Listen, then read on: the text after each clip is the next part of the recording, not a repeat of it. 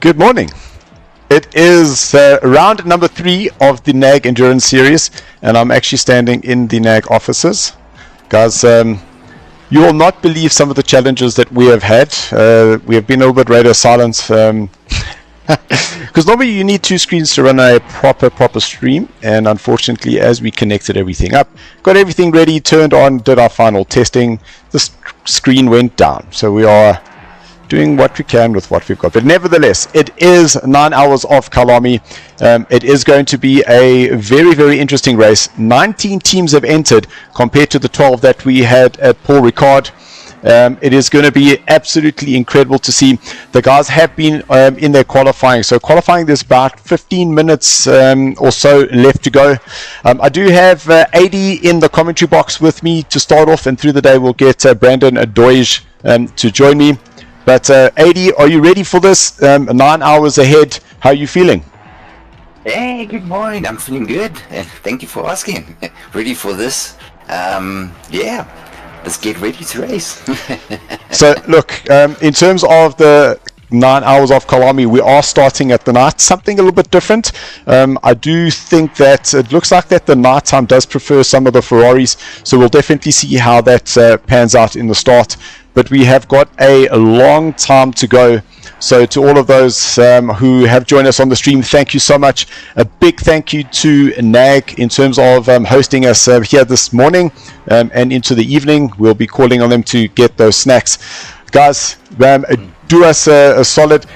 Give us a like, give us a share, and let's see how many people we can get watching here this evening. 19 teams of a minimum of 1 driver per team. There is just the 1 driver who is looking to do that. Matthew Cart is feeling very brave. But as I jump behind the screen, we'll be able to give you some more information of who's driving, who's doing what, and let's get the show on the road. So, AD, I'm coming back to you, man. Nice, thank you. Well, this is my first time. I'm normally used to watching a 9 hour, but now to commentate for 9 hours, yeah, it's gonna be interesting. But yo, like I said, this is gonna be fantastic. There we go. There's everybody in. We're all with Kyalami, as we said. We know the length of Kyalami is 4.58 kilometers. There's gonna be 16 corners, and there's gonna be a lot of key actions on this track. T2, T5, T6, T7, T8, T10, turn 13 and turn 16. So yeah.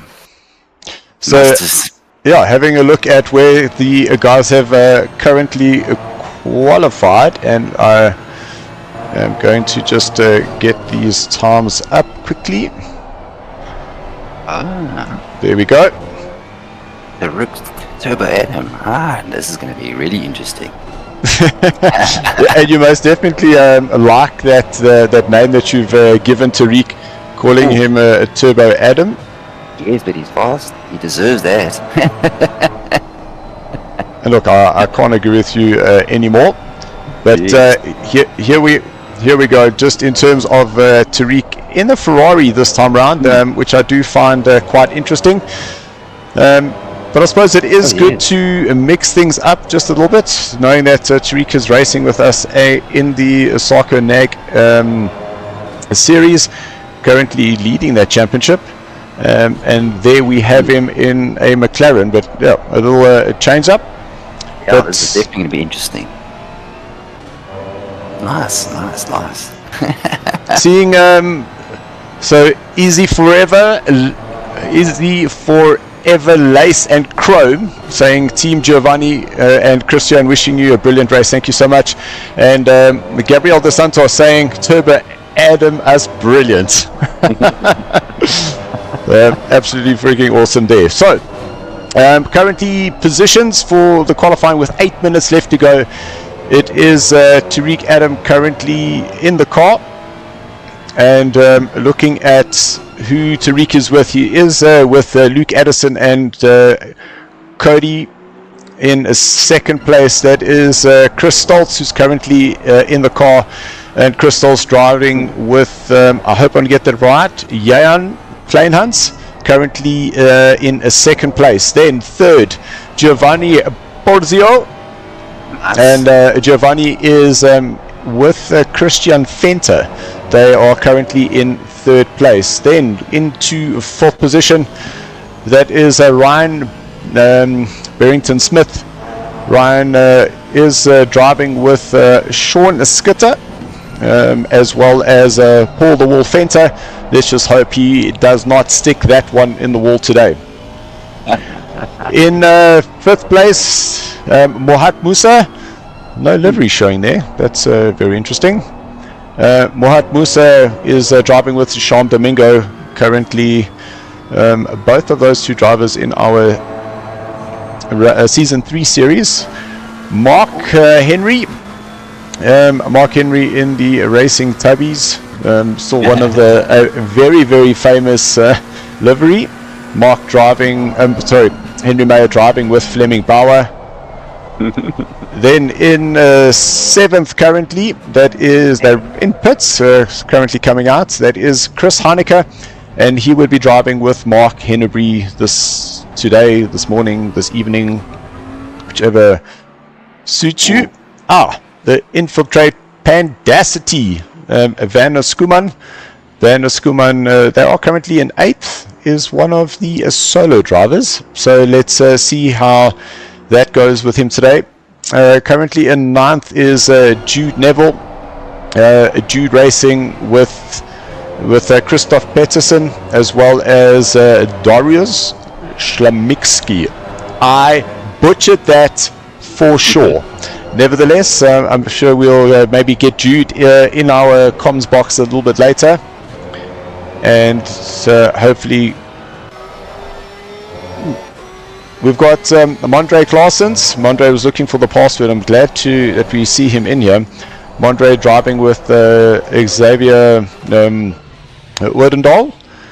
Then in 10th place, and sorry, I'm hesitating because I'm just making sure that can actually now come off. There we go, 80. So at least you are seeing what I'm seeing. Just making sure. The liveries look fantastic on the cars there. Wow, the guys put a lot of effort into it. Well, Sarge has joined us, saying what's up, SARCO.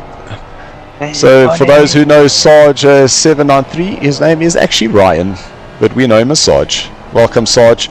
And there was some mention with him possibly making a comeback to some racing. So I've got some nods from some of the people here saying, Sarge, come and join us. Then, Johan Blocknote. Johan Blocknote is driving with Loic Randebol. Loic has done 1 or 2 races with us before, as well as Michael Donaldson. So check out for them. Down in 12th place, the Griffin Racing Team, supporting the SARCO livery. Thank you very much there, guys. And I'm not being biased, still the best looking car out there. Ruan is driving with Jason Farmer and Sean Herrero. Quite interesting with Sean currently driving the season in a Ford Mustang. So it will be quite interesting to see whether he's put enough time and able to drive the Ferrari again. That Mustang is a complete beast. I know we'll have Doyes joining us in the commentary box a little bit later through the day. He's driving on and we'll get some insight from him.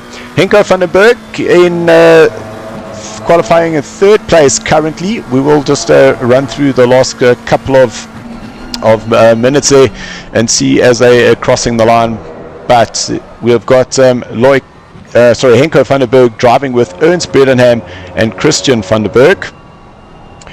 Then in the 14th place, Gerard Pretorius.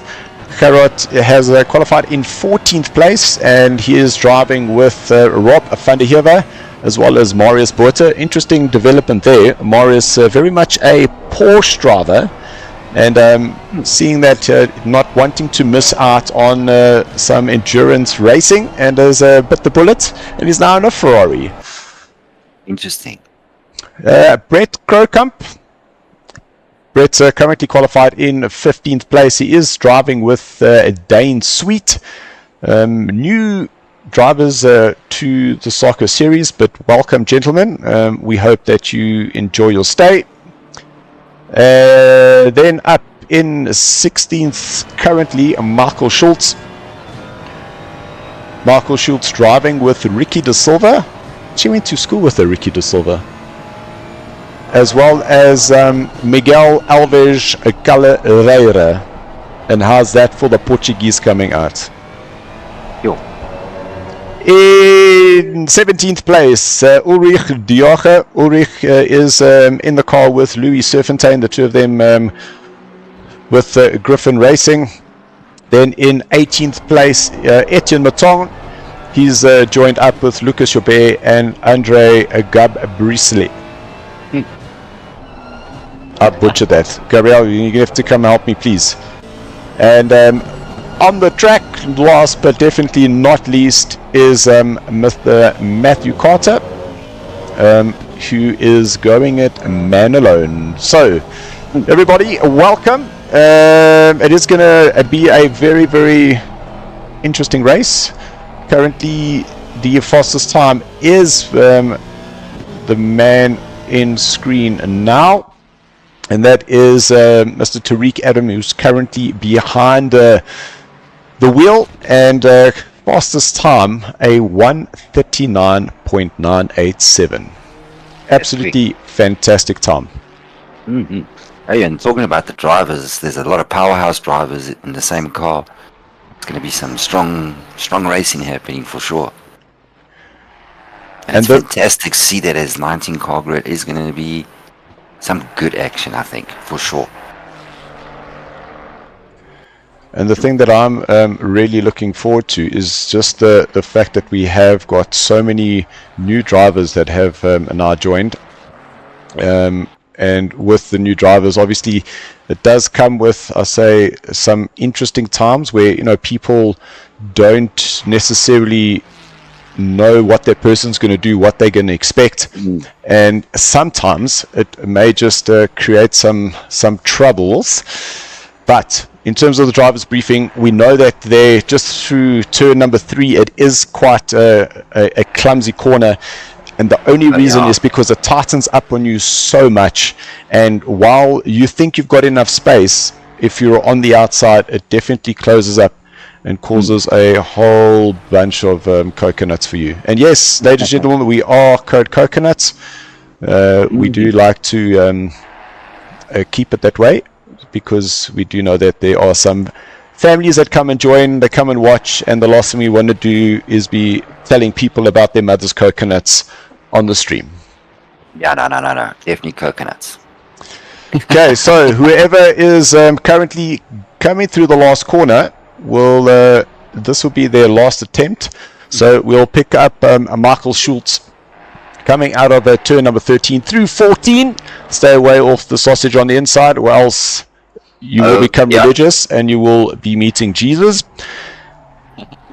But now we get Michael now out of the last corner. Does he improve? No, he does not. Next up, Tariq. Has Tariq got a faster lap? Oh, look, little snap for the rear, so that will then confirm. And as he gets out of that, there next up, Ryan Barrington-Smith.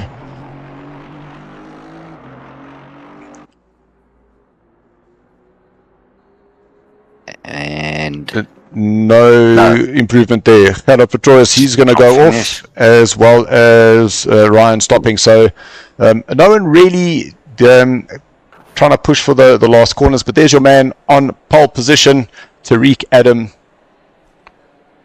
Yeah, now look at those sectors, very quick, eh? Interesting. So he did improve on his time. That is a 1:39.87, where when we had just joined him, it was a 1:39.9. Yeah. See, the Ferraris are the most dominant that everyone chose to race with. And we've got Ford, got an Aston, McLaren there, BMW. Oh, interesting. Here we go.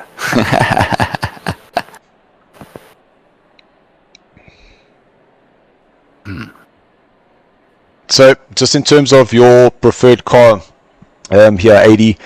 Porsche. I'm gonna read for Team Porsche.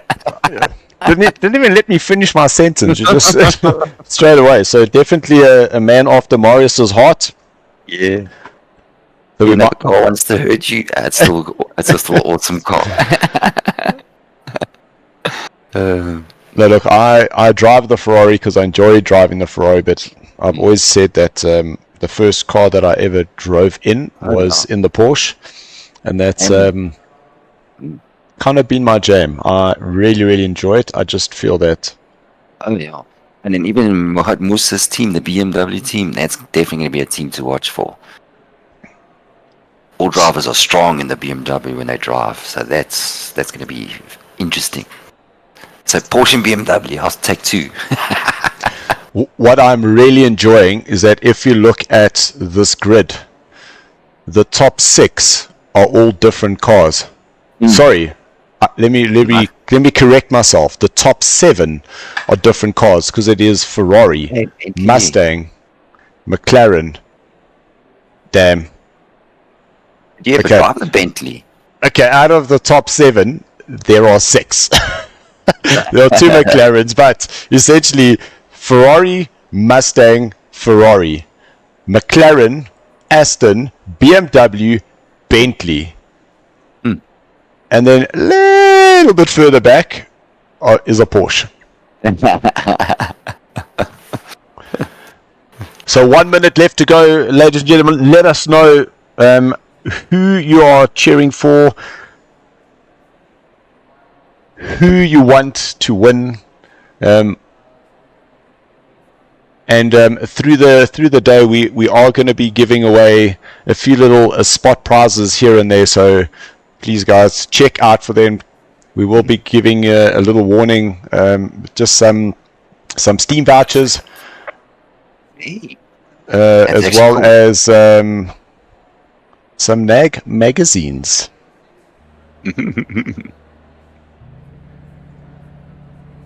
You're almost. But then you've done a lot of endurance racing. What does it take to actually prep for one? So we'll definitely get into that conversation a little bit later, because where we are now is we are going to be starting, and we are going to be racing here the 9 hours of Kyalami, and it is a full manual formation lap. Right. Then we'll get into the start, and because the tires are nice and cold, the guys starting can see 19 degrees. It will give them an opportunity to get some heat into those tires, get those brakes warmed up, all ready for a T number 1. Just looking at some of those comments coming in, guys. Thank you very much. Do appreciate it. We're saying Jason Farmer saying good luck, everyone, and we are streaming live on Facebook as well as YouTube. Ruan saying good luck, everyone. Armour, welcome. Good luck to the Genesis boys who are racing today. Mr. Stephen Koenig, good afternoon. Yes, we've just made the afternoon. It is now 6 minutes past 12. And we've got Lowell Ramsey saying, hello, Stephen Koenig. Well, hello, Lowell Ramsey. Yes, we've just gone on to the best looking car on the grid. And we'll see it coming past here through Sunset. And surprisingly, we're not really going to have too much of an issue here today at Sunset. But I suppose we are running ×2 at 9, so we are going to be running an 18 hours. So we're starting in the evening, we'll run through the morning, through the afternoon, back into the evening, so we will get to see a sunset shot. That's where it gets a bit tough for the drivers when you got that sunshine into that windscreen. Ooh. Not easy just to get used to where your braking park is, because you just can't see anything. Well, it's just something that the guys have got to deal with, right?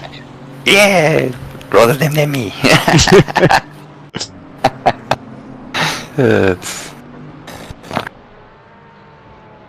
Excuse me there.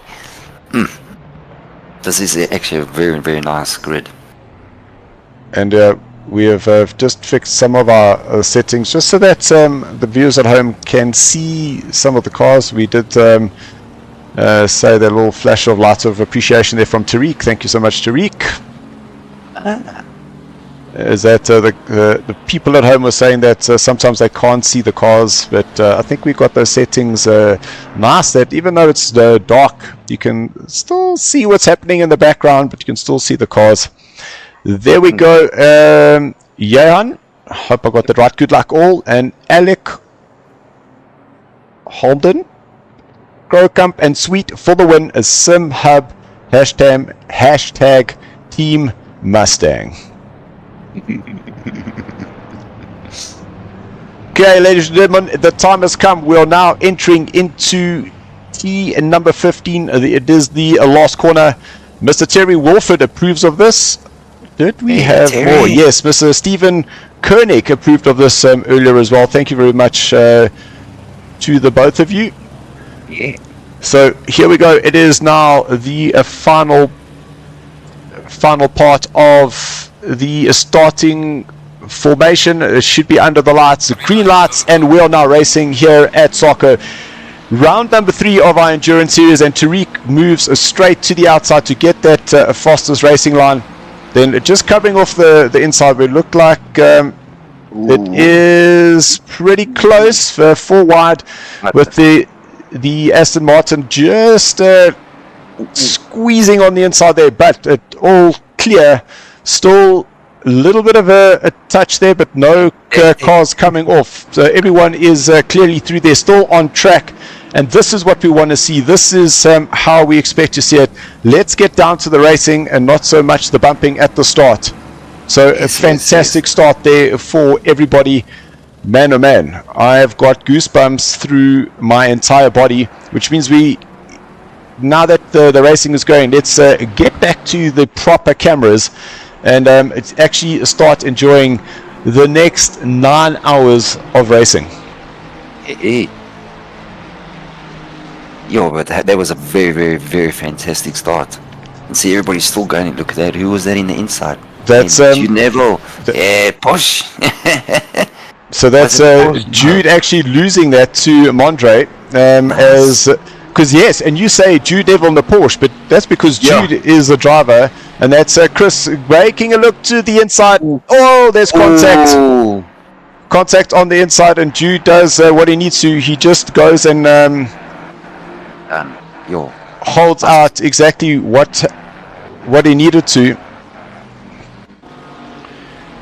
See if we can just get that on the replay, and just contact there. Unfortunately, Chris on the inside there, Jude getting that little bit of contact, and now we'll definitely have to just rely on the stewards to see what they are going to say about that. But let's jump to the front, and the man Tariq out in front now, starting to open up a gap there. Man, oh man, what a race already. Oh, shame with the accident. At least it didn't look like too much damage to the cars, hopefully.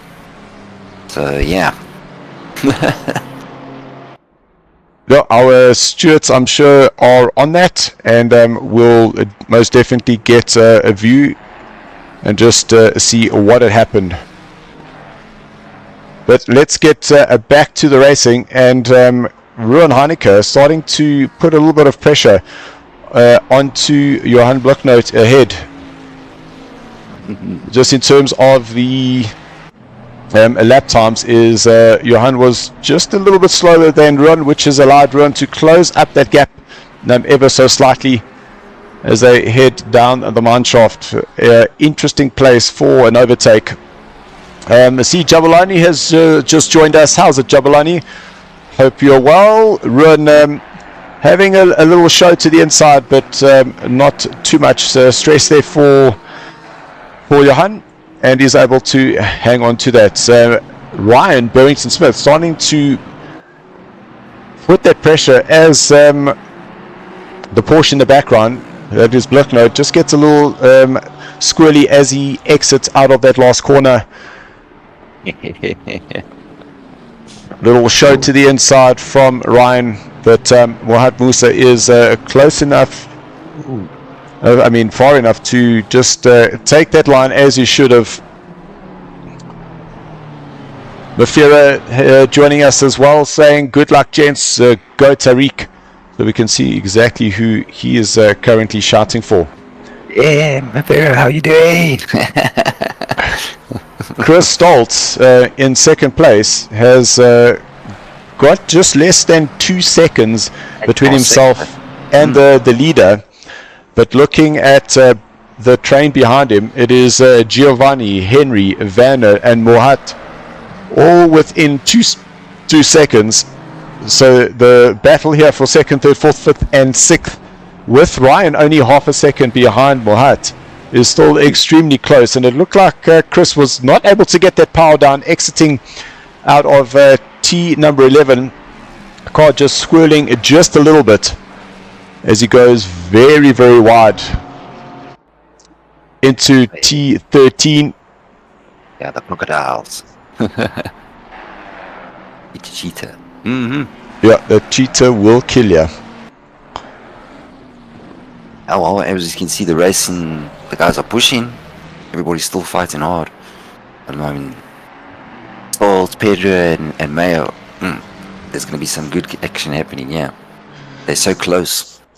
Yeah, and in terms of the lap times, we've got Chris doing a 141.8, Giovanni a 141.9, and Henry Mayer a 141.2. So he's actually closed up onto this pack. And Jayan, you've got it 100% correct. You're saying the Mustang is pretty tough to pass on this track. It is a tricky track to pass, in all honesty. But that Mustang, because you're able to get that straight line speed, as long as you head through the twisty single file bits, what does happen is it does create difficult opportunities to overtake. And it's just about him keeping that car in all the wrong places for the others, and he should be able to hang on. But as he's saying that, is Tariq does start opening up that gap, even though the last lap Tariq did do the fastest lap on a 140.8, and Chris battling with the two behind him is a 141.8, so now losing a second per lap to the guys ahead. Yo, alright. Oh yes. Oh well, here we go. So that Mustang still holding the lead. Thought there might have been a late ludge there by Giovanni, but nothing doing. And this is where you'll see just how tricky it is to overtake this Mustang. So if we jump on board, you can just see that Mustang just pulls all the way down the straight, and even though he came out like right on his bumper, it's just not able to close down enough of the gap to get the Ferrari overtaking on the straight line. It's the downforce. Oh, as it's going now, you gotta look how it starts slowly and quickly going. So the man further down the order, Jude Neville in 17th place, he is starting to put pressure on Michael Schultz.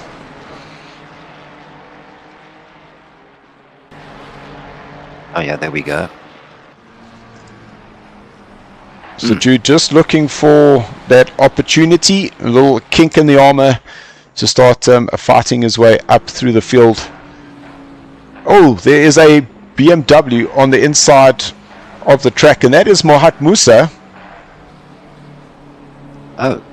Let's see if we can see. Oh, as we caught it. It just missed to see what he had actually done. But now Mohat is going to have to recover his drive all the way back down the field.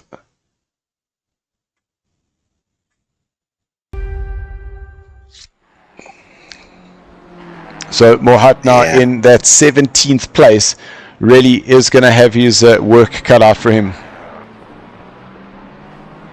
We still got lots of time, so that's at least one thing that at least when you know and make a mistake, at least you can say, okay, you can still put your head down and push. And that's exactly it. At least the accidents that has been, at least mine has not been too hectic. So at least it's still, you can go and get the car going, still. Well, here's Mohat going to the inside. Fantastic. Yes. Yep, and pretty easy to go. So just some comments coming. Ooh, look at that. Around the outside. Yeah, around the outside. And Jude really making it difficult here for Mohat. Just some comments coming through. My concern as one of the Mustang drivers is the Ferraris are going to jump us in the pits, as they're going to go about 4 to 5 laps longer per stint. That's all part of that strategy. Then Jan, please just let me know if I am pronouncing your name correctly. I'd hate to be talking to you live on stream, but my name, I'm getting it all right, all wrong. Mafira is asking a question, and this is to Dylan and 80. What's going to carry you guys through this 9-hour? Red Bulls or a few castles? Well, Mafira, to answer that very, very honestly, there will be 1 or 2 Red Bulls that might just come away. But listen, a little beer as we get to the last hour. We just know how much action the last hour generally brings in our endurance races. So having a little beer with a little bit of racing. Well, I'm sure the viewers will be into that. Me, I'll be sticking to my tea and my chocolate cake. Oh, shoot. Oh no, that's fantastic. Ooh. And guys, I have jumped back here because there is still this battle for second place, 0.3 of a second, Ferrari versus Mustang. And just behind that, that gap is now 7 seconds. I wonder whether there was a little bit of a mistake there. And that is with Ryan now going to the outside of the Porsche of Mondre. That's nice. Just not able to get past there. So lots of these little battles are starting to develop through the field. There, and it's just everybody's defending so well. The cars are just not making it easy to pass. It is such a different. Fleming Bauer saying Henry's game crashed. No. Oh no. Christopher Radloff has approved of this. Thank you very much, Christopher Radloff. Yeah, this is fantastic. Ooh.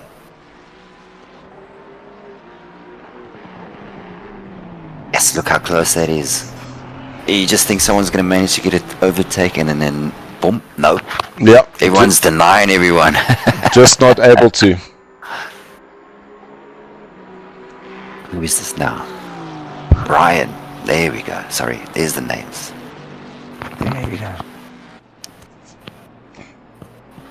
So close. The Aston Martin now behind. Just not able to find a place to get ahead of the Porsche currently, but really fighting extremely hard to find a place, and still this battle for second and third, and Chris really hanging on very, very intently from this Ferrari. But I'm sure eventually Giovanni should find a way. But I mean, how many laps have we had this fight where it's just, oh, there we go. Ooh, is he going to get him in the inside? Yes. Ferrari moving to the inside. He's able to get the title line on the exit, but is he going to have the straight line speed? Gentlemen, please don't touch, but you can see that Mustang just pulls down the hill and is able to hang on to that space. Wow, I did outpowered. Fantastic. Whoa! Little touch there, backs off, allows them to keep racing. So great racing there from the two. But man, oh man, that was extremely close. I see that Mr. Brandon Dos Santos has currently joined us. and he will be joining us in the comms box. Fantastic. So we're just getting him marked up and ready to do what is required.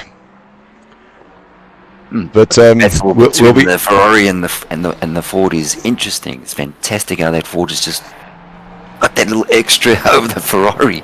Ooh. We've just missed the move, and that is Ryan Barrington-Smith getting ahead of Mondre. Now moving up into a 4th place. So the Aston Martin has now been released. And with that, side by side is Ruan and Johan Bloknoot with Chris Heineke right behind, looking to get into the mix here. I don't underestimate that Bentley. That's also apparently a very good car on this track. So guys, I'm going to just quickly hand over to Brandon DeSantos, and the reason being I need to run to the gents. I did not get my timing right. Oh, move to the inside for Chris Heineke.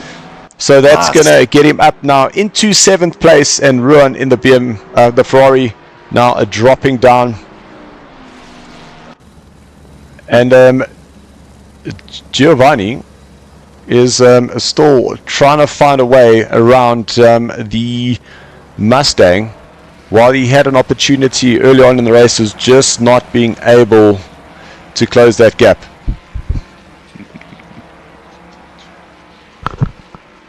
Oh, but look at the Ford. It's starting to get legs now. Yo, Stoltz was quick.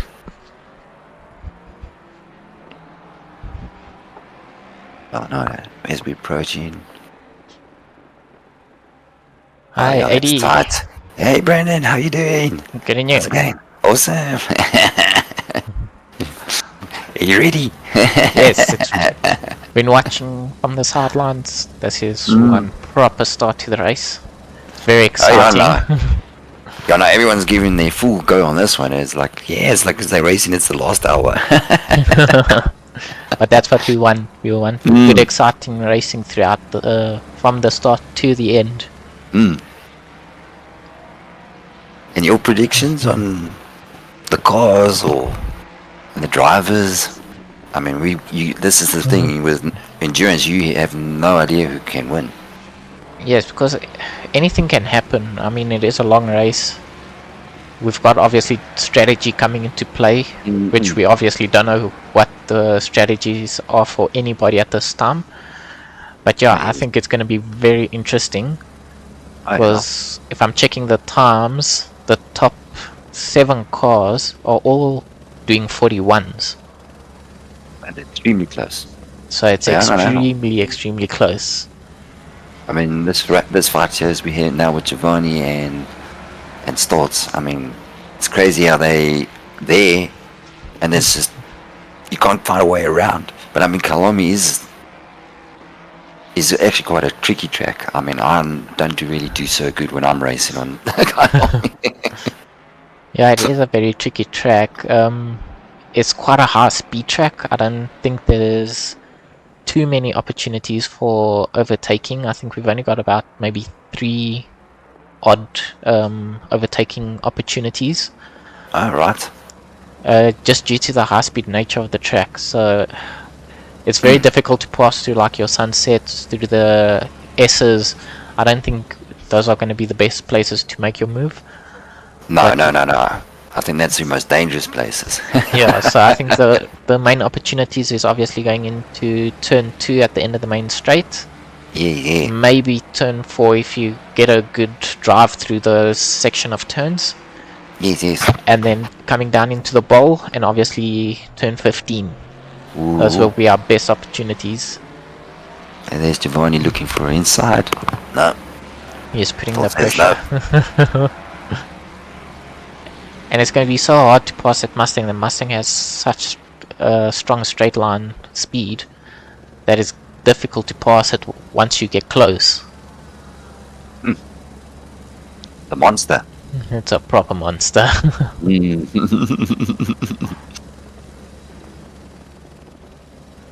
mean, look at that.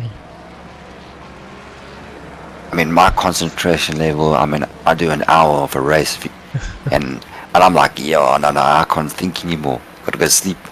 Now these are going to do 9 hours. Yeah. They're all aliens. They're definitely aliens for sure. Yes, it's very difficult. I also find it quite difficult to do anything longer than an hour. You start losing your focus, so it is what's very happening challenging. there? Oh, Johan. That Engelbrecht. is... Let's look at that, eh?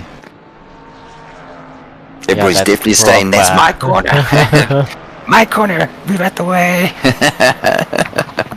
Yeah, very close. Oh, as they're approaching. But everyone's got some excellent liveries on their cars. Yes. That's if you do see it, when you do see it from like the bumper side, especially with the guys and the lights and everything. Yeah, it looks amazing. It's also a very nice livery for Wagner here. There you go. Bentley. Okay, guys, I'm back. Thank you, Deutsch, for helping me out there.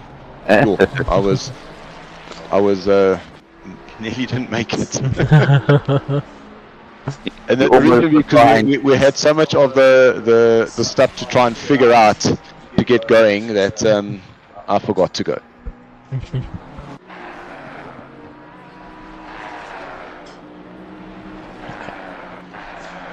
Yeah, so it's very good opening laps here. The field is actually still quite tight, but it seems like we've got two separate packs of cars. We've got these guys running here, and we've got a second pack with Musa, Ulrich, Christian van der Berg, and Brett. I don't know how to say your surname. I'm sorry for that. But yeah, it's still very close racing throughout the field.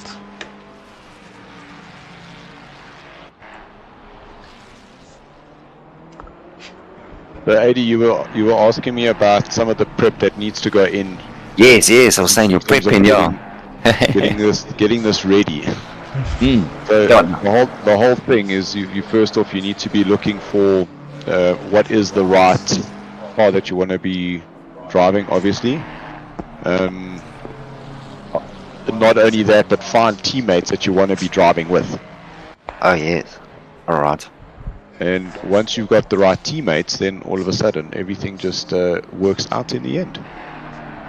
Right. Practicing your pit entries, practicing the driver swaps, practicing taking note of what the tire pressures are. Those are all the things that you have to take note of and take care of, so that at least in terms of there are issues that you know what to do and how to get around them. The tire pressures, what they were set at when you started, what is the pressure now, what will they go to. So all that stuff needs to be discussed and practiced together with the team. You're alright. And I'm sure now when you got your own personal rig, sure all that field of view, the correct sitting, how you should be situated, I'm sure that is definitely will come in play, because you don't want to like end up with a cramp in the back or something. Otherwise I think you'll have a bit of a miserable time, eh? Yeah. We've got some comments here as well. Gian, Bentley is a fantastic endurance car. I agree. It is quite a good car. Mafira also saying Bentley looks so stable. It is one. I think it is one of the most stable cars that we have on track, just because of how heavy the car is. And saying that, I think Chris has gone off. Oh, he's dropped down. It's dropping, yeah. Ooh. Yeah, he's definitely dropping back. Cool. That's Jude Neville on the inside, and it looks like he's going to be able to get that move done. And right behind is now Ruan, so the two Heineke brothers right with each other. Oh yeah.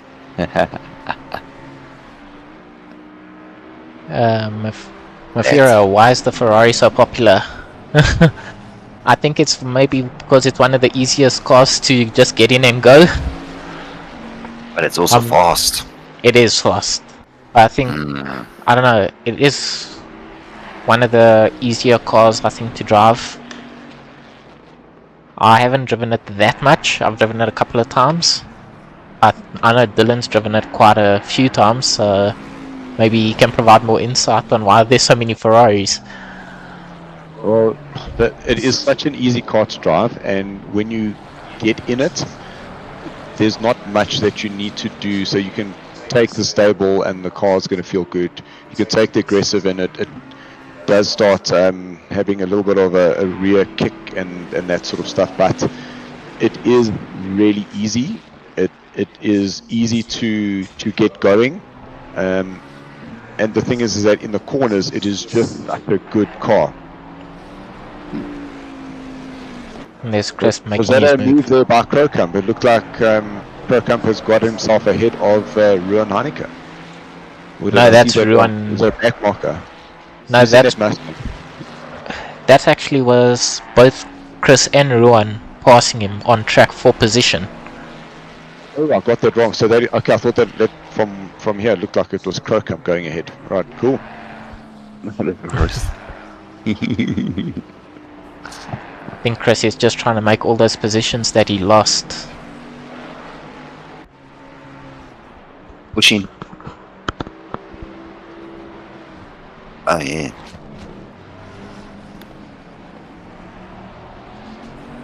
Wow.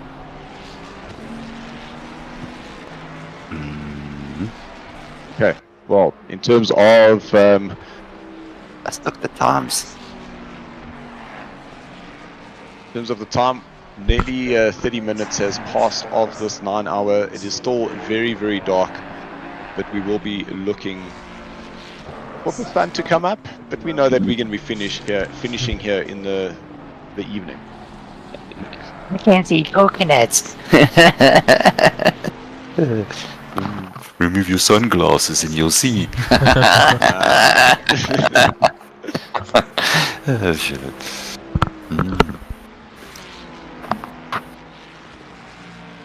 Now, is this like a certain part where do people start settling down? Where it just does the race do stagnate a bit? You actually driving, or can it be that it's pressure right through? I think this is actually where everyone's just trying to get their pace. Mm. Just whatever they can lap consistently now. Because that's where you're gonna make up time or lose time. Alright. And then hopefully the time that you do make up, it won't cost you so much when you're going for your pit. Oh, okay. Alright. Hey, it's Turbo Adam. He's still the fastest man on track, doing our 1 minute 40.5. Because when you watch the man drive, you can see he's smooth with the car. He drives smooth. He's like aggressive but smooth. And he's pulled quite a big gap to Giovanni. He's about 16.5 seconds ahead of Giovanni, who's in second place. That's a monster gap. So I think Tariq is trying to make as much of a gap here as possible. Oh yeah.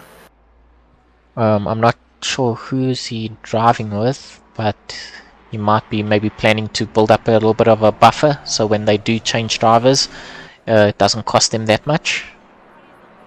Yes. So Deutsch, if you look in the spotters guide, it will tell you who's there. So guys, I'm sitting here and I'm just watching from the outside. We're just teaching Brandon how to maneuver the cameras and kind of on the job training there. Doing a great job, you two, and I'm loving just sitting back and just watching the racing for a bit, because I know I will be here for the rest of the day. But guys, you're doing a fantastic job. Well done. Hey, Awesome. Yeah, no, as the two cars approaching, and I see it's well, Giovanni is also with Forest, also trying to get a gap from Stolt. yes, That Ford for some reason isn't on top of him like it was before? Is now that maybe he's just backing off, like I said, taking it calm and easy? It can be, because I see they're actually lapping pretty much the exact same lap times. They're doing both 41.5. The Mustang's actually faster with a 41.4. Well, the amount of fighting and defending they did, I wouldn't blame themselves. Maybe they both decided, hey, let's just give each other a gap. Yeah. And push again for the next time. Yeah, I think that's a safer bet for all the cars at the moment, is just maybe back off a little bit and lap. But the guy who's actually lapping quicker from 2nd, 3rd and 4th is Ryan. He's doing a 41.1. That's this man right here. So he's actually the fastest, so he's actually catching both cars in front by about 0.4 a lap. Oh yes, okay. So he should be catching up to that Mustang maybe in the next 3 or... Oh no, he's actually quite far behind, so in the next maybe few laps, because that Mustang's not that far. So I think if he keeps this pace up, when he catches up to the Mustang, we'll have another good battle on our hands for the one of the podium spots. Alright. Yep, the 2 Ferraris and the 4 top 3 cars. Porsche is in 5th place, come on! Yeah, it's our Porsche. But Musa Porsche. It's our sole Porsche for this event. It's actually interesting that Marius got out of the Porsche and jumped into the Ferrari, because I know how Marius loves driving the Porsche. I think it is better suited to his driving style most probably. Well, I find with the Porsche, I know you normally got your GT racing and then you get your motorbike racing. Because you often, you got to cars, you got your certain lines you have to take, you got to go wide to get that. Yes. But I find a Porsche sometimes it allows you to take a line that you would use it as a motorbike. Because that knows how it points. It's a fantastic car to defend tight in a corner. Yeah. That's how I see it. But it just still doesn't have the grunt fucked in that speed of the others. You can't have it all, eh? Yeah. You have to choose. But choosing a car for a season or anything, that's not easy. No, it's not. I mean, it does put pressure because you change the cars so often that you don't know if you are picking and choosing the right car. So, yeah, I don't know. I find it actually very difficult to choose a car for a full season. Oh yeah. I mean, I was religiously also with the Beamer. And you just keep to it because you're the car. And then when I got into the Porsche, for some reason I was quicker with the Porsche than the Beamer. Yes. I was like so surprised. I'm like, how can that be? But anyway.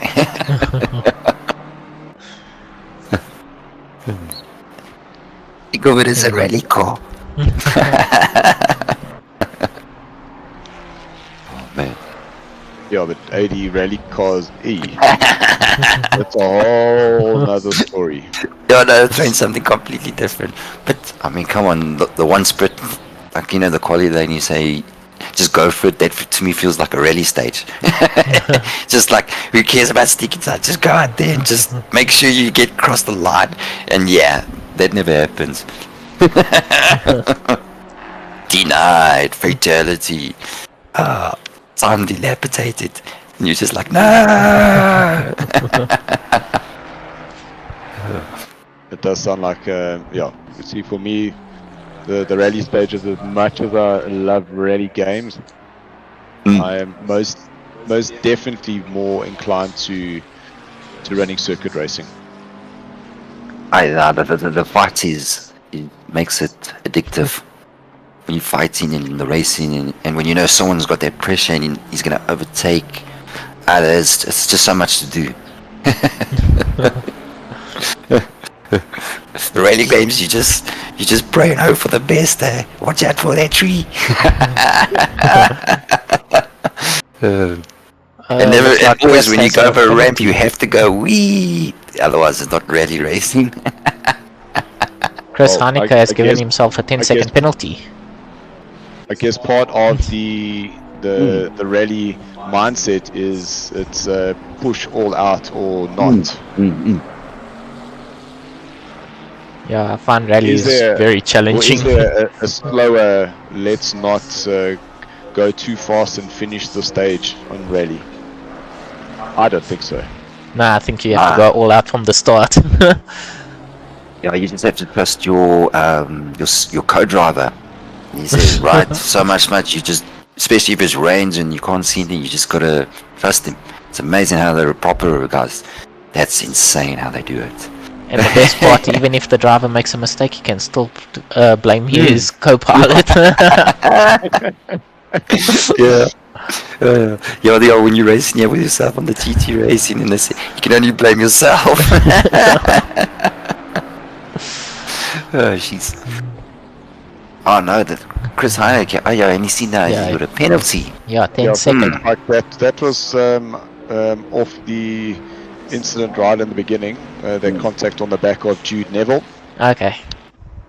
Oh no. So it looks like our admin team looked at it, reviewed it, and we're not quite happy with that, and deemed that the collision was caused by Mr. Chris Heineke. Okay. Well, look, the 10 seconds, take it on the chin, put it on your pit stop, but head down and away you go. Yeah, My pit stops. Can the viewers excuse me? I'm gonna go do my pit stop quickly. Hence the toilet. I'll see you now. You're it. Thanks. Yeah, and I think Chris is actually pushing a little bit too hard now. You can see he's making a little bit of mistakes, allowing the other two guys to catch up.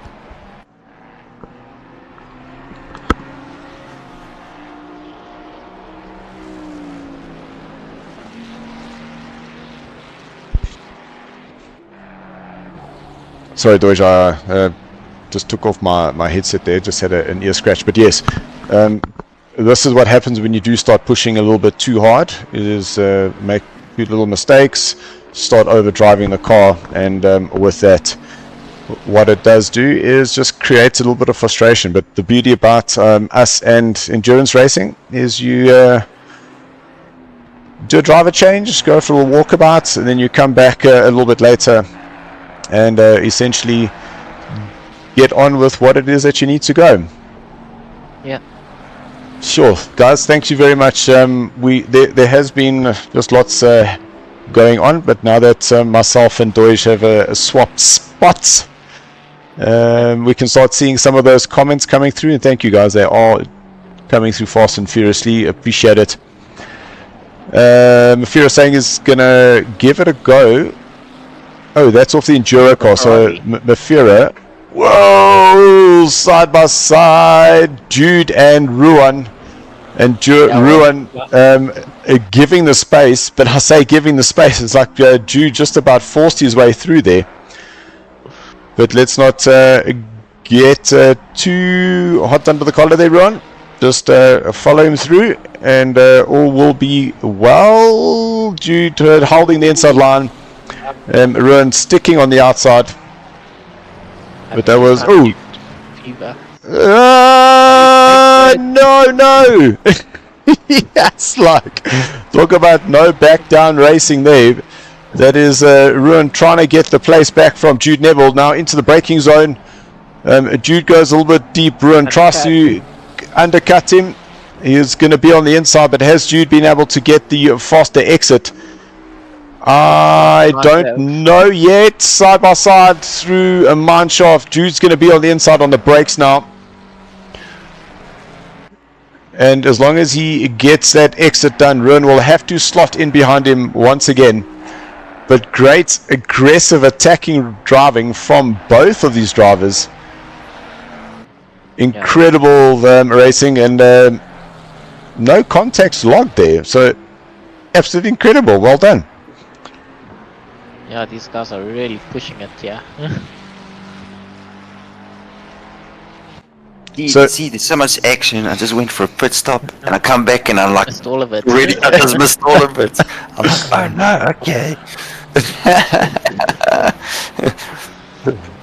I should have made a splash and dash.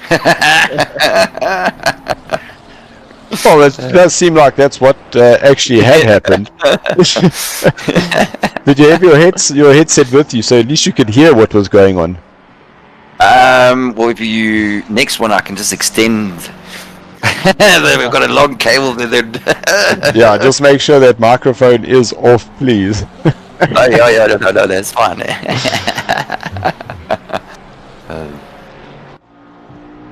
Oh well. Like I said, if there's nothing to sing, you just gotta start singing. Look at this, it's fantastic. I think Ruan's trying to make a move here again. No, Honestly, just not able to.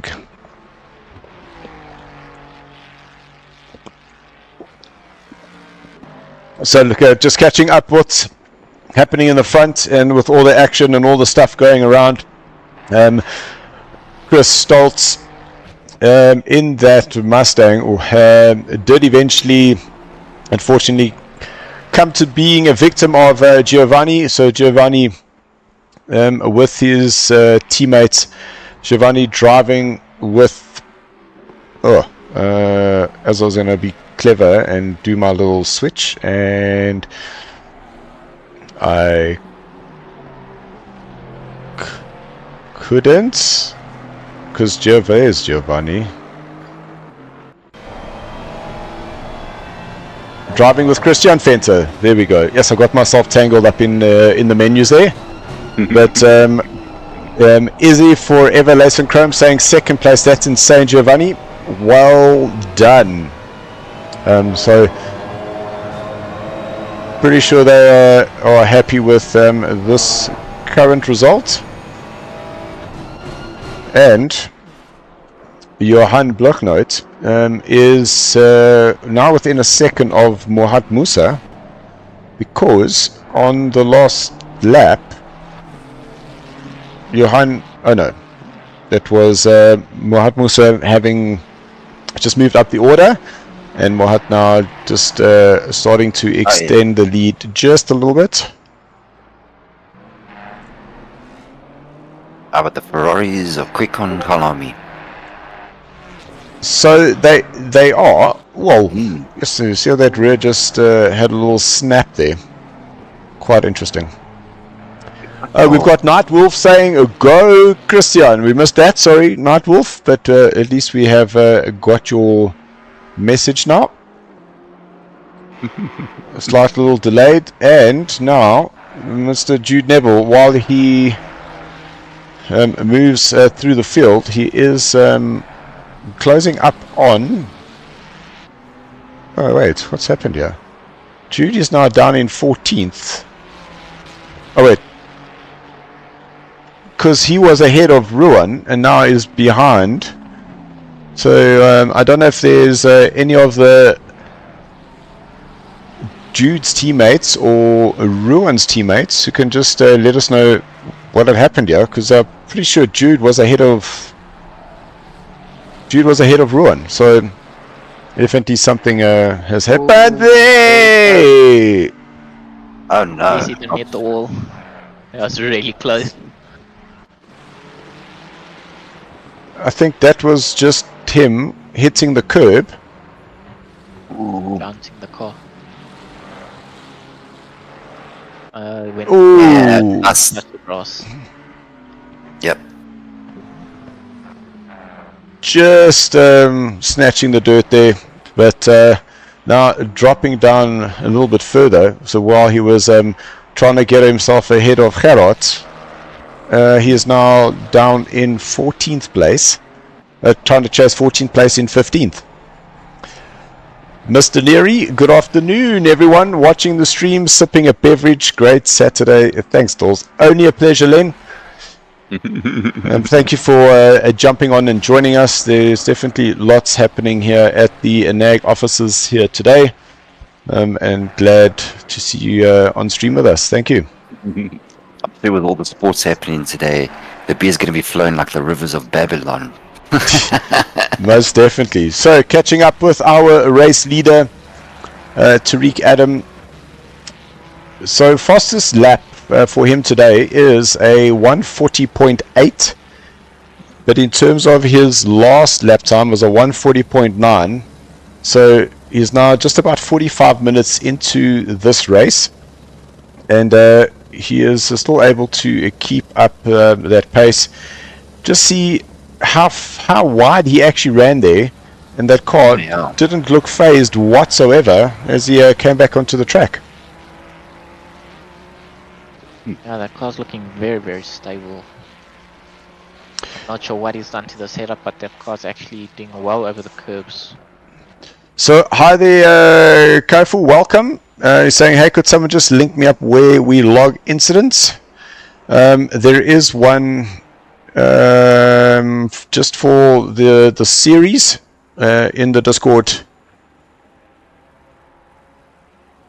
Just use the same one. I'm sure our stewards will be able to get it from there. Okay, some action starting to brew up, and this is Chris Heineke closing up onto the back of Ulrich.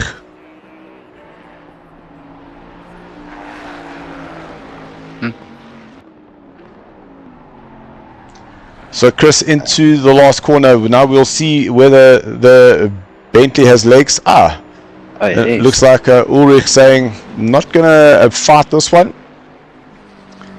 So gonna let Chris go by. So Chris now up into a 9th position, and that last lap 142.7 there for Chris. So just a little bit off the pace, just in terms of some of the guys ahead, but anything can happen. It could be something to do with the night. Is it something to do with during the day? Oh, there we got Jude in pits now. So I wonder whether we will see a driver stop, or whether Jude will continue doing that double stint. We've got a comment here from Antonio Gamble saying, have an awesome race, guys. Thank you so much, Antonio, for joining us. And Antonio cheering for Jason Farmer, her boy. Nice.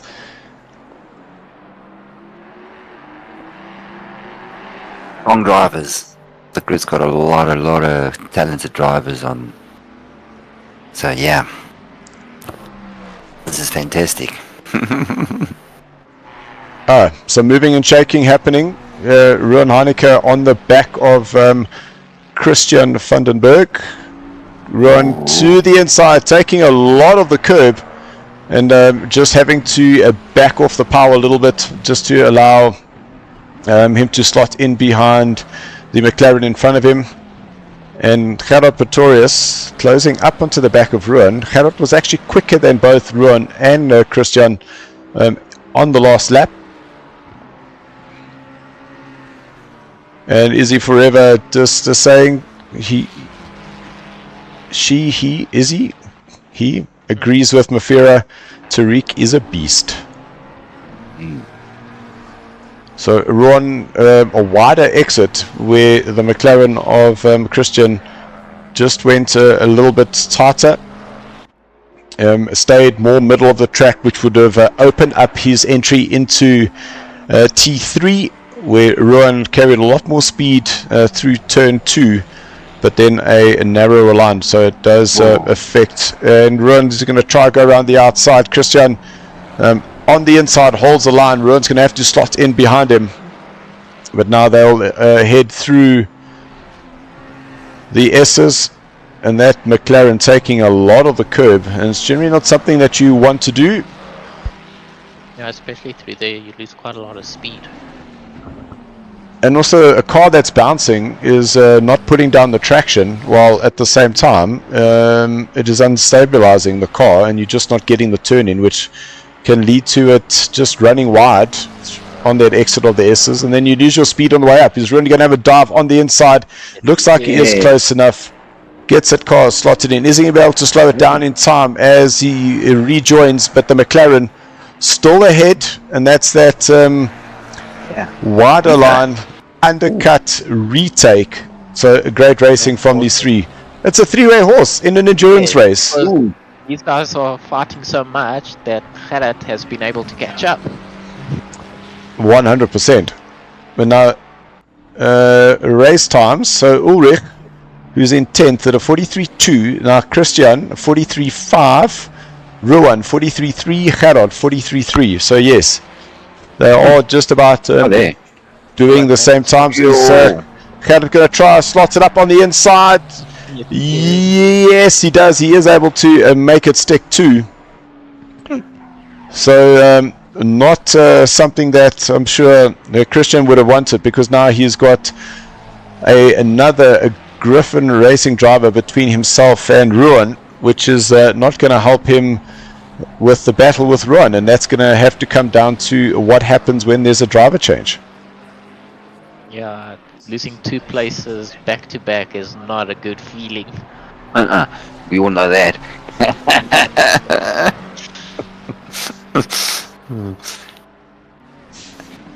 I don't know what you guys are talking about. Especially when those, yes, the guys like the Ferraris, and all you see is Ferrari's going to come in the mirror, you know, you see it in the mirror, it's going to overtake. Sometimes I'm like, yeah, just let the faster car go. Don't even try to attempt. So the man who's is making that comeback, we saw him on the side of the barrier. We didn't quite catch to see what had happened, but Mohat now back up into 7th place, so still down 1 from where he had qualified. But ladies and gentlemen, this is still a very, very long race, so there is still time for him to recover. We do have Johan Blocknote in the pits, so pitting a little bit before the hour, so I think that might be just a little bit too soon. But nevertheless, that is part of their strategy. That's where they have decided where they're going to pit. And Johan, possibly whether he'll double stint now, we'll have to wait and see.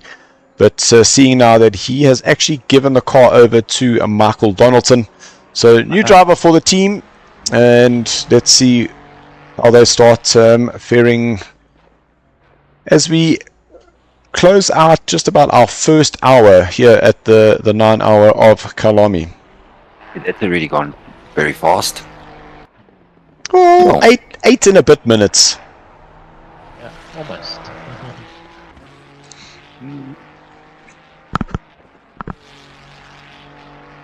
Seems like the field's nicely spread out now.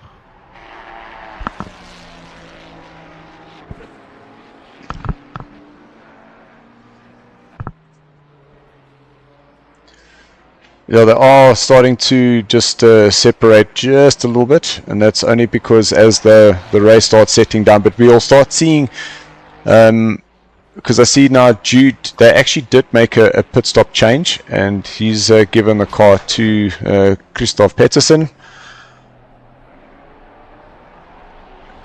And there is a shot of him there. Christoph. Alright. And then Chris Heinegger, see that he's got the drive, so that can he use that for when he pit stops to like do a driver change, or? Yes, he can. Ah, okay, so you don't have to. He doesn't have to serve it now, so I think he's gonna hold on as long as he can and use that 10-second with the driver change. Ah, okay. That's smart. Yeah. As long as he just keeps his head down, he just pushes a little bit, builds up that enough time to the cars beyond, it will have less of an impact on him during the pit stop.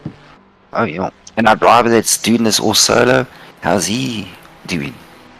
I believe that's Henry. No, that's not Henry. Who's our solo driver for today? Let me just see here.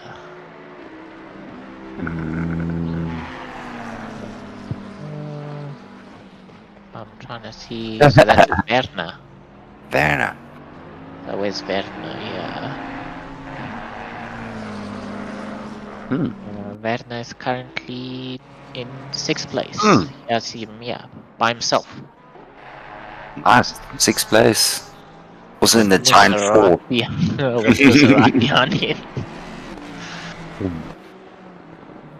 So one of our 2 solo drivers. But he's doing very well.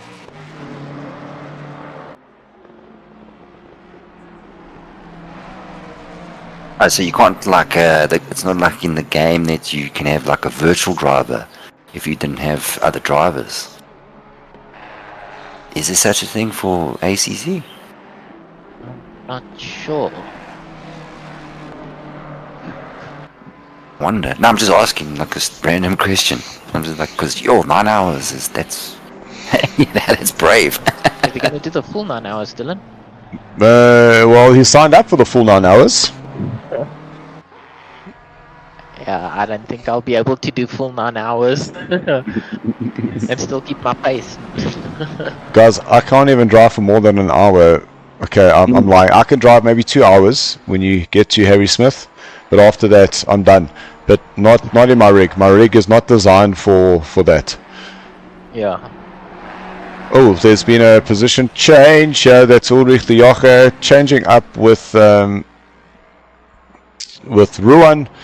So we'll just have a look now, going up into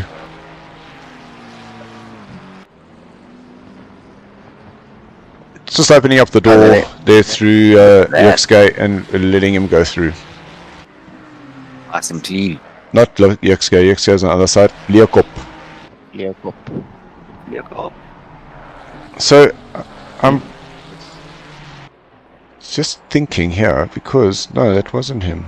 It was Christian that was fighting, but Christian seems to have lost a bit of the way here with that pack of Ferraris ahead of him. It just fell back a little bit. So Ulrich also now just allowing Gerard to go through. So the Griffin gents definitely in communication there with each other.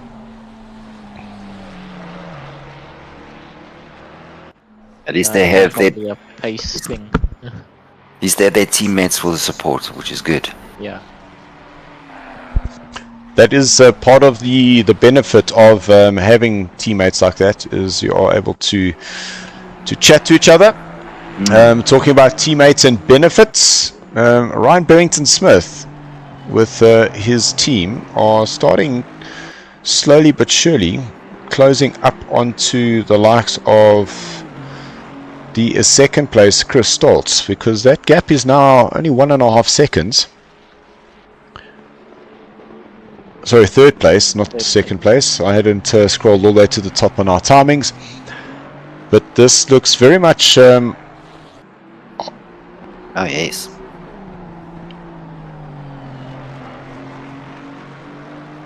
I must say, I was losing my words there, but this looks like it's going to start turning out to be quite a bit of a battle, because depending on what happens on their driver chains, Ryan did 0.3 of a second quicker than Chris Stoltz, and currently Ryan is quicker in his delta than Chris ahead. So it looks like that Aston is definitely starting to close up onto the back of that Mustang in third place. Yeah, I think he's found his groove. He's just now slowly reeling him in, which will make it very interesting, because I'm sure both of them are going to need to pit quite soon. So you say quite soon.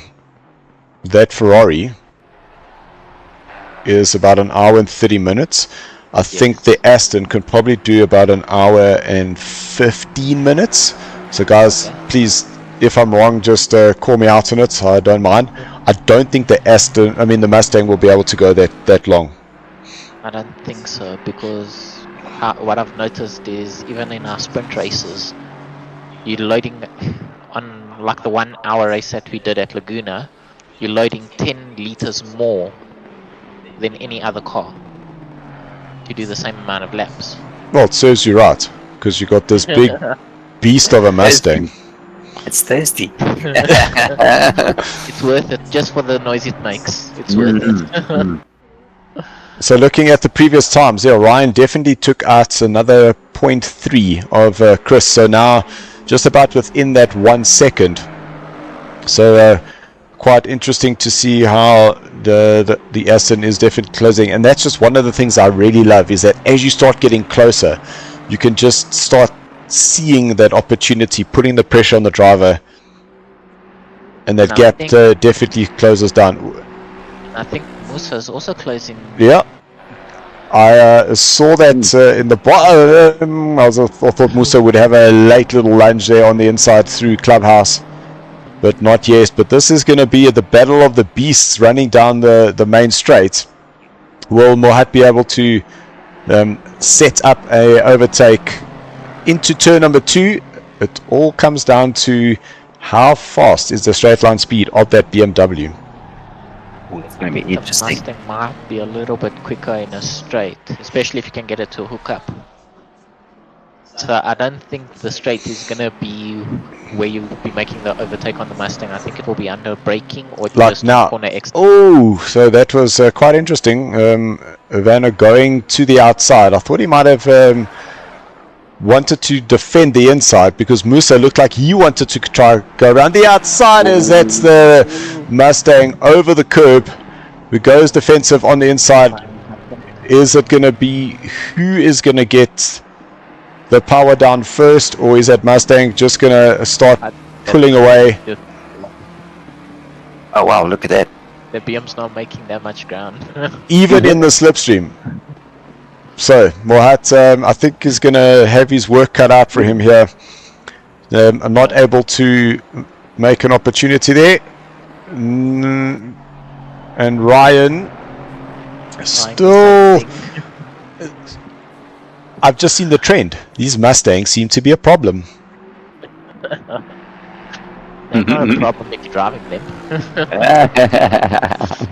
Says the person who drives one himself, eh? Very much. But the racing kit on the Mustang looks good. Especially in the night time when you see these eyelets. They just look mean. I'm angry! And there's actually a nice little accents that you can change on the Mustang. So I see this one's got the lights on the windscreen, on the rear windscreen. You can actually make in the grille, there's an actual light up Mustang that you can make light up. Oh, no ways. That's pretty cool. Henry Mayer, I see at the bottom there, has just got himself a drive-through. And that was not what you want to be doing.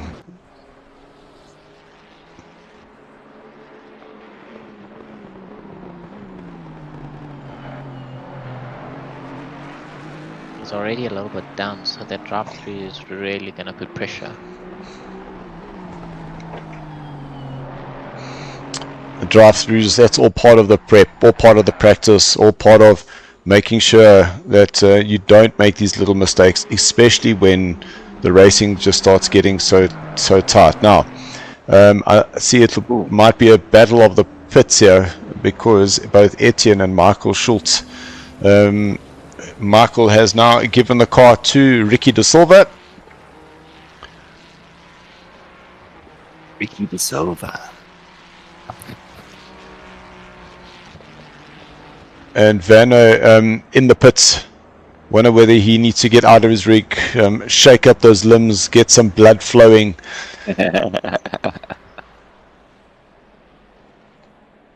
Your stretchies. Adrian took over that Ferrari from Etienne. Alright. Yeah, so that we'll be able to just go check the spotters guide. But we should be coming to the point now, and I say in the next 10 minutes, but that's not true, because that Ferrari can go very, very long. And I keep reminding myself of the time when Mr. Alan Patterson did an hour and 32 in the Ferrari. That was pushing it. To hang on to that that position, knowing that the guys that were chasing him down from Pandacity were banking on that pit stop happening, and Alan was short shifting, driving slowly, coasting into the corners, and still did an hour and 32 minutes in the Ferrari. Absolutely crazy. And he wasn't losing that much time per lap if the way he was going. I'd say he was probably about 4 seconds off where he should be in terms of race pace, but there just wasn't enough time being caught up by the guys that were chasing him down.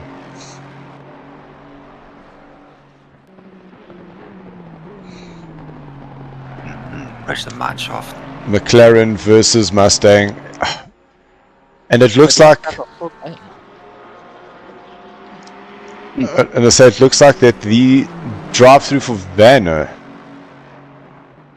has Werner just given himself a drive-through, because he was now coming out of the pits.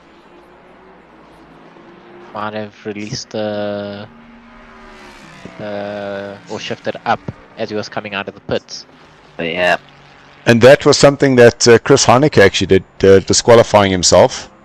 And as the car went down, it accelerated, the car stepped out, and he instinctively changed gears, put it into second, and then DQ'd himself. And no. Yeah, I've done that. You actually forget that you got to put it back in neutral and you drop. Oh, you're like, yeah, nah. That's rough when you're driving out and you see that. So when Chris saw Ryan in his rearview mirrors, so Ryan was within 0.7 of a second, kind of like he is now. All of a sudden, Chris did a 42.0, which just gave himself a little bit of breathing space to Ryan again. So it looks like the Mustang is on, then it's off, then it's on, then it's off. I don't know, Brandon, is that something that you find with the car? Not really. I find if the track is warm, then yes. But when it's cooler conditions, I actually find that it's very consistent. It's just you have to be quite cautious when you, especially in first gear, you can't just stand on the power. You have to wait a little bit before you can get on the power because it just wants to kick out. But is that not something you're able to control with the traction control? To a point, yes. It still has a lot of torque for that first gear. So even with hard traction, you can still get it sideways quite easily. So what I'd really love, and this is an invitation to Mr. Sean Loureiro, a fellow Griffin racing driver who also drives in that. I think we should get him in here and just start talking just a little bit about some Mustang things, and I think that would be pretty interesting. Maybe you can give me some secrets so I can go a little bit quicker. Well, now that you're in the same team as him, all I'm saying is, how's about a setup, bro? So yeah. Vanner now having done his drive-through, now dropping him down to 13th place. And unfortunately, Vanner, that is him doing it by himself, and something that only he will have to figure out, and just his own little head slap there. Yeah, especially he's driving by himself. So... No pressure. No pressure. So there has been a change in the overall standings, and that is now put Giovanni up into first place because Tariq, he has changed the drivers, and he has now handed that over to Luke Addison. So a new driver is who is currently not in first place, but as the highest positioned first pitting car, I should say. That didn't come out the way I anticipated it. But let's then just celebrate this for the moment, because Giovanni now up 2 places from where he had qualified, so from 3 up into a 4th place, and I'm sure that his fans will be very happy to see that. Then 2nd and 3rd place. Second is Chris Stolz, there in that Mustang. And Ryan, even though, oh my goodness, these guys, check this out, last lap. So there's Chris, 141.860, and there's Ryan Barrington Smith, 141.860. When I say they are doing similar times, I am lying, and they are doing the exact same time. So that is, I think, Ryan just getting into that groove, realizing that, hold on, to try and overtake, it's not worth the effort on these closing sectors of his stint. Perhaps wait for the Mustang to pit, bang in 2 really quick laps to try and get himself ahead and see whether he can actually do the undercuts in the pits. Yeah, I think that's going to be the best, especially since they're so close to each other and they're matching each other's lap times. It's going to be very difficult for either of them to either defend or to pass. No ways. Yo! That is crazy. Here we go, guys. This is now race on, because Ryan is technically ahead, but is there gonna be more to the story? Because has that Mustang gone in too hot? I see Marius is also now in the car, and for Marius's efforts, he's got a 30-second stop go. Oh no. Okay, so 38 seconds. So I've actually got that Ryan crossed the pit beam before Chris. So Ryan actually crossed the line ahead. So there we go. There we go. Yes, like no ways. That is impressive. So talk about a little strategy working out for you. Is there a time penalty though for Chris? Yes, there is. 30 seconds stop and go. So going in too hot into the pits with Paul Fenton now in the car. So Chris Stoltz now going to have to go and do that stop go 30. That's going to drop him down, which is now going to possibly allow some more drivers to move up. So Brett Krookamp, Michael Donaldson and Van der Schoeman could possibly find themselves moving up the order here.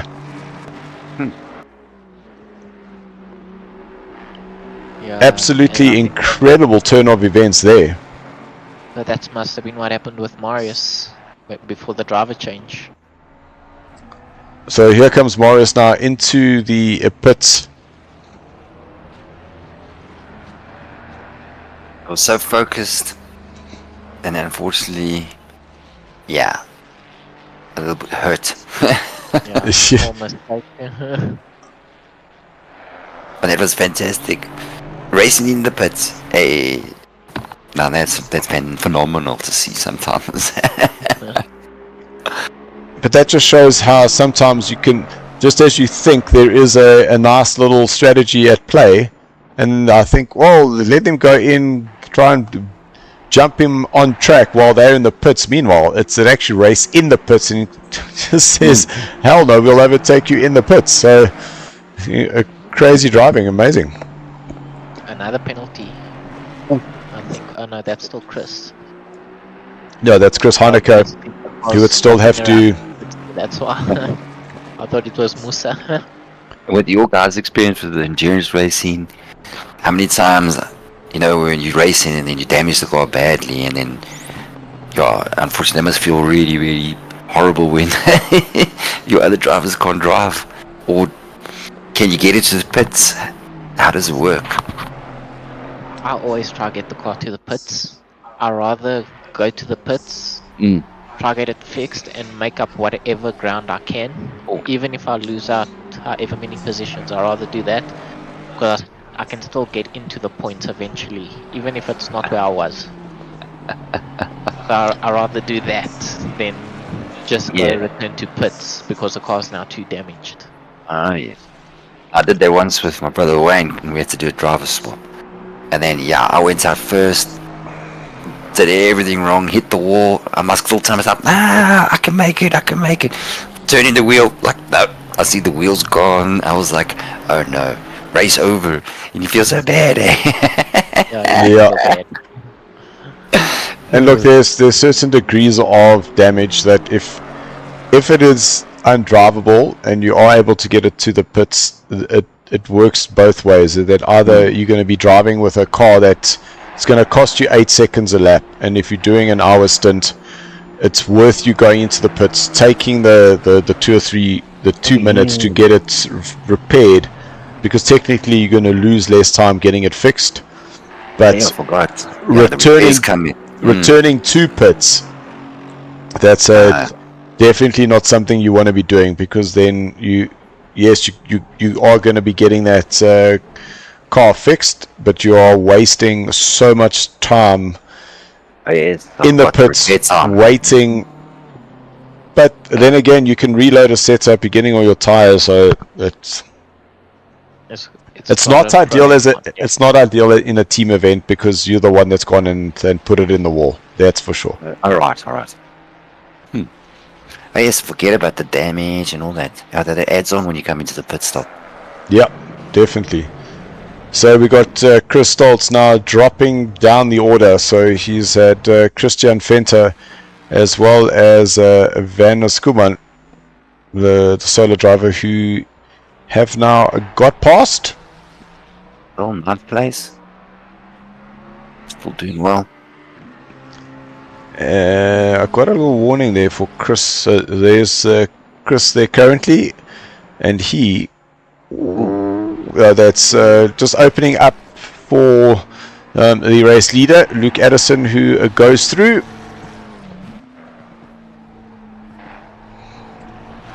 Nice. And that's the one thing I must say, blue flags in our racing series, that they definitely are a little bit more considerate with us. Yes. So Chris Heineke is up into third, so really doing well. Okay, I just saw the position, and that's because there's Ruan Heineke in the very deliciously colored SARCO green mamba fever colors. And so Paul Venter now up into fourth place, which is actually an extremely good result there for him. Isham Domingo now in the car. He is now up into fifth, knowing that Still has to pit. Yeah. Mondre and Chris Heineke still need to pit. So that Bentley's got some. That might have the Eleanor Gents in second place. Yes, because he's 11 seconds behind Chris, who's 10 seconds. Pit stop here is going to be very long, actually. A pit stop here is 57 seconds. Let me see who the quickest was. The quickest is 55.5 seconds, and that was when the car was given to Luke Addison. So that means Paul will definitely make up harm on both those cars, putting him in second. Correction. Chris Stoltz. There we go. Heineke's pitting. Chris Stoltz's stop, that was a 54.4. That's quick. For driver change and fuel. He had to stop and go. That's why it's okay. So yes. So Luke Addison, 23 seconds travel time, 32.5 seconds stop time. So Chris is now in, and there you go. I'm past now. And Isham now in third place. But that's all the work that the Eleanor boys have done. That's now found Paul Venter in second place with the first round of pit stops done. But they really had good pace. Xavier Ordendal now on track in a Porsche in fourth place. So we saw the Porsche in that starting lineup was way back. Yes. And here Porsche is now currently in 4th, 3 seconds behind his Charm in the BMW, and it just shows that with Mohat having a little incident earlier on, they have worked their way through the field and are now in 3rd place in the BMW. Yeah, I think they made 5 positions, because if I'm not mistaken, they started in 9th. Yes. So they've made 5 positions so far. Well, it says they up 3 from where they started, so that would have been in 6th place. I'm sure they started further back. BMW power, they've got a powerhouse team of Well, drivers. Mohat, if you are in the chat, just drop us. Just tell us where you started. I'm pretty sure you were 6th. No, not Mohat, I'm saying for the Porsche. Oh, no, man. I'll tell you now exactly where they started. Look. Yes, they were in 10th place. 10th place. So you were wrong. They weren't in 9th, they were in 10th. I was close enough. So thank you, everybody. For those who have joined, you can see the timer at the top. 7 hours, 40 minutes to go. It is the 9 hour of Kyalami, the night version, because we started in the night and are working our way through the day. How many hours is the nighttime race in? And then when will it start changing over? So it's currently 10:50 night time PM. So Sorry, I see there. no, it's all good. But you just we not only am I just giving you the information, we're also just helping our viewers at home of exactly what is going on. So every time I see that Porsche go off that curb, it just looks so scary. You think it's gonna have a bit of a snap moment? Watch that Beamer and that Porsche. So still my 2 picks out of the constructions. They sneaky customers, look at that. And they stop behind, but look. We're allowed to be bit biased, eh? You got your favorite cars, you got to support them. And when you got good drivers, is what we have, it's like easy to say, yeah, put your money on that car. Put your money on that car.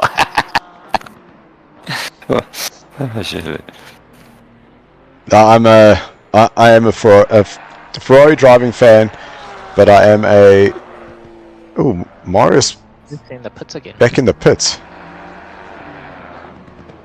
I know. Well, I'm gonna go do my second pit stop. Hang on. Enjoy that. I am not taking the mic with, I promise. Thank you. Yeah, Marius not looking confident in the car. Looked like he had stopped just a little bit in front of the pit box. But I'm sure we'll see what will happen later on.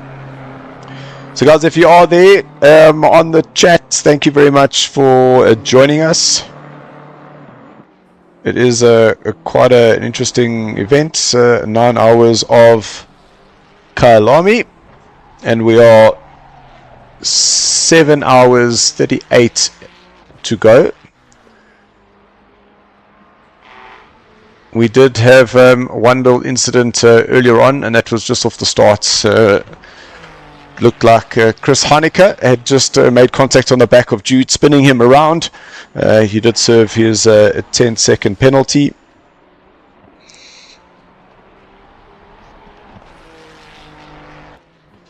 And Luke Addison is currently your leader. There he is there, having taken the car from Tariq Adam. And in that driver's lineup, we will see Cody Shirat joining us a little bit later. Then in second place, and great drive here by the Eleanor gents, and Ryan Barrington Smith was, dare I say, stuck behind Chris in that Aston Martin, not the Aston Martin, Chris Stoltz in the Mustang, but then going into the pits, just about raced him in. Chris got himself a stop-go 30, and Ryan managed to stop in his pit box ahead and giving the car to Paul, where they were actually fighting for the second place. And now you're seeing Paul Fento in the lead. Absolutely incredible. I think he just had like a moment of fluster when he went into the pits, because he was technically ahead. And when he sped. yes. And I think he stopped the car completely to try and put the pit limiter on and then go again. And I must tend to agree with you. But I'll say, listen, Chris, when you're done with your stint, pull in. We're in the Discord live chat. You'll see, guys, that we keep it open. We do invite, we do welcome folks to come and join us, because sometimes the more the merrier, we would say. And not only that, you also get to see what it's like this side of the fence. Love the word. So, interestingly enough, Christian Venter closing up on Michael Donaldson in terms of the last laps of both those drivers. Michael 141.9, Christian Venter 141.3. So 0.6 of a second in the favor of Christian.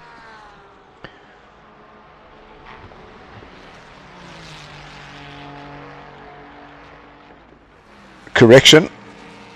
In terms of time advantage, Michael Donaldson 142.2, Christian 140.8.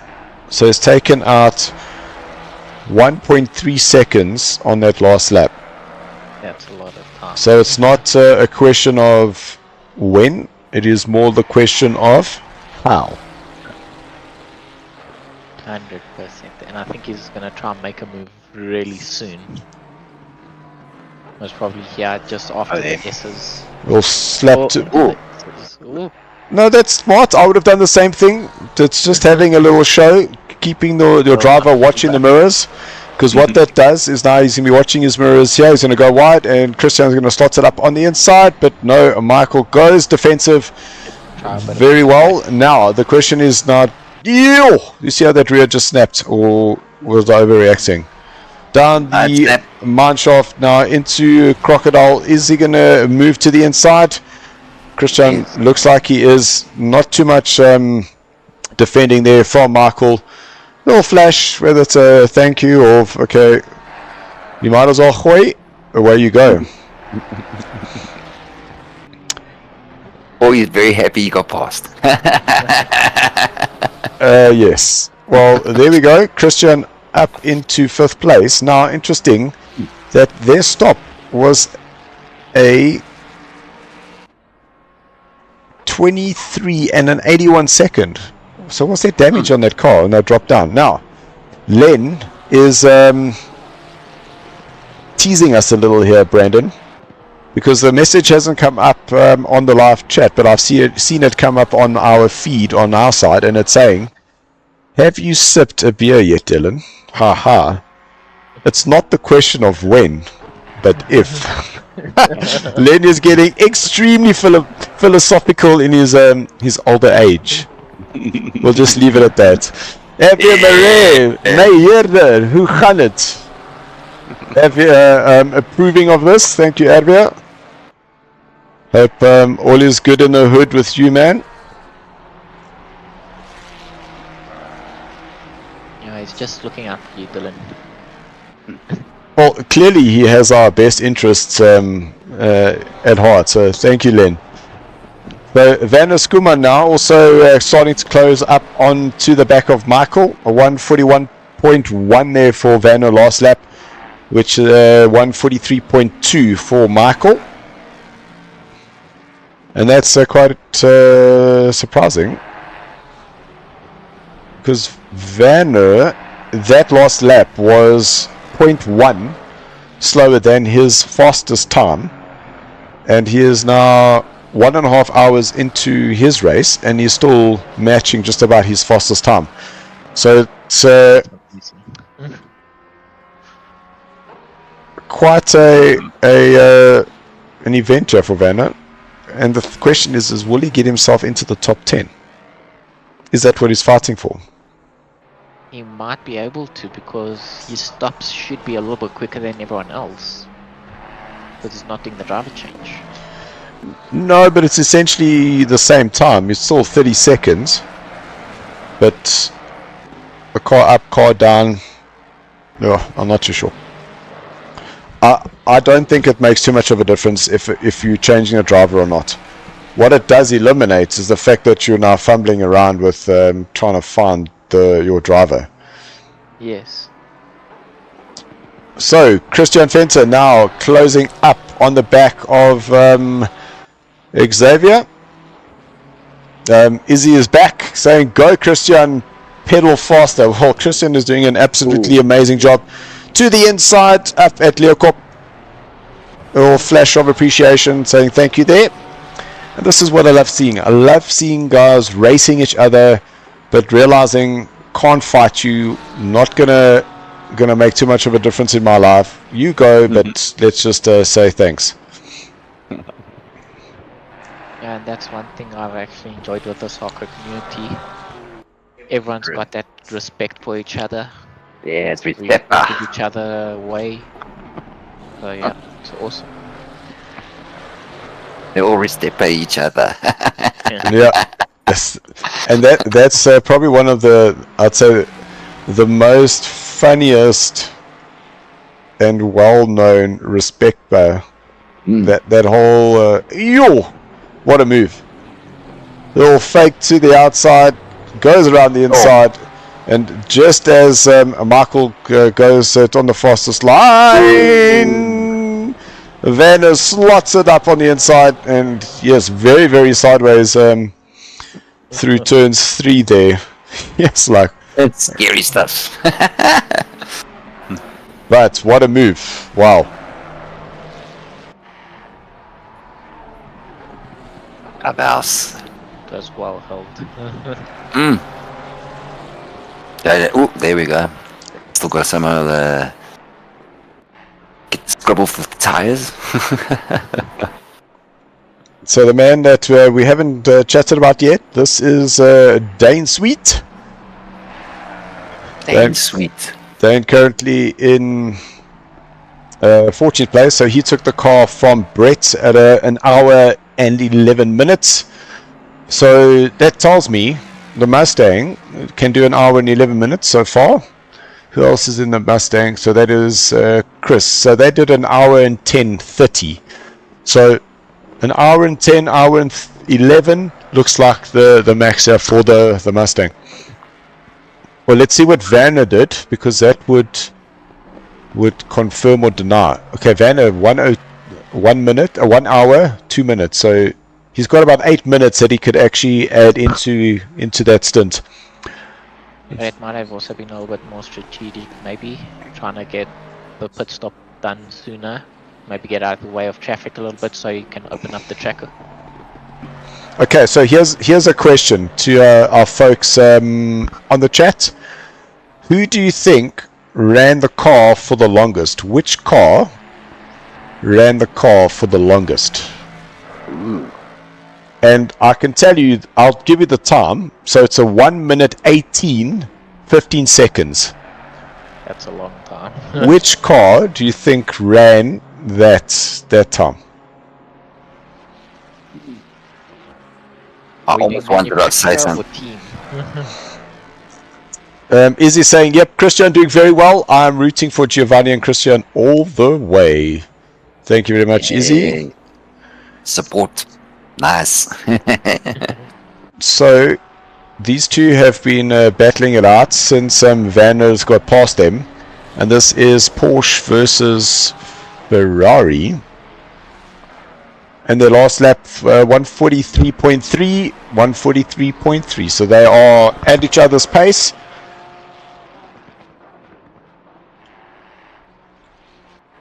Just need, if they can keep consistent, we might try to put a little bit of pressure on Xavier, get him to make a mistake. Otherwise, I don't think it's going to be the easiest thing to catch up. but the Ferrari is so much better on the brakes than the Porsche. So Michael can most definitely have a late lunge here into turn number 2. Just angle the car in, get the car stopped, ride the curb on the inside, and force the Porsche to go around the outside. He's going to battle to get the traction down, but it's all so easy to call from here, isn't it? Yeah, that's a lot easier to call. So I do see Morris is on track again. So the Griffin team down 3 places from where they started, and already, what's that, 4 laps behind the P2. So that's, there's 2 laps there. So from 2nd to 12th place, they are all still on the same lap, which is actually not bad going considering we've already done over 1.5 hours. Yeah, that's actually very close pace. Been a lot of action. Marius must have had some damage or something for him to, because he did his driver change and he went into pits very early. But there was also a stop-go penalty that we had seen from Mario, so that put him into the pits again. After the stop-go, he went into the pits again, and he stayed there for a while. So to the Griffin boys, gentlemen, the invitation is out. So that goes to Gerard and Rob. Just let us know what's happening, because as I'm looking at the pits, so that was 1 hour 9, and then he went in at 1 hour 12. So that was for the stop and go, and then in an hour 23 that when he went in, so just like 10 minutes later. So yeah, definitely something must have happened there to put him in the pits again. It might have been either something with the setup, or he might have come off. If the team can let us know, give us a little bit of insight. Ooh, look, Michael having a little show on the inside here at Sunset. No Sunset here. Can you go around the outside into Clubhouse? That is a no. But he's making the intention clear, so he's going to put a lot of pressure on Xavier. Okay. To make a mistake. NAG magazine have not confirmed this, and I'm going to check if our NAG folk are watching, because I'm going to say, okay, ladies and gentlemen, I had the question a little bit earlier, which car ran the longest time?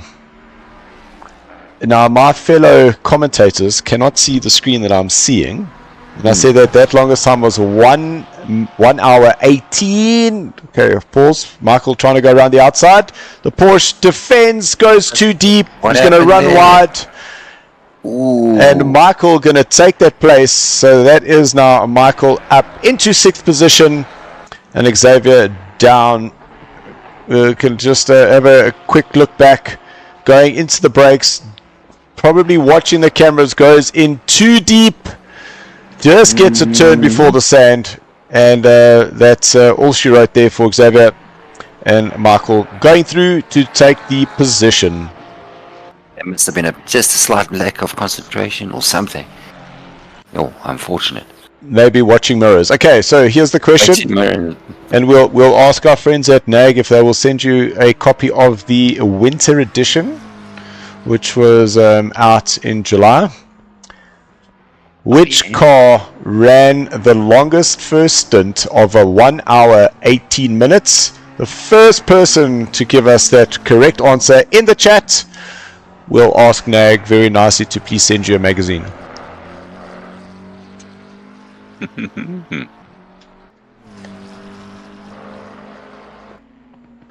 And I promise, you're going to think about it, you're going to go, it has to be that car, and you're going to get it wrong. So, let me ask Brandon, your vote? Oof. I think it's going to be one of the Ferraris. Okay, give us the number. Lock in your answer. I think I'm going to go for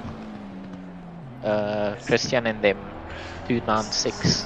Okay, so Christian 296, 80. Your vote? Bentley. So the Bentley number is 37. 37. Okay, so AD locks in his vote. Yeah, Chris Heineke, the Bentley, yeah. 37. I see Giovanni, Izzy Forever saying it's car 296 Giovanni Porzio. I wonder, is that even how you say it? It is Porzio, because it's for me it's Italian, so it should be Porzio, like pizza, like Porzio. Yeah. Okay. I think so. So Izzy, I hope I've got that right. I'll do one even better.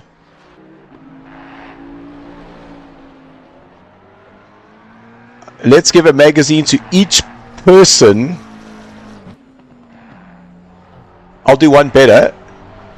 I see there are 18 people watching. Let's give a magazine to each person, and the winner of your magazine and the winner of your question will get something extra.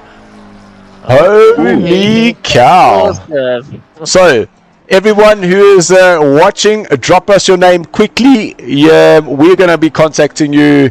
You have just got yourself a NAG magazine, which we will send to you. Drop your names in the chat. Drop your names in the chat. Fantastic. That's awesome. So, thank you to our friends at NAG magazine. Absolutely freaking awesome. So, not only I was trying to draw them out. Meanwhile, They're listening. they're listening in like bang. Thank you very much to NAG magazine. Nice. That was fantastic, man. You get one. Everybody gets one. Yeah. But one is very special. Okay, so guys, I'm gonna need Izzy Forever. We just need to know how to get hold of you. So but now we yes, Len, you've made this very complicated. Yowzers. Okay, so that means yes. That means what do we need to do? You're either gonna spam your name here, so we're gonna keep the timestamp. So it's 17:20. You're gonna put your name there, so that at least we've got it. Look under your seat, Dylan. What have I won? I've also won something here. This is amazing. Hey, there's an envelope here. Yes, that's amazing. Okay, I'm gonna open this envelope just now. But we're gonna need your name here. What we will need to do is somewhere on our Discord, we'll need you to go and just drop your name, because we're gonna need to get hold of you so that we're able to just get delivery addresses. But sorry, while I was we fight. I saw there was action coming there. So Chris and Xavier, it's a side by side, crazy stunts. So you see that? Hey, we just caught it. hey, we have Ryan. How are you, Ryan? Ruan, sorry. Hi, gentlemen. Yeah, how's it going? Right. Good, man. So What's news? in terms of crazy stunts, he's just got the comments of the day. He's like, my name's Jeff. Mr. Heineke, How's it, Dylan? how you doing? Okay. Good. You've handed the car over to Jason Farmer. We've That's still got correct, the nighttime racing. We're just about 12 p.m. In game. Just in terms of your strategy, how are you guys good looking? You had quite an interesting tussle in the beginning there. Yeah, unfortunately I lost the car in the SS by myself, like a chop. So yeah, we went from P7 to P14. So now we're just playing a bit of a comeback drive, but there's strategy-wise we're going long. I see everybody's spitting short. We're going long to avoid the extra pit stop. Okay. So for those who still haven't answered, there was a car that did an hour and 18, and Rowan, I can actually just confirm that in terms of the pit stop that you guys had done, and now as I say, I can't find you because Farmer's in the car.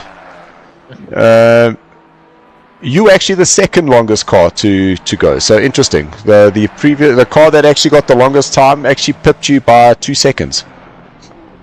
It's close, yeah.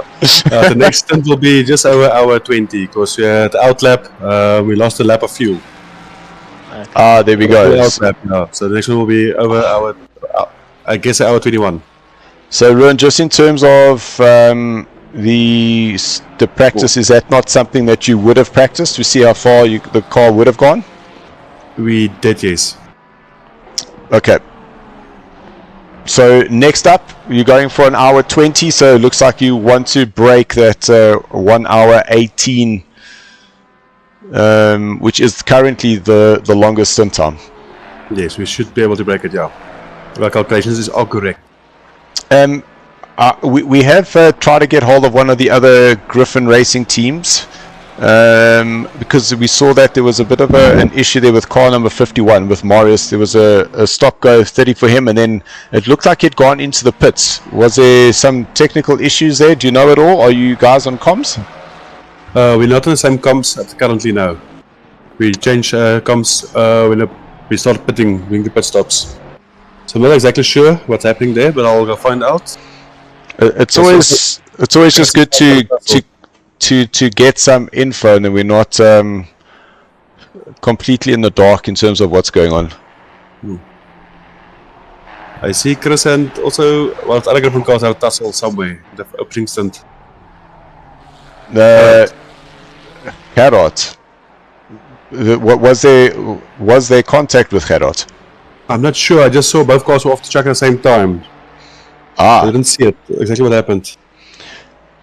Yeah, so we didn't really catch it on our side either, and so far the racing has looked pretty clean.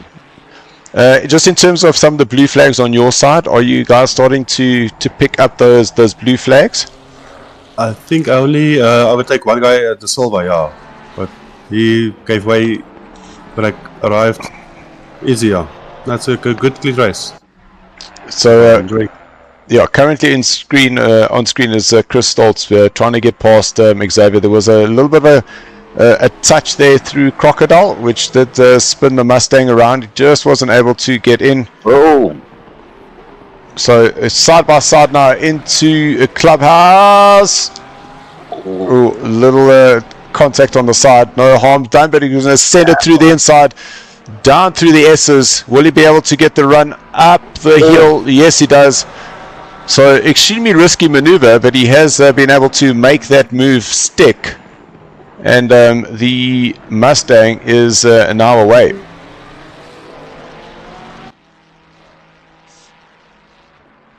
I'm surprised that Porsche's just holding all that, it's bouncing everywhere.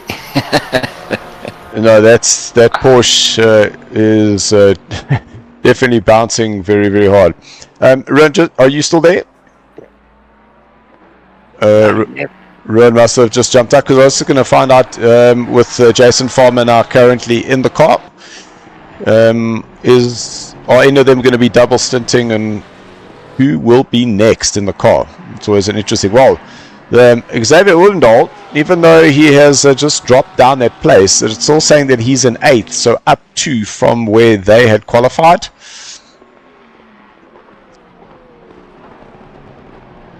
And we are approaching that 7 hours left to go.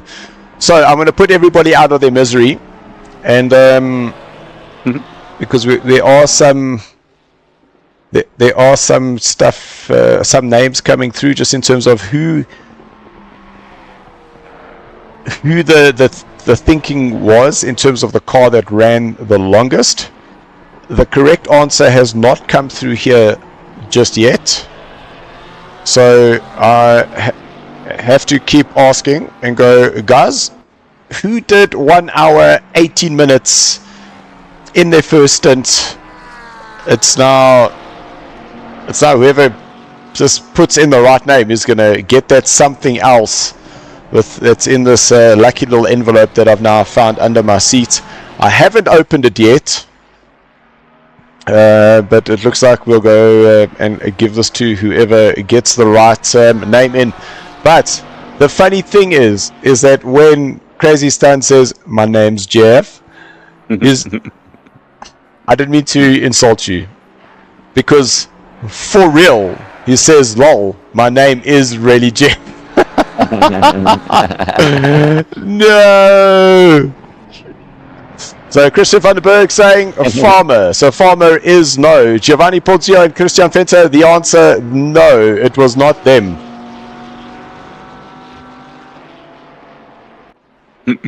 Which means the Ferraris. It was not the Ferrari, that the Bentley to the inside. Chris Heineke looking for a way to get past this Porsche. Oh, look at that view. Now that's a nice camera view. It reminds me of GT6 days. This feels normal when I see this. Oh, yeah, that's even better. But there, that's not for position.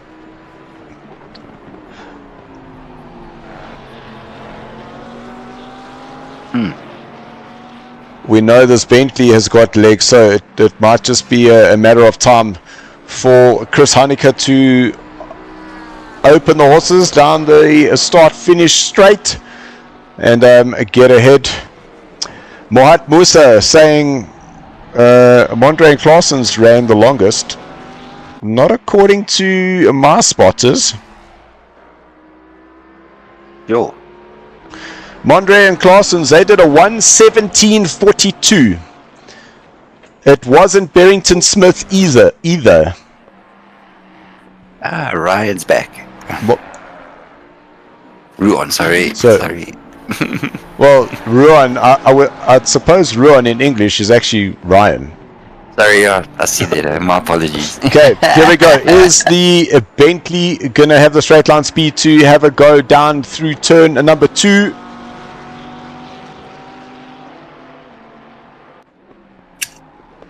Porsche defending it to the inside. On the brakes goes the Bentley. They're going to go side by side. That's going to put Chris around the outside. Now on the inside through turn number 3. And look at that. Around the outside, moves himself up now into... little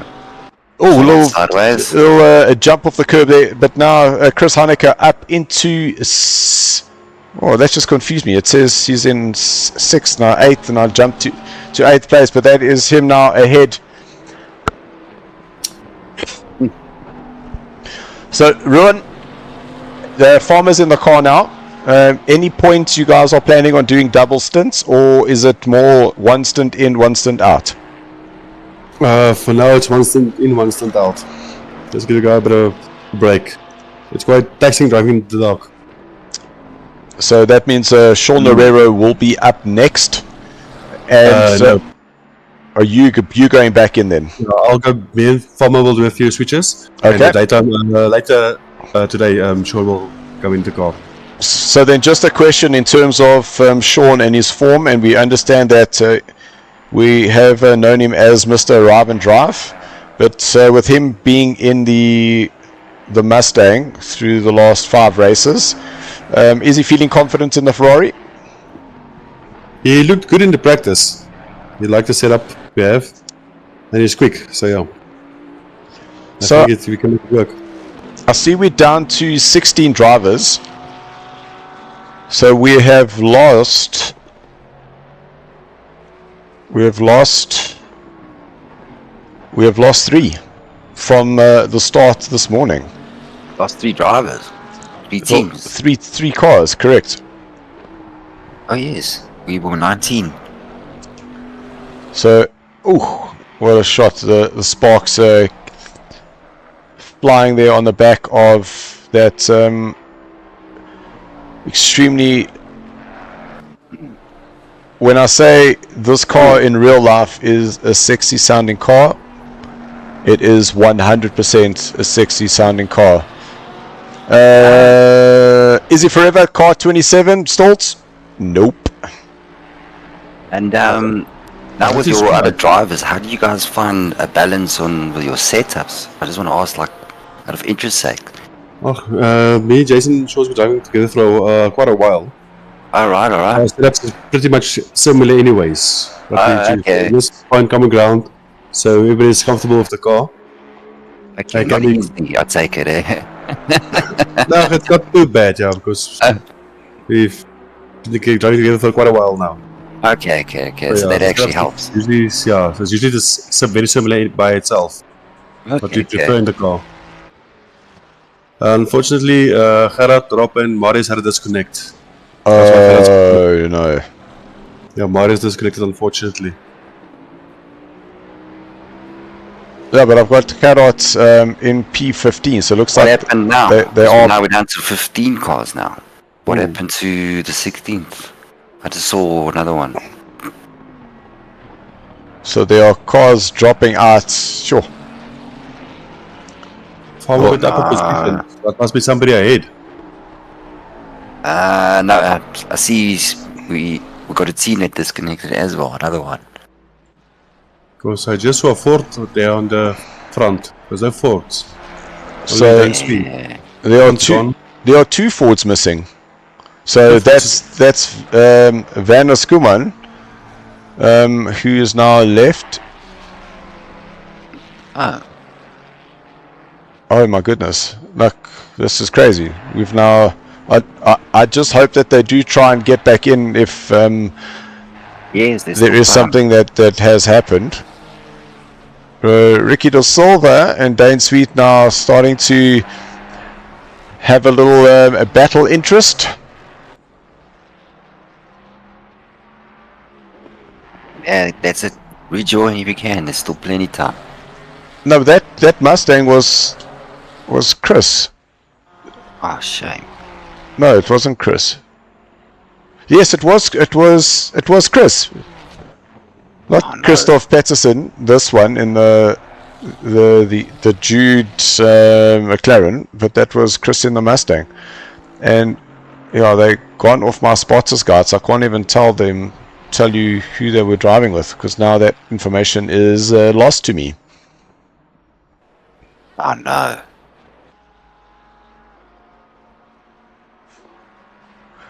So Ricky Da Silva in the Ferrari, trying to make a way around a Dane. Last lap 23.9 for Dane, 22.6 for Ricky.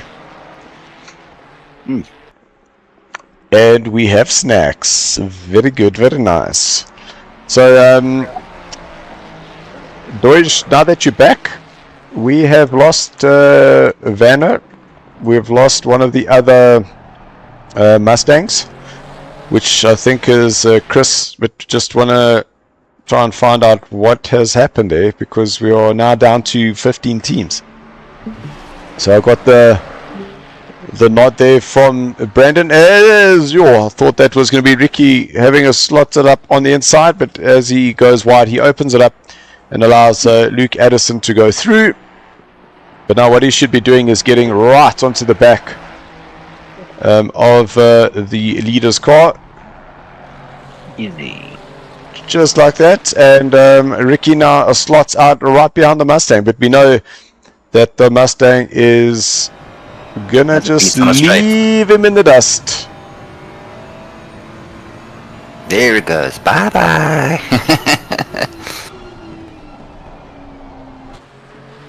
So thank you very much, Len. Yes, we've sent everyone to the Discord, and they will go drop their names there. We will then contact and make sure that information and stuff comes through. Yes.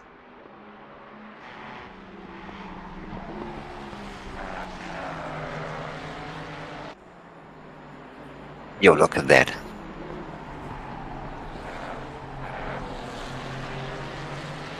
So, Ricky.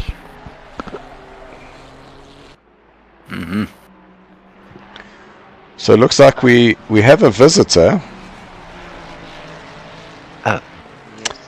And that visitor is Izzy. And Izzy is currently live on the stream. And the question is, Izzy, do you want to speak to us or not really?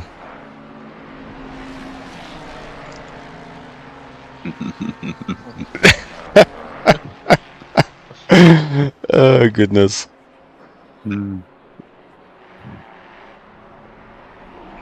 So it looks like Izzy is feeling sharp. Thank you very much, Len. Yes, we'll make sure we get as much of the information as possible. We are watching Ricky De Silva still not able to find a way past. This Mustang, crazy. Oh, there we go. That was Chris Stoltz saying that they had a disconnect. To the inside, a little show, but still not close enough to make the move, get the pass done. And guys, in game, it is officially tomorrow. And the reason I say that is because now we are officially Sunday morning at 9 a.m. I'm so lost now. I'm Saturdays talking in the afternoon, but I'm watching a night race. My mind is blown. Mafira, I see your comment there. Claessen's in the Porsche. That is still a no. Side by side goes Ricky through the S's. He's able to get that. He must move to the inside now. Don't open the door there. Sounds like he was listening to the stream. And now he's able to get the car turned in. Slow down, car. Slow down. Now, down the mineshaft. And that is a great overtake there for Ricky De Silva. But he's still going to need to keep his wits about him. Because this Mustang on the start-finish line. Oh, he's definitely a prounce. Oh, it looks like the Mustang goes a little bit wide. A little flash in the background there. And that is, how much there? Michael Donaldson just showing, coming through. Indication for the back markers. Look at that. Nice. But that's it. And the reality is that Mustang would have drilled the Ferrari down the straight, but at least he comes off. And Dane just allowing the Foster car to come through, because Michael Donaldson's currently in 5th place, up 6 from where he started in 11th. So absolutely great there.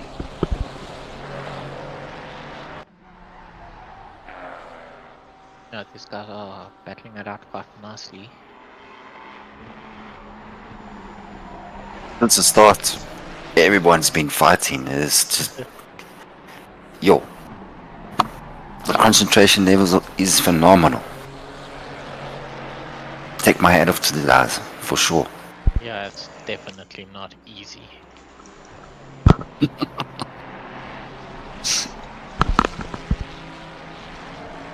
And then you do your 9 hour, and then when's your next enduro race, guys? It's in November. November. That is the Watkins Glen. Ooh, alright. The 8 hour of Watkins. Ooh, okay. And that is not also a very friendly track. It's got a good flow though. I don't know. My family and the friends and every time, because they like talk about the tracks, they're like, do I like any track? I'm like, no, I hate them all because they're all difficult. Donaldson just getting a good exit there. Just getting ahead of one of the back markers. But now Donaldson still holding into that 5th place. He is 20 seconds behind Christian Venter. And Christian Venter in the Ferrari has done a sterling job. Consistently in those low 141s. So 41.4 his last lap, but the fastest 141.2. So he's there and thereabouts for his average. And just thinking it's just about time for the next round of pit stops.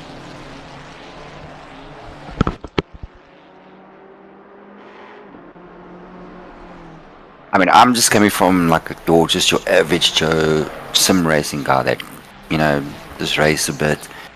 But coming from someone that actually does race car driving to the simulation, the transparency from the two, is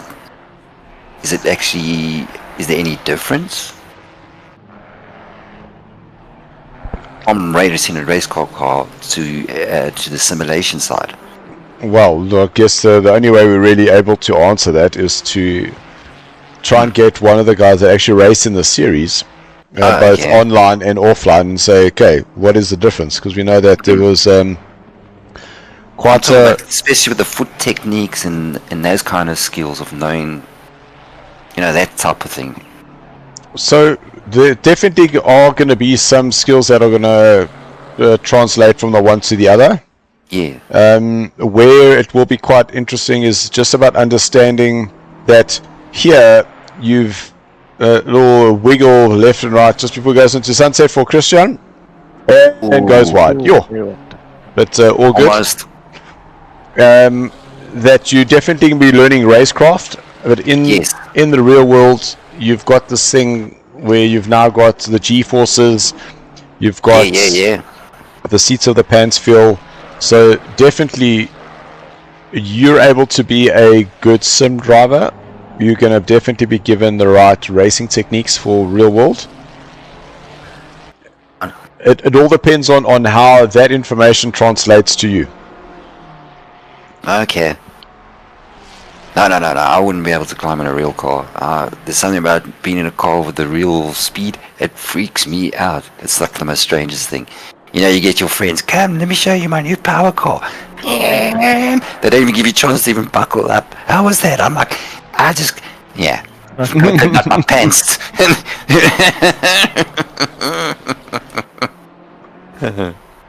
So we do have Claessens who have just come out of the pits. They've just done a driver change there.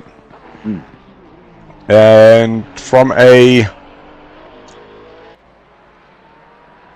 so given the car from Xavier to Mondre, and they've went 1 hour 17 to a 2 hour 03. So a shorter second stint here, most definitely.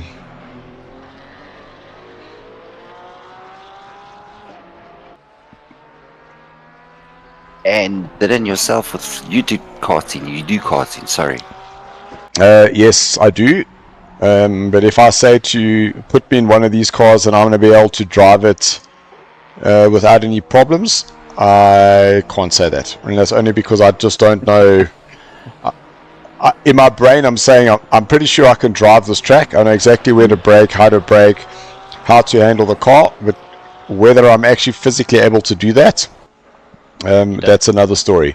The funny thing is, when I was quite fortunate enough to have a drive around in the SLS AMG around Kyalami. Oh yeah. At the AMG driving experience, I wasn't driving, but I was a passenger with shoulder ranges as the driver. And while we were driving, in my brain, I am going, okay, there's the braking point, there's the acceleration point, and it felt so natural for me, even though there were the G-forces and all that still happening. When the people asked me how was that afterwards, I said it was exactly how I expected. Because I'm feeling the G's, I understand the forces, I understand what's happening. Even just the smell of the car, the sounds, the creaks, the cracks. It was exactly how I imagined it, and I loved it. And I would love to be given the opportunity to get behind one and actually see whether my karting understanding translates. Okay. Fascinating. Michael Donaldson now in the pits. So they're going to be doing another change. Just looking at their time. So they stopped at 50 minutes. So they've now done, that's just about an hour and 18 minutes on their stop. And we still, that the name still hasn't come out of who did the first hour and 18 minutes. And I've been checking here. And there you go. Chris Haneke, they did it. The Bentley did an hour and 80 minutes. The Bentley did the longest time. So 80, you called it. Hey! Yeah. Not what I was expecting at all.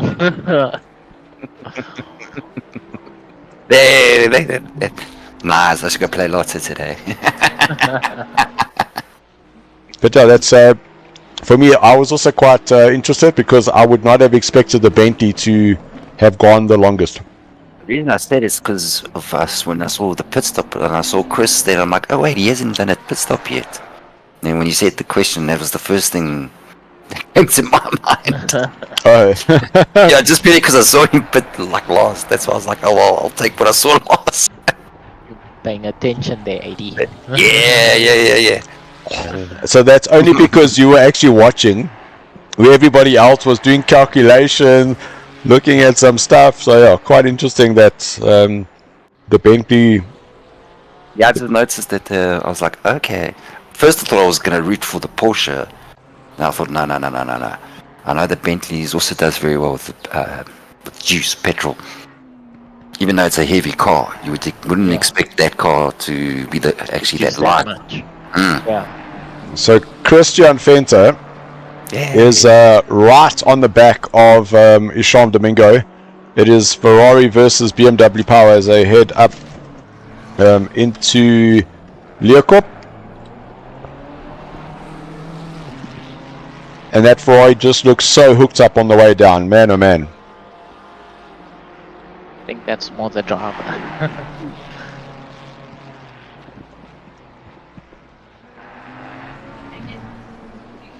Little oh man. Ferrari versus BMW here. And the question is, can this Ferrari get hooked up out of the last corner, have a move to the inside? But it just looked like Isham was just fighting that wheel just a little bit on that exit. Oh. Alright. Now turn one. Mm-hmm. Yeah, look at that. So the BMW makes it down the straight. So it looks like this is where the BMW does have the advantage, is through the faster stuff. The Ferrari just not able to close down, but then right through the twisties is where the Ferrari is able to close right up into the back of the BMW. Yeah, that Ferrari's nose is when you want. It's nice when you want to point it. It goes. I think the BMW, it's. Ooh, a little bit of a twitch there. It likes to fight you with the turning. Yeah, look at that. It's managed to close right in now. Yeah, some onboard action. That looks fantastic.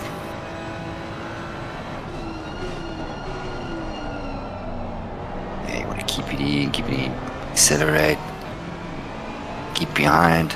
Yeah, look at that. Yeah, that's getting really close now. Maybe keep it tight. Keep it tight. I'm not ready to make the move. Ah, yes. There we go. Cheetah. Yes, that's scary. that turn is scary. Fantastic. He's putting the pressure now. Sean making small little mistakes here and there, allowing that car really to close in. Now you can see the beam is just nudging slowly but slowly. What did I say? The Ferrari, when it wants to turn, it turns. Hold that. Look at that. It's tight, eh? Yeah, that's nice. Jeez. Where are they going to come into? Yo. Oops. Another mistake.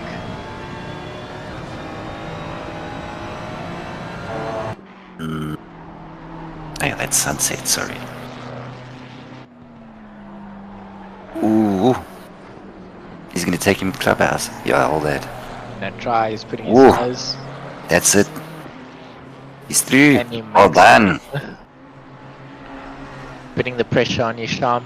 Enough to make all those little mistakes, allow him through. Yeah, but Domingo might definitely, with the strats, will definitely catch up. For sure. Ooh, that was so close. Yo. Almost. Well,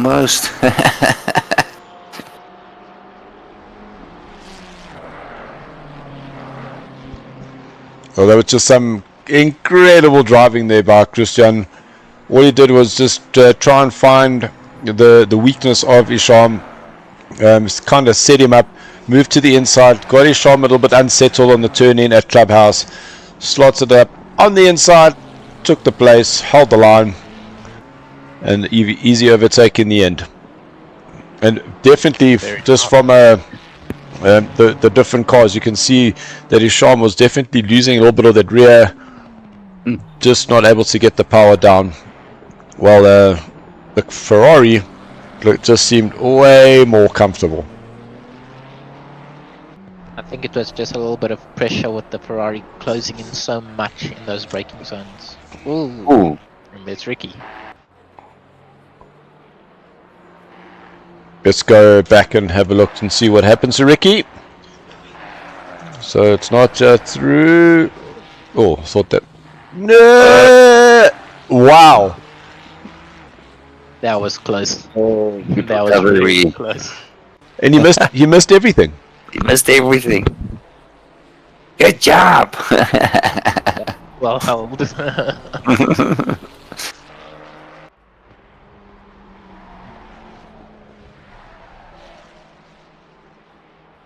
Yeah, Davidson.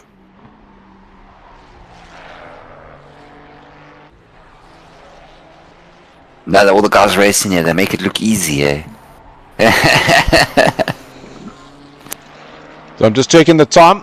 We are in 2 hours 15 plus some change into the race.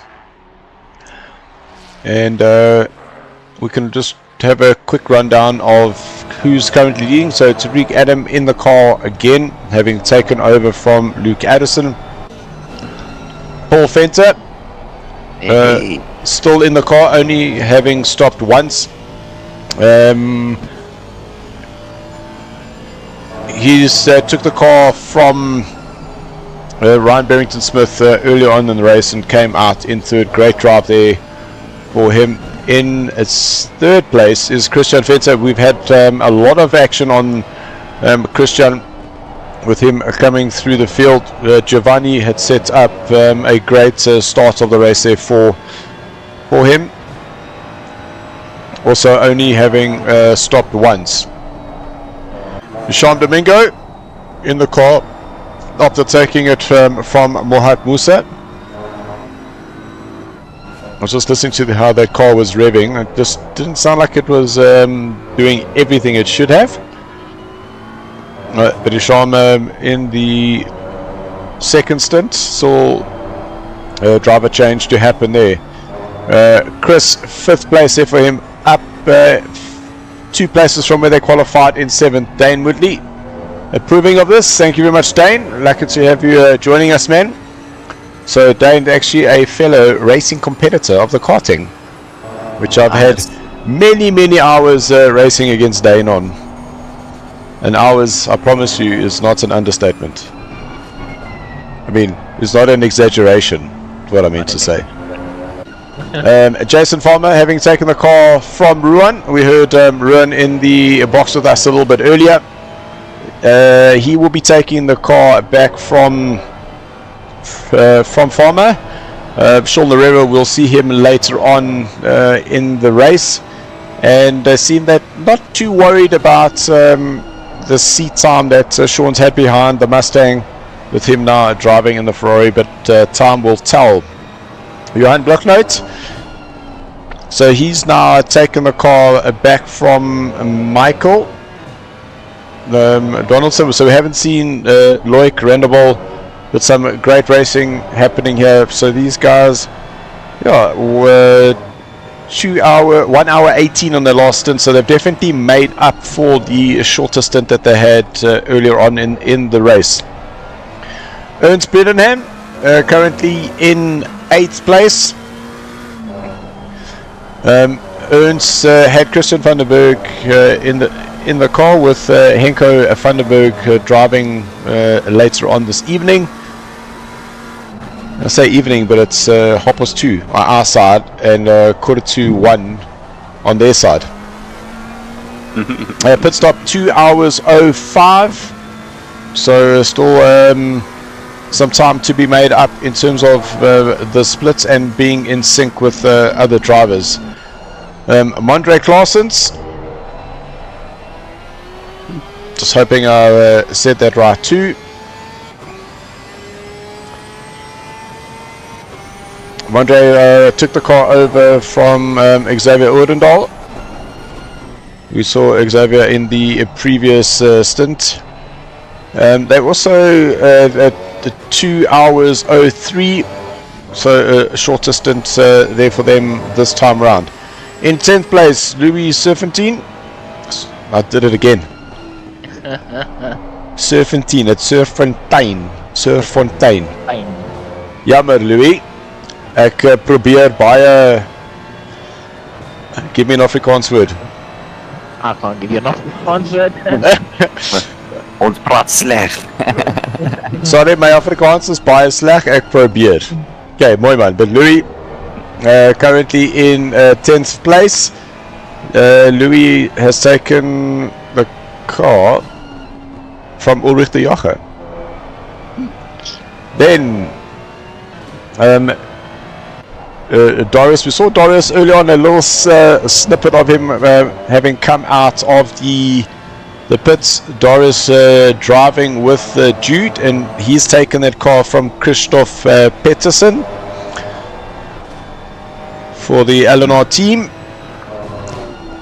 Ricky De Silva is still in the car. They have only pitted once, so still a pit due, but Ricky taking the car from Michael Schultz. He is going to be giving the car possibly to Miguel after this, because we haven't seen just yet. Then Dane Sweet back in the car, because no, Dane's still in the car. They still need to pit again.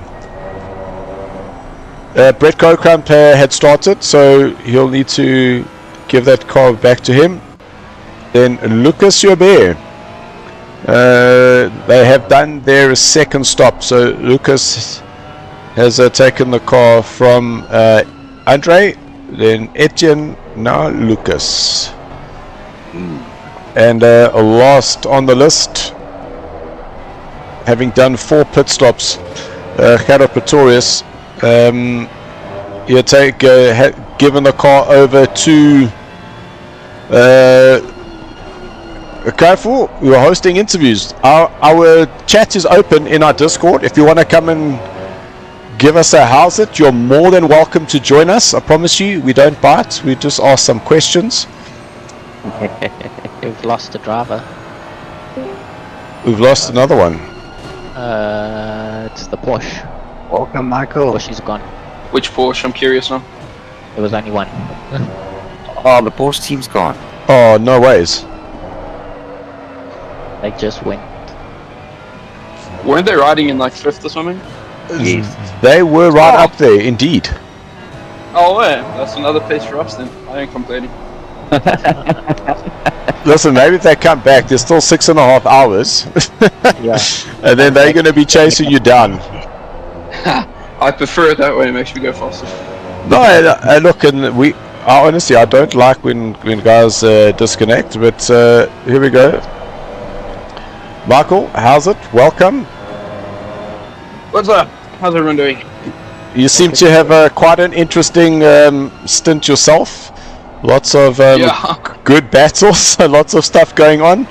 But That was very fun. how's the team currently feeling? At the moment, things are going very well. Johan unfortunately had a work call that he had to take, which is why our first stint was so short. But that did put us into a tire offset. So now we have stronger tires when everyone else is weak, and then vice versa. So we undercut, and then it's just holding our position, seeing what we can do after that. And well, it was quite interesting, but you guys did make up quite a nice. That second stint, you did manage to get an hour and 18. So if you can consistently do that, you're definitely going to start making up that loss of the early stop.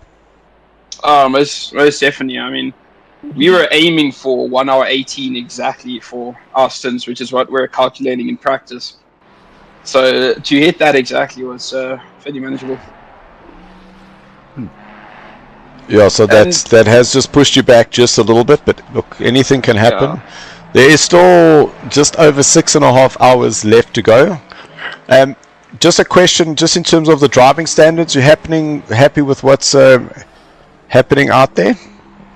Yeah, I mean, so far things are going well. We haven't seen many people, and everyone else we have seen, it's kind of been like leaders that have been pitting coming up behind us, and we really don't want to fight with those kind of drivers. We know who we're fighting with, we know where we want to place, and that's what we're aiming for.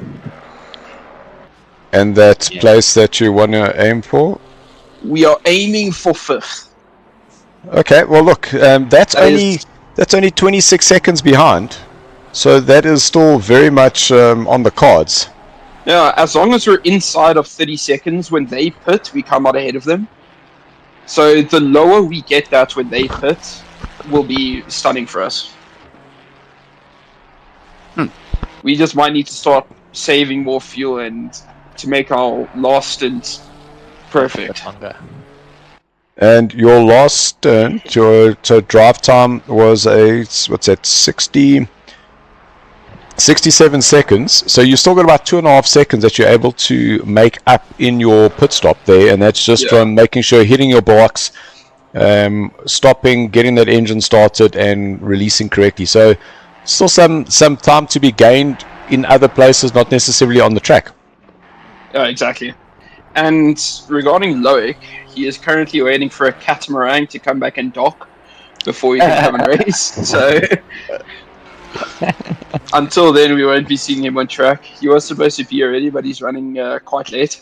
So we don't believe him. He better take a selfie of him on this catamaran at this dock waiting, and then you can send it to us on the Discord, and then we'll we'll agree. I'll be sure to grab it. No, that's absolutely fantastic. Michael, then, so that means that between yourself and Johan, the two of you are basically swapping out until Loic comes back. At what point are you going to say, okay, Loic, it's now your time, I'm out? Well, I'm here the whole way through. No shot I'm leaving. I've never done that for an endurance race. I'm staying right here. It's going to be a rough Sunday with my arse being so sore, but all in all. You mean your coconut's being sore? I don't know if that's worse now. I think I made it worse. Yeah, so it's exciting. I mean, when Loic comes here, it's definitely going to be strong. Loic and I aim to do this ourselves, but since Loic had work and all of that, we decided to pick up our secret weapon, Johan, our consistent gun. Well, so he is a little bit slower this time around, so it's half a second off his fastest lap, but he is currently going quicker than Jason Farmer, who's now just moved up into 4th place by that was a second that Johan is actually catching Jason Farmer. So this race for 5th is pretty much on. Yeah, it's going to be an exciting end. I'm very excited to see how it goes. Listen, we've always seen the last hour is where all those pit stops, all the tire offsets, all the fuel saving starts coming into play, and I'm pretty sure we're going to see a 3-way horse at the end. Yeah, the only thing is we need to make up as much time as possible during the night, because for some reason during the day our car just feels way off. Can I just let you in on something? Yeah. It's a Ferrari problem, Nat. It's not you. Yeah. So every single Ferrari is going to be going slower in the day than they are at night for some reason. I honestly don't know why. Like, even qualifying was a bit of an interesting side. We were about 6/10 off of the fastest time we were doing in practice for quali. For some reason the car was just all over the road. It was sliding everywhere. Oh, that's crazy. Well, guys, we are currently watching Giovanni trying to get past Mart Musa. These two have pitted twice. We've got Chris Heineke in third and Jason Farmer in fourth, who haven't pitted. Oh, that was wide for Christian.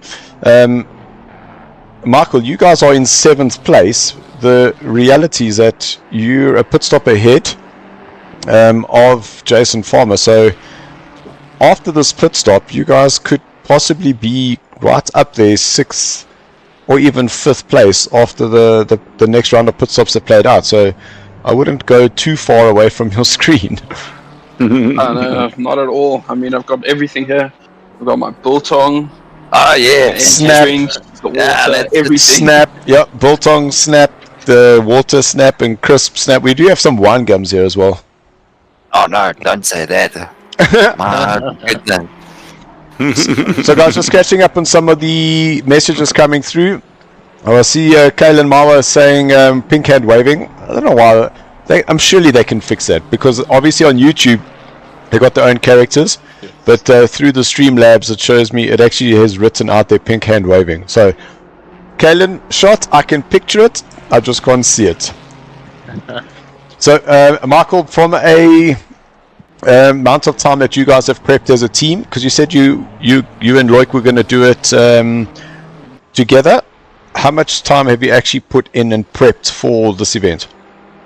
Well, in all honesty, we only really remembered that it was this weekend on Thursday night. So. That's fantastic. So So not all too much, but I mean, it's a track that both of us love.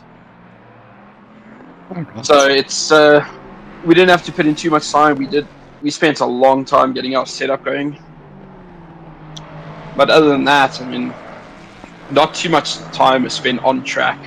actually physically planning, prepping, putting in the strategy, when to pit. So fill it up, run it as long as you can, and just make sure the tires are holding. I kid you not, we are putting a Ferrari strategy now. We are just winging it as we go. Okay, well, it makes sense, and it looks like that sometimes it does actually work.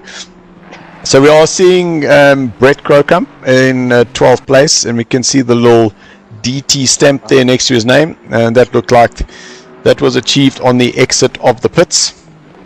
So but we will see you guys. Enjoy the races. I hope more people come back and actually finish it. we hope so too. Well, guys, we are now officially 2.5 hours into this race. Well, thank you very much. Cheers. Michael, thanks so much for joining, and good luck for the rest of your race. Same to you. Bye. Cheers. Looks like we have Marius in the Discord as well. Hey, Marius. Hi guys. How's it, Marius? Morris, how's it? How you doing? Oh no, it's a disaster for us, unfortunately. I can't stay in the server, I get disconnected all the time. That's why we fell back to last. I don't know what's wrong, if it's a regional thing, but I can't stay in the server. But I see now 4 teams have disconnected so far. Yeah. My 2 teammates does not disconnect now, so I don't know if it's a Cape Town thing or what, but So I can't stay for long, 5 minutes. So on my stint, I disconnected, and that's what put us back to last place. Gerard is taking it, and Rob will take over. I'll try again a little bit later. Maybe things changed. I don't know what is going on. And a disconnect is just ruins everything. It ruins everybody's day, because it then puts you the time you've lost to try and get back in, plus the 2 minute that you essentially get stuck with trying to reload the game. It's just crazy. Yeah. Yes, we had to do that twice, so we are about 5 or 6 laps down because of it. So that's unfortunate.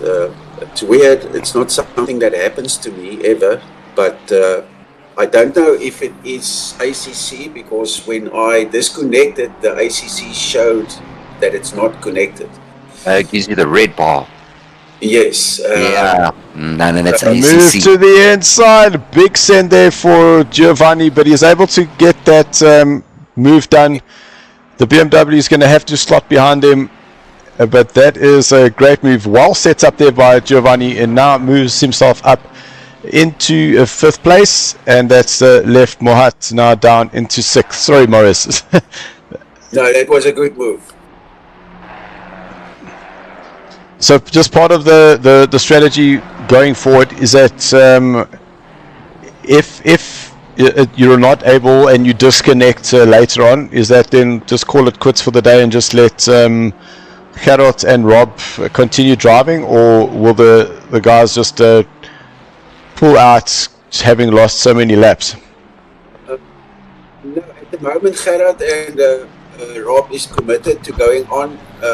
It's a bit shaky to give me a stint because we don't know if I'm going to disconnect, you see. But I'm going to try just before, in an hour or so, I'm going to try and reconnect and see if I stay in the server. If I don't stay in the server, I would have to unfortunately withdraw, and they would have to take all the load on them. I don't think they are going to withdraw. They're going to, battle on, the two of them. Still long, so we'll see how it goes. But that's unfortunate. But anyway, that's sometimes what happens, it seems. Yeah, I agree. And I have been not really a disconnect, but I have been the result of me needing to rely on my team to carry the load. And that was at the previous endurance. It was actually a Kyalami race, I think, where all of a sudden I wasn't able to connect. I wasn't getting some data. Having turned out that my liquid cooler had called it a day, and I'd only done one stint out of the 9 hours, and I was the second stint. Oh no. So That's the scenario here. It was on the second stint. We were going actually quite well. We were up to 10th place, made up 5 places from the start, and then all the mishaps started to happen. But let's see. Let's hope nobody else disconnects. I see. Well, how many teams? 4 teams have disconnected so far, not came back. So that means that the whole team disconnected. Yeah. Luckily for our team, it's only me. So they can, muscle on. Yep. So we're just getting confirmation there. So Johan Blocknote now going into 6th place with Jason Farmer currently in the pits. And Giovanni has been able to get, I'm going to say away, but it's not really away from Mohat. But as he goes through some traffic, that a gap is opened up just a little bit. But Mohat was able to sneak up on the inside there. And Mohat now down into 6th place, knowing that Chris Heineke does still need to pit in that Bentley. Morris, just a question from you moving over from the Porsche, having driven the Ferrari. Oh no, quite fine. The Ferrari is quite an easy car to drive, so that was no issue. The times were all comparable to everybody around me doing low 41s.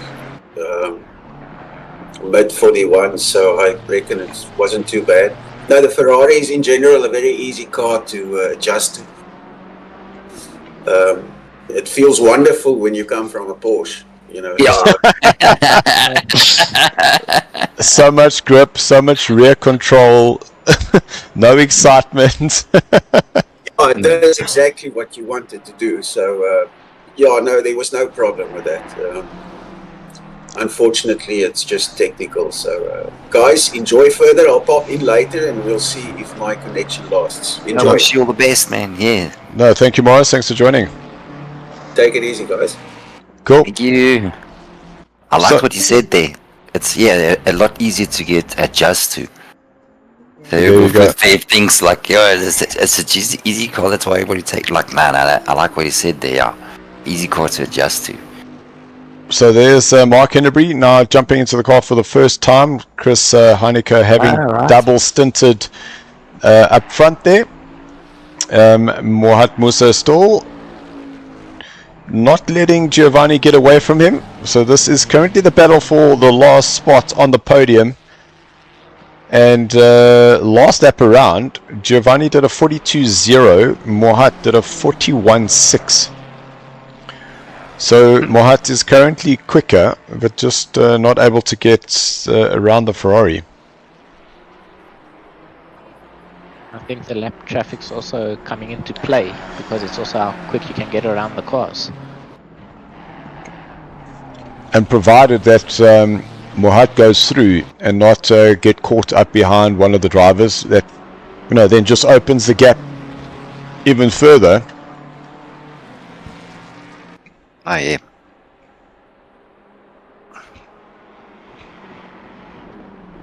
Backmarks is doing fantastic job. Everybody's seeing, watching the mirrors, realizing who's coming. Just a little pop over to the left. There you go, guys. It's fantastic. Yeah, it's very well done by all the drivers, being very attentive. Another person we haven't seen yet is Miguel. Alright. So Miguel taking over from Ricky De Silva and Michael Schultz. Ricky did a fantastic last stint, I must say. And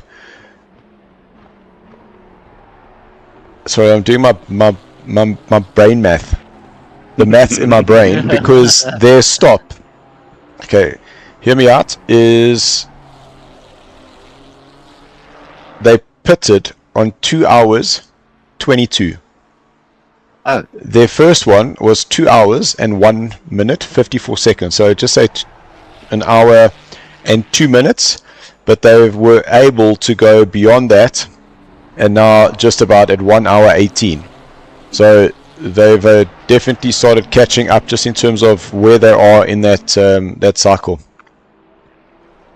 Yes, but it's all those additional laps they're getting in now. So we've got Visto Mauricio, who has joined us, saying Shamodi. I don't know what that means. Not sure. But thank you, Visto.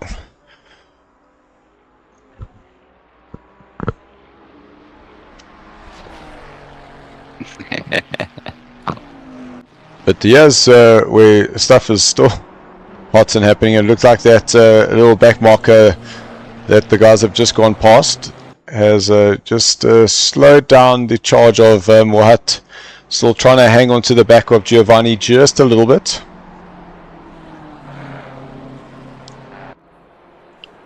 Wide. Yo. Drive through for Mohat. That was a track limit. Oh man. He had a few of them already when he was battling before. Where? That was a cheeky corner So- to do that. What's going to happen is that's going to bring Johan Blochnoot into the fray here, because he is 21 seconds behind Mohat, and the drive-through is about 21 seconds. Ouch. So don't go away, anybody. Even though Ouch. Mohat Musa has got a drive-through, he could still be trying to hang on to this 4th place. Oh, what's happening there? Griffin driver just getting out of the way. Well done to that man. So let's see if okay, Mohat's not going to be taking the drive-through this time round. But that's just how crazy and how quickly things can change here. We've got Sean Skitter in the pits.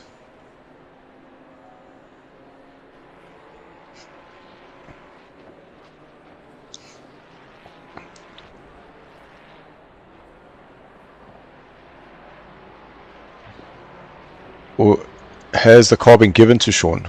Is the question of trying.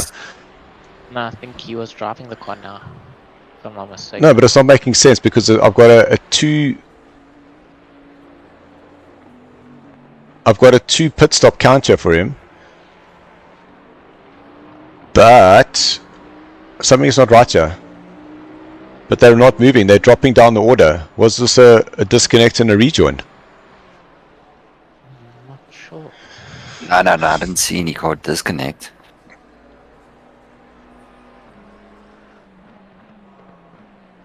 Long time. It's been in the pits now, and this is now 90 seconds that he's been in the pits, and dropping down dramatically. Which you can see they were in second place, because now it's got Giovanni in second, and Mohat in third. That's a very long stop. With Johan and Michael now up into fourth. Yeah, something is not right here. I think that was my. What's happening here? There we go. Oh, they're back.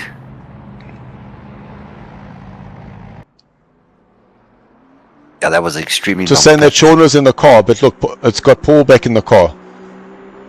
Something must have happened. Some technical difficulties. So it's now all eyes on Mohat if he's able to open up enough of a gap. Because there's that Sean Skitzer, I mean Paul Fenter that's now come out of the pits, and he's now slotted right in between these guys, but they were trying to catch him, but now this is them essentially lapping him. Yeah, they lost a lot of time in the pits. Something must have gone wrong for sure. I don't see. Yeah, Paul's The back in. time was okay. It's just the car stood in the pit for a very long time, so I don't know if they were having issues maybe with the driver change. Yes. Well, we'll have to go pad 1 for Aston, so changing brakes. Thank you, Jude. Oh, wow. So that added a lot of time then. Thank you, Michael. You just said Loic is on the way, Dylan. Picture of Catamaran is in general chat. So, Deutsch, please, could you do us a solid? And can you confirm that? Confirm that. Confirm now. There Yes. is one there. It's already on the water. So that means it sounds like Loic's on his way back on the catamaran. Or is it a picture of a catamaran? It's a picture of the catamaran in the water.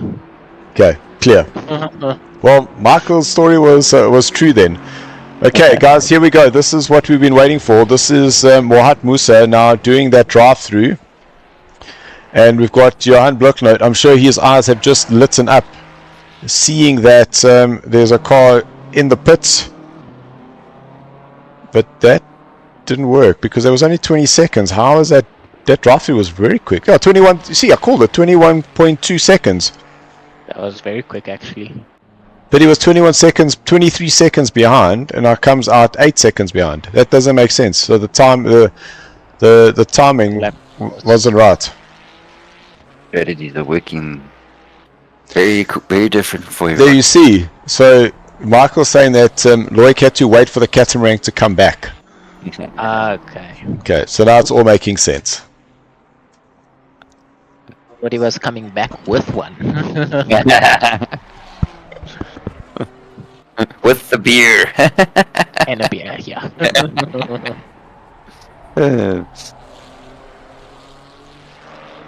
You're talking about beer. I think it's time for pizza. Pizza. Very much just need to hit a quick little order here. No, that's fine. Off the Laguna in USA, had some hot chicken wings on Friday. Oh my gosh, yes. Yeah. Chicken wings. I'm all up for chicken wings. And I thought because it's not this spicy, I'm like, this could be a bad idea. But nah, it was too tasty to care. Listen, I do like Mark Hennebree is very deep. That's the breaking point there. And that's Jason Farmer now putting pressure for a position.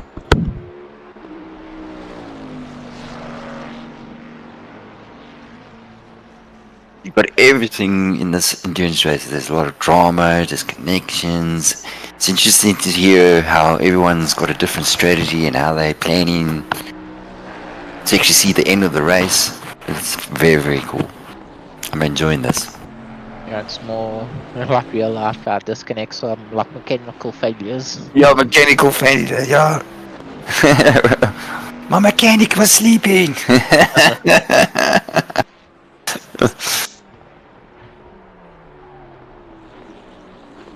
we'll see. Jason was Cool. faster that lap. See if he can do it again this lap, and maybe he'll get. He'll be able to put some pressure on Mark. Oh, that could happen. Oh, He's trying. yeah, there we go. Yeah, there. I would be careful of that little turn. You saw what happened with Musa. Yo, Yeah, Jason trying. hey, you might have it. Is he gonna catch him through the S? Yes. Not. Nice He little does push. have it. My corner. Thank you very much. That small mistake for Mark, allowing Jason to gain that bit of an advantage.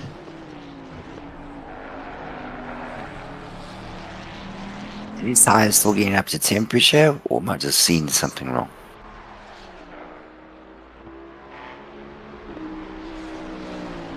No, it should be already up to temp. I think there we go. No, it should be.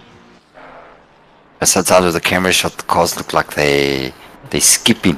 Tick, tick, tick, tick.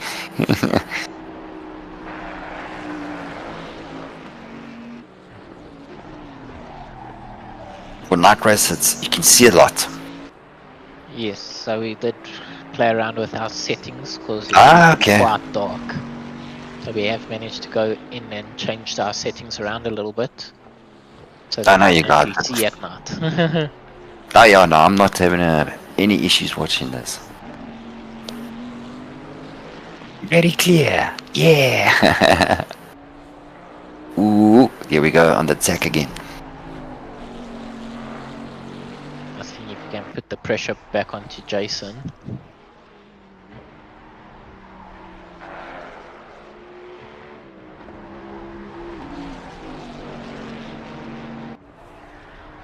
Yeah. Going Ooh. to using the pits now.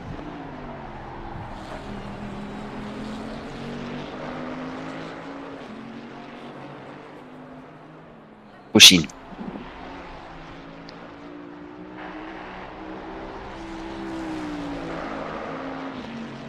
Yeah, well, look at that. So Paul has moved up one place with Ernst being in the pits. Oh, yeah.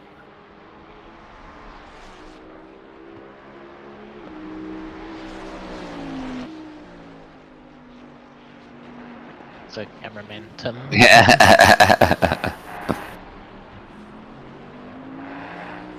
Jason Farmer also doing some excellent driving here today.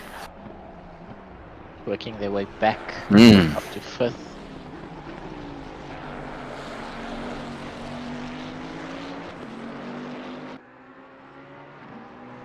Making it look easy. So the lap times, Mark is actually going. No, he is actually 0.2 slower than Jason in the Ferrari. Okay, what's happening there? We have officially made 100 laps Alright. with our race leader Tariq now going to 101. Their strategy is definitely working for them. Definitely.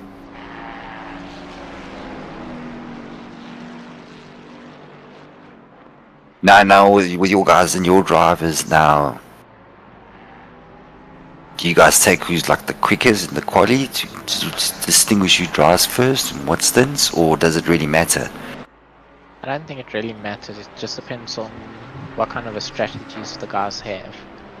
Like, because I'm saying, like, 'cause, you obviously you got your daytime to evening, so Yes. certain guys will obviously be just quicker in the evening side than some guys obviously in the day. Yes, so if you do have someone like that, I'd rather than have the nighttime drivers go first. Oh right, okay. When it brightens up, get the other guys in. Mm. But I don't think like if it's in general that you have a faster or slower driver, I don't think it's going to matter too much.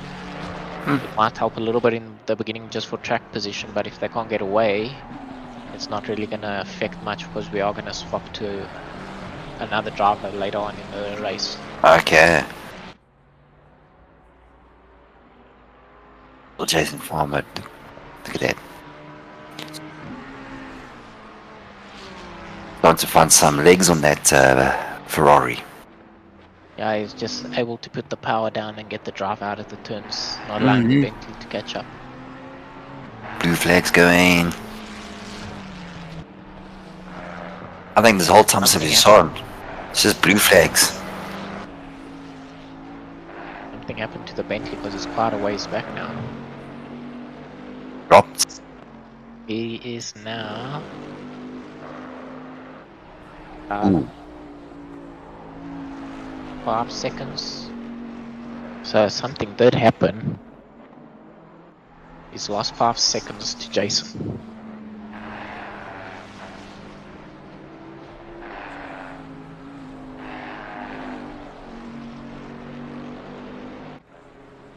No, that's okay. That's Paul. Oh.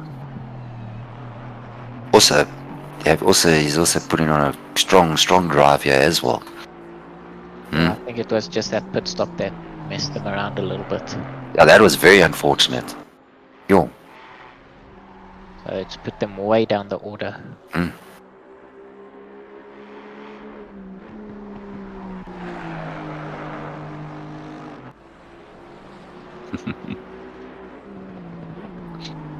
Anybody out there, you can always go and also jump on and support Paul. I'm sure he's live streaming. Yeah, I'm sure Yes, on his one, yo. Folks, pop in there. Say hello. Give a like.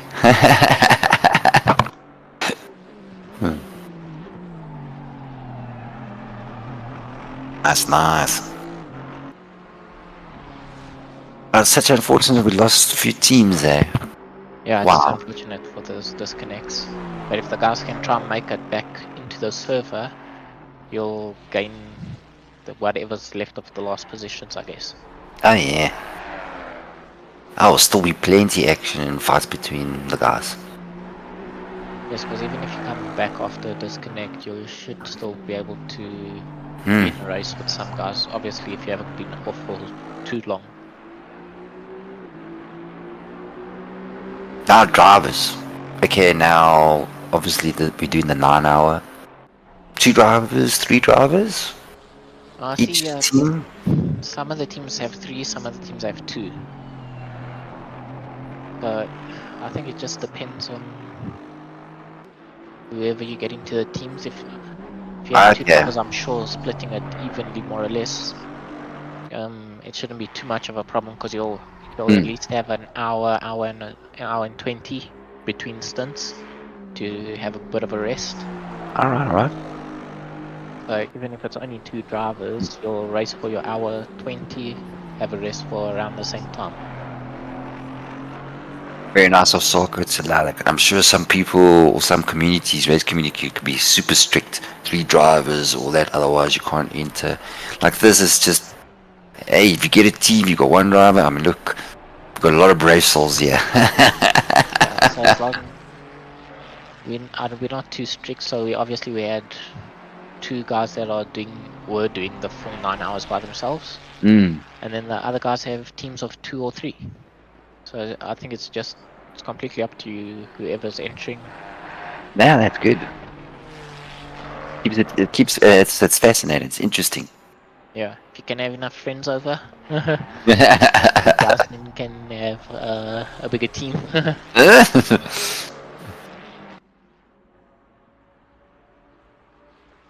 Your game.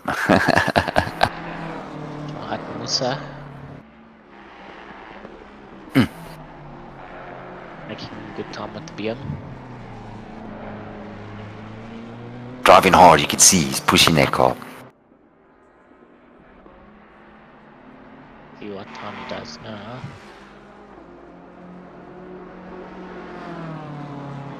No. 41.5. So he's being fairly consistent with his fastest, which was a 41.2. Yes.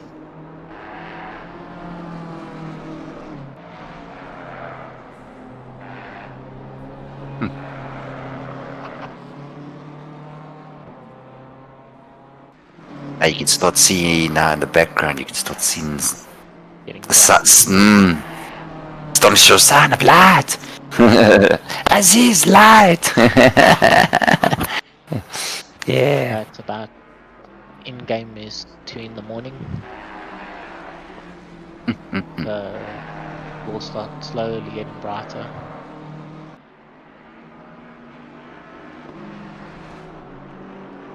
Back has gotten quite a lot colder though. It's down to 14 degrees. It's top right. Top right. There we go. Okay, I was wondering. It's slowly been dropping. Brandon, I gotta do a pit stop. No problem.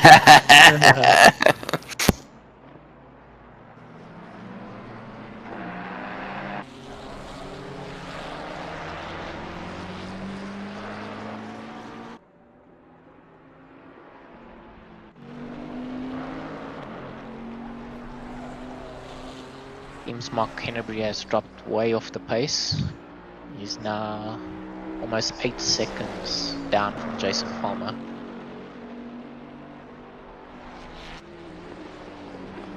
About half a second a lap slower than Jason is currently.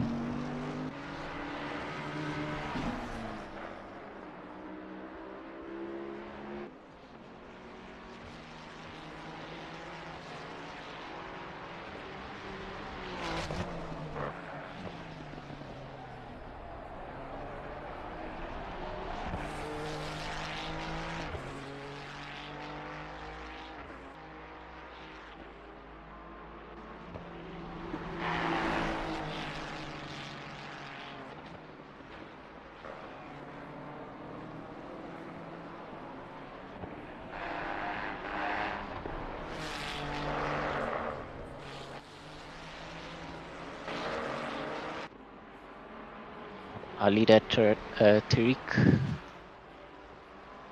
busy lapping a lot slower than what he was lapping in the beginning of the race. Dropped down from 46 to 41.2.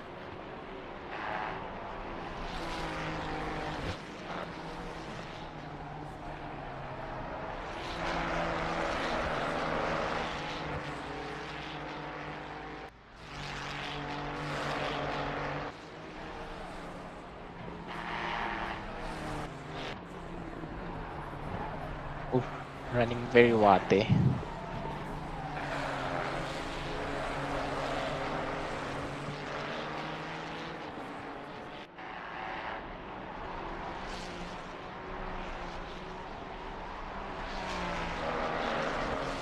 All right. Yeah. Yeah.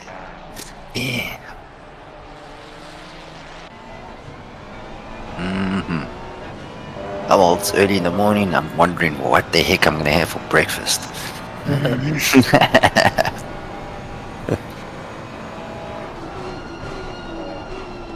on board with our leader Tariq. As he's making his way through the back markers.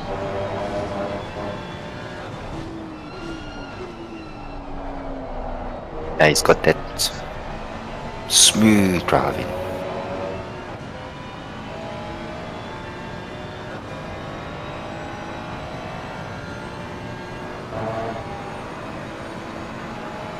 Well, speaking about different racing games, if you're not doing any GT racing, is there any other form of sim racing you're doing? Like F1 or anything like that? No, not a lot of others are racing, sometimes historics. Historics? Yeah, original AC. Oh, okay. Those are really fun. EDM style. That's cause you get to throw around a lot. Use the throttle to rotate. You basically only drive on the throttle. So those are really fun to drive. And then try and do some rally. I'm not very good at that. No, neither am I. And then I'll try, but yeah, most of the time it's just GT racing. What we need to start seeing here, we need to see the ladies joining here. We need to see also endurance racing from the ladies team. Yes. We need to get a pool ladies team, yeah. Racing. Yeah. If you can drive, jump on. It's all fun. And get all the guys to let the wives on.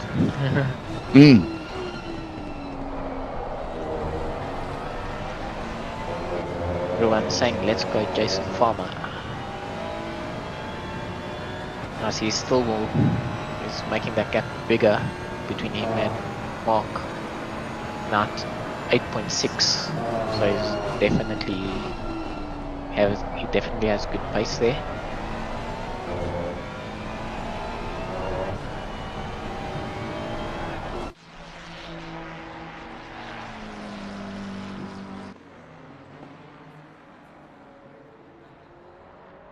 Strong drop. Nice. It's Jason Farmer in the SARCO livery Ferrari. Oh yeah, oh yeah. It's looking good.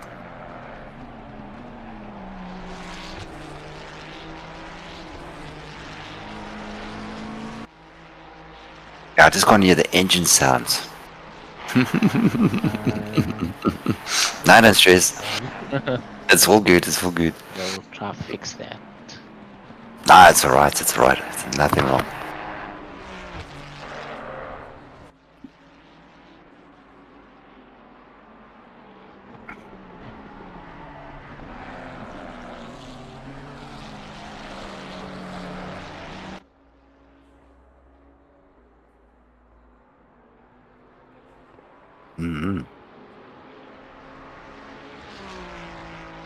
Hey.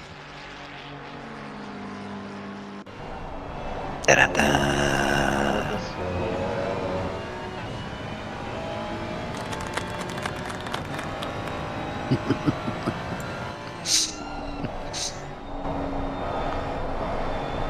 Griffin, nice purple livery. Last with the lights, the LED lights and everything look fantastic when it's evening. Look at that. That's a dark road.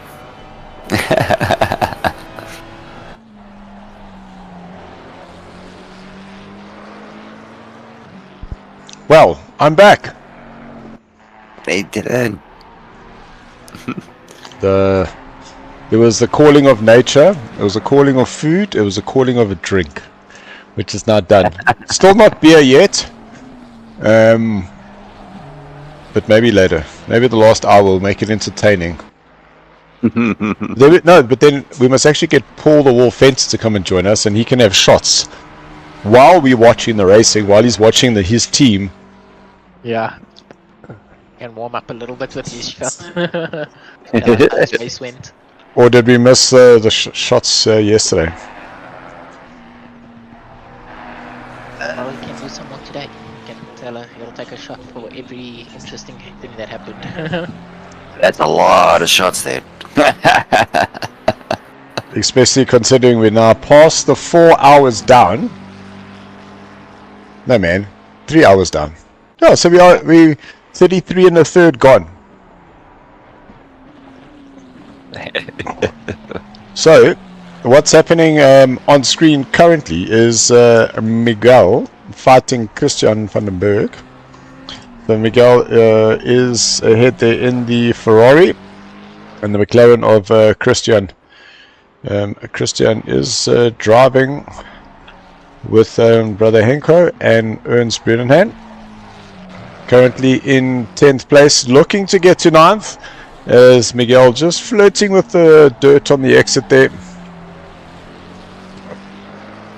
We're going up through Yuxgate. Now down through the S's. And the Freud does seem to be a little bit more controlled through there, a little bit more precise, so to say. Where that McLaren looking very, very twitchy. We're also now 2 and see on that exit, that rear just stepping out just a little bit. So driving in a car like that, you're pushing so hard and all it's doing is just twitching and making you nervous.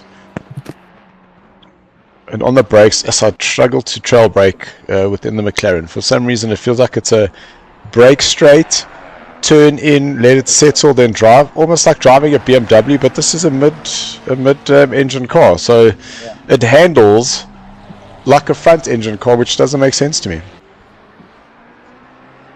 Yeah, I also can't get my head around the McLaren. I don't know why. I also can't get my head around the McLaren. I don't know why. Yeah, it doesn't work for me. Here's a McLaren move to the inside, and yes, like late lunge. Is that too deep? Little tap on the exit there. But let's see if we can grab it from this view. On the brakes, it'll send lots of space here on the inside. And he's able to get that move done.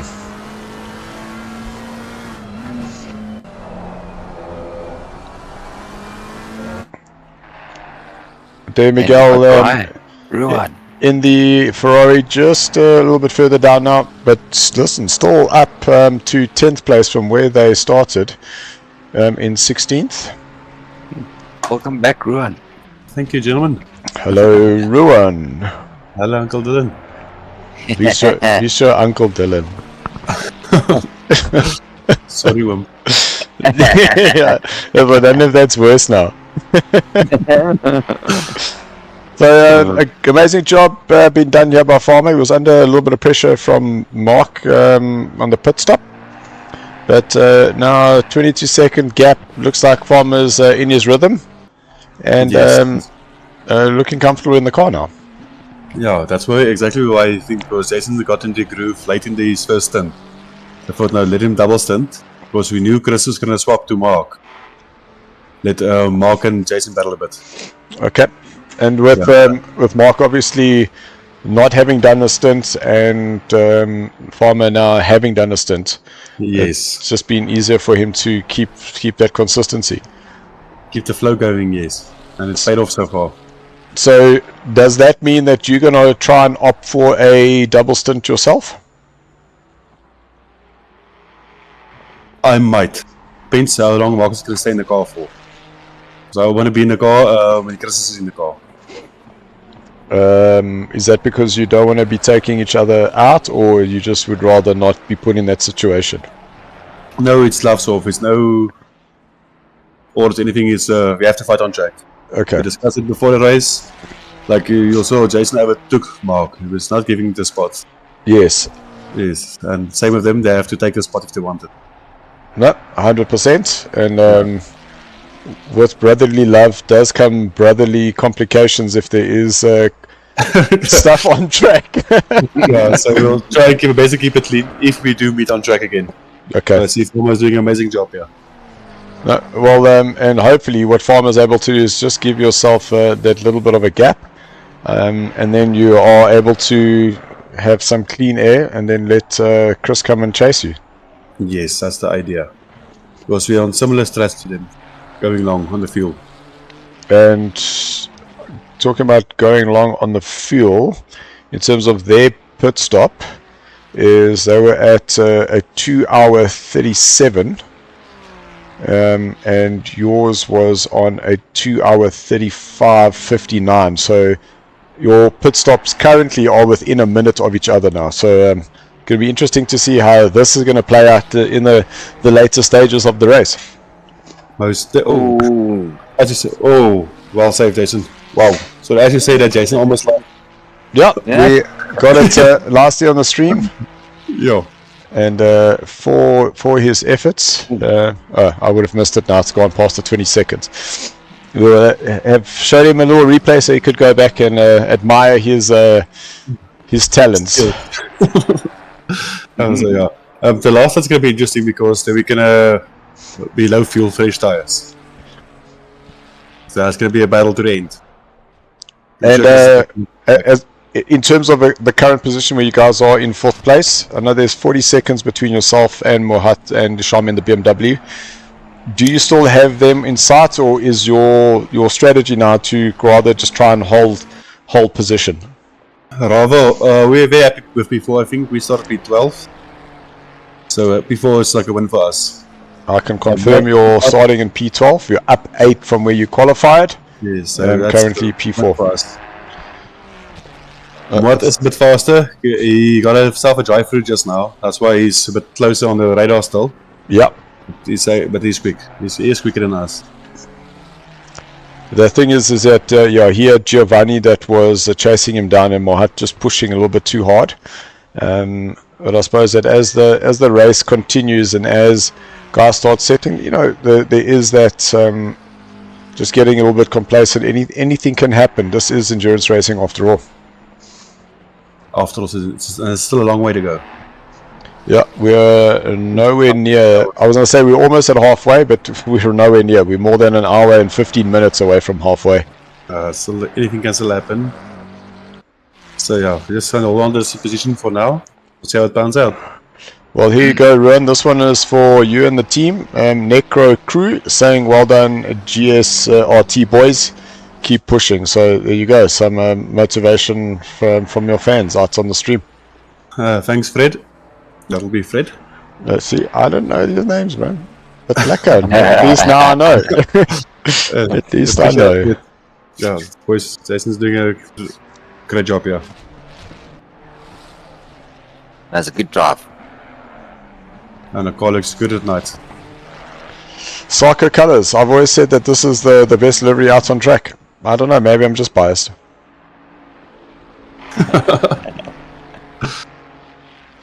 Yeah, guys, have a good one. I'll catch up to you guys later. Lekker, Ruan. Appreciate. Thanks for jumping in with us. It's always nice to chat. Thanks. So there you go. 5 hours 44 minutes have officially passed, and where we are currently sitting is Tariq Adam out in front. He has been doing some stints between himself and Luke Addison. Little flash there of the car behind. But a fairly quiet race here for them. More needing to deal with back markers than anything else so far here this afternoon / evening in game. But as the sun starts coming up in the next real hour and 2.5 hours real time or game time, things will start getting interesting. Giovanni, absolutely fantastic drive here from him, having fought his way back to finding Mohat Musa and getting that position, moving up into second place from qualifying down into third place. It's Giovanni, and Christian Fenter also has had a crack of a drive here today.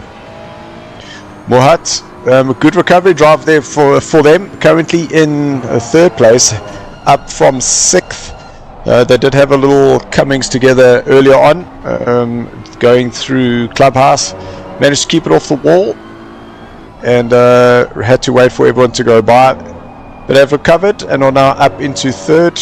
We heard teammate Ruan coming and talking to us while Jason Farmer's in the car. They have chosen to double stint Jason, having found his rhythm, and with that opening up a little bit of a gap between himself and Mark Hennebury and Chris Honecker, currently in 5th place.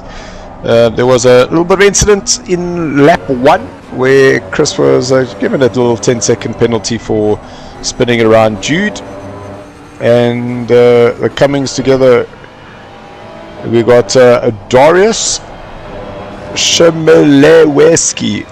Fantastic, some juice. Thank you Brandon. Darius currently driving with Jude and Christoph Pettersson. They are currently 6th place, so up 3 from where they qualified, and I'm pretty sure all eyes on the Bentley ahead for them to try and close that down. We still don't quite know what happened with Paul Fenter and his team. So I don't know if Paul, if you're done, or if Ryan or Skitty can just drop us a message on the Discord, not the Discord, on the YouTube channel, just to say like what had happened, because you guys were up in second place at that one point, then all of a sudden it looked like Sean was in the pits. We didn't quite know what was going on, and then came out and was all the way down in about 9th place. But he is starting to move up the order,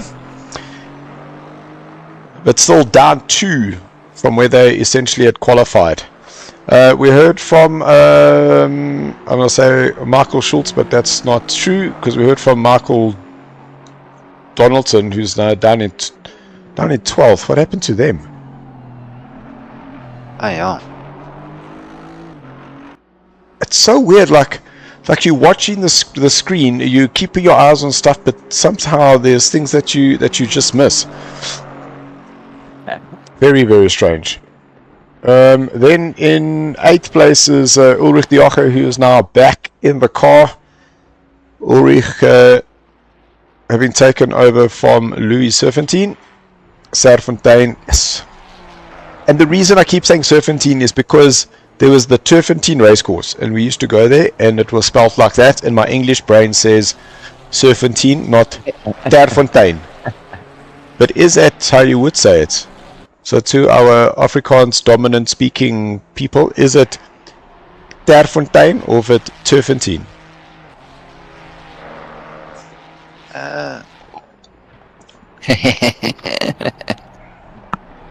I can see Brandon DeSantos's lips are moving, but I'm not hearing the sound. Are you on mute? That is a negative. Cannot hear you, but thank you for asking. Christian Vandenberg, they're up 4 places from where they had qualified. Christian driving with Henko and Ernst Brenningham. Pretty sure that we will see one of them coming in. Oh! Yo. Bit of a scary one there. That is correct. Good recovery. But yeah, we'll just move along swiftly. Then only 4.5 seconds behind that, which I think is going to probably close down a little bit more, is Miguel. Hey. Miguel driving with Ricky De Silva, who had a crack over last stints. I keep mentioning it. Drove extremely well with Michael Schultz. And thank you to Jacques Eva saying, "Lekker gents, like to watch the SARCO races. A great one, gents." Thank you, Jacques. Really appreciate it. Yes, yes. Ooh. It sounds like Brandon coming in and out. Mark test, Brandon. Hello.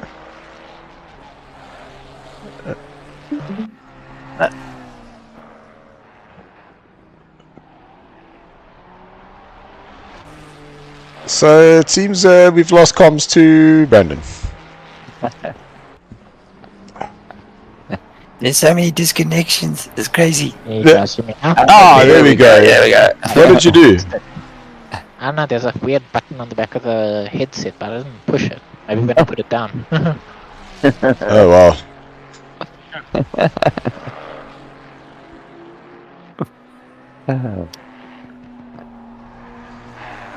Sorry, man, I don't mean to involve this. There's so much drama. No, man. but now that you've Things happening. now that Brandon speaks to me, now all of a sudden I can't find my mouse, and I'm wiggling it around. I'm pushing my Windows button. I can't find my mouse for the life of me. Like, what's going on here? I promise it wasn't me. Buddy. Okay, there we go. So if I go down, I go across, and I go to here, and I go to. Don't close that. Don't close it. Oh no, that's the wrong button. What is going on here? Okay.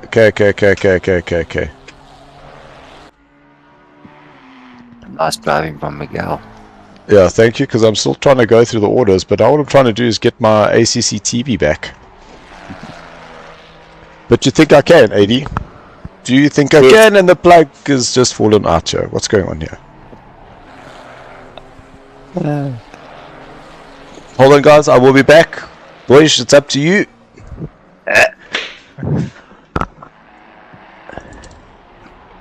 So we are now on board with. Oh, we're watching now. I think this is Miguel. Marco. Miguel, isn't it? Oh, Miguel. Miguel. Pushing, driving very, very strong. And last lines, that's fantastic. Nice. Very well there. That's Markle that's behind him. Ah, we just got a message. Pizza time. Pizza time. That's code for you to go see Len. Thank you, Len. I'm sending Brandon out shortly.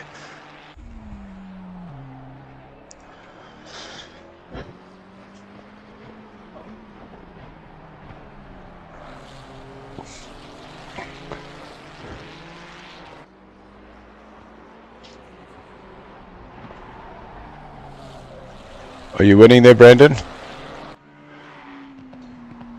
I still can't change the camera. The mouse is now not working. So I'm just going to unplug it. And plug it back in. Because that generally helps, right? Normally, yes. Turn it off. Yeah. Here's the mouse back. Let me see if I can see that.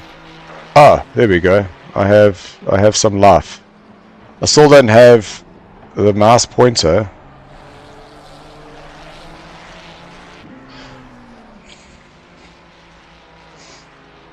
Okay. Oh yeah.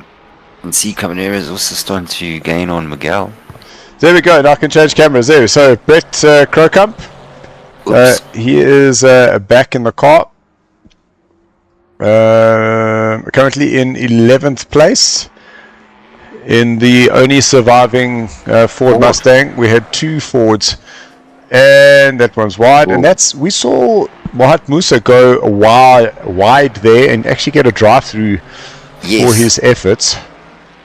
And every time I see someone do it, I keep thinking the same is going to happen, and then like, oh, they're very lucky. And then Michael Donaldson back in the car, so I hope that we're able to figure out what happened with him and his team, because they were up in 5th place. They were doing exceptionally well, and we were all waiting with anticipation for Loic to come home after the catamaran had got home. So there's confirmation that Paul Fenter has moved up the order. Very, very well.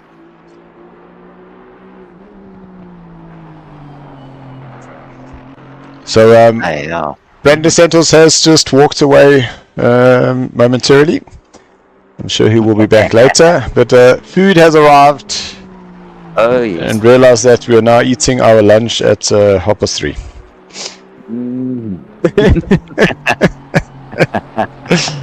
Oh, good. Oh, big power slide there for Paul Fenter coming out of Clubhouse.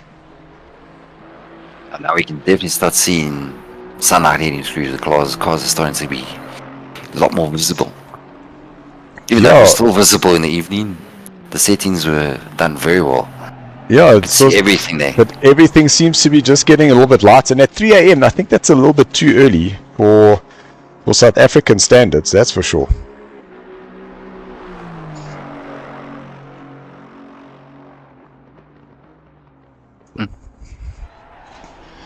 But this race is by far not over. Oh no.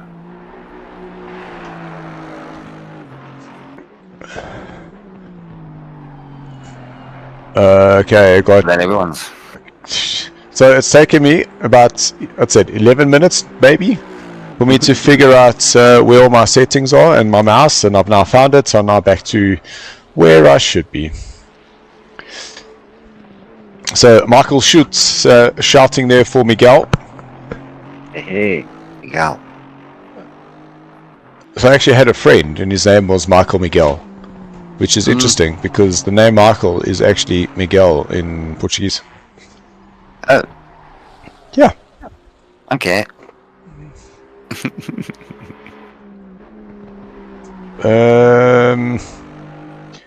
Wait, I think Look at Jude told us what had happened. 'Cause I can't remember. I remember reading Jude's message. Oh, I can't go higher than that.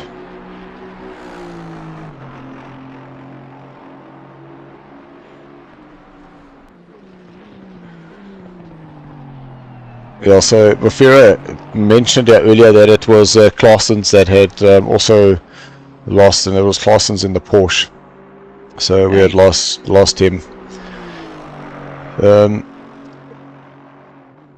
Susan Pillay was saying last driving from Christian van der Berg.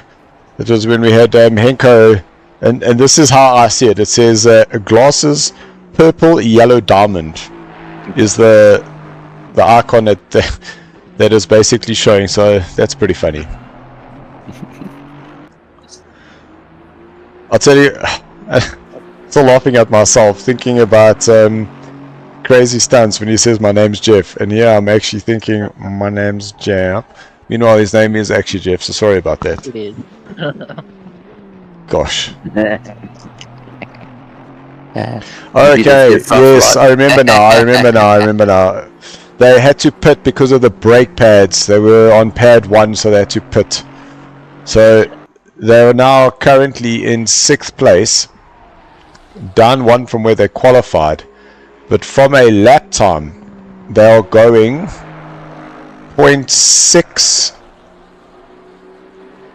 a lap quicker than Jason Farmer in 4th, and they're going 0.8 quicker than Mark Hennebury in 5th. Christian Fenter has just pitted. Mohat Musa has pitted, as well as we now have Cody Sherritt, who has now joined us and has taken over from Tariq. So we're now at the point where it is pit stop number 3, so driver stint number 4 will be underway. So this is where things start shaking up again. And the little battle that I am keep just watching. No, Christian, now I'll move on to you and then you get the thing sideways. Is between Christian and Ulrich de Jager. So Christian has been going 0.2 to 0.3 quicker a lap. That gap is 7.4 seconds, so it is still quite large. But once Henko gets in the car, I think that that gap between Christian and Ulrich is definitely going to start coming down. And I'm Henko, I'm almost certain that you're itching to get into the car.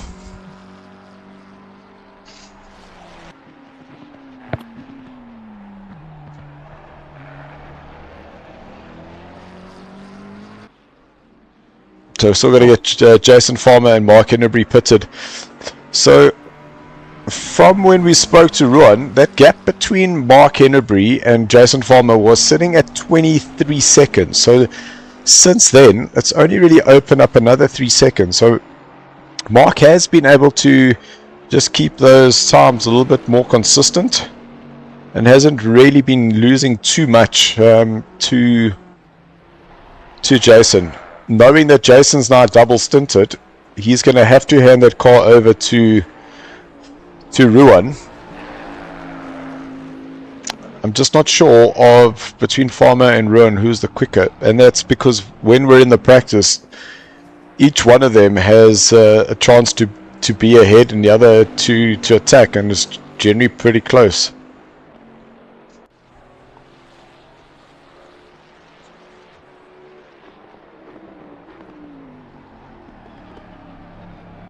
Well, Christian Fenton's having a crack of a lap here. Because it's saying that he is 0.7 up, now 0.8 up on his delta. Alright. Yeah. It's currently got him at a fastest time as a 41.0. So let's just see what happens when he crosses the line, just to see if that is within this stint, or whether it's actually just compared to his previous fastest stint time, not his actual fastest time.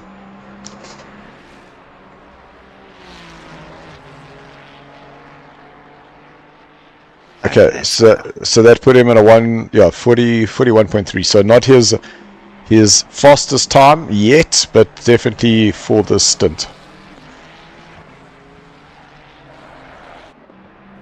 And obviously that the time resets when the new driver comes in. That makes sense now. Ulrich de Jager, he is now going into the pits. He did have Christian van der Berg behind him, and they have pitted. So this is going to be for a place now. So Christian are up into 8th place. And, Miguel. Okay, so Miguel still needs to go into the pits again. So he should come out behind Ulrich. And that 30 seconds in the pit stop, waiting to hand over to your teammate, can take forever.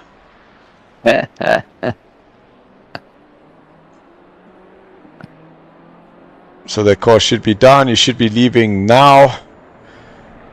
And crossing the pit line now.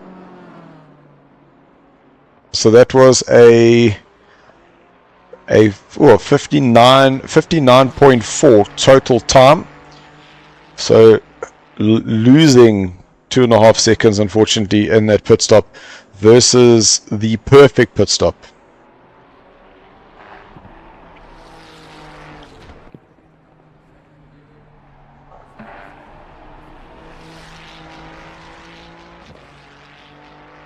Well, if you don't know Kyalami after you've done Enduro, then the amount of time you put on the track is insane. Well, the first race I ever raced around Kyalami in the online world was a 6-hour endurance race. Yo. So I got to learn it very, very quickly. I actually drove it with a fellow karting teammate, Michael Elliott. Okay. He was on iRacing and he wasn't really into ACC, but I managed to twist his arm and say, hey, come, I need to do this and you're going to do it with me. So Louis has taken the car from Ulrich, and great result so far. These guys up into 10th place from 17th on the grid. Nice. So really doing well here. And to all the teams that are currently out there, if there's any of the drivers that want to jump in, come and say how's it, come let us know how your race has been going. Feel free. We are here to listen. We're here to ask you questions. Just get into our Discord and come and say how's it. Now this time, between the halfway session of the race, what kind of expectation or surprises could we see? Or is it just you don't know? The reality is you just don't know. And that's because there are these things called disconnects. There are these crazy things that anything can happen. There could be a back marker incident. There could be a misunderstanding of coming out of the pits. Okay. Anything can happen, and that's why I always talk about the last hour, because that's where everything just comes together, and that's where all the pits have done. There's no more stopping. It's now just figuring out, do you have enough fuel to get me to the end? Yes. And head down and away you go. And do you also get driver fatigue? Do you get tired? Oh, most definitely. even after the first stint or that second stint, it definitely does gets tricky. For me specifically, because I use my middle fingers to change the gears up and down, is I tend to find I get like this weird middle finger cramp. Okay. That's it comes and goes. Like on a double stint, if I finish, then I can feel like it feels like my wrists have done work, and my middle finger's done some work. Yeah, it's been pushing bench pressing.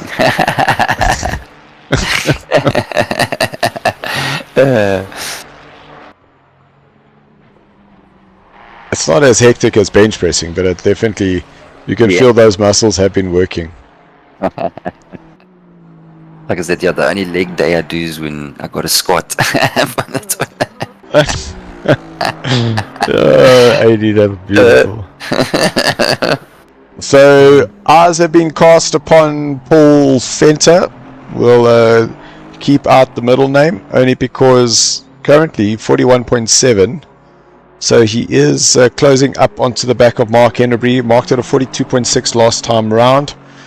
And the man who's actually going quicker than these two is Jude Neville, who is in 7th place. So, still a roll of the dice still to come. Mufira's laughing at my middle finger cramp. It's a real thing, Mufira, a real thing. Hang on. Paul Fenter is actually doing... Oh, this is going to get very interesting after the next round of pit stops. So Mark Hennebree is 26 seconds behind Jason Farmer. Paul Fenter has just stopped. Okay, so he's taken the car. No. I'm getting mixed up. Because they had the issue with the brakes. Yes. Now, the reason I was saying that, because Paul has got 3 pit stops, and Jason Farmer and Mark Hennebree have got 2. Jude has pitted. Christian van den Berg has pitted. Christian Fenter has just overtaken Mohamed Musa, who's now in the pits. But that would have put Musa at 2nd. So I've missed stuff again. I'm getting the nod from Brandon. So I'm assuming that you knew that they were in 2nd place. Okay. He knew it. Okay, Jean Domingo back into the car. And 3rd place after the pit. Where's Jason Farmer? Oh, there's Jason Farmer there coming into T2. And there's the Jean Domingo. So even though they had a pit, they were still ahead of the Griffin boys driving in the SARCO car. And yes, it may seem confusing for some. It's just that SARCO is the home of the Griffin racing team. And I, as a SARCO enthusiast myself, have a SARCO livery which I love. And Ruan asked if him and his team could use it. And I said with pleasure, because just look at that, it's so sexy. And thank you to B Deliveries who did it for me. Nice. Okay, hold on. I need to check Spotters Guide here quickly. Because there's Paul. They stopped at 2 hours. That's but 2 hours 43. Oh, minus, sorry. Plus.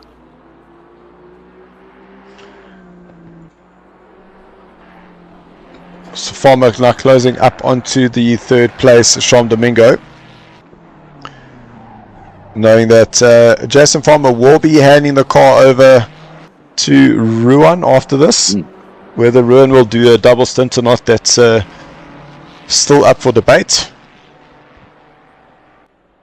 Farmer's also got a very, very, very fantastic way of driving. Yeah, Farmer has got quite smooth. As you're watching now, the daytime, the way he's taking the corners, it's like spot on. good rhythm. Yeah, well, shit, he's been in the car for nearly 2.5 hours. I bloody hope he's got rhythm now.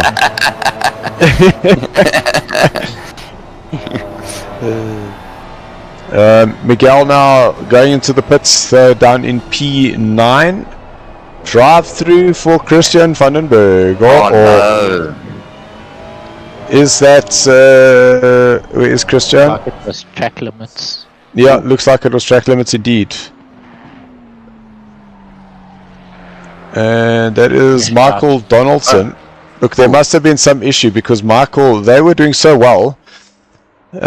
So Michael now has just unlapped himself from Christian, but it's still a lap down. They were in 5th, so how did they lose 2 laps? There must have been some sort of disconnect there. So Michael, when you are done with your stint and you come and tune us, how's it? Yeah, just let us know what happened, man. You guys were doing so well. Well, with all what's happening, yes, everybody's doing a fantastic job on how to recover, get back, get a driver in, get going again, get back into the race. This has been phenomenal. Phenomenal, like, surprises that's happened there. Yeah, so quite interestingly, Sean Domingo 42.0, Jason Farmer 41.9. So Jason Farmer matching his Sham here just about lap for lap. They are on the same lap, so this is for position. It's just the only challenge is that Jason Farmer is 1 pit stop behind and would need to come into the pits a little bit sooner than later. Because the last time they pitted was at 2 hours 35. So at 2 hours 35, that means that they've got another 15 minutes, and that would have kind of been to the max of the thing. So Deutsch, I'm going to ask if you're able to come and grab the cameras here while I quickly grab something to eat, and then I should be back with only 5 hours left to go of the 9-hour Kyalami. Fantastic. I'll be back. Punchy time.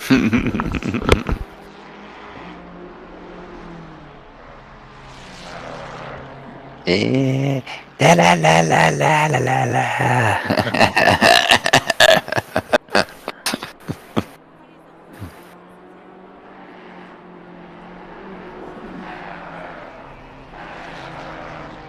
Yeah, these guys are doing very well at the moment.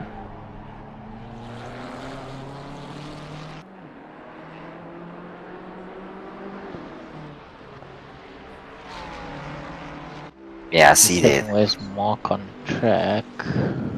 He's coming through the bowl now. So when Jason does have to pit, Mark might come past him because he's not that far behind. It looks like everyone's starting to find each other again. Yeah, so it's 30 seconds. So if you check with the pit stop, he'll come around Jason. Okay. But Jason's been doing very well to open that gap up, considering they were fighting for position, and he opened it up to 30 seconds. But they on the same pit strategy, it looks like it, because they both pitted twice.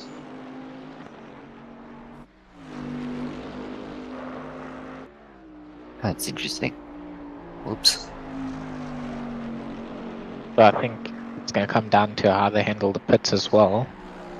They might be able to close the time a little bit.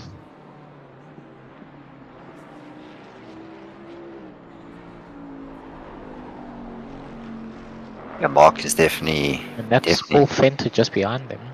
Yeah, Paul Fenter is driving an excellent race. He's shot. Especially with all that incident with the change, as we know, with the brake and everything. Yeah, he's doing very well. To manage to catch back that, pushing. That Aston is doing excellent. Very well.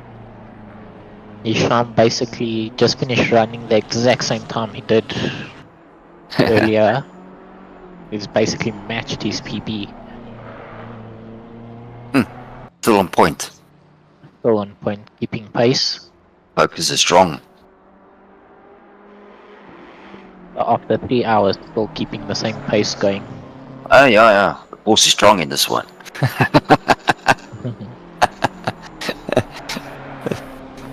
Especially with that wolf with the livery. Yeah, no, definitely. Yo. Paul. Yeah. Paul's busy catching up. Yeah, he's closed the time. And Neville's 4.6. behind him. Was that Neville behind? That's his behind. Yes, it is. But he's a couple of laps down though. Oh, he's 1 lap down. Oh, that's not bad. He might be coming to try take back that lap, so that they're on the same lap.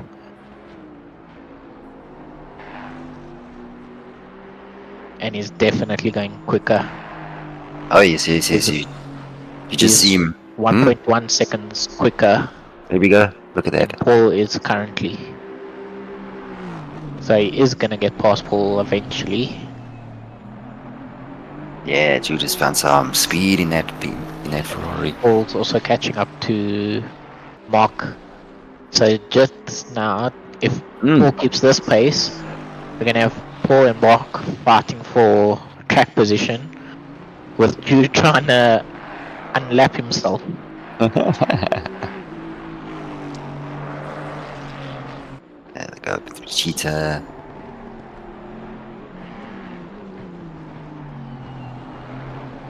Turn 1. We've got Mark and Christian also lapping much quicker than they have. They're up 0.3 over the PB. Track's temperature's at? So track temperature has gone up to 15. 15. So it's slowly coming up. Sorry, on my side it shows 18, that's what I was asking. Okay, yeah, 15. Yeah, it's on 15 at the moment. Yeah, so the guys are gonna have to adjust their tire pressures as the track warms up. They're gonna have to they're gonna have to adjust their tire pressures down a little bit, not to overheat. So each pit stop that they do, they're gonna have to come in and adjust, see how the tires are doing after each stint. Oh yes, that you can do when you manually coming in.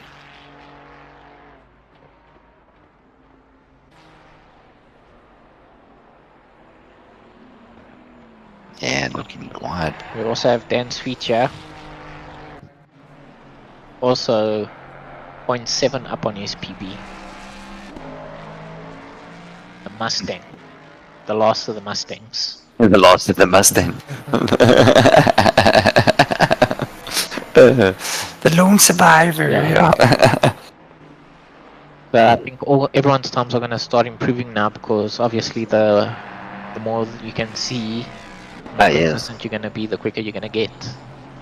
So as it becomes brighter, we might see lap times coming down a lot. Yes, and this is when now it's a lot of more opportunity to start catching up. Mark is coming to the pits now, and I think Jason, which has allowed Paul Fenter to pass both of them. Yes, and he's on. So that's going to bring them now onto the same pit. Pit time, go here.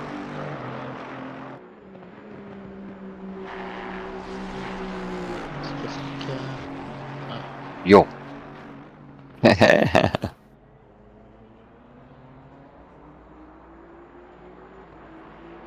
And that's Paul Fenter catching.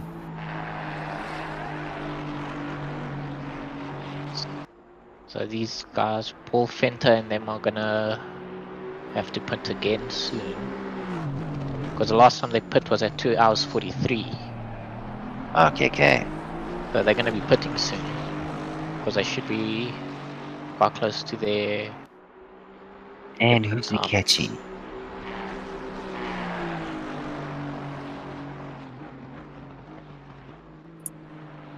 Hey guys, I just wanted to say shock for the hangout this morning. It was awesome. Hey, what's up, dude? How's it going? Yeah, not too bad, man. I've been enjoying the enduro race here. What's your thoughts of it? Jeez, you know, it's tough. These oaks are getting quali laps every lap. Yeah, look at the back of the cars. Jeez. Yeah, they've got concentration level super sane. Insane. Such a pity I missed today. Oh. But next time, definitely, I'll get into the whole SARCO thing and yeah, we take it from there. Oh, yes. And as everyone in the community is always helpful and you'll learn a lot. Very sideways by everyone. Yeah. Mm. If I knew you could enter by yourself, I would have locked the garage door and just gone zombie mode. Yeah, dude, it's been a very long 9 hours for you. Yeah. Could have done it though. I think. I don't know how my eyes will treat me afterwards, but yeah. I think you'll be blind after that, eh? No TV after that. Because Okay, I'm going to a mate's place now, and we're gonna watch the rest of the stream on his big screen. We've got a couple of guys coming over. Yes. Awesome. You also gonna go have your beer. Yeah. So we won't be on the. I won't be chatting on the stream or anything, but at least we'll all be watching the last 5 hours. Yeah. That'd be awesome. Yeah. So take it easy, guys, and we chat again soon, eh? Thanks, yeah. No, keep well. Have a lekker one. Enjoy. Take it easy, guys. Ciao. You too. Cheers. Ciao. Jude has actually now gained a position over Chris Heineke Oh. during that pit stop. So he's unlapped himself and now they're on the same lap. And he's right in between Ruan and Chris. Wow, that was a good strategy. Very good strategy. He's made up quite a lot of time. Oh, yeah. Fantastic. He has Ruan on for a quick lap.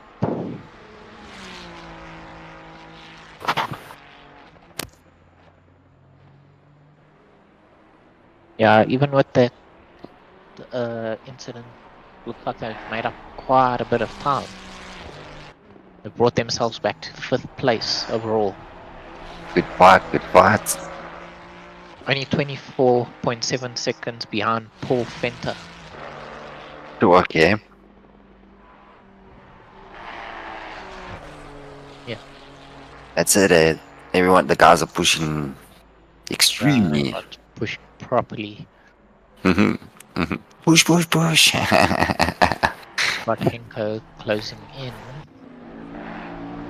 on Michael Stoltz. He's 6 seconds behind.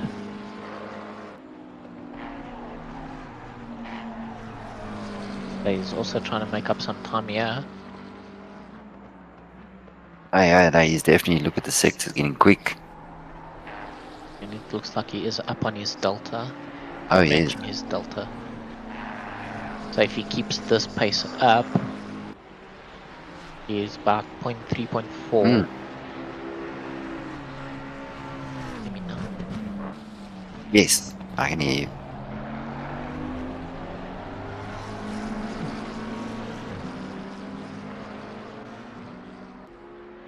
Oh yeah, no, he's consistency's definitely working there. That.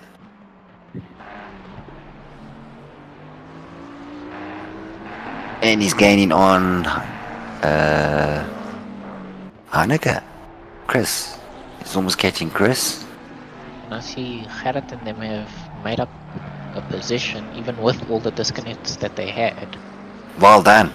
Because they've been in the pit 6 times already during this race. That's with all the disconnects. Well done. Now that's good work. Putting your head down and forget about what happened and push. Yeah, there we go. Behind Etienne.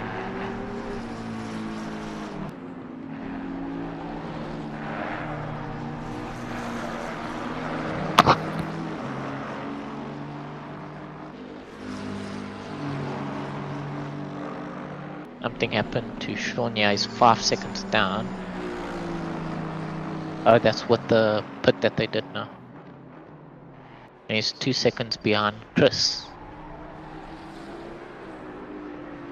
So that means these guys will be fighting for track position again, even with the pit stop. Yo, now things are definitely heating up now. We're gonna have a nice mid-race battle going on here. And Jude's also not that far off. Jude is 14 seconds in front of Chris.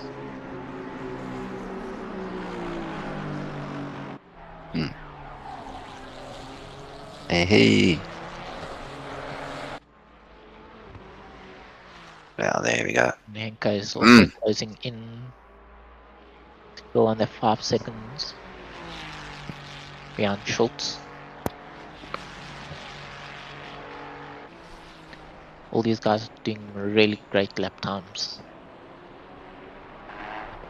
It's nice to see that everybody's recovered from all the mishaps.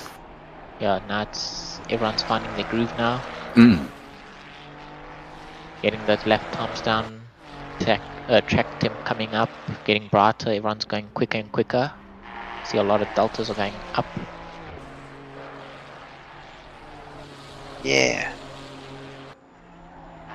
Looks like Gerrit's gonna also be quite high up on his delta. It's about a second quicker than their PB. Last one. Oh, yes. It is a second quicker. So he's found pace in that car as well.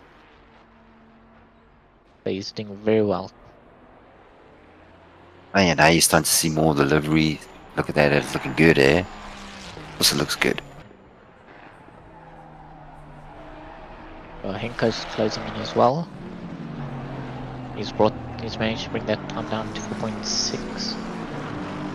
Now we're gonna get a battle soon. And he's about half a second quicker than Schultz is. And Schultz is about 3/10 off of Louis.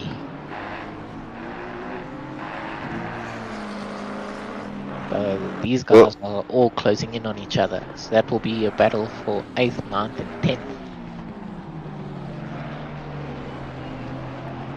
And then each lap it's closing in and closing in. Now look at that. Almost got everyone in the same camera view. Alright. We got Louis. Nice. Louis. They're passing a back marker. Let's see, everyone's deltas are improving. The only car that's not really improving is our leader with Cody behind the wheel. A little bit down on his delta as well. About 0.7 off of his previous. So struggling there for pace, doing a 41 over Tariq's 42nd lap time.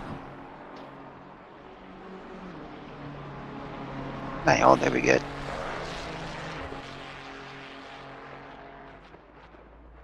With Louis and who's behind him? Okay. Are these two gonna be in a fight soon? Yes, so Louis is actually past. Who's that? I think that might be Etienne. Okay. Just check here. Yes, that is Etienne. Amazon. So Etienne's a back marker who's 2 laps down. Something must have happened there as well to put them so far down the order.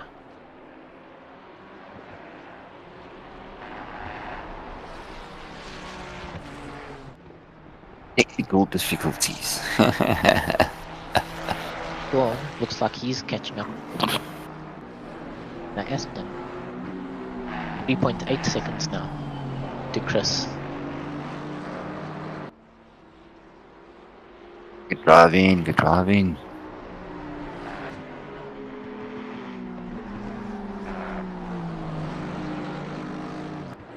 And his previous lap was also his best. Previous lap is 0.1 difference between Chris and Sean. Mm. And it looks like he is going to make up a bit more time because Chris has fallen off the pace a little bit. Mm. With 0.2 down on the delta. And Sean's up 0.2. So that's almost half a second quicker this lap. In terms of the difference between those two cars.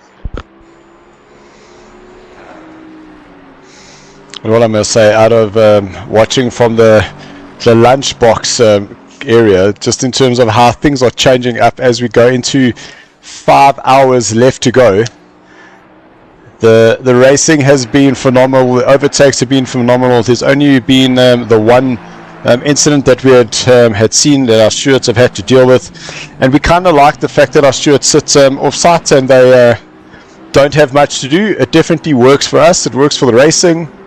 Oh, yes. And it definitely keeps everybody happy. But as everything starts closing up and these little battles start forming between Sean closing up on Chris just losing a bit of pace towards Jude.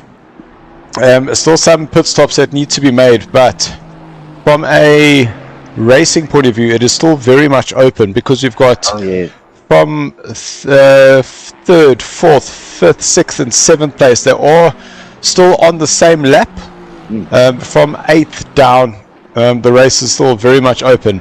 But it's at times like this where all of a sudden you start getting these groups of cars together where things can go wrong, they can happen.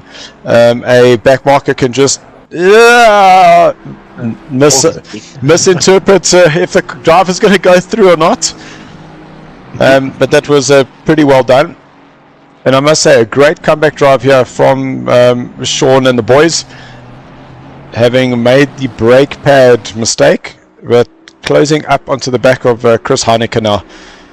About half a second a lap is what Sean is now pulling out of the Bentley ahead, even though there are two back markers now splitting them up.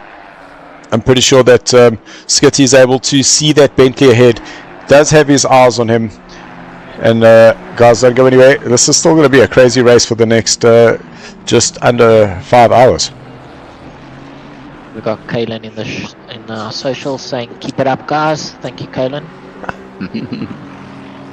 Yeah, we need to hear from the viewers. I hope they're all having a fantastic time as we do. Yeah, definitely. I mean, the only incidents that unfortunately has been all the disconnections. Yeah. Otherwise, anything with like Glenn said, everything's been nice and clean, and everybody's been racing very, very hard. So Henko Vandenberg down in 10th place is 0.5 of a second ahead behind the man in front of him, Michael Schultz, and you can see that behind them is actually Sean Skitter. While these two are fighting for position, Sean's trying to go through, but now that's Henko who gets past ahead of Michael and does allow Skitty to go through with him. And it's moments like that that can change races, because now what's happened is that Michael Schultz has lost all that momentum going up the hill. Henko opening up for Skitty allows him to slot in without really losing too much time going down the mine shaft.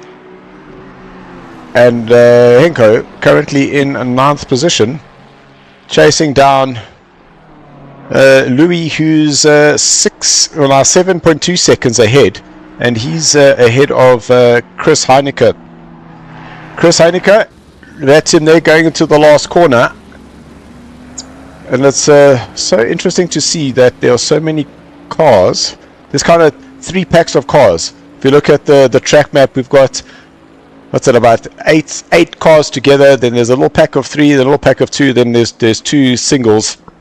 Quite interesting to see that it is turning out like that. Michael Schultz still trying to get closer to Henko, But it was half a second slower than Henko that time, so it looks like that battle has been done. And Michael now in 10th place.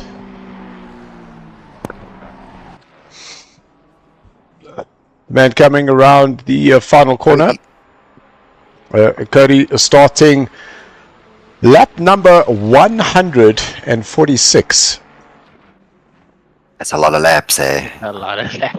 5 hours left to go, gentlemen. 5 hours left to go. So you said they could do technically another 500 laps? Well, my maths is bad, eh?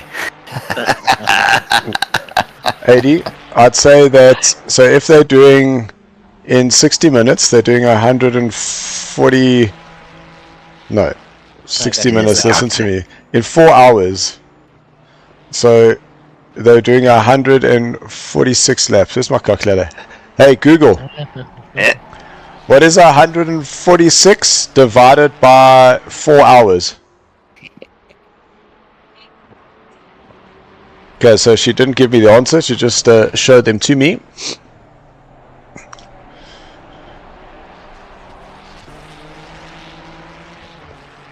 Thank you, Jeremy. While I'm looking at my calculator here. But this is the thing, is that what you're able to do is you just go into your WhatsApp, and within WhatsApp you have your own little download file, and within the download file is that you can ask your Meta AI,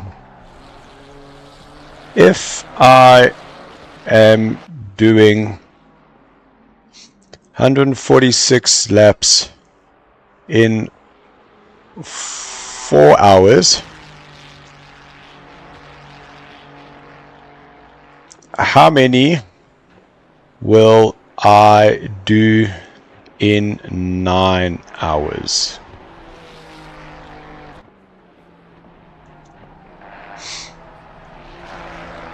Nothing close to 300.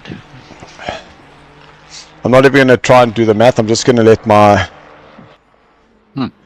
AI figure it out for me. So we're going to do about approximately 328 and a half laps. Yo, Really, that is a lot. where does the half come from, AI? Honestly.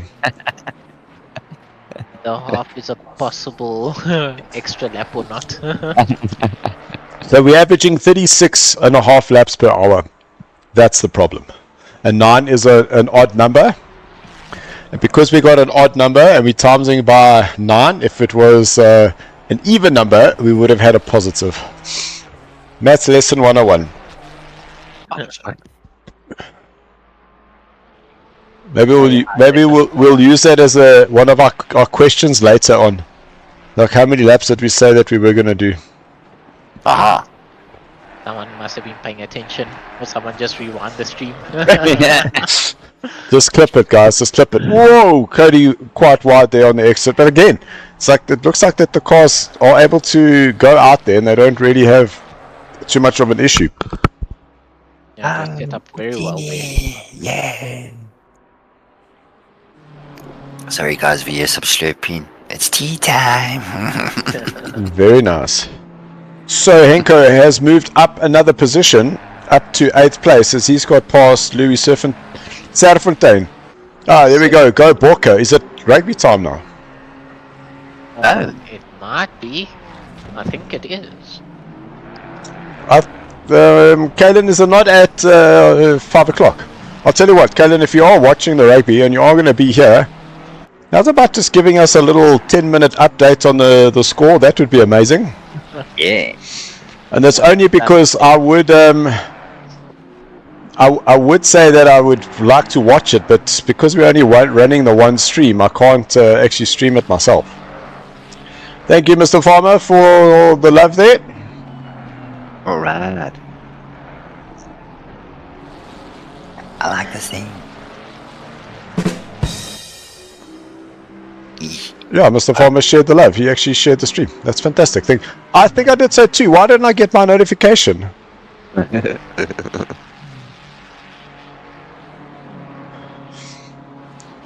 thank you, Callan. Just confirming it is at 5 p.m. I'm gonna head over for another pit stop. I'm so glad that you do add a T in there and not just leave the S's. Because then that completely changes what that stop is, right? Yeah. Yep. We'll just leave it at that.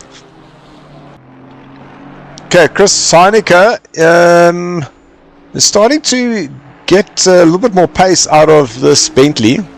The reason I say that is the last 2 laps I've kept my eye on, he has been closing up onto the back of Jude.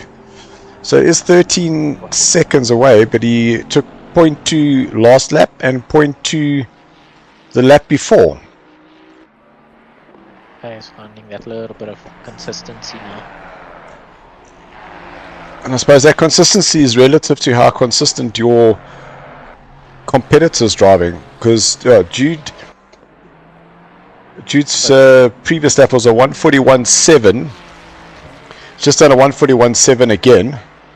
And as we watch Chris come past the line in the Bentley, also known as the Boatley, 141.8. So me saying that Chris is officially catching up has just been made coconuts. But check there. Check at that. That is Skitty He's catching him. catching Chris Heinecker because Skitty took out 0.3 of a second out of Chris last lap. He's definitely going quicker. And on this lap now, so 141.3 for Sean, 141.8, so that's half a second. So 0.3, that's 0.8 of a second in the last 2 laps. And if he keeps that up, he'll catch Chris in the next 3 laps, give or take. So that's 3. 3.5. So 3 seconds and a half is 6 laps at that consistent pace. At the So it's debatable. It's like 6 to 10 laps. But catching is one thing, overtaking is most definitely another.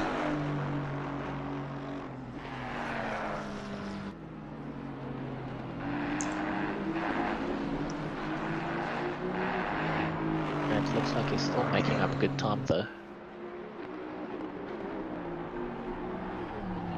Yeah, I must say that Aston does look so good on the brakes there. So across the line, Chris Heinecker does 141.8. Sean Skitter 141.39. So another 0.4 taken out there. So that's where it's not quite 6 laps. It now makes it 7. Oh! He does it. And here's the thing, is that little slide has just cost him 0.4 seconds. Now 0.5 seconds. Now in through sunset. Hiding it a bit.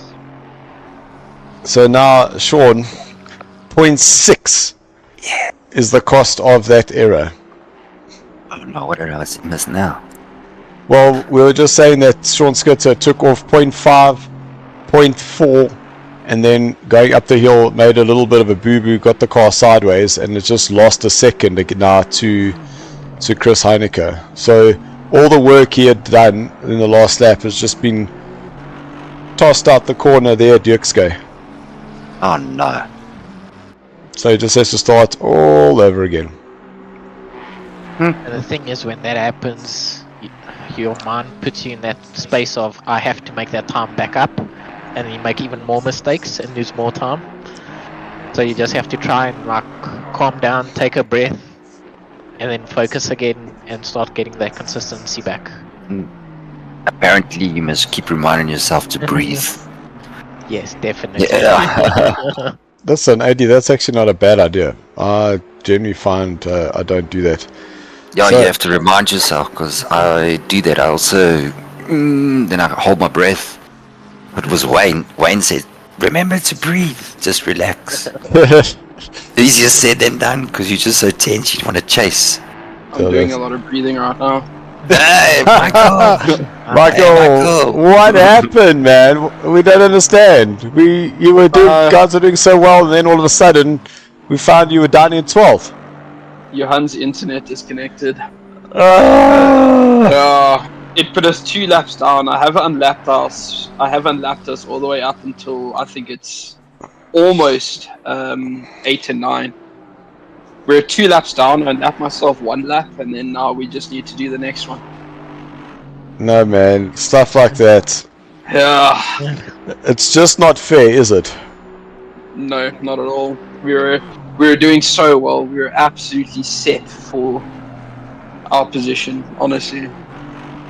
Well, the reality is that I'd called you guys had called for like 5th place, but after the pit stops had all kind of landed, you guys were in fact in 5th place, so you were definitely on the money there. And After then Paul and them had to change their brakes, I think we're sitting in P4. That's quite possibly correct. Because we're sitting in P4 with a 27-second gap to Heineke and Mark. Yep. So that gap was getting bigger, and it was getting to a stage where we were getting so close to getting outside of the pit stop range. So if we pitted, we would have come out like less than 10 seconds behind them. So that means your strategy was definitely working in the right place. Yeah, it was. Most definitely. And the crazy thing is that that battle there for that 4th and 5th place has absolutely just come alive, because we've got Jude Neville, who's 14 seconds behind Ruan Heineke, who's currently in 4th. Jude is in 5th, but 14 seconds behind them is Chris, and 2.8 seconds is the man we're currently watching, Sean Skitter. So this 4th, 5th, 6th and 7th is completely wide open, knowing that Sean and them had to do an additional stop because of the pit. Yeah, like in all honesty, I mean, if we were around there, we most likely would have been leading that pack by now. So I see that Loic is in the car, and 2 laps down. Michael, what is the plan? What are we looking to do here? Put the foot down and don't lift until you see God or a checkered flag. Amen to that. Well, look, 8.7 seconds up the road is Henko. So that is put into P8. Then it is 1 lap. Remember, we only approaching halfway now. There's still time for you guys to possibly get back in this 4th, 5th, 6th fight.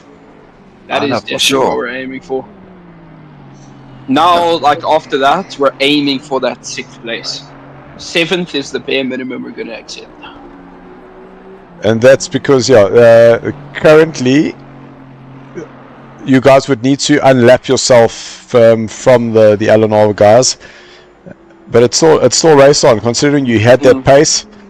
It can definitely come back. Yeah, like I mean, after the tires stopped raining, I was even on old tires. Like the end of my stint, I said, "How fast is lap in our car?" So here's an interesting question for you: a heavier car with full fuel and new tires versus a lighter car with fading tires. Which one is for you quicker?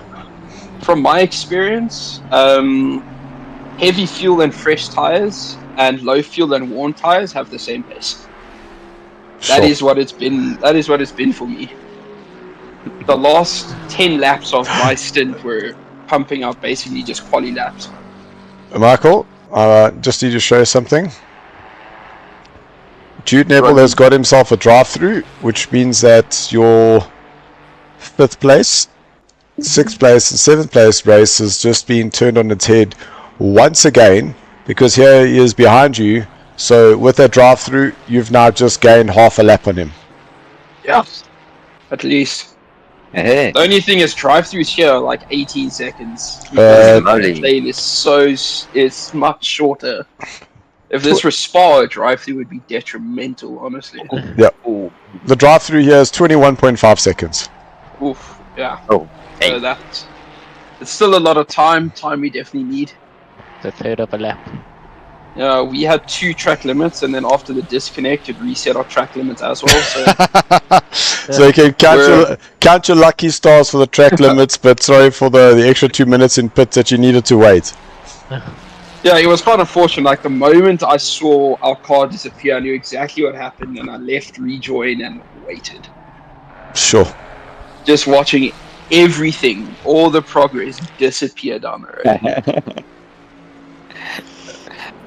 You must have been angry. It's frustrating. it was frustrating, but it's nothing I could be upset about. Like, it's not like it's Johan's fault that his internet decided to bug out then. As endurers, it's all part of the strategy. I mean, that just happens. At least we've had a better start than what we've had before. Like, I mean, Monza, the last endurance race you did was an interesting one where we were sitting in 5th, got blasted all the way down to 22nd, and came back to finish 9th. Oh, okay, sure. So this is an hour longer, and it's a track we all love. It's a track we're all quick on, so anything can happen. exactly.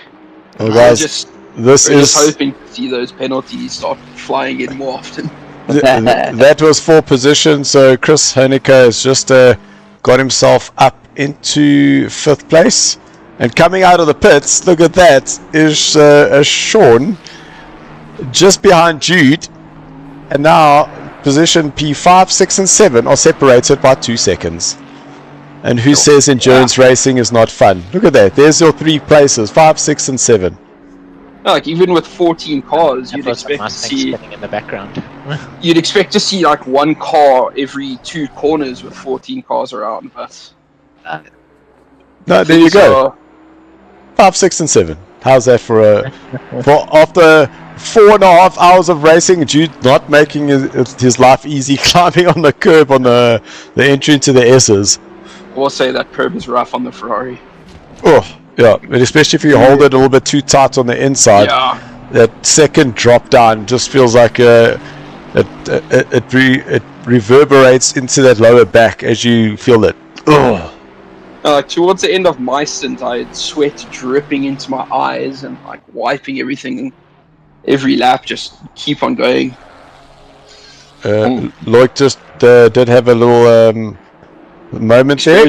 But we got a little yellow flag warning, so that tells me he ran off. And unfortunately, it was on the corner that we're now watching this battle. But it didn't look like he got into the wall or anything. But this Aston Martin is looking pretty racy. As long as they keep fighting, we'll keep gaining. That is all we need. Most definitely. I'm sure Chris is very happy. I'm pretty sure there's no team orders in the L&R stable. That's what I was worried about, but both of them right behind me. I'm sure they would have worked together to try and get past you, but now the fact that they are down in 6th and 7th, trying to catch Chris Honecker, I'm pretty sure that if Sean is quicker, there might just be a, hey Jude, coming through, follow me son, and off they go.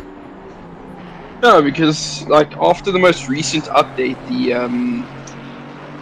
the Bentley is the fastest car in a straight line. It's absolutely terrifying to have that thing behind you when you go onto the straight. If it's inside of 3/10, it'll be 3/10 by the end. Oh, no ways. It's definitely quite frustrating. I don't know if you got to see our 12-hour or 10 hours of Paul Ricard. We had the Lexus was there, and it was during the time where Kunos and LFM were not quite sure of when and why and how the BOP should be. That Lexus, being 5 car lengths behind, lands up being 3 car lengths ahead. Talk about deadly on the straight. That Lexus was unstoppable. a week ago, I was watching the LFM Pro race, which was at Paul Ricard. Yeah. And I mean, the Bentley started in second and straight off the line got ahead, and you didn't see it for the whole race. Oh wow. Wow. Just disappeared. Well, that little pack is definitely tightening up.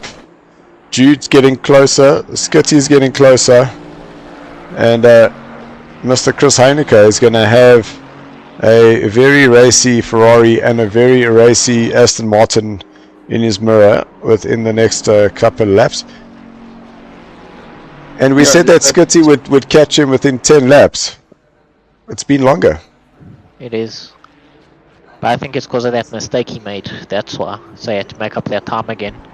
Because Chris Heineke was doing, remember we were saying he was doing the 141.05s, and Skitty was doing 141 zeros, 142 zeros. Now Chris 141.9, Jude 141.5, Sean 141.9.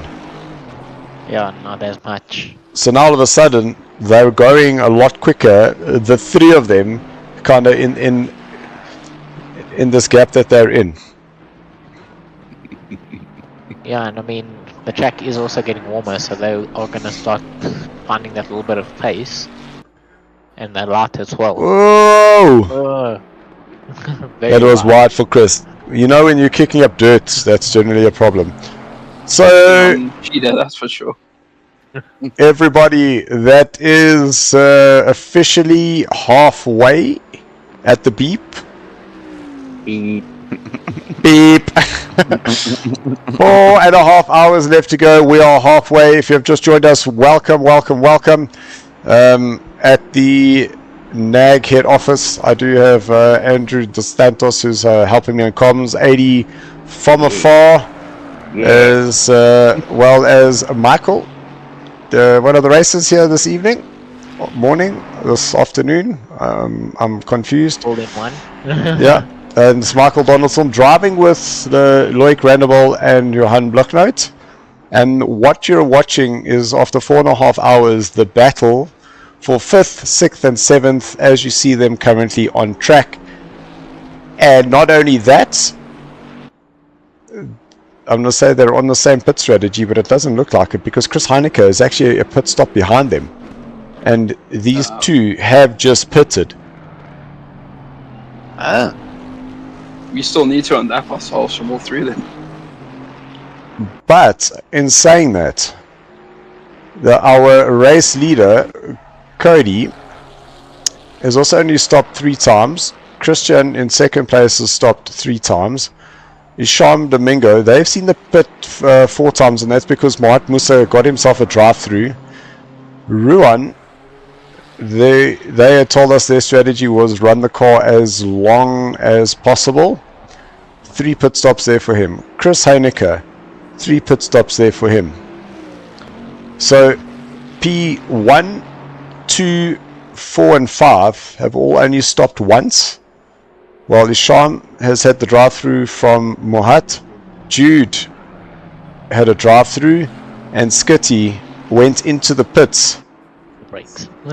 because had started on the wrong brake pads.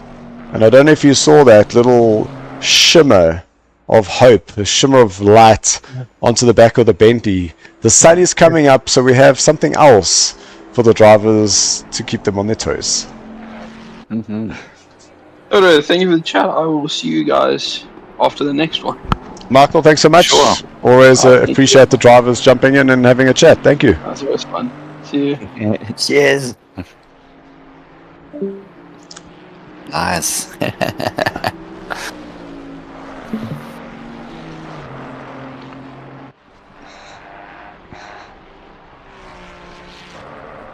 One.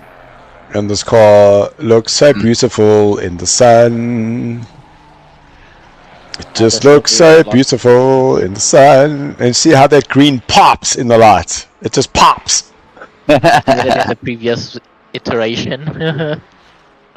Look, the previous iteration had its life, you know. It had its purpose, but this is the whole thing about evolving, is that it gets better, it updates, it changes, it stands for different things. It yeah, but I do think that from a progression of SARCO, progression of the logo, I think it's time. So It looks good.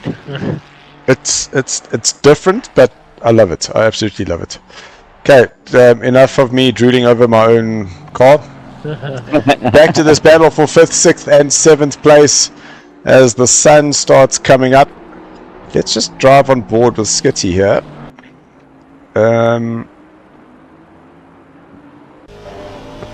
So we can no, that's not the one I want. I want that. Whoa! I wonder whether you felt me getting in the car, because all of a sudden that rear just went sideways. But it's the second time he's done that through the same corner, through Sunset. That tells me he's got a very stiff rear. Or is it a soft rear? I don't know. My brain hurts thinking about it. The drivers will have the back in the sunlight. The sunlight's at their backs. Except at Leo Corp, then it's in your face. Yeah, it's not like when the sun goes down. But here we go on the brakes. And you see how he's on the brakes and slowly but surely just feeding that car into the apex. Now through the hold your breath corner. Delaying on the power. Now it's hard on the brakes into the last corner. And again, that just not able to get that power down. And we see the sun coming up over Kempton Park. Yeah. Hey, isn't that where you are, 80? Or in Benoni? No, I'm Centurion, son. That's where I used to go to school and stuff here, Kempton Park. Yeah, grew up there. Okay, Yes. nice. So these three now matching each other. Chris Heineke actually the quickest of them.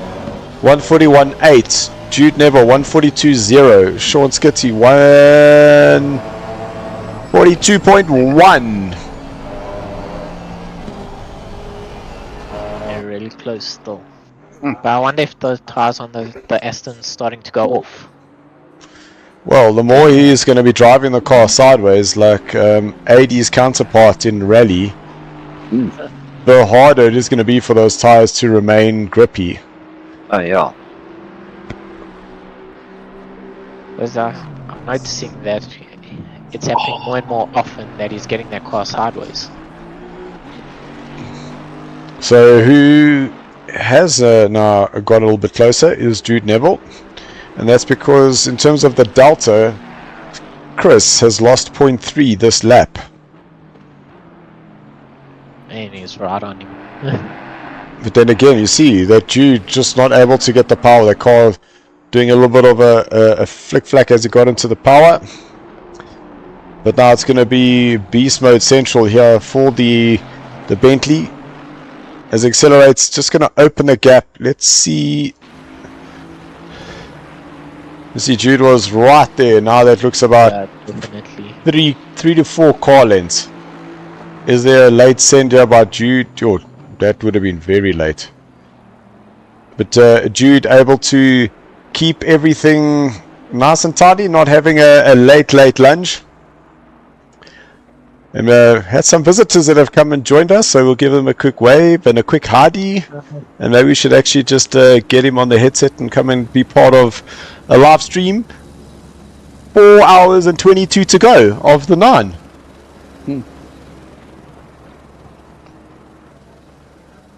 So a headset has been handed over.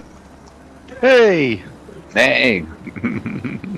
Good evening, good afternoon, Len. We are so confused here because in daytime we're sitting at 4:45, but in race time we're sitting at 5:30 in the morning. You know, you're talking about time now.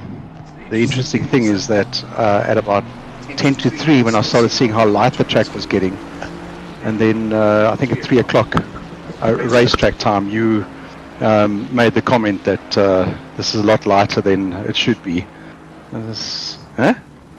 Crazy. So I think the drivers have it easy today. Well, considering they started at night, I wouldn't say that they have it easy. And the reason not is because just in terms of the racing and what we're seeing, we're 4 hours, 20 minutes ago, and we're locked in. Chris Heineke is currently in 5th with Jude Neville, half a second behind him, and Sean Skitty, who's lost a bit of time. It just looks like the Aston Martin, the tyres are just letting up a bit, was there, but we've got 3 drivers fighting for position over 4.5 hours into the race. Oh, that's awesome. That is awesome.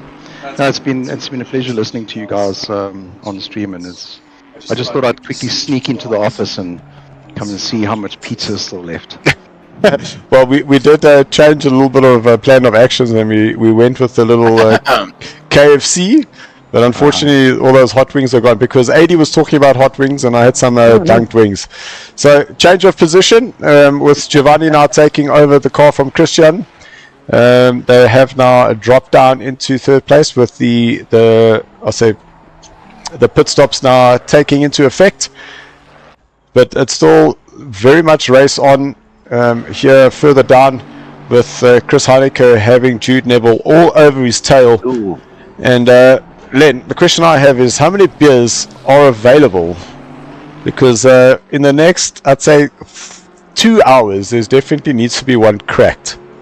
Well, I'm 3 in. I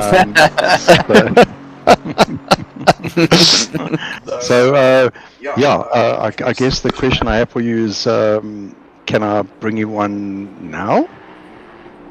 So that's definitely a no, because I've still got to work. Yes. But yes, I see the fake nod. all the secrets been given away here. And I see the thumbs up as well. So is that a no? Is that a no thumbs up? Is that a nod? Yes. Okay. And to answer your question, how many beers there are, the answer is all of them. Okay, fantastic. So I definitely won't be catching up, but I think because we've already got Kalen Myra, we've asked him if he's going to just keep updating the scores for us. So every 10 minutes or so, just put a rugby score just so we can keep it. Maybe I'll have a sip of my beer every time there's a rugby score up. Yeah. Well, talking about the rugby, let's do a quick prediction. What are your predictions on today's game? South Africa won by 7. Okay. I think it's going to be a big game for South Africa. I think we tried a whole bunch of new things last year. A lot of them didn't work, but I loved the fact that they were on the ball, excitingly trying different things. Like I said, a lot of them didn't work, but I think they went into that game not like worried whether they win or lose. This was just give it all and give it a try. This one they're going to go all in. So my prediction is a big score, big one for the Boks, 37-10. Wow, that's a big one, and that was almost as big as Jude's attempt to go through Crocodile, outbraking himself just a little bit and taking way more curb than he should have. But it does look like he is still right behind Chris Heineke, trying to find a way around. But that Bentley in the straight line, you see Chris going defensive, then just coming back out to take the wider line into turn number 2. Oh, but that Ferrari is good on the 2 corners. It just catches in the corners and just can't get on the straight. But that's the thing about this track, Eddie, is it's so single file orientated. There's very few places you are able to have a move. Turn 1, or essentially turn 2 is where you can, and then going up the hill. But because the Bentley is just so grunt and so power heavy, is by the time the Ferrari needs to get up into the top speed, the Bentley's pulled away, and Jude will have to have a proper scent to try any sort of a pass there.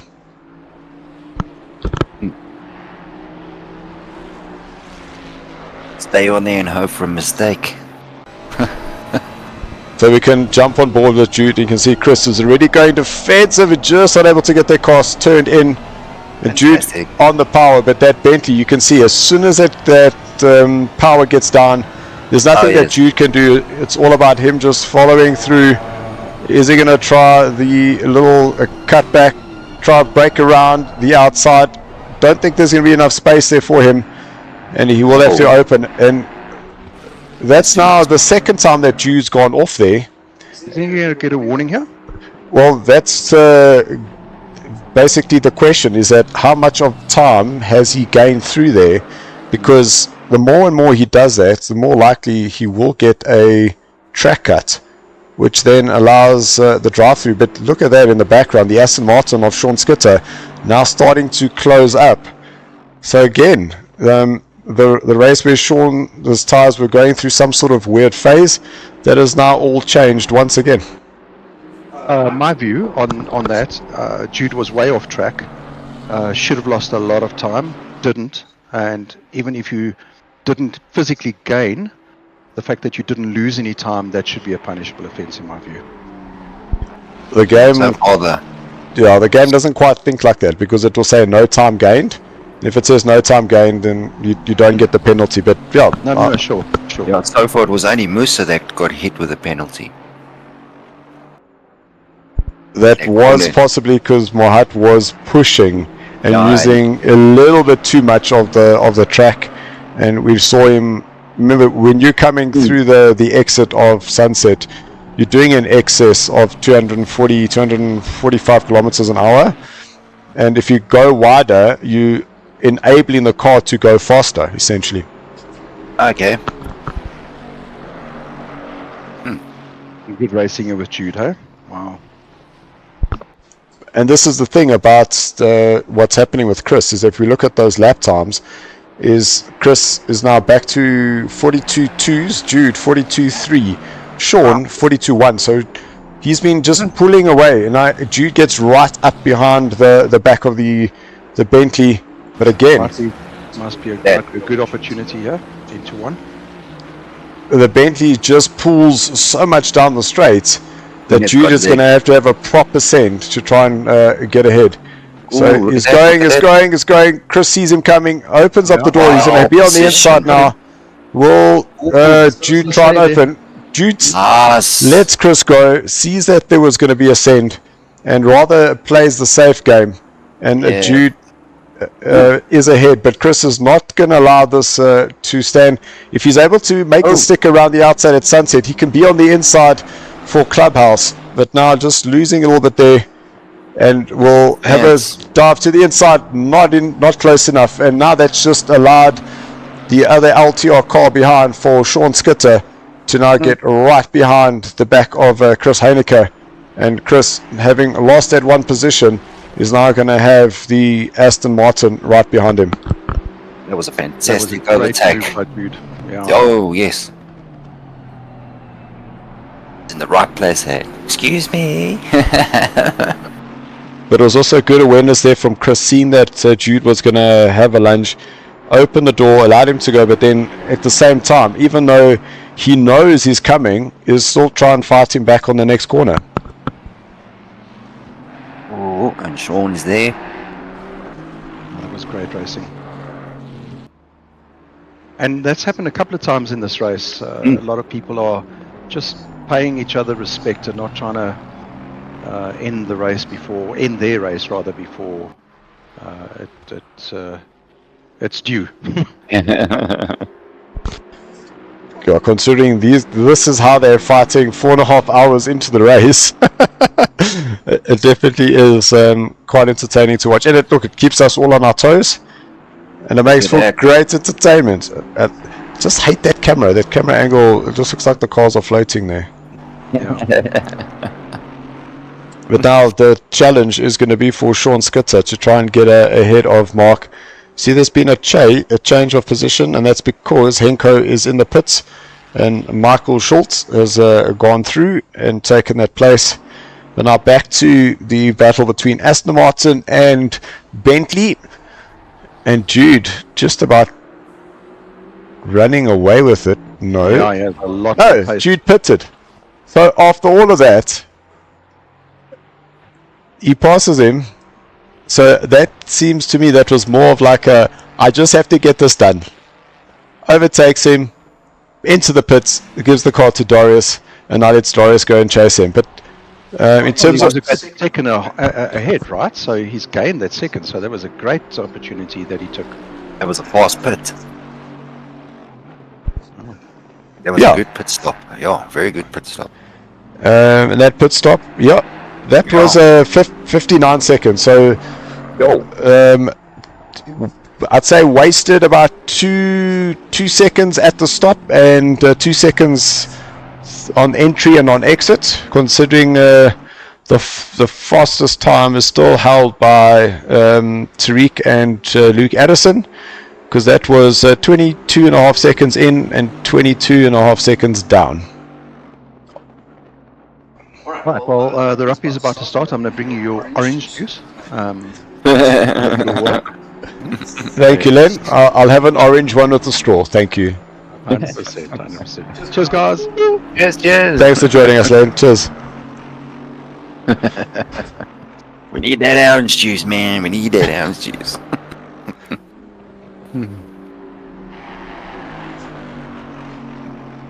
This is some serious fighting happening, yeah. Well, 0.3 of a second for 5th place. And this is Sean trying to find a way around the big Bentley, currently being piloted by Chris Honecker.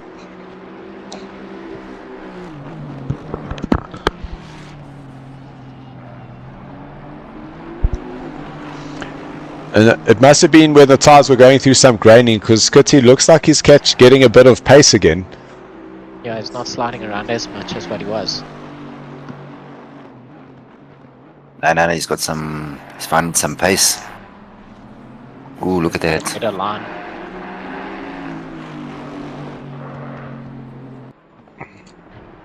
Oh! Did I do that? I hope not. It's alright. But is that Bentley actually gaining? Oh, yes, it is. Yo. Well, look, they still, Chris 42.1, Sean 42.2, so that's all slide. Only cost him 0.1. We'll have to see what Doris is doing, because Doris is essentially racing these guys. So once they cross the next pit, we'll see what sort of time Doris is doing. So compared to the 42.1s and the 42.2s that Skitty and Chris are doing, it's going to determine whether Doris is going to come out ahead of them, or is he going to be basically stuck right in the middle of this battle once again. So that was Jude. He had given them the car.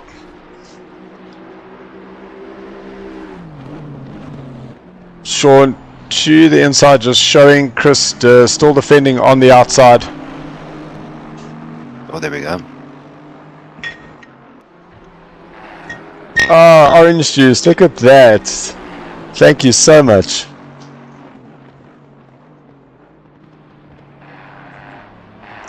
Ooh. That was close. So 42.6 for Doris. So he's actually lost out of 0.4 of a second from these two. So if there was a second ahead, he's only 0.6 ahead now. It's going to come down to when these two decide to pit.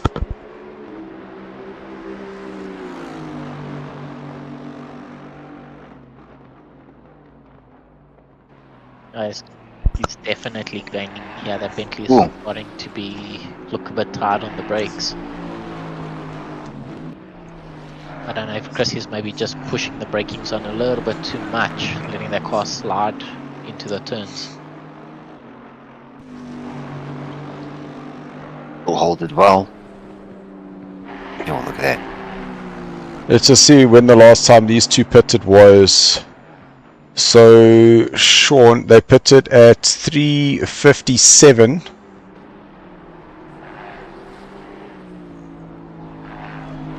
So that's an hour 53 minutes is the current stint that Sean's been doing. Chris pitted 3:52. Man, there's 4 minutes in terms of a pit stop between them, so they're going to essentially be on the same strategy. And I'm almost wondering whether if Chris has to pit, I say has to, inverted commas, pit sooner. And the question is, will the Aston follow Chris into the pits is the question. I think he might. Well, if he feels he can go quicker, he might try and push it for that extra lap. So we've just been called out. Commentator said Ferrari has a problem going fast during the day. Okay, leader's doing 1:40.5. Ferrari is perfectly fine. So to all of those who are moaning about your Ferrari, there's the true potential. 1:40.7. So what that tells me has got something to do with the setup. Is that fair to say? Maybe it's problems behind the wheel. So Giovanni has taken back that second place with Isham in the pits, doing their stop. Ruan Heineke currently in 4th place. He is going up the hill towards turn 10. Just behind, it's 20 seconds behind.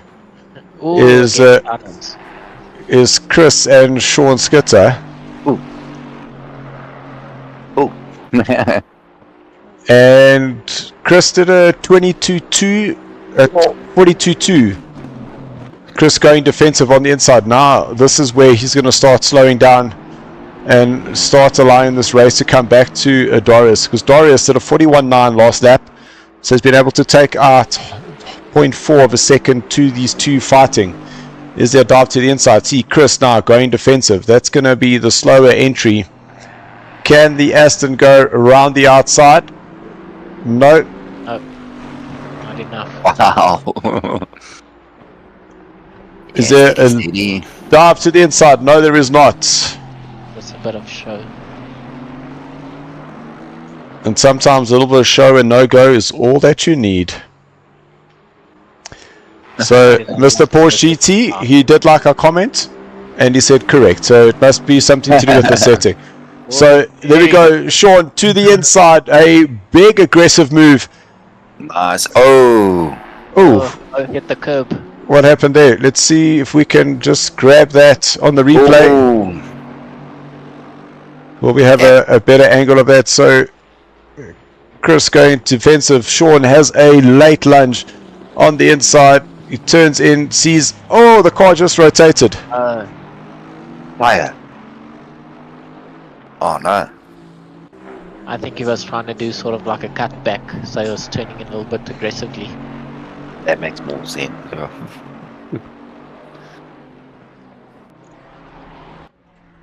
But the thing is now, how much do they slow themselves down with all this sparking?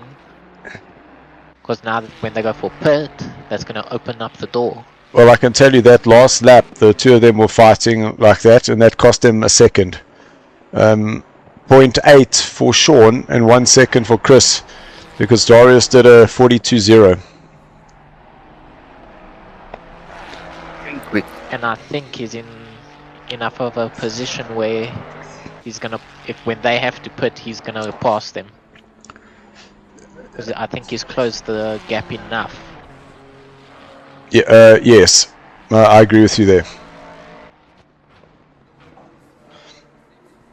Etienne Maton, they're going into the pits. Then the last of the Mustangs, Dane Sweet, just done his fastest lap there, 1:43.8 of the stint. Not Yes. not of their race, but of the stint. That's because every time they go out and come back in, it resets. So there is some interesting news that I've just seen here. Luke Addison, drive-through 0. Giovanni 0. Mohamed Musa, he's currently sitting on his 3rd drive-through. DT warning.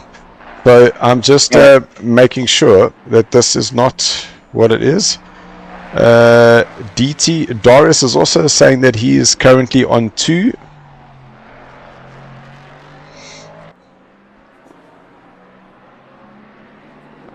Dane's also currently on 2.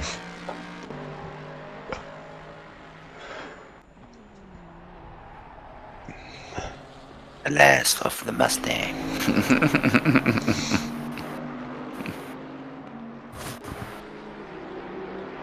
Yeah, so with Sean and Chris now released from each other, Chris doing a 144.3. It looks like those tires are Having cooking. a rough time now. I think he might be quite close to putting in a pit now. So This one. not on this lap.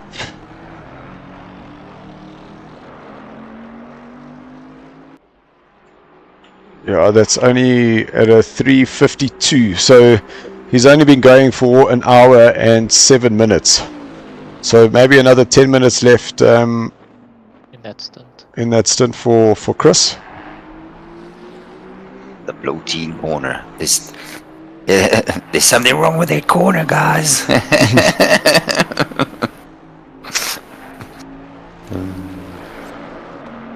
We need to send the stewards out there and investigate. Why is everybody floating there? It's the water that's on the track. So Ruan and his team still only on 3 pit stops.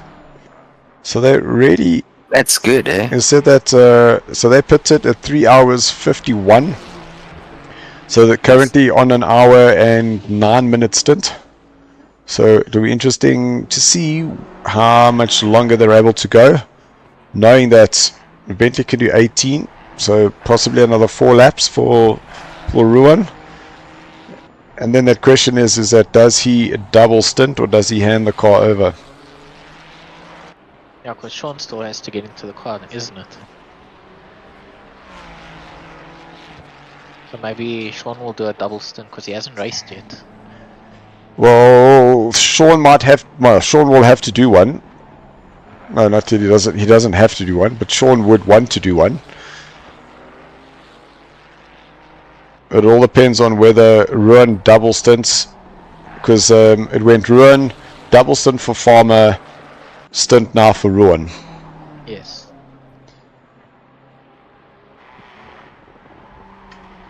Mr. Porsche GT, 100% agree.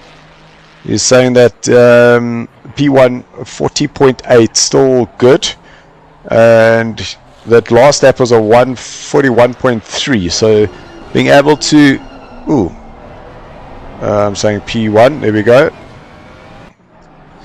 So Luke Addison did a 40.7 is his fastest. His last lap 40.8.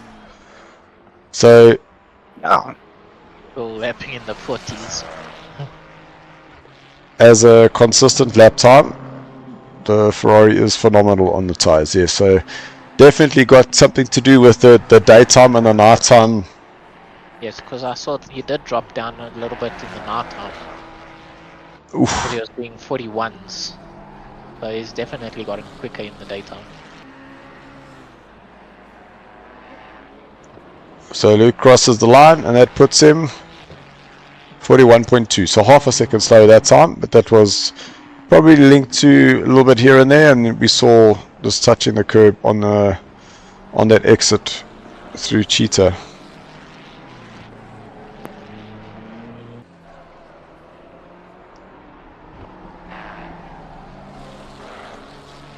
Yo. A little wide. Oop, someone else. It's all part of the track there. Kind of use that outside part as part of the braking and turning point. And whenever using a braking point, make sure that it's not something that can move. Okay. Because how many times has it happened where you've gone, or you've heard, hey, someone hit the brake marker? Yes. And it's, yeah. but then you get those tracks where there's no defining features on the side of the track. So basically all you have is the braking marker until someone takes it away. Come on, each track has there's something that you're able to use. Okay, but if you check like Laguna, Yes. when going, so you do that first section, you go under the bridge, Yes. turn right. Now you got that long straight. Yes. You take those markers out. Where's your? Before the kink. No. The left-hander before that kink. So the kink, I know it's got a.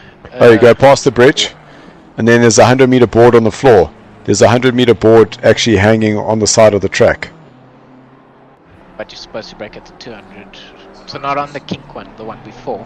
Oh no, then it's at the 200. Supposed to break at the 200, but if you take that board away, there's no feature like on the wall, or there's no marshal standing, or no tree, or no anything like that.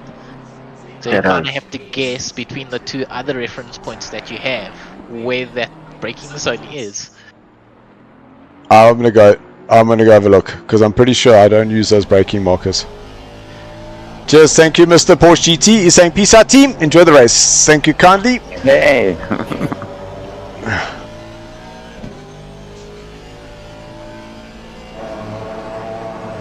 Good camera view.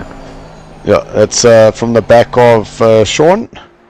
Currently P5. Car number 777. And they're essentially now back to where they had qualified after having to have another pit stop.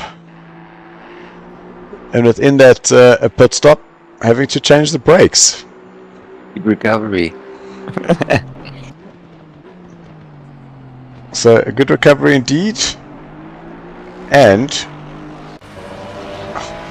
Armour saying good afternoon, gents. What have I missed? Holy cow, where do we even start?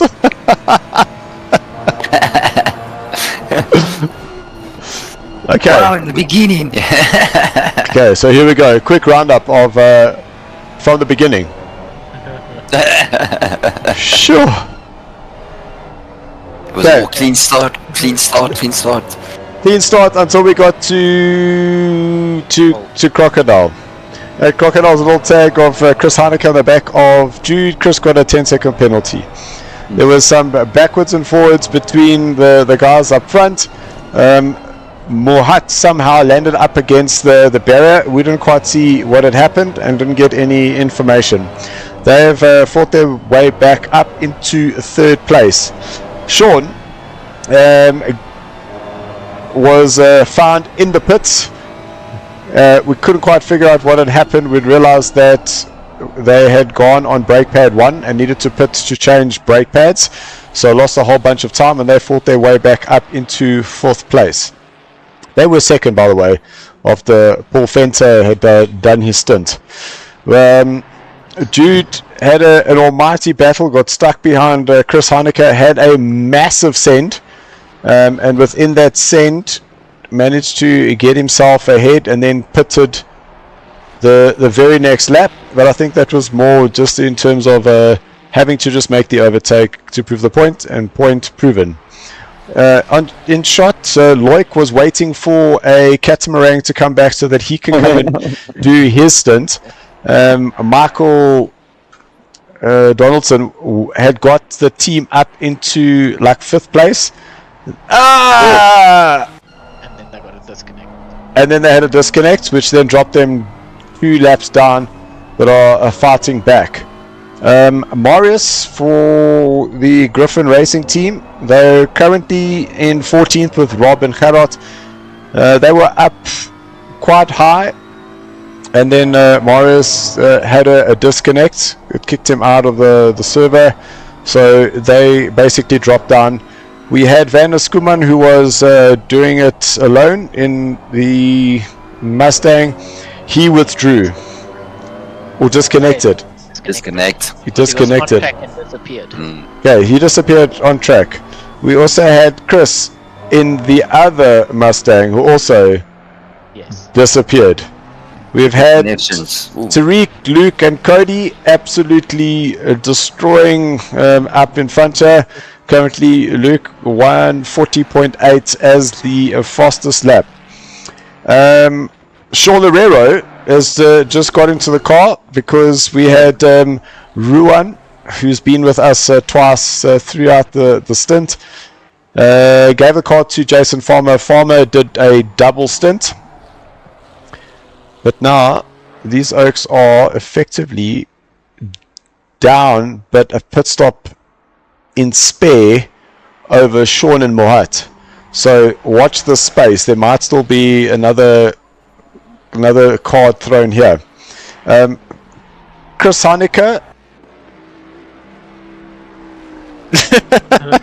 I'm not finished. And I'm saying I'm out just supporting the top two cars, but it sounds like a wild race. You have no idea. Between Giovanni and Christian, they had an almighty race. There was lots of comings through the field there, and have done extremely well. And that's kind of the update of the last 5 hours and 10 minutes or so. Oh, we also had Len from NAG magazine come and join us up in the studio, and he brought us some orange juice. Orange juice.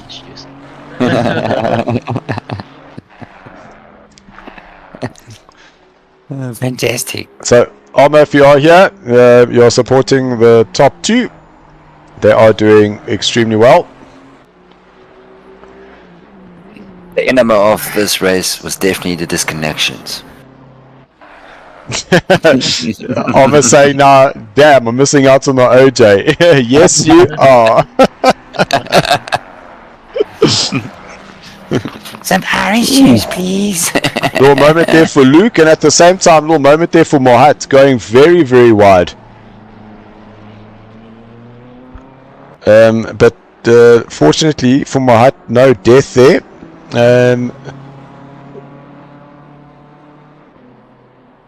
Mohat is currently on the same lap as Giovanni.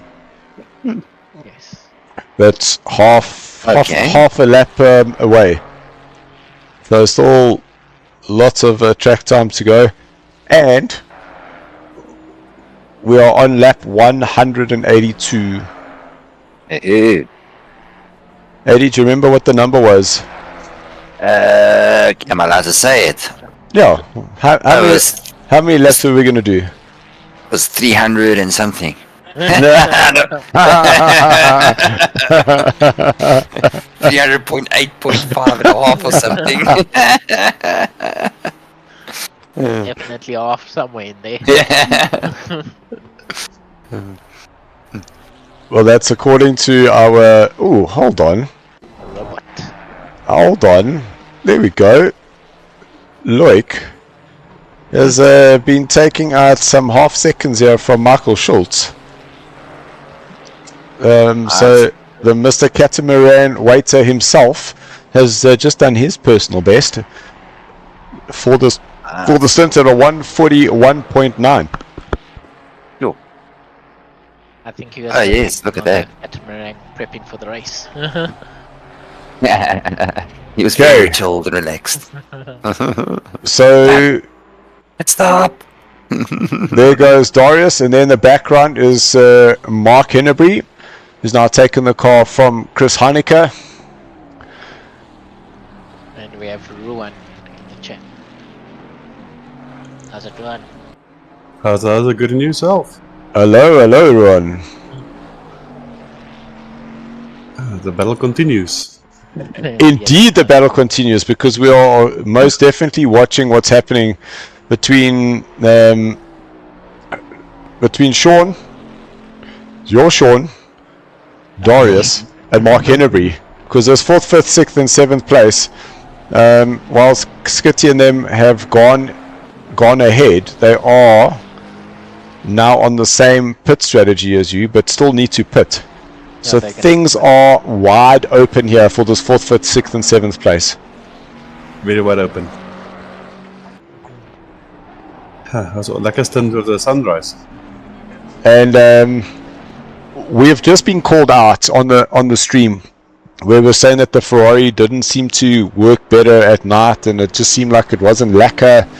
Meanwhile, during the day, the two top Ferraris have been absolutely smoking it. So the question that I then posed was, The issue's not is so it much- linked to setup versus the actual car? Personally, I think the Ferrari is quicker in the night. Okay, we'll take that. My quickest laps was in the dark. We'll see when on my next stint I can match those times again. So, in The terms, first two cars don't agree with you on that statement, though. It gets very hot. The Ferrari just doesn't seem to have the power anymore. so that's quite interesting. I think you set up. Yeah. So Loic is closing up. You said that Necro crew was Fred, right? Yes. Yeah, because he's saying, "Well done, run," and he says, "Sorry for the caps."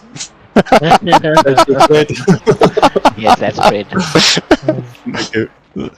And it looked like, yeah, that he did have his caps lock on and was shift on caps locks Yeah. because of it. Little W, big EL, and then little room. So it's actually Ruan, just Ruan. Small R, groot Uan. Get into the pits. Okay, Skitty in the pits. Is he gonna come out in this? Well, here comes Mr. Sean Herrera into the final corner. Skitty moving yet? No, he is not. Where is Darius? Dare is. You see what I did there? Okay, so Sean's gone past, got the spot, but now he's given the cars to Ryan Barrington Smith. Oh my goodness. Oh my Be close goodness. in the braking zone. That's going to be close. But how close is it? Yo, that's Very close. close. So This banana's good. Like 2 car lengths. that means Skitty did phenomenally well, having got ahead of Chris, and basically clawed back that time that he needed to catch up onto Doris. So, yo, guys, race on here for 5th and 6th, but not only that, the gap between Ryan Barrington Smith and Sean Herrera is only 15 seconds. That's not much. And you're on the same lap, and you're on the same pit strategy. But we know Berries is fast. And Berries is going to be catching you guys very shortly. Yo, we'll just Yeah. start keeping our eye on those lap times and see what happens.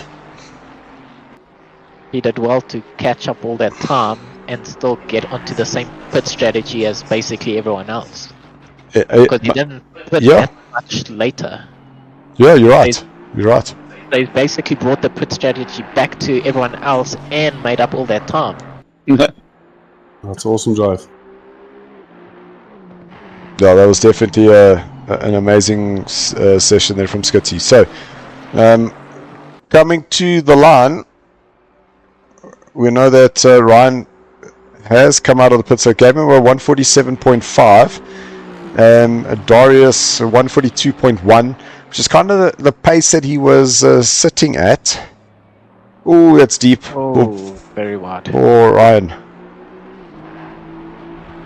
Oh, recovered. Oh, that camera with the reflection, it looks like the cars are going through water there. It's very strange. It makes it look like they're floating. Yeah. There's something wrong with that corner. Ooh, look at that. Ooh, sideways again. Mm-hmm. Showing the drift experience. So there Nice is pushing. maybe something with the setup that they've got on their car, because every time they're going through sunset, like cars going sideways through there. So I've been thinking about that. That's generally when the rear is just a little bit too soft, because it's not setting itself on the Foster corner. But this, if you got a softer corner, you're getting more mechanical grip out of the slower stuff, which might be what is required here. Yeah, considering a lot of the turns are coming out of hairpins or very slow speed turns, I think it is maybe a better setup on the car. Normally you want to go with a softer suspension, isn't it? Not really. Driving. Once again. Depends what you want out of the car. If you want the downforce, you have a stiffer, higher downforce, use a downforce. A softer rear is going to help you get more mechanical grip. A stiffer rear is going to help you on a lot more of the flowy, faster stuff because you can transfer the weight quicker. Okay. So all dependent on what you want. But looking at that time, you see 42.3 for Ryan, Darius 142.5, so he lost 0.2 of a second there.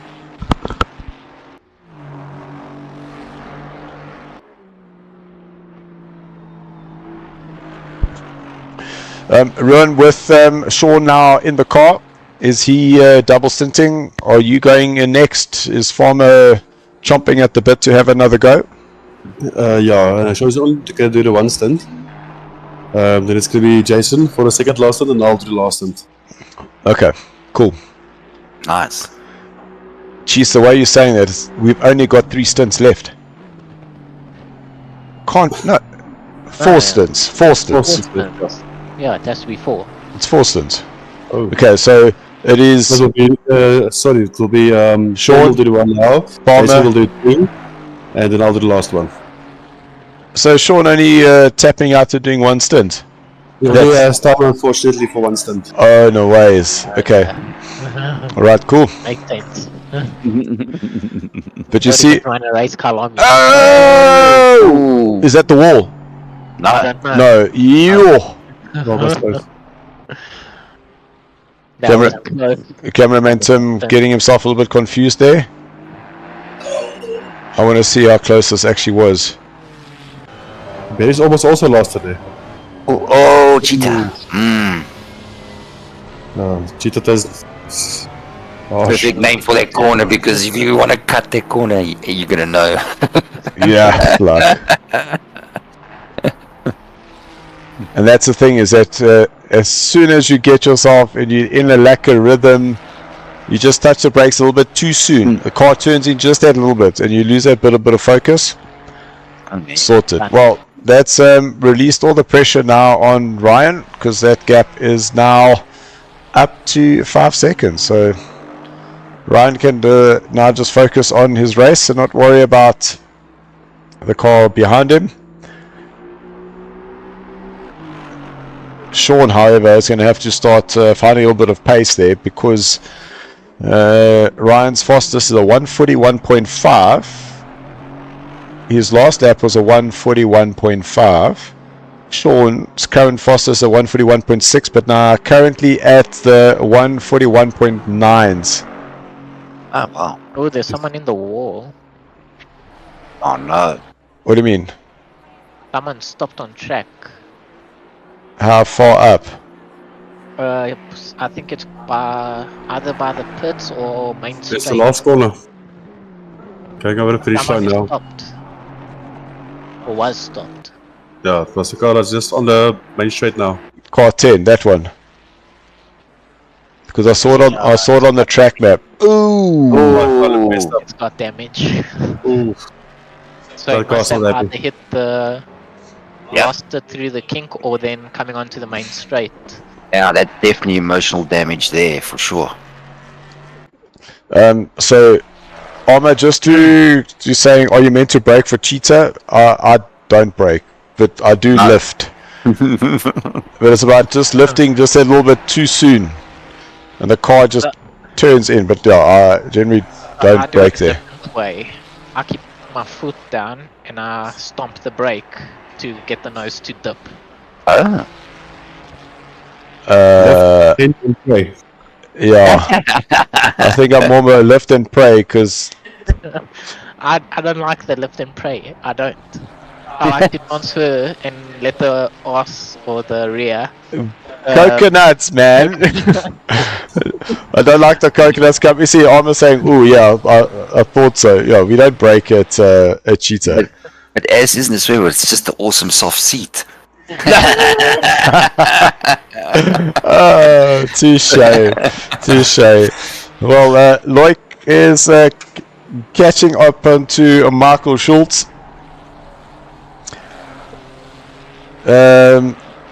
Almost saying you just have to learn how to slam that curb consistently. It's like, or Hey guys, Lakaran, thank you for joining us. Thank you. Appreciate it, man.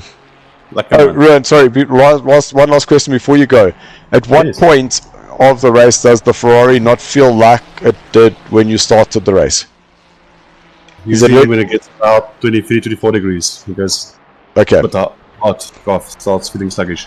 Alright, cool. Interesting. We'll keep our eye out to see whether we see that drop of pace. Shot, thanks for joining us. Like, come on. Cheers. Hey, okay. Now this Kyalami, has it had like changes made to the track? Many over the Has years. it? Many? Many. Pages. Okay, Yeah. okay. So this is the most I think this is the most recent update yes, this is in the terms most of layout. yes. Okay, so it has had a couple changes then. What, a lot? I think it's like already the 6th iteration or something of the Oh, track. jeez, okay. It's changed a lot. Sure, okay. It just shows you how much racing Some of I them actually haven't watch. been as drastic as others, but yeah. So Loic looking to get ahead of Michael Schultz ahead of him. Loic only 0.3 of a second quicker. That's a nice turn, that. Clubhouse. Oh, you can see how he's just wiggling that wheel, trying to keep that grip consistent through there, staying away from the curb. Yeah, rampant. Eat it.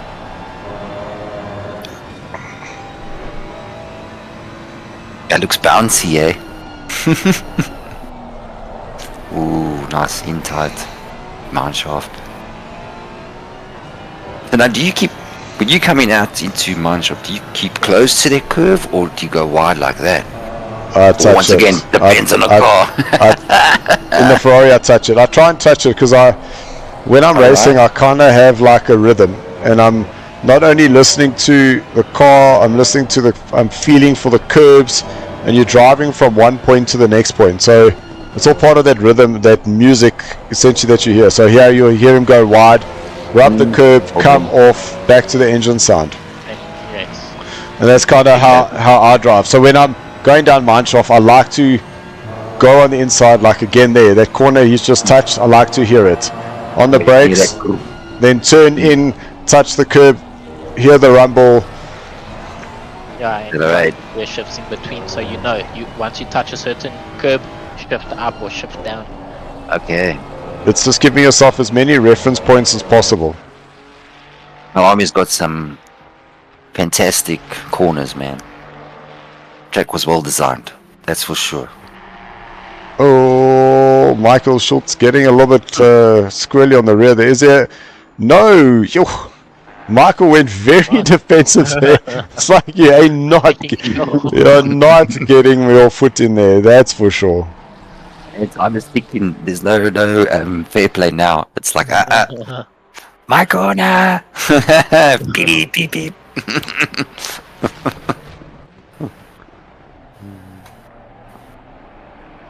Through Leokop, now back down the hill towards the mine shaft. Listen for the rumble on the inside. 80. Yeah, there we go. There we go. Is there a lunge to the inside here by Loic? He is definitely showing the intention now, wanting to get that overtake done. But we'll just see now if he's able to get the focus on getting the exit out of the last corner here at T15. Get the drive done. Late lunge on the inside into turn 2. Down the straight.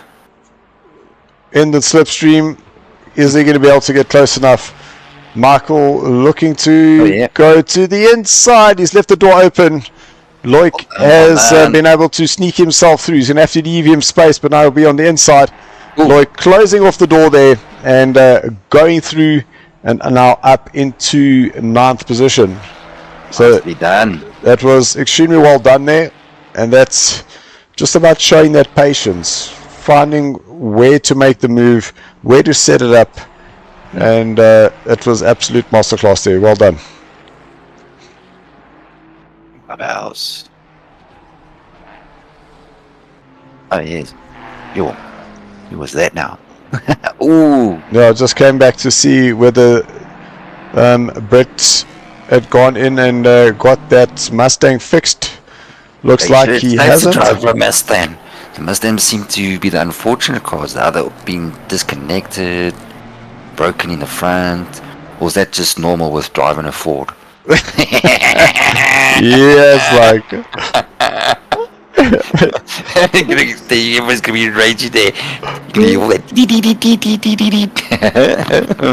And all I'm saying, just for the record, that SARCO does not support the views and the views of some of the commentators, and would like to withdraw any comments made.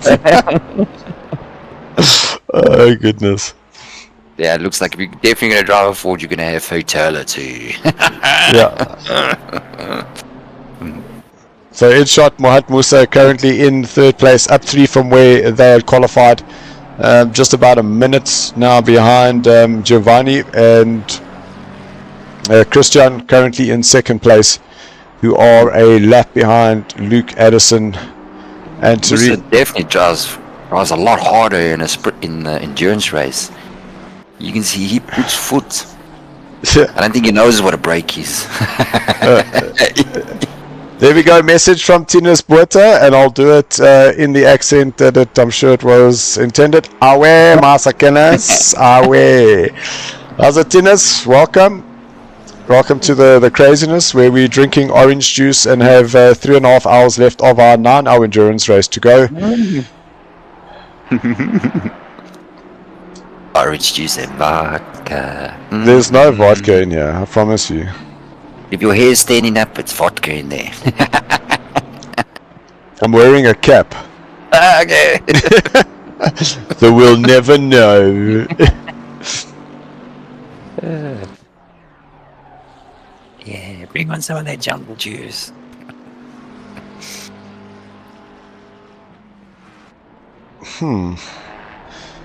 Everyone's settling in again. So yes, but in saying that, Mark Hennebree is 4.6 seconds behind Darius. Two.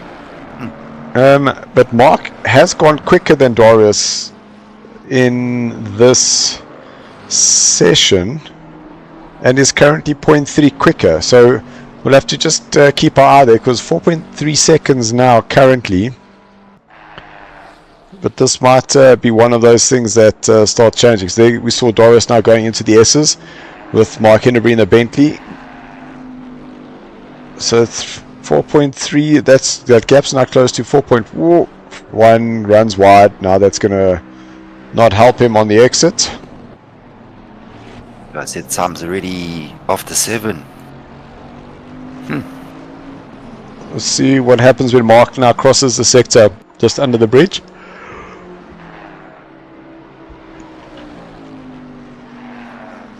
Okay, so still 3.8 seconds. So he hasn't quite lost too much time, but from a lap time point of view, he definitely is gaining on Darius. And Ryan, who's been trying to close down on Sean Herrero, that gap now 11.7 seconds. And just every lap, just taking away 0.3, 0.5, 0.3, 0.5. So Ryan definitely has his sight set on Sean. Tipping away slowly. Was it quickly? Ooh. So he's going quickly, but taking away the time slowly. There we go. So he's slowly taking away time quickly. Or is he quickly taking away the time slowly? I don't know which is the correct one now. We'll just say everyone.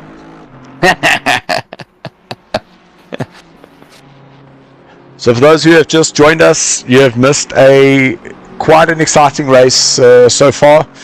We had 19 drivers that had joined us. We have lost 5 due to disconnects, some PCs crashing. We had Fleming Bauer and Henry Meyer. Their machine had called it a day, so no continue racing there for them. We had Van der Schoeman, who unfortunately he had disconnected. The other Mustang of Chris, he too disconnected. So the 2 Mustangs out, with only the one of Brett Krokamp currently circulating. And we lost the Porsche of... Who was in the Porsche again now?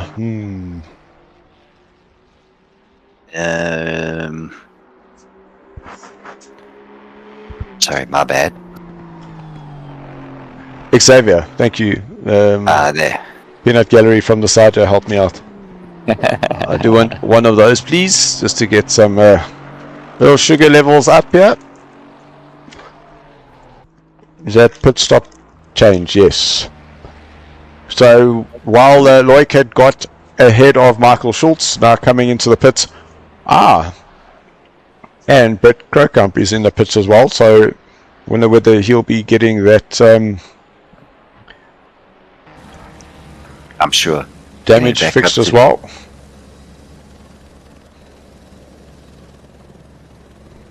Yeah, rather just get the damage fixed and just go back out. Here we go. Rugby score updates, everyone. SA 3, New Zealand 6. Sure, alright. Still first off. I'm assuming that's the first 10 minutes. Okay. Then help us out, yeah? So I'm seeing Brett. It doesn't look like their pit timer is actually going down. Hey, Mark. Oh, there it is. So they are going, but it wasn't counting on my side. So they've given the car to Dane Sweet. So at least we haven't lost another team just yet.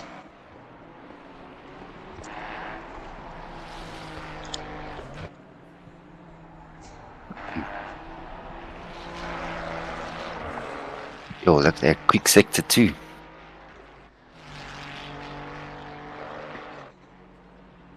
Yeah, I think that's his PB so far in sector 2.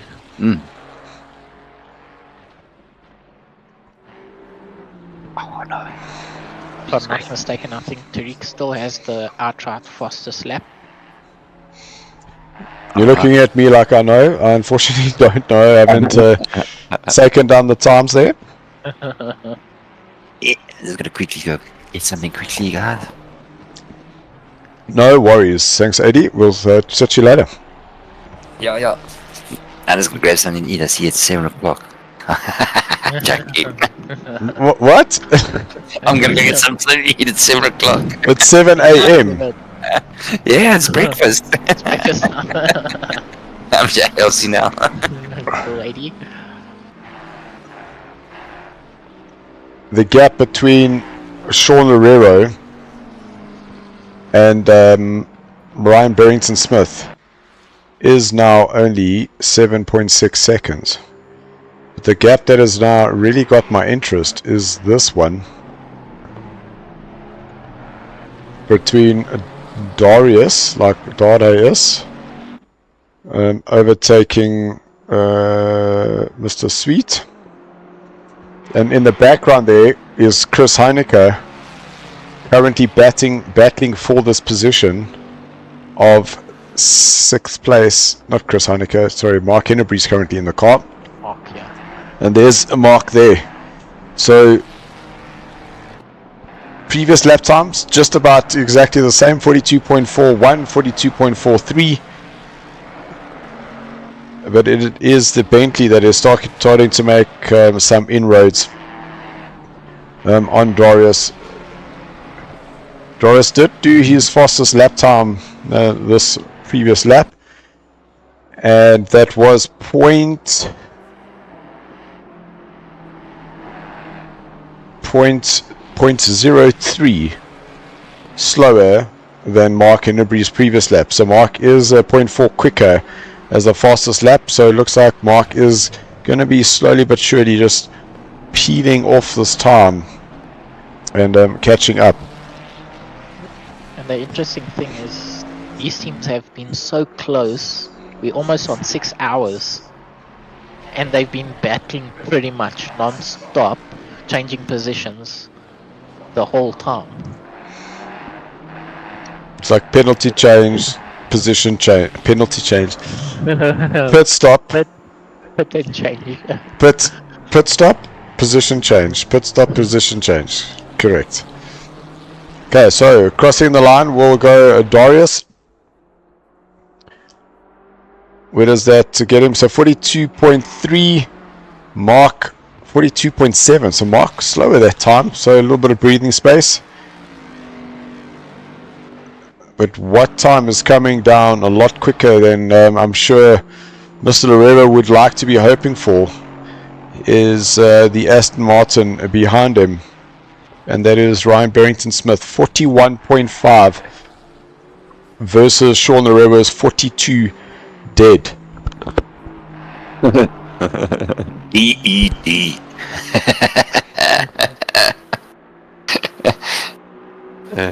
Those LNR guys have really done an amazing job this race, falling back so far, and now they're within striking distance of P4.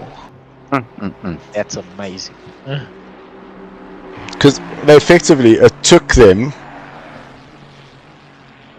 4 hours 40 minutes to basically get back to where they qualified. Yes. and now the challenge is to go and fight Sean Lorero, which will give them one position up. But Ruan, Jason Farmer and Sean Lorero up 8 places from where they qualified, from 12th. They're now in 4th. So you kind of feel bad because they've also had an amazing race. Yeah. Where the LNR guys mistake on the brakes, had to go in and change it. So yes, it's a mistake, and they've now also come back. They net to where they are. But this is a race. It's whose hero story do you want to tell? The guys that came from 12th place, or the guys that made a mistake, came back, and now have fought it to the end. So amazing. Guys, let us know in the comments which of those two stories do you prefer. We want to hear it. And remember, I might be biased because of the livery, is what I'm saying. And but I am very, very understanding of both positions. And another thing, we've officially done 200 laps. Hey. Yes, so only how many left, 80? 100 and something and a half.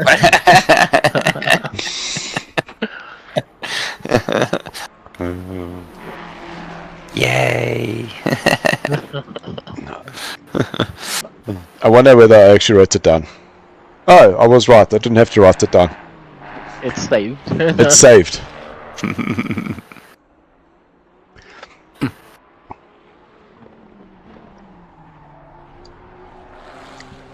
So Sean Lorero gonna start his 199th lap because he is 2 laps behind.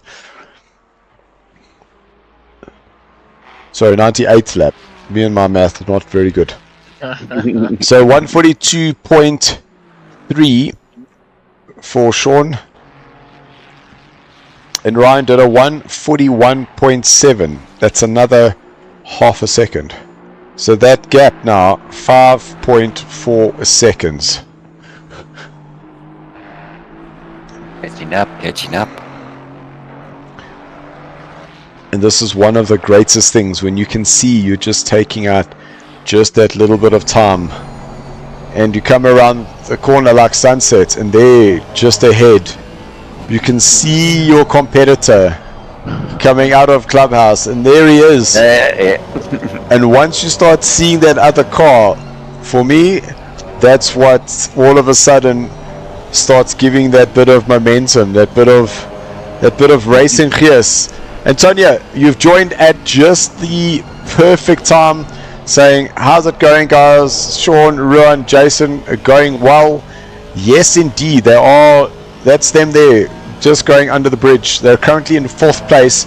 We are on board with Ryan Barrington-Smith, who is in 5th, going half a second quicker than Sean Lorero currently, and is on the hunt for some green Mamba blood in his Eleanor Aston Martin. Goes wide, carries the speed on the brakes.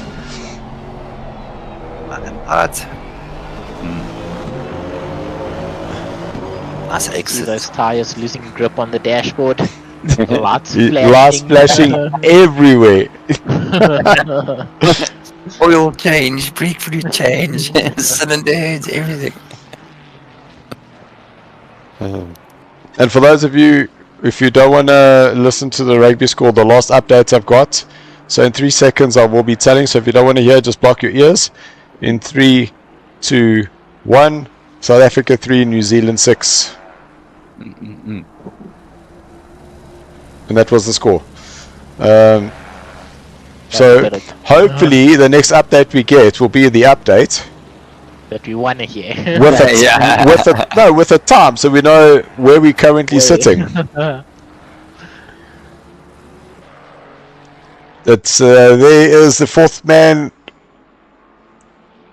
placed man, not the fourth man, the 4th placed man, Sean Lorero. Okay, Flying K-Man, thank you, half time, 3-9. Aish, puppy. Oh, sorry. I'll give you a warning on the rugby score. Okay, I should be putting up a disclaimer. Rugby scores will be shared.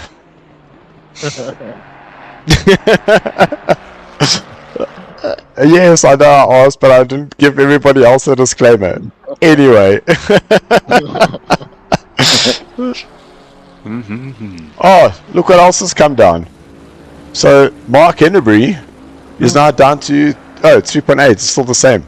That gap, okay, 3.5 on screen. On my time it says 3.8, because mine, I get an updated time that's constantly changing. With the time you're seeing there is post the sectors. The sector. Oh, sector. Okay. Yeah.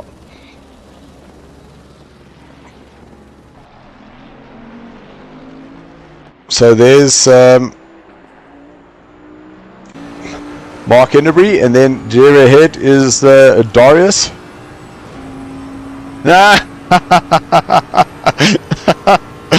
And that is spot on.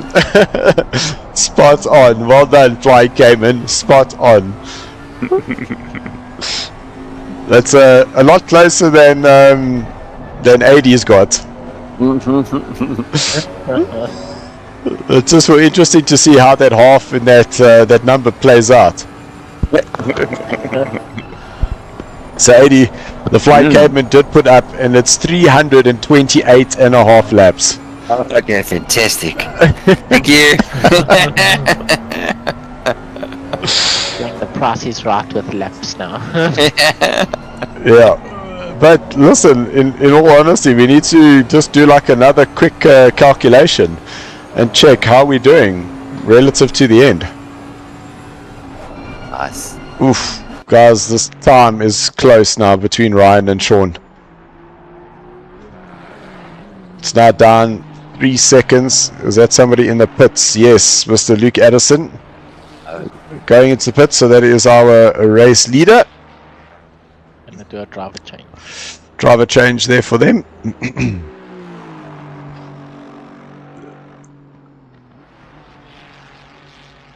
And we also got someone else, I think that's Rob now in the pits as well. Ah, there we go. 100% correct.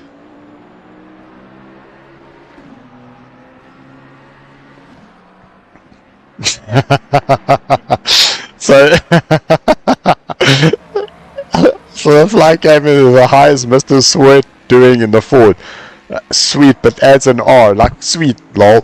It's like one of those where you trying so hard to make sure you don't stuff it up that you stuff it up even more.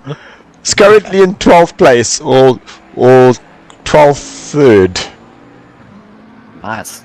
Up 3 from where he started. That's wide. That was wide. Lucas got a little slowdown warning, probably just to make way for the other Griffin car going past. And in the car now is Cody.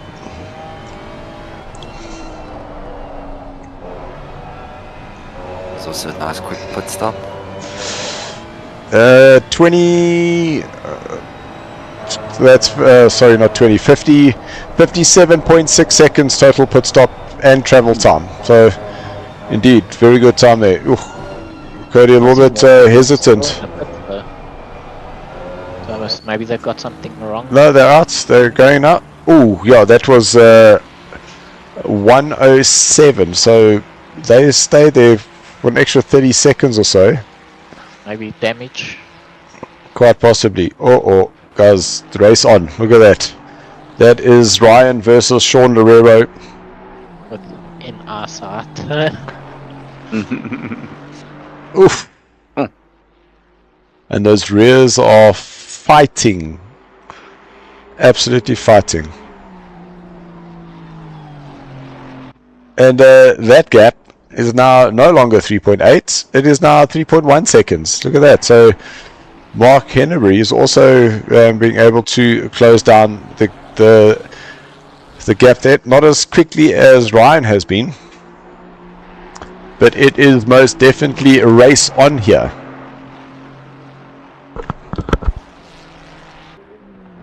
Yeah, these guys are getting ready for battle. So I'm sure once these guys are getting into it, Mark will also be starting to get really close to that Ferrari, and then we will have 2 battles going on at the same time. Nice. And just remember that the battle between Darius and Mark Hennery is only 20 seconds behind this battle, so they are on the same lap. Yeah, so that's also, if we take pits into account, if one of those guys are able to do a quicker pit stop, they're going to get closer to those 2 in front. So we could still get a 3-way horse close to the end of this race. Maybe even a 4-way horse. Dun, dun, dun. Not to say 4-way horses are way more fun than a 3-way horse.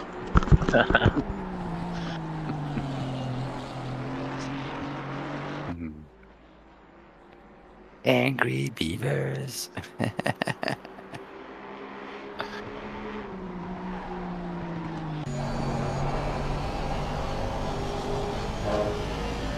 Aston looks like it's behaving now through sunset. It also sounds like Ryan's not as aggressive on the throttle anymore. Maybe just trying to keep the car smooth, not overdrive it. Now he's been slowly but surely catching up to Sean, allowing the pressure to apply.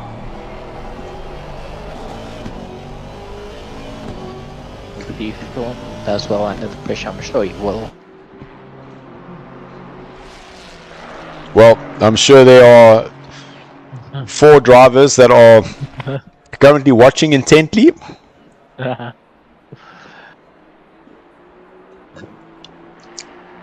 Plus Antonio on the stream, shouting for the Griffin boys.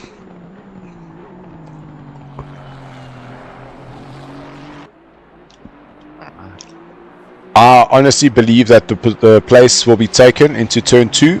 Maybe not this lap, but possibly the next, because the Aston straight line is just phenomenal, and it's all about Ryan just setting up that exit for turn number 15. Applying the throttle just enough to stay with Sean on the exit. They can have the draft. Frankie! Moi man. How's it, Frankie? He's saying good afternoon, SARCO and drivers. Yeah, Frankie, he's saying good afternoon, but in-game it's morning, and here on our side it looks like it's dark outside, so it's night, so we kind of good morning, good afternoon, and good evening. But lucky that you've come and joined us, man. Appreciate it. Sean taking lots of curb on the inside, entry of to the S's, using as much as that runoff on the exit. Ryan just needs to be patient here, get the drive down the hill into Mineshaft, and set himself up for the exit into turn 15. We've got Paul, a no wall fenter, having joined us, saying, "Lacquer boys, I'm watching the Boca game and babysitting. Back in for the final hour in the car." Now, Paul, we're looking out for it. Lacquer, man. Yeah. You guys have had a superb drive, really awesome to see. And is this going to be the moment now where Sean is able to get to drive? It looked like that car was pretty stable on the exit, but it looks like Sean got a good drive. And the reality is that Sean basically matched Ryan's time. 142.2 for Sean, 142.2 for Ryan. So whether Sean's gone, yes, I'm not letting this oak catch me, and he's now put the pedal down, and all of a sudden is holding his own again. Nice. Yeah, he's definitely stepped up a little bit.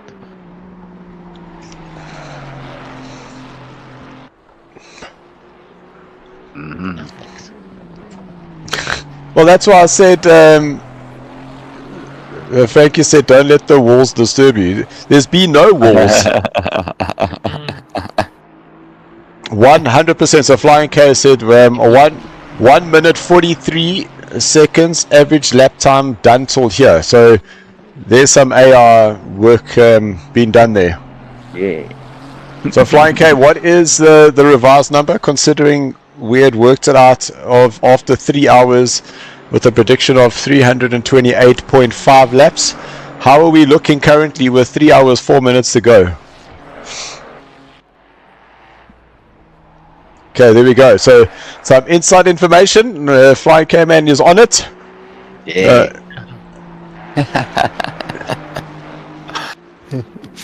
Frankie, I will hoy that for you now in a moment.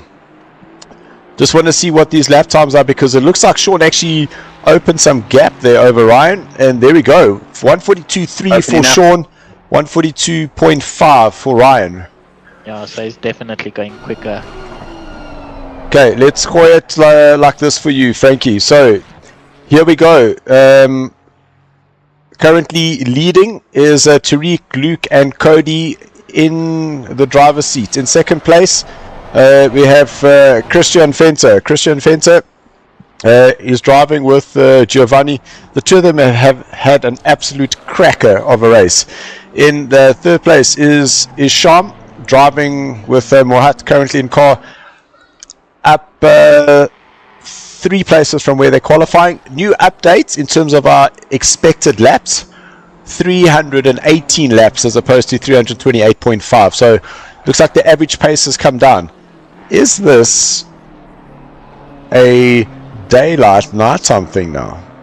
Has the average speed come down? That's an interesting question. Okay, then I'm getting distracted here. So then in fourth place, Sean Herrera, Jason Farmer, and Ruan Heineke, who is under threat by Ryan Barrington-Smith, who's behind, and Ryan driving with Skitty and Paul No Wall Fenter. Then in sixth place, that is one of the other LNR cars. It is Darius with Jude and Christoph Peterson, currently in the sixth place. Then in seventh is Mark Hennebree and Chris Heineke. So Mark was closing up onto the back of Darius. It just seems to have lost a little bit of time there. Some mistakes has just dropped him off the pace. Then in 8th place, we've got Michael Schultz, Ricky De Silva, and Miguel Caballera in 8th. Then Ernst Ferdinand, he's driving with the other brothers. Driving with the two brothers, Henko and Christian Vandenberg. Not the other brothers. Oh my gosh. It's delirium, guys. When you're sitting and staring at the screen for more than 6 hours. 109 laps till we get to the end of the race. Then Ulrich de Jager, currently in 10th. Ulrich is driving with Louis Safontaine. Michael Donaldson, he's had an unfortunate race back in the car. He's joined us in the chat a couple of times. He's driving with Loic as well as Johan Bloknoot. They were up into 5th place after 4th place with some... oh, was that the overtake we've been waiting to see? We've just missed it, have we? We just missed it. Oh, that. No, we haven't. Watch this. We haven't missed it. There we go. Okay. So Sean the River goes wide up into Leeuwkop and Ryan slotting it up on the inside, getting the move, and away we go. Toby Fence's helicopter on the inside there. Oh, it's such a small little mistake. Eh? And that's nice. But now Sean will have a car to chase, so his pace might come up a little bit. Ooh. Well done. Okay. Yo! 3 hours to go. 3 hours to go. Where was I? Okay, I was on Michael. Okay, then next up, Ulrich de Jager. Ulrich is driving with Louis Serfontaine. The two of them are currently in 11th place. Luke saying the Ferrari feels so bad in the cold temps and so amazing in the hot temps, and that is completely contradicting of what some of the other guys are saying. Very interesting. Wow. Well, Luke, thanks so much for that insight. Seems like Ferrari is better in the day, so that might be linked to a setup or a... I'm not saying it. There we go. You said it, not me. Then 12th place is Dane Sweet. Dane driving with Brett Crowcamp, the last of the Mustangs. We have had two Mustangs that have disconnected, unfortunately. Then 13th place, that is Lucas Joubert. We did have that little bit of a heart-wrenching moment with the two drivers going around the outside. Lucas driving with Andre Gabrielis and Etienne Mouton. And last but most definitely not least, some disconnects from Marius' side. Has got Rob van der Heever driving with Gerrit Pretorius and Marius Botma, who had joined us in the comms box and had said that... Ooh, Two cars went off. two guys went off there. Did you see that? Mm-hmm.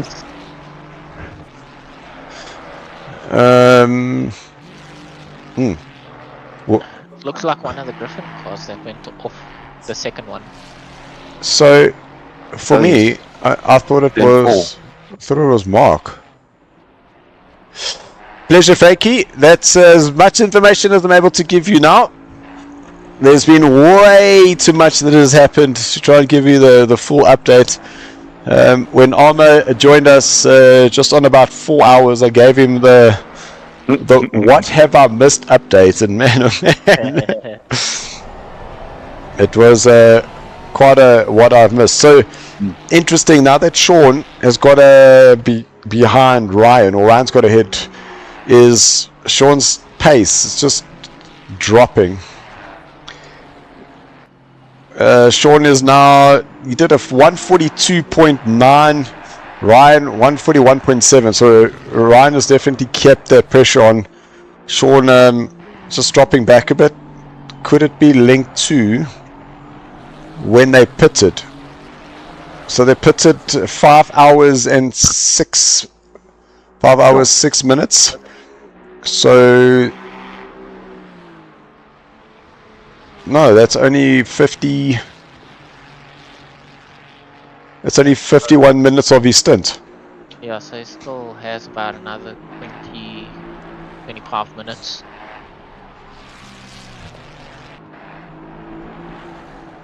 Oh, thanks, Armo, saying that the update was great. Yes. Score. Oh, shit. I mean, Yours. coconuts. We There are... was only a way to that you could actually make highlights while you watched. There is. I just don't have that kind of budget. Okay, it's alright. Sean Herrero taking the Joker lap. And that's going to allow Michael to have a little go to the insides. And, Gonna let him pass. to the inside and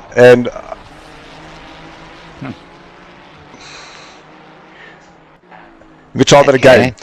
Open the door, go to the inside and unlap himself. Yes, because if he manages to unlap all these guys, he'll be within, but he still has to catch up. He'll be within a shout for 7th and 6th. So that was Michael Donaldson they went through, eh? So he's still 20 seconds behind Ernst. But listen, he's nearly lapping a quack. Quack. Quack. A lap quicker. Oh, that's why I got quack, because it's lap and quick. Quicker. Lap and quick together becomes quack. Jeez, luck. I'm saying you need more team with you. Free services. Amen. Is that you on the soundboard there, AD? Yeah, sorry. Nice one. Listen, Armour, we're always up for people to get involved and come just enjoy the craziness that is online racing, and specifically here at SARCO. I think we have quite a bit of fun here. We keep it very light. We keep it adult friendly. I mean, kid friendly, not adult friendly.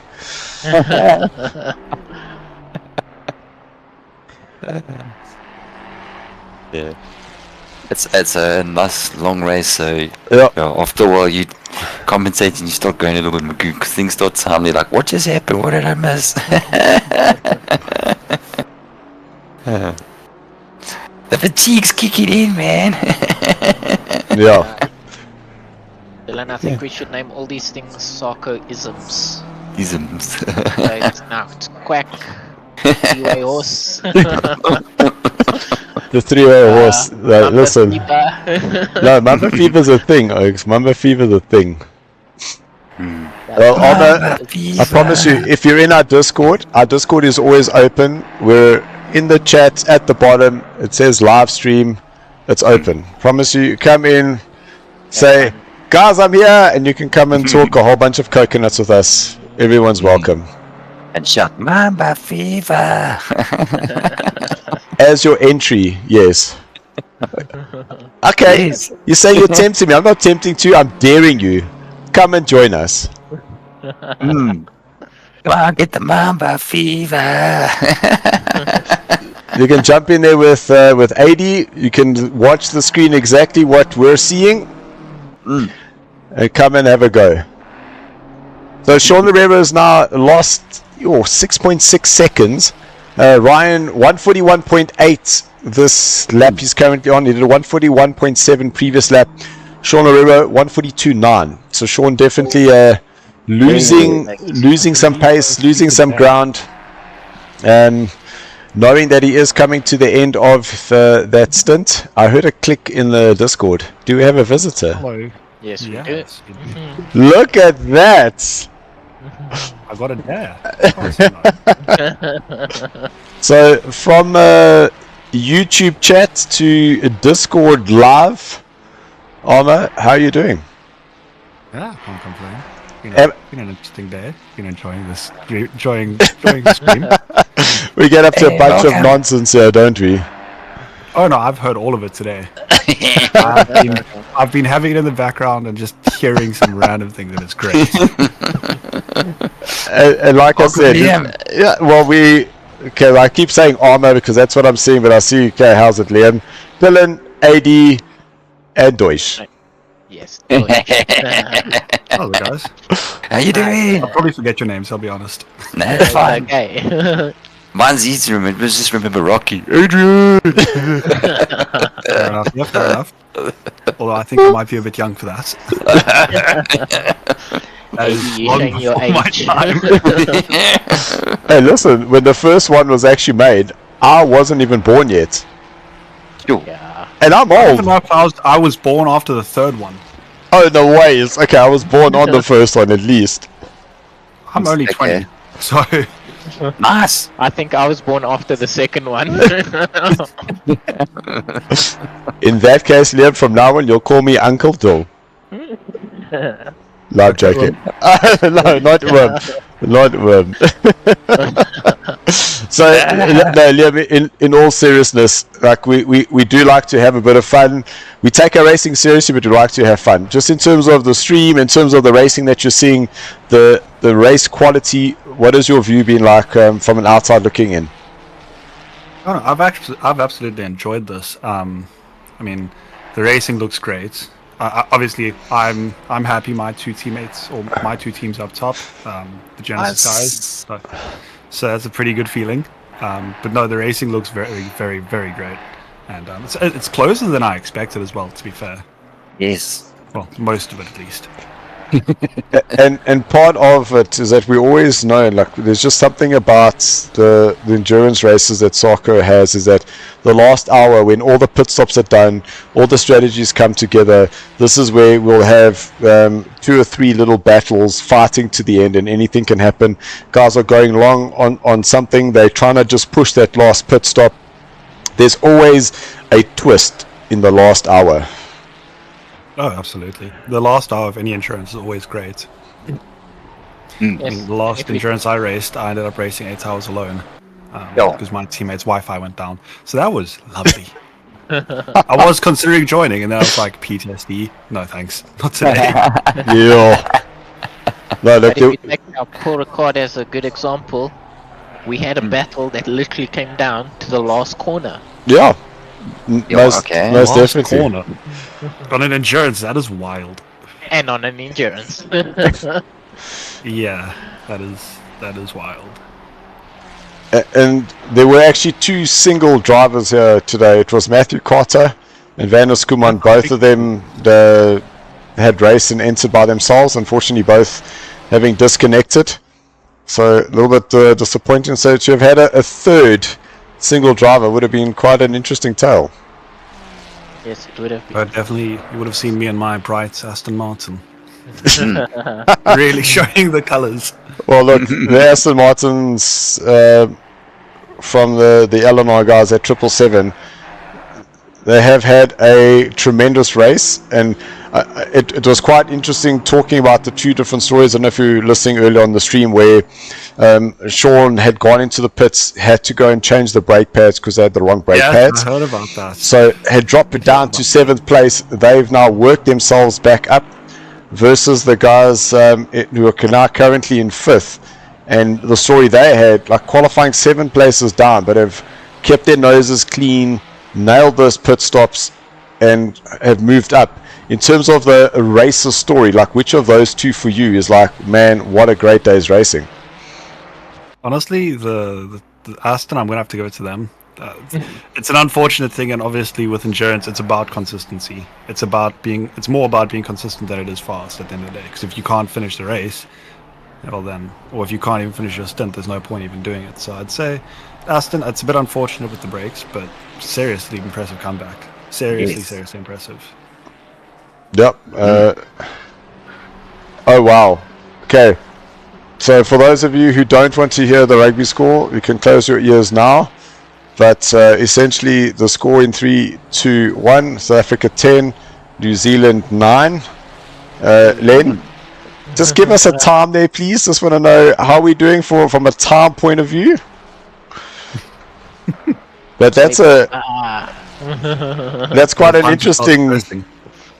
interesting prediction that Len had made. Meanwhile, it's actually a lot closer because I said SA by 7. going through the field just to see where some of the battles are. So Sean Herrera has lost 11 seconds now to Ryan. Mark Hennebury, where has you gone? You has gone. You're P6. P6, and that's because Christoph is in the car, so he has taken over from Darius. And Christoph's pace, 42.3s versus Mark 42.5, so he is still going quicker. But I think Chris Heineke is actually the quicker of the two in the Bentleys, so that might be an interesting strategy when Mark hands the car over to Chris. I think it's going to be some interesting racing coming up shortly. And it's always during this phase where the guys haven't pit, as soon as those pit stops start, that's where things start getting very interesting.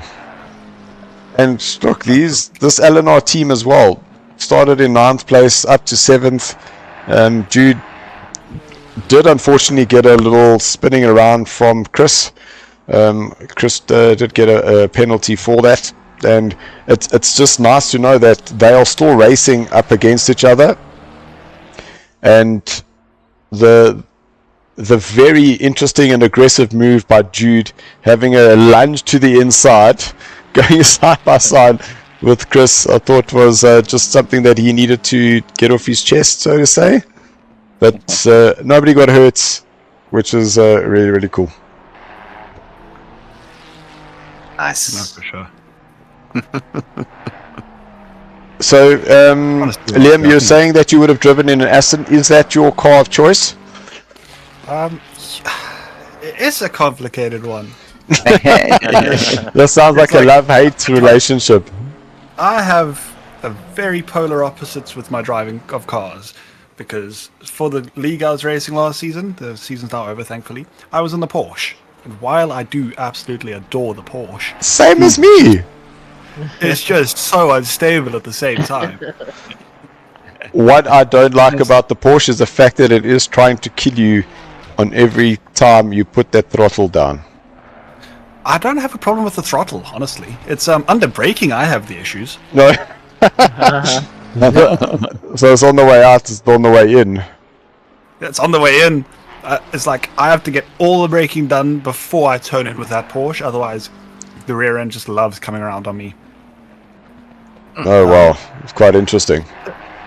That's my challenge with the Porsche, and then occasionally the understeer when your fuel tank gets empty. That's Yes. the lovely one. But you are able to counteract that just a little bit by increasing the rake slightly. Just help that nose be a little bit planted. Yeah, absolutely. Yes. But it's just, I love the Porsche and I love the way it drives, but I'm starting to think it might not actually suit my driving style. So I'm still way too new to sim racing to actually just ultra it on the fly. I'm not like these fast guys who are like, oh, different car, okay, 10 minutes and setting times. I don't mind setting those. Liam Frankie just hit that comment right on the head. He says the Beetle loves to kill noobs like me. Oh yeah, no, absolutely, 100%. You can always just go to those practice room and just normally just take the cars out for like a ride on a track that you very good know very well, and just see what car actually suits your type of style. Yeah. And I see, so it's like if I go to a track I know, I'll get identical times basically between the Porsche and Aston. But if it's a track I know slightly less, then Yeah. it starts to pile up.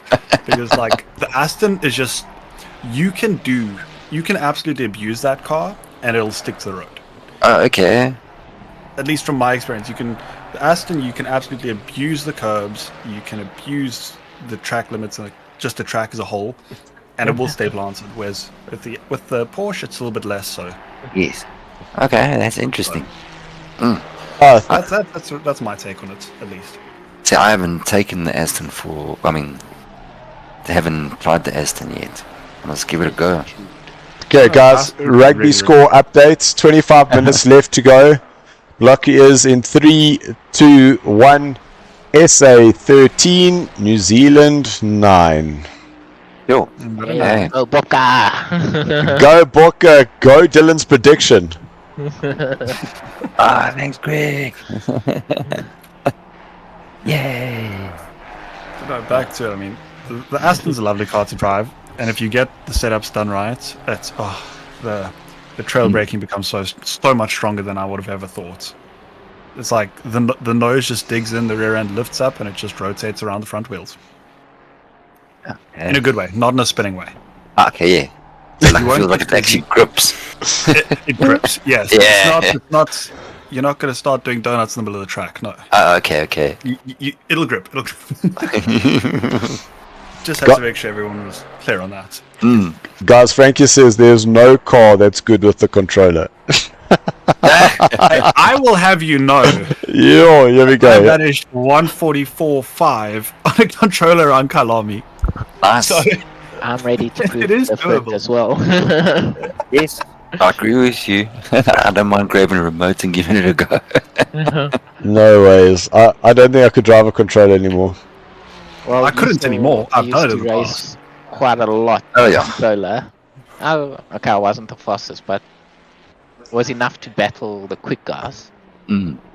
And that's on a controller, and I can still do it, which is Nice. it still blows my mind. Even though now I'm on a rig, I can still do those lap times on a controller, which is weird.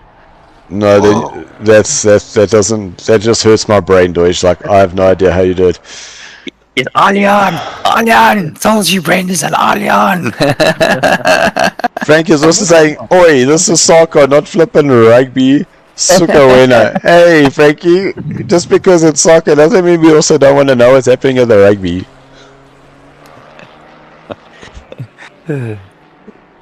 This is religious, you must. Dis is ons bly in Suid-Afrika. Ons moet weet wat daar by die rugby gebeur het. Yes.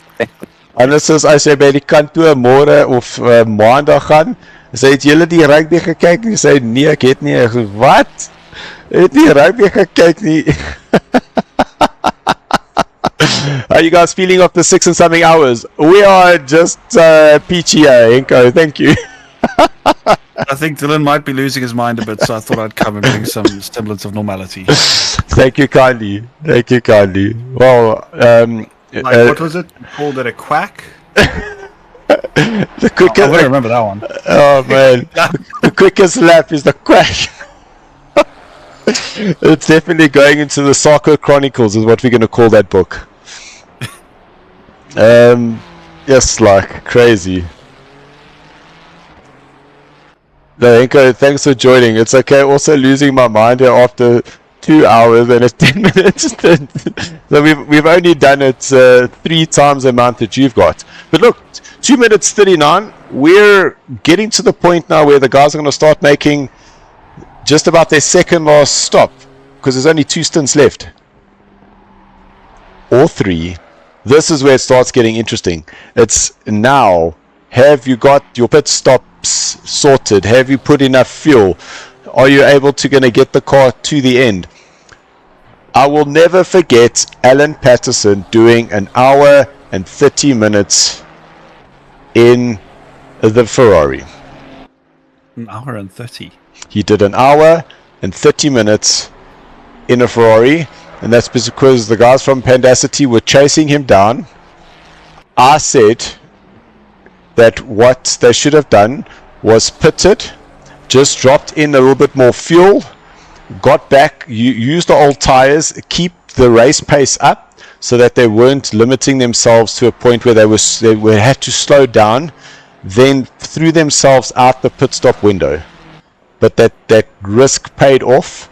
He was doing 4 to 5 seconds slower, and then it worked out in the end. That it was like 2 or 3 laps was the only difference that the Pandacity Oaks needed, and they would have overtaken them because they would have run out of fuel. And that's where we're getting. We're in that realm now with an hour, 2 hours and 40 minutes, so it's 2 stints of an hour 20. We know that the longest stints have been an hour and 18. Here we go. Going to be cutting it close. My only question is something that I want you guys' opinion on is how's Donaldson's offset going to treat him? Because obviously he had the tire and fuel offset from the rest of the grid.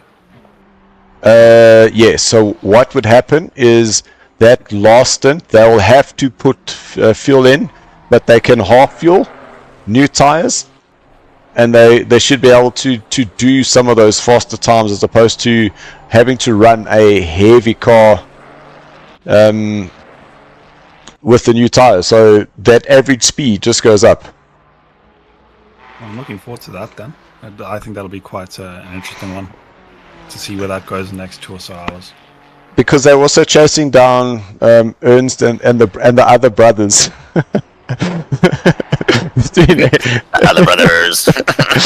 So from now on, Henko and Henko and Christian will always be known as the other brothers. Sorry, jeez, like the SARCO Chronicles here. So 20 seconds between Michael's team and Ernst and the other brothers.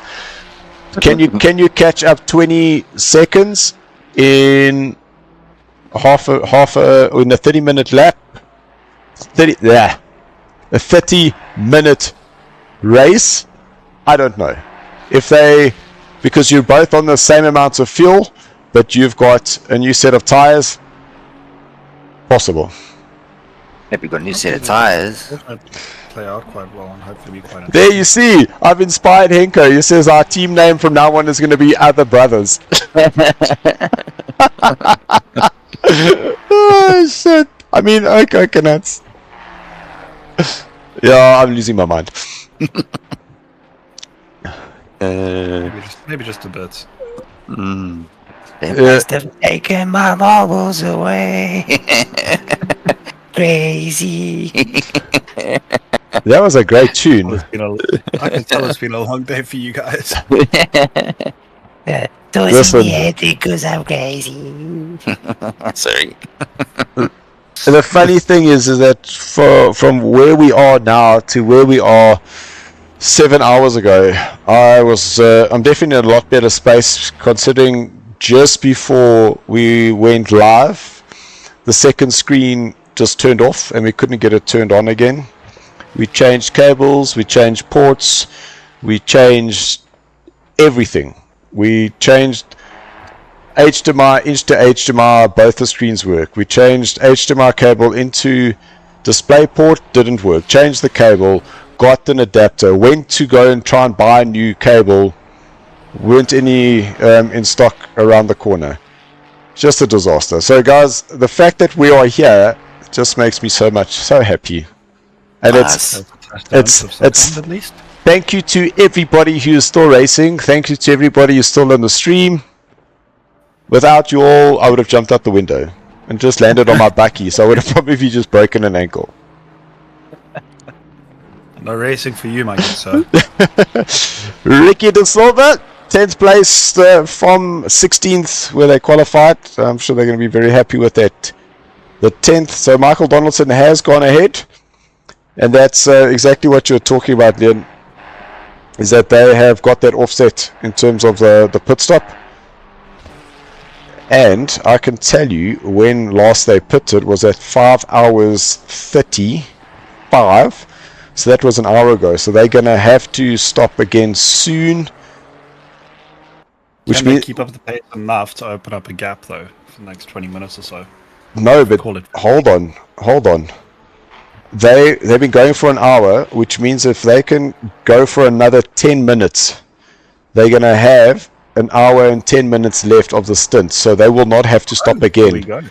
So they're currently on point. Muhat Musa, an hour, 6 hours and 8. So they're kind of out that window and might need to have another stop. Oh my gosh, I actually going to need my pen and pencil for here, because now I need to do math. Oh, hope you didn't take notes. Well, we're talking about fuel in there, but remember their Bentley is also the lightest car on the track at the moment. The Bentley's the lightest? Yeah. The Bentley's done the longest in terms of the stint. Yeah. The Bentley did a 118 was the longest we've seen. that was on the Bentley. Frankie, check your Discord. Hey, Sian, I really can't, because what I've got in front of me is, I'm scared if I touch something I'll get lost. But Doige said that he'll have a look there for me on his screen there.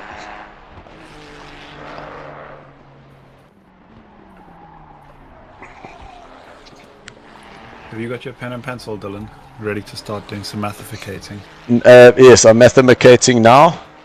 So essentially, what the times are is that for us to get to the end, we need that like 1 hour 10 left.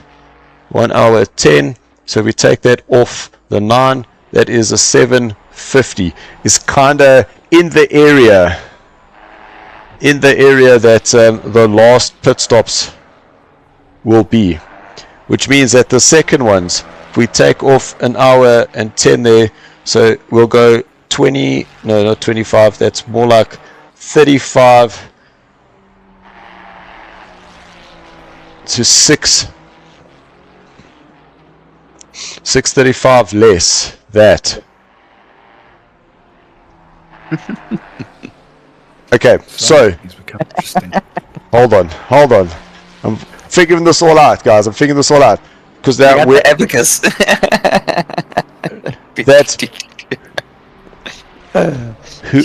whoever has stopped before this time needs to stop again.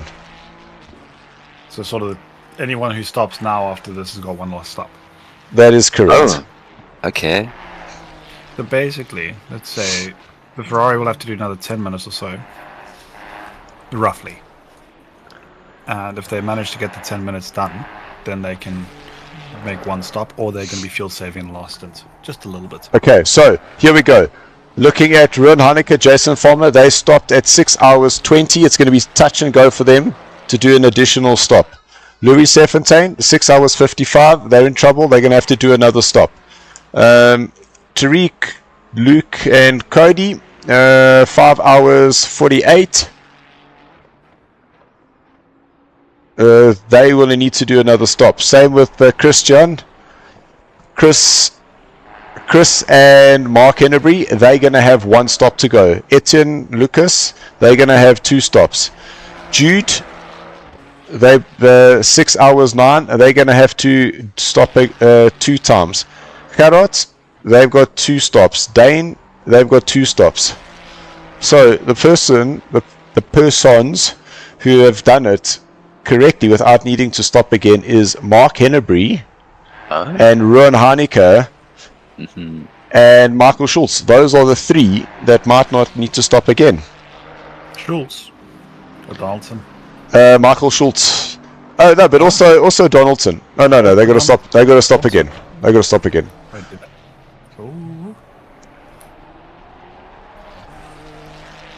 I mean, I think the number 9 car with Cody Sherritt, I think they can afford to stop once or twice. I don't think that bothers them too much, to be honest. I'm sure they're very comfortable right now. Oh, 100%. Yeah. 100%. Good driving. Now that's a solid drive from the whole team, man. And the pit stops have been quick from their side as well. Points as well. They've been on point all the time. So it's fuck, quick changes, quick car change, everything, driver change, back out. Fantastic. I'm gonna have to phone them and ask them to teach me a thing or two then. For sure. Gentlemen, I would like you to teach me how to be fast like yourselves. Yeah. Listen, guys, all I'm saying is that remember I've just done a rough calculations of the times. I could be so wrong. I have no idea. So if I am wrong, just tune us there on the Discord, on the chat, please, and say, Dylan, you got it wrong. So we know. Tune Dylan, not us. So Dylan was the mastermind behind this. So Dylan, you got it so wrong. How do we even listen to you? Because what you talk is a whole bunch of coconuts. And Sonia, that they are, and I told them that they could run it.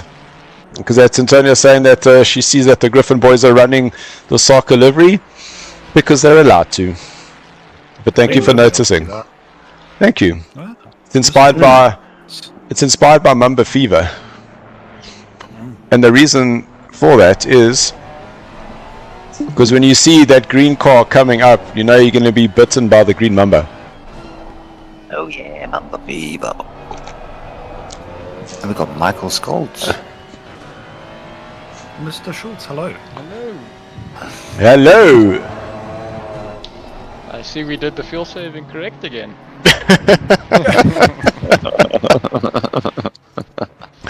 I'm just hoping. What are you talking about that? I'm just hoping that I've figured it out correctly. So, in terms of yokes, you should be fine. We're gonna do one stop, yeah. Yes! Score! I was right. But if they run out of fuel, this is on you. It's on me if we run out of fuel. I did the calcs. Well, that's definitely the way you own it. So saying, no, definitely me. So look, in terms of looking at when the pit stops had been done, we know that the cars are doing between 1 hour 10 to 1 hour 15, and 18 seems to be a bit of a push, especially now later on. But if you're running that 2 hours 25 to go, you've got 1 hour and 10 on either side. So from now, you should be good. 2 hours. I did 1 hour and 22, I think, on my last stint, actually. Oh wow, that's incredible. Well, is that a new record? Track record? That's definitely good going there. But it's at least 1 hour 20. I'm quite confident of that. Okay, so let's go and have a look here. Oh yes, so it wasn't 1 hour 20. Sorry, Michael. And the reason being is because 1 hour 19 and 35 seconds. Oh, it wasn't before. It wasn't quite, because it was 5 hours and 5:25, and taking the car over at 6:25 dead. Almost, but yes, that is a very good stint. So then that means your calcs are on point, and my rough mathematicsing on a piece of paper is Mathemating, my good sir. Mathemating worked out, yeah. Yeah. So Michael, look, like jokes aside, just in terms of the race, in terms of some of the racing that you've seen on track, how's this event been for you? Oh, it's always fun. I'm a fan of the endurances. I tend to prefer them over the short format racing.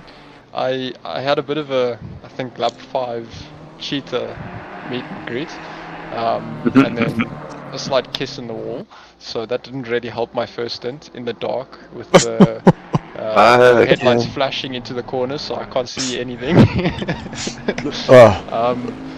But other than that, no, it's been pretty consistent. I think, relatively speaking, our entire team is all very similar pace, so we haven't really had too much of a complicated race other than me putting it in the wall in the beginning. Everything else has been kind of standard procedure, so it's been quite fun. There's been a couple good battles that I've had personally.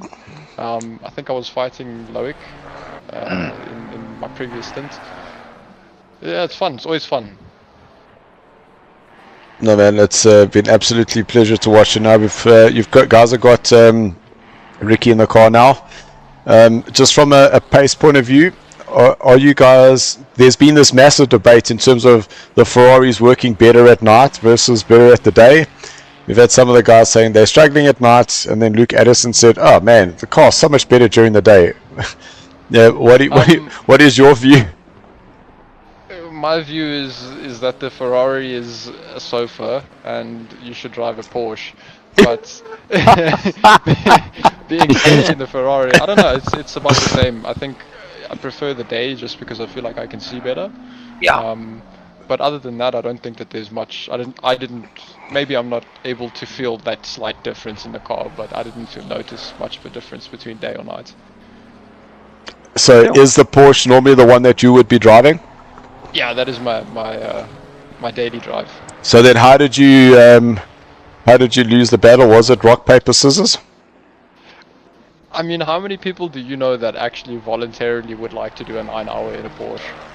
No. Oh yeah. There's not many of us. There is one gentleman. His name is Morris Botma, currently driving for the Griffins, and he was in the Ferrari. And I'm pretty sure that he would be more than happy to get himself in a Porsche. Then I think I might need to chat to him.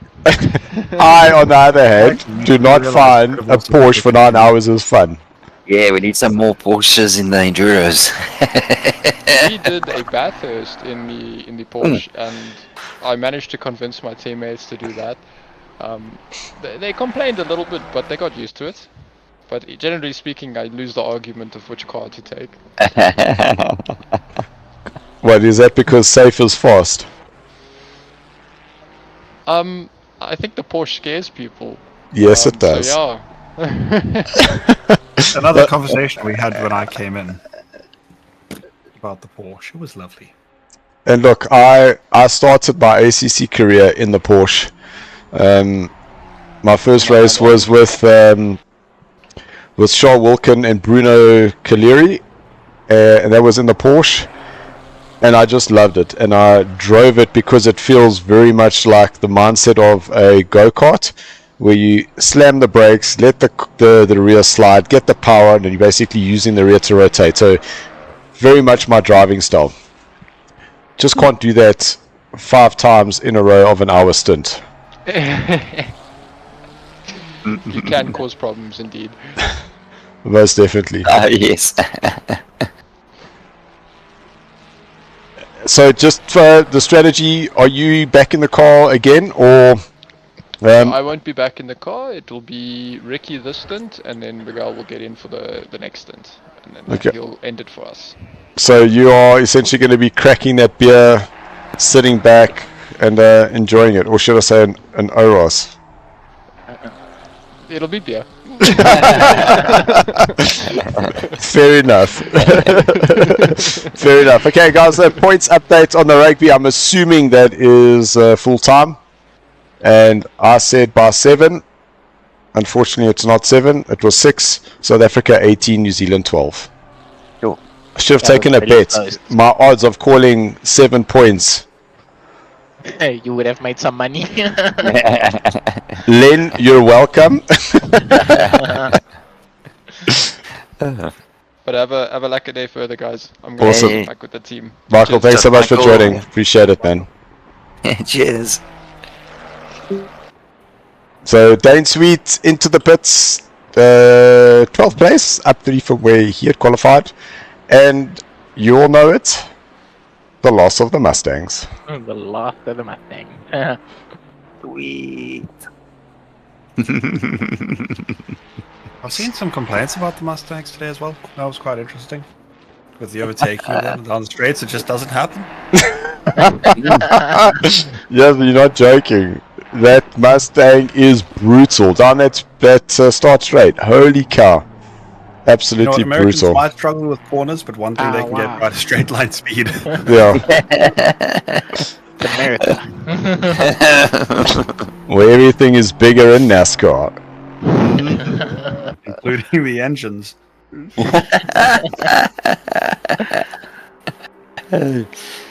No, listen, I still have huge respect for the Camaro when they bloody stuck that thing in the Le Mans 24-hour, thinking that everybody was thinking they're gonna be a joke, but that thing down the bloody straight, it hauled coconuts. Yo, Sean, just checking the grass on the exit there. I mean, I don't think anyone expected a Camaro to corner quite like that either. But just the way it just squats and it just settles and it just, that power just, ew, it's amazing. Yeah. Absolutely amazing. It just translates so nicely onto the exit, that thing. All I'm saying, guys, I'll put my hand up, I'll have a go. Definitely. I definitely wouldn't say no. I just wish ACC would bring the Corvettes in. Then I'd be happy. Yes. If they do, we might be able to create a season. It wouldn't be the first time we've done a Corvette season. How many Corvettes can you see on track? Yes. Yes, I can. Oh, that was Isham a little bit wide. And the drive-through for Isham takes it straight away. That was very, very, very well done there for him. Hold on. No, yes. There's been a change here. Where is... Oh, there. Sean Skitty. Okay, he's ahead. We use another car. Yeah, the Mustang's officially gone. No more Mustangs. Oh no. No! Why? Yeah, we lost them. Yeah, we did. So now they're going to be called... now they're going to be known as the Lostangs. You know that, right? Oh well. Oh, no, man. That's freaking disastrous. But it's weird Honestly, the that we had Mustangs so are beautiful many. cars as well. Because the server looked stable, so I thought we were done with the disconnects. Yeah, but look, I must say, I'm not seeing the server pinging or anything on my side. I don't know what you're seeing on yours, but it's... No, it's not ping. It's actually got very good ping. But to have 6 disconnects out of a race, it's almost unheard of. I say unheard of. From our point of view, like no, 1 or 2 here and there, but not 6.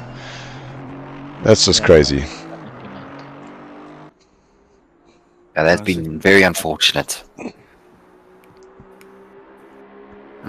Walker kicking some kiwi coconuts from Frankie and saying, imagine Dylan doing the haka before a race. I think that would actually be pretty cool. I just don't know the words to the haka. Just scream and shout. Hmm. I'll be honest, I probably wouldn't know the difference. As long as you scream and shout in the same sort of rhythm, it should be okay. Yeah, Frankie just said make my own. Alright, cool. Haka haka. Right, Dylan, we expect this next endurance. She's like, what, we're calling it the soccer haka, what, the sucker?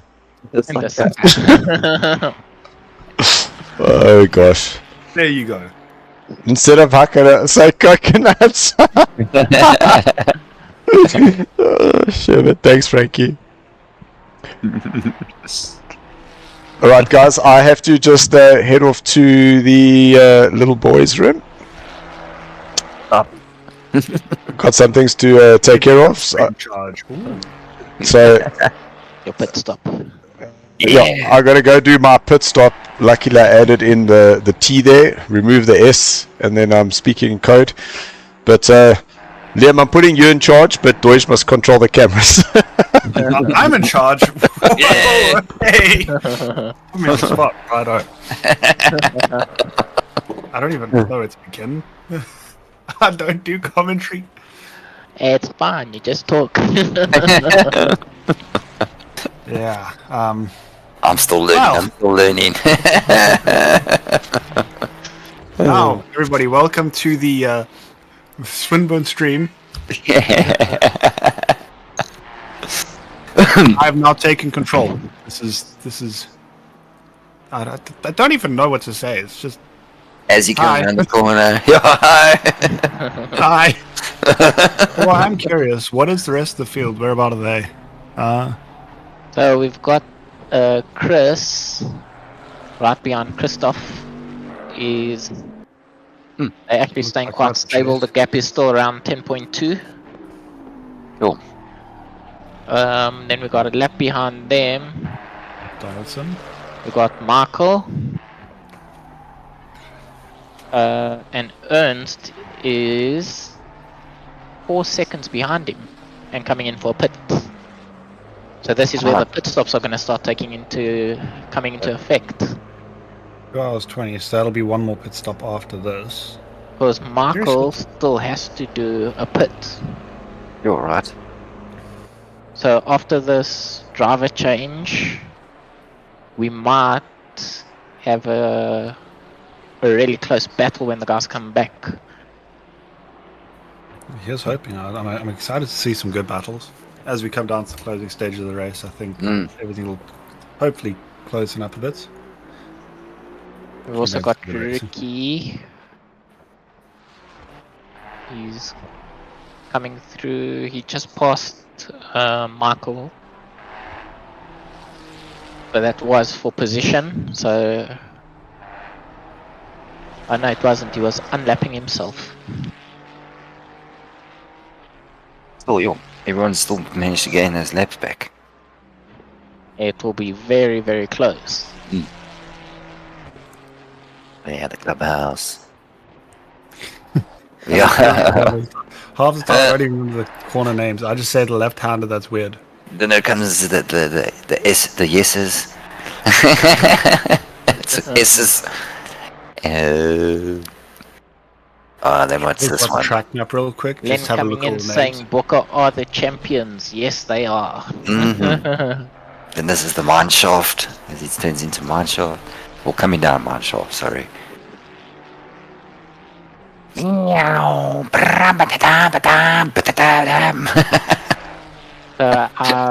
don't hear the car. I've been going that so long. I don't hear the car engines. I have to make them up in my own head. Here's the Ferraris. Why have we got no audio for the... Our race leaders are coming through now I to don't make know. 240 laps 240 laps. with That's Cody behind the wheel. No, Cody is quick, to be fair. Cody is absolutely flying. 41.4 last lap. Sorry, 41.3. Yes, 41.3.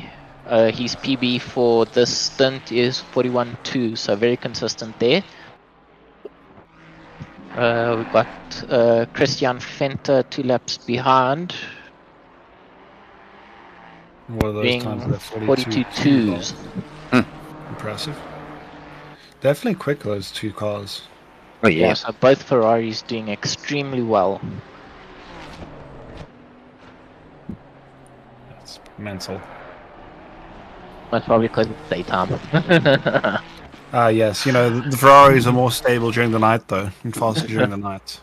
Don't forget. Well, I think we need to let the leaders know so they can slow down a little bit. And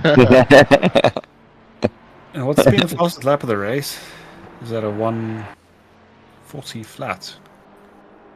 Now we have our third place Isham, also doing quite well. Actually lapping quicker than our second place car. Wow, okay. That's impressive. Maybe the attack is on. Sean actually making some ground on Isham. 62 Yeah. 41.3 I see there. Yeah. That's Get a push bit wide. They are doing extremely well there. Jason Farmer, 29 seconds behind Sean. But it does seem that they are lapping a little bit slower, running 42.8. Sure, right. Still a good show from them. So slow, honestly. I could definitely do that lap after lap. Totally. Yeah, after 7 hours. I think my fastest ever around Kyalami is a 41.8 at a push. It's still quick. That's still quick. So we Don't know if I could do it now. Oh, someone ran wide there. we still have quite a few guys that still need to do their 2 pit stops.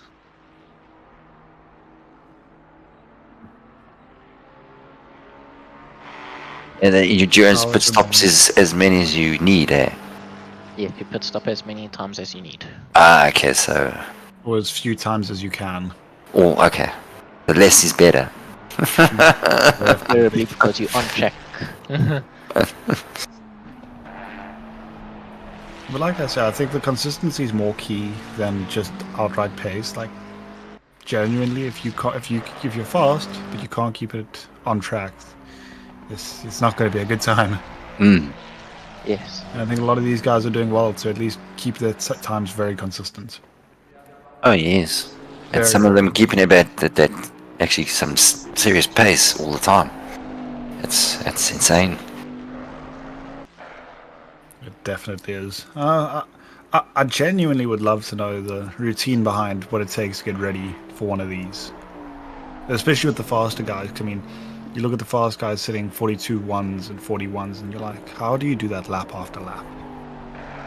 It's insane. I'm curious. I'm curious as to what goes on mentally for that. Good question. Yonray It's an interesting coming one, in on isn't this it? team. Mm. Laka boys. Laka Yonray.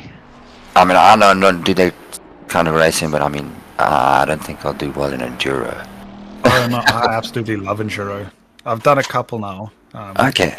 In my short career in sim racing, but it's I really enjoy them. I've been now racing for just over 6 months, so Okay. Yes. I'm still just a baby.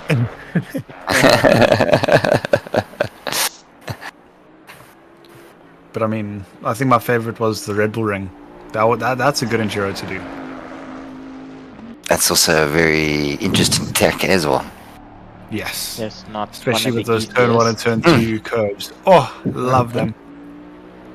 Especially the Porsche. Have you seen a Porsche fly before? I have. Not my car, though. Take Your car flight, hasn't my flown, son. you're not going fast enough.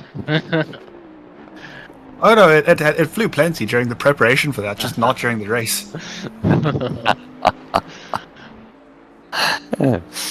So Definitely Chris not during the Heineke race. actually is making some ground. He's brought the time down to 9.4 to Oh, yeah. Christoph. So he is making up that little bit each lap. Oh, yeah. Sean approves of this. Hey. I should probably do that as well, actually. Hold on.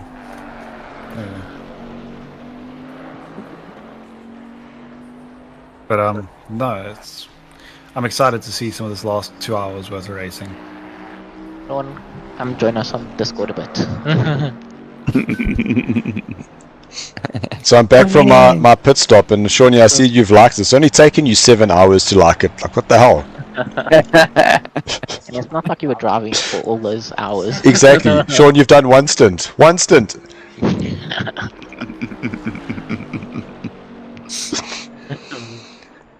Yep. Chris is definitely back on the hunt.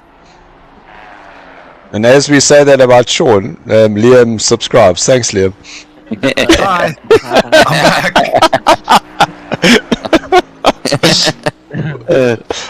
Was that peer pressure there, or? I saw the approved sign. I thought his name can be there, so mine should be there as well. Exactly. Yeah, that's the spirit. Exactly. At least you got the cars through a rouge. He just got the happy, smiley people. Excuse me. That's gonna get some oxygen. First time I ever made it through. all afternoon. Sean, it's so good that you're like an engineer that you can fix stuff like that. Because he's saying his like button's been broken all afternoon. And he's only just being able to get it to work now. I think he's showing off. He must be using a Steam Deck or something. Oh, sure it. So how are we doing? 2 hours and 4 minutes. So we're still a little bit of ways. So much for these being duos. It's supposed to be multicolored, but they're all the same color. They're kind of just all blended into each other. Interesting. 2 hours and 3 minutes left to go. Yes, and Chris is making up time. Yes, he's brought it down now to 8.7. Yes. 0.9 of a second is what he's just taken out of Christoph there. 0.9. 0.9. The lap time. Might as well just said a second. No, it's not. It's not a second. That's the thing. It's 0.9. 0.9. 143.2 versus 143.2 versus 142.3. It's 0.9. It's not a second. Because Semantics. because it's 8.9 seconds, you gotta be specific. Because that means it would have been 8.0. It would have been 7.1. Okay, my bad. Specifics. Specifics. With a capital S, capital P. No, small s, Small F. capital P. Specific. Fair enough then. Okay. 0.9. 0.9, exactly. Or 9/10 of a second. These are not good. They're, That ones were better. they're supposed to be two different colors on the same, but they've kind of just all merged into one flavor. And it's not even a good flavor. Yeah, it's Have you kind got of. snacks with you there, Dylan. Do we have snacks? What would you like? We got wine gums, we got choc chips, we got Doritos, salt and vinegar.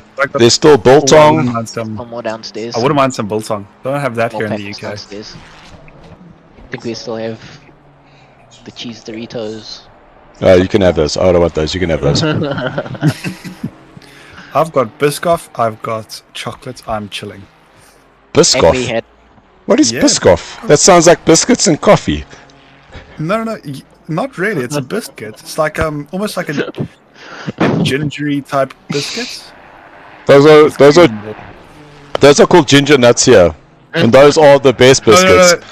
No. They're not quite like ginger nuts, but they're very similar. but then just cool. They're absolutely awesome. So same but different. Sean wants biltong as well. Sean just compost. Sean, do they have biltong in your area of the world?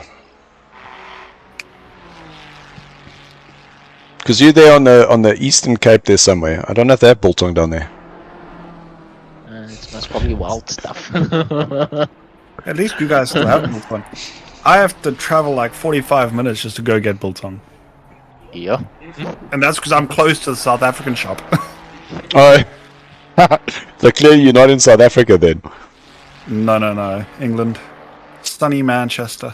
It's lovely. Oh, nice. Is Manchester actually sunny?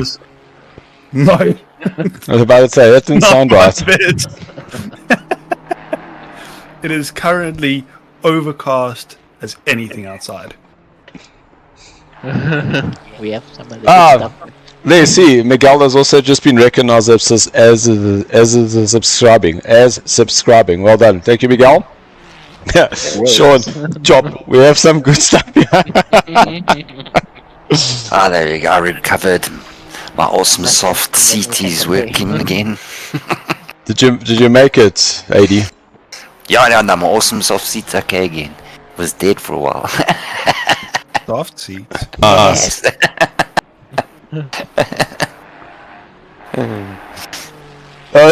Coconuts. I've never heard of that, Sean. Sean saying that's if you can sit on the beach and stare at that blazing wind that blows you away. Because I'm thinking that's where you're sitting, right? Oh yeah. It's a PE thing, right? You can't really sit on the beach there. You just get blown away. Yeah. And then the seagulls steal your biltong, so Sean, you don't have biltong in PE. What's time for the seagulls? You got bird food. You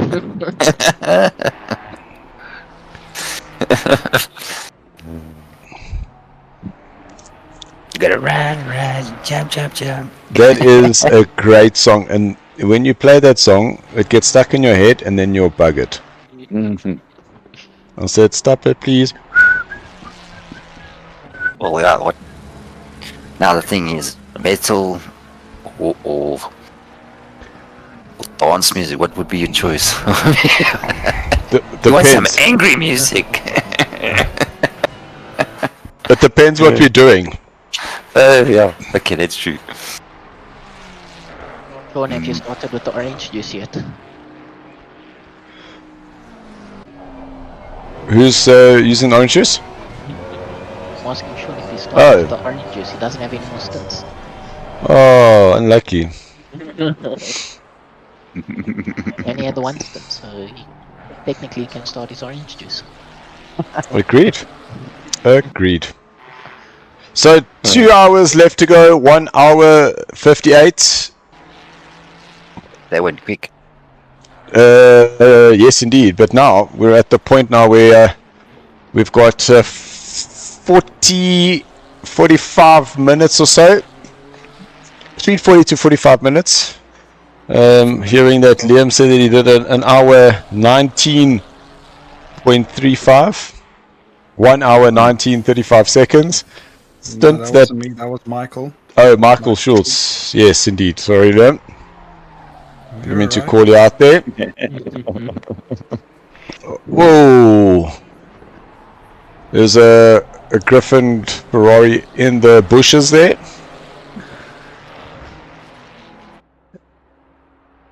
and we're going to start seeing some pit stops. So anybody that is stopping between now and 1 hour 20 to go at a push will still have to stop again. The drivers must be sweating in their rigs. Yo. Yes, Well, for a long definitely. race like this, definitely. We should on the side.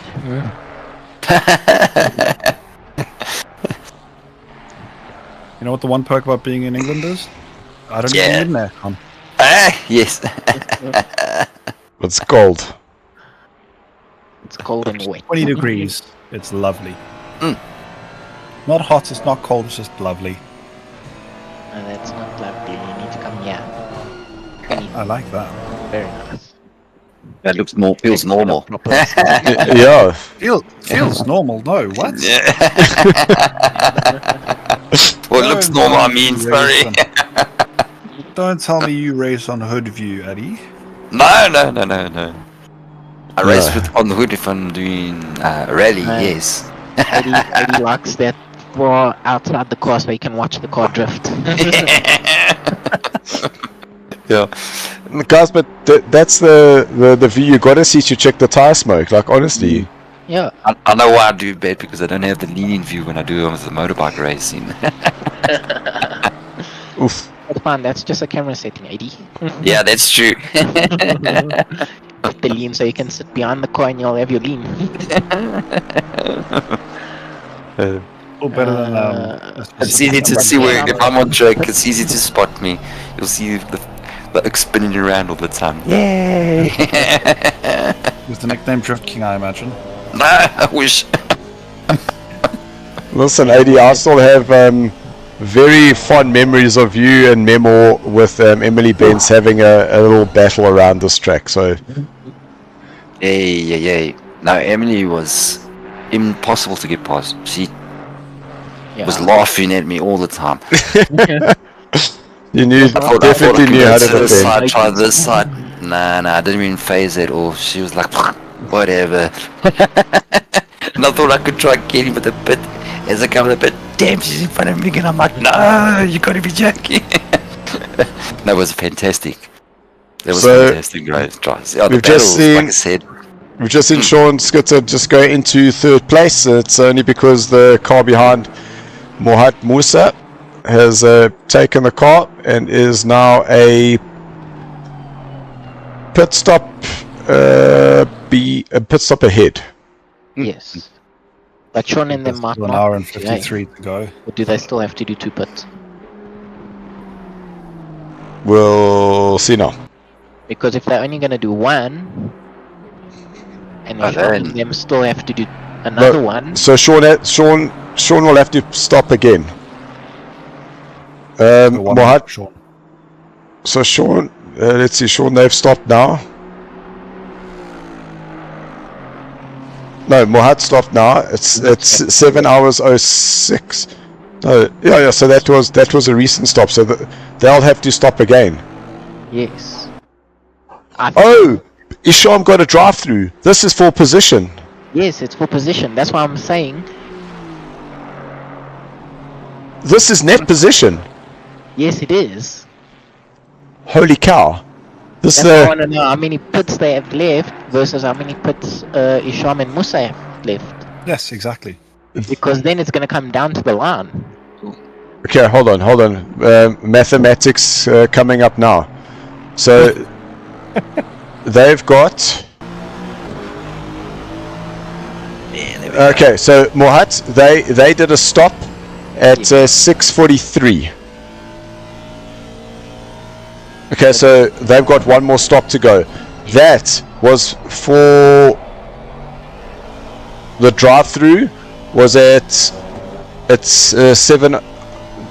Oh my gosh, I'm confused now. He did the drive-through, and he went for pit stop. I think a lap or 2 ago. Yes. Yes. Where they take positions. Which is at 7:06. So that's now correct for the position. So they are now. They're safe. Okay, so Mohat and Isham, they're gonna have to stop once more. Okay, Sean they won. They did a 6:32.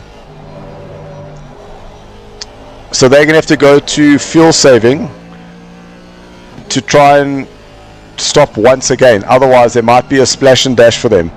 Guys, this is race on for 3rd place. It's gonna be down to the wire. Most How's that? definitely. Now, how's that for our That's awesome. Especially considering the stuff they had to go through to get Yeah. here. Yes. Now they're fighting for position on the podium. Yes. Yes. That is awesome. Now that's a comeback. Good. That's a proper comeback. Mm. Ah, Mr. Donaldson. Marco! Yo. Yo! Welcome back. Thank you. I definitely think our 6th place or our 7th is out of reach, but 8th is what we're fighting for right now. Oh, good position. I mean, it's still one hell of a comeback after coming back into 12th, 2 laps down. Oh, Most definitely. Most definitely. And look, you've got 16 seconds. You've got 1 pit stop left. So it's still race on. Yeah, I mean, everyone around us, who actually is behind us? Vandenbergs, they still have 1 stop left. De Silva still has 1 stop left, and we've got 1 stop, so definitely doable. Yeah, correct. What we're looking at is that Sean and Mohat Musa have got 1 stop left, but Sean, because they stopped at 6 hours 32, so if they're able to do an hour and 15 each, that should keep them ahead, and only stop once, that should get them ahead and another position. Sure. From how it started from this morning, from the evening side, it's crazy how the situation's sitting now. When did we go from 14 to 12 cars? Recently, we've just been losing. So we've The Mustang. the Mustangs. Mustang. We've lost all 3 Mustangs actually. Marius was in the car for Griffin. We've lost him. We've lost the Porsche for Xavier. He was in, and Solid ups. well, they're the Mustangs. Mustangs. The Mustangs.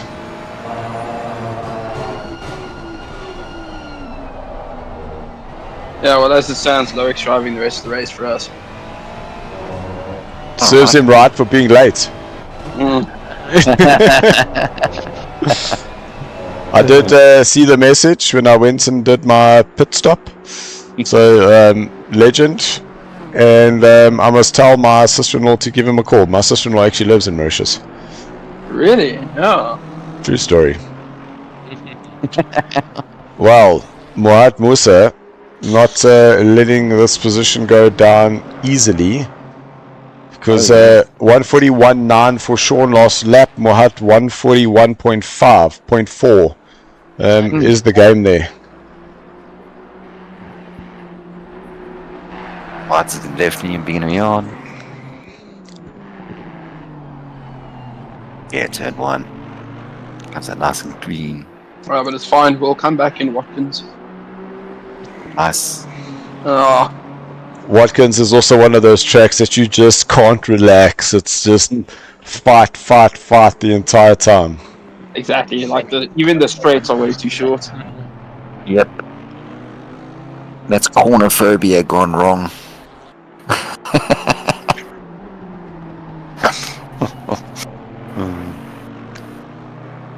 I mean, the next endurance after this, I think, would be Zodiacs.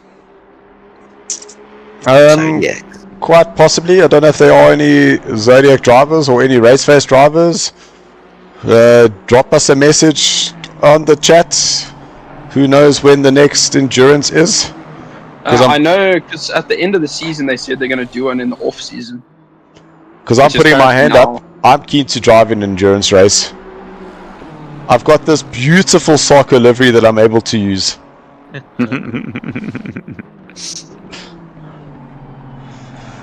We really wanted to run a ginger livery.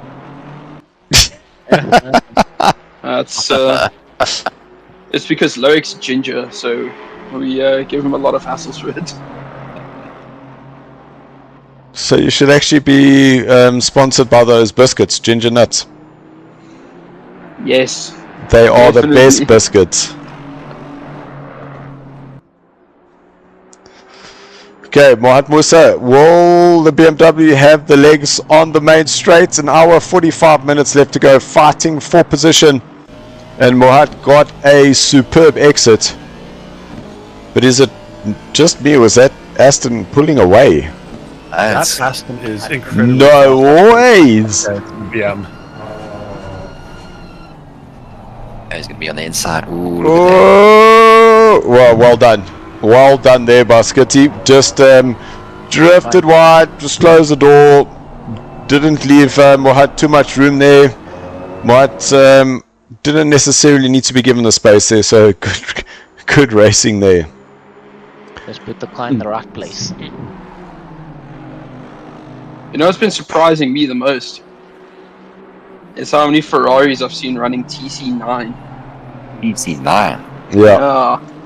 And that's the thing, is you get onto the power, turn in so early, and you just let the traction control do all the work for you. Exactly, yeah. Especially through turn 3 and 6. So the moment you touch the curb, you just plant it and it just goes. So I know through some of the tighter hairpins, is for me specifically, is I would actually have a different button. So I've got a button that you go up and down, and you basically switch between traction control. So I would use traction control 7 and traction control 4.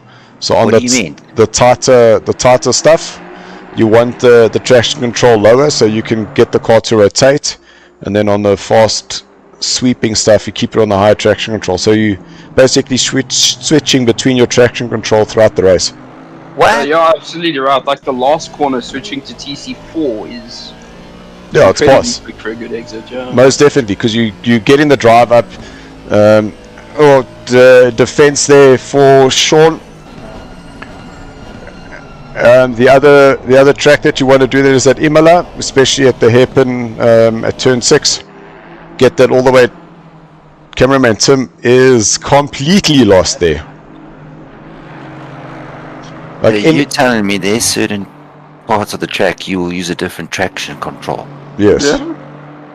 I only learned about that recently because I've been like manually click until I get to the one I want. And then no, man, you just set the button to 7 or 9, and then you do have one separately that goes up, down, or is that Mohat? No, so Mohat had to just get onto the brakes a little bit earlier there, because Sean was just a little bit slow on the exit. Is he Mohat going to try go around the outside? Might try cut back maybe. No, outside. I will see you guys in a bit. You go and chat to that. Keep well. Cool, thanks for joining us once again. Enjoy the rest of it. Yes. Cool, and thanks for taking up the challenge and coming to join us. Mohat around the outside is going to try the cutback, not close enough to do so. Let's get a... Ooh, look at that. Ooh. Sean ran wide. Musa much. And again.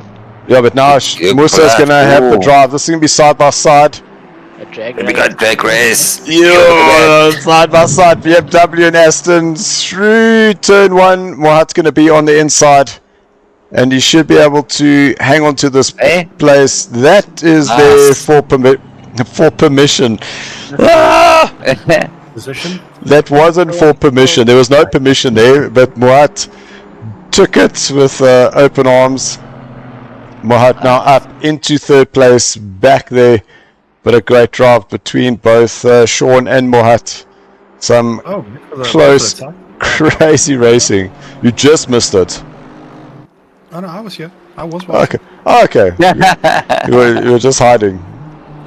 Just eating some food. No, but I think Oh! It's fun. Oh, yes. That they come together. No. I think there was a cheater. Fatality. Oh! Ooh. Into the wall. Oh, no, you don't want that. Okay, so Christian just lost the rear and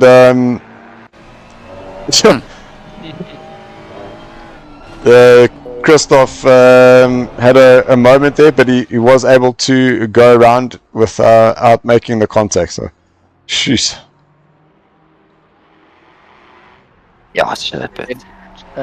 Chris Heineke, by any chance, gain on that? Because Christoph had to run wide, so he might have gained a bit. Yes, he did. He gained 0.8 of a second on that lap, so that gap now 8.4, and we are an hour and 40 minutes left to go. We're still watching. Any cars that pit now are in trouble, meaning they'll have to pit again, especially ones higher up. But look at this, he is not letting go. Sean is still hanging onto the back of Mohat Musa.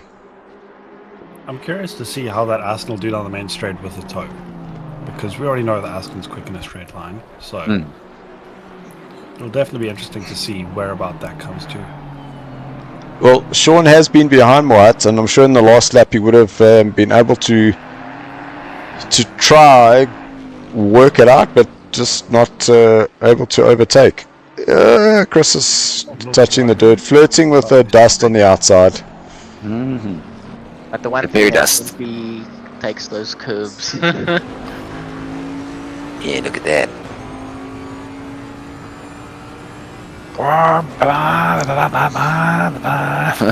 This Aston, this Bentley just sounds angry.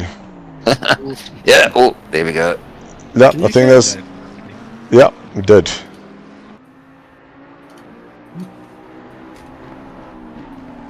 Now we're all listening intently for what it is we're listening to. Trying to hear the Bentley, but we can't hear it. I can hear it. Sorry, guys, because you guys are seeing an output. You're not seeing Input. Or having the input. You're not seeing. You're not seeing the shared screen. I suppose, in all honesty, I should actually just share the race, and then you would be able to hear it. But no, the reason we don't do that is because otherwise I pick up the game sound twice. It makes that feedback. And then you have this sound. Oh, no, It's no. horrible. Especially when you're trying to speak. Everything's working fine, don't fiddle. Just You know what happens. Just leave it alone.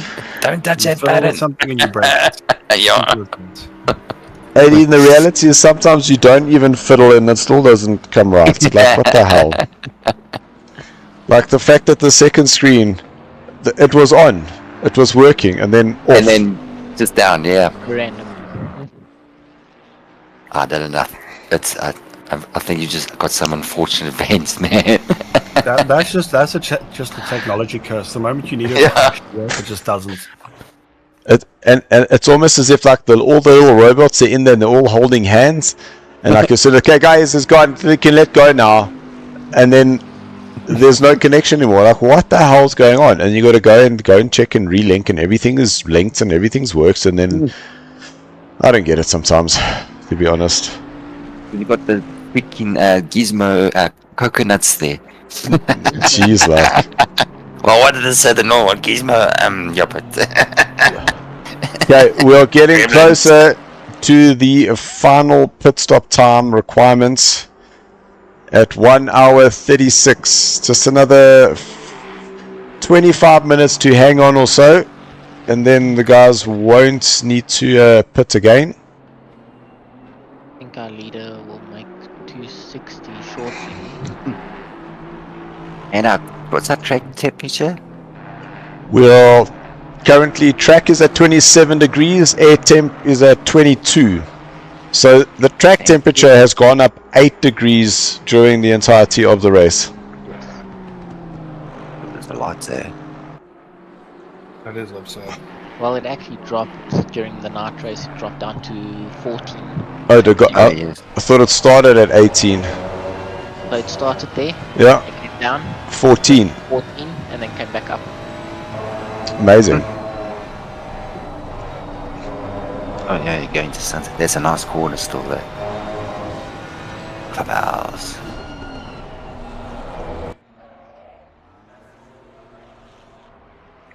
I hear a car that went off down through the S's. Let's see if we see a car. Oh, there is a was that Lucas Joubert? Because I heard the wheel spin. Nice. So easy overtake there for Luke Addison, slotting up on the inside. Last lap 141.3 versus a 140.8. Little real shot off the bumper. It's nice to see how close everybody actually is there. And if you think about it, that's our leader passing a lap car, and it's not really gapping him the way I would expect, considering how many laps down that car is. Gabriel Dos Santos has joined us. How's it, Gabriel? Saying Project Vapor Boys running a good race. Keep pushing Mohat and Isham. They've had a tough race, is all I'm saying, Gabriel. 2 drive-throughs, having to battle with Sean. And currently Sean is on the same pit strategy, according to our quick cheat notes. And that is the battle now for the last spot on the podium. So you're saying a good race, it's been a tough race, but yes, the result has been fantastic. Sean up 1 position from where they qualified. Mohat currently 3 up from where they qualified, currently in 3rd place. 1 hour 33 to go. And it is going to be the last of the pit stops within the next 10 minutes or so. Whoever's pitting now for the next 10 minutes is going to have to splash and dash. So the fight we're looking at is third and first. Luke Addison, they're 2 laps ahead of Giovanni. In 3rd is Mohat, who has got this Alan R. Aston Martin chomping at the heels. Jason Farmer, who's currently in 5th place, is only 14 seconds ahead of Christoph, who is only 11 seconds ahead of Chris. Again, that pit stop comes into play. Who will need the extra pit? Because that then changes these 3 places. Where that pit stop is crucial, Ricky De Silva is in 8th, up 8 from where they qualified, but then only 10 seconds behind is Loic. Again, that pit stop makes a huge difference here. Christian Vandenberg, he's in 10th place with Ulrich de Jager in 11th, and down in 12th place is Lucas Joubert. So still 1, 2, 3 places could be determined by the pit stop. And Yes. That is an hour 30 left for Christoph. Splash and dash. There will need to be a splash and dash in this. How would you do it, Dylan? Would you fill up completely now and do a splash and dash, or would you fill up a portion and then try again for the rest later to try and make the pit stop shorter? I have no idea. Because you're going to be stopping again, you're going to be losing that time, and in terms of you putting fuel or not putting fuel, it's 3 or 4 seconds. 3 or 4 seconds is the 3 or 4 is difference between you going 20 liters to 50 liters. That time is so short. So they've now given the car to Jude. Jude is now going to bring it to the end, but that has put Chris Heineke up into 6th place. They have to stop. Nice. One thing to also consider is the fact that the fuel saving isn't also an option. They could It is. use a little bit less every lap. Sacrifice, call it 4 or 5 tenths a second, or 4 or 5 tenths a lap, and then just run it to the end like that. That's also an option. It is an option. It is not a sure thing. No, exactly. But it's sort of a... But this is why we love endurance racing. So because that now tells me that they themselves probably don't know either. Yes. Yeah, because also if we don't fill the car the full tank, you're potentially running quicker with a lighter car, and then you could fill it up again. So if you are quick enough, you'd actually gain that little bit of time. But the thing is, what is the pit lane time sort of thing? 20 seconds? 30 seconds? 20. It's 21 seconds, 21 and a half seconds for a drive-through. Then however much time you need to put fuel in. So call it 30 seconds even. You need to make 30 seconds up. Whereas if you were to do the next hour and a half on slight fuel save, you might save 20 seconds. But you're going 4 seconds a lap slower. So for every lap that you're doing at just say 1 minute 40. If you're doing 40 laps at 5 seconds, that's 2 minutes. That's also a very good point.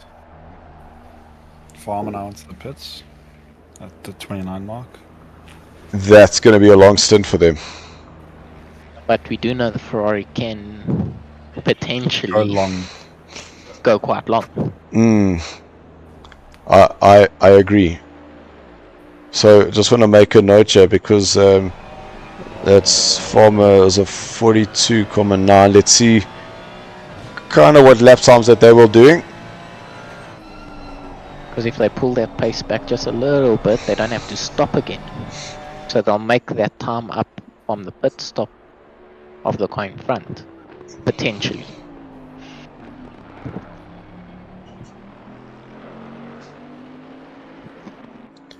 How long ago did the Bentley pit?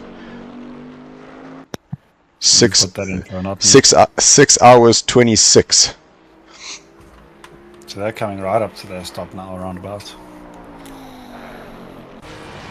Yeah, so they've got about 4 laps or so, and then they'll need to do that pit stop. So they're now quite safely in that pit window. It's these stops now that are keeping it unsure. Because we know, well, Michael said that they did 1:19. It wasn't quite 1 minute 20. So at 7 minutes, 7 minutes is 3 laps. It's not enough. We must actually see. It might just be enough, actually. Yeah. It's got to be tight, though. Michael? Michael's not here. No, I'm saying, Michael, if you're watching, were you fuel saving to do that, or were you giving it balls to the wall? I mean, coconuts to the walls.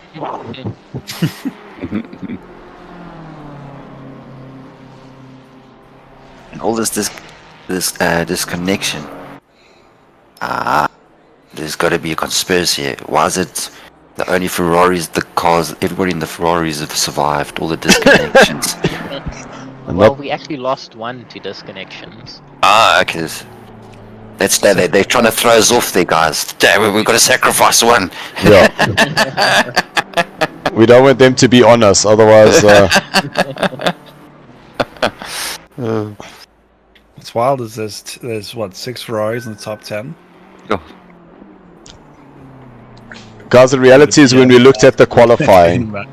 of the top 7 cars, 6 of them were different manufacturers, 2 Ferraris. So Okay. the mix was so good, to be honest. And then the Ferraris started their nonsense with disconnects. You can go, and you can go, and you can go.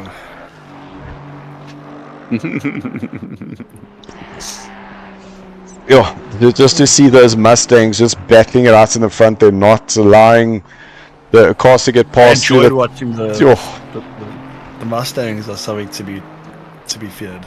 I'll give them that. They are so quick in a straight line. You can't do anything about it. You really can't. and that's the thing, going into turn 2, there's no ways you can overtake, and that's an overtaking spot. The other overtaking spot is up the hill through the S's. Without you hooking up the S's and trying to follow the Mustang up there, it's just not going to happen. So it's about waiting for the Mustang to make that mistake, just hoping that you're close enough to take advantage of that. Oh, exactly. I mean, the biggest issue with trying to overtake a Mustang is you need to get close to it in a corner. But the thing is, you can't get close to the corners because they run away from you on the straights. Exactly. And you can have a tow. You can have a tow on the Mustang, and it still won't help you. It breaks it. No, Hang on, I'm just gonna catch you right here. And then you just see him going. the Mustang just pulls away. It's so strong in the straight line. I was one of the races I did. I was in a Porsche chasing down a Mustang, and I got a better exit, and I had the tow, and he still pulled away. No, we Next saw corner. it. Yeah. We saw it going down the straight here. Even the other straight shows you enough trouble that the Mustang can create. So Jude Neville is 9 seconds behind Ruan Heineke. Ruan in 6th. When did Looks like he's pushing that car with those sorts of times. 141.5? Yes, Jude is really pushing. There's no fuel savings there. I'm sorry. Absolutely none. He last stopped at 1 hour. 7 hours 28. So he is now kind of on that limit now to make his stop.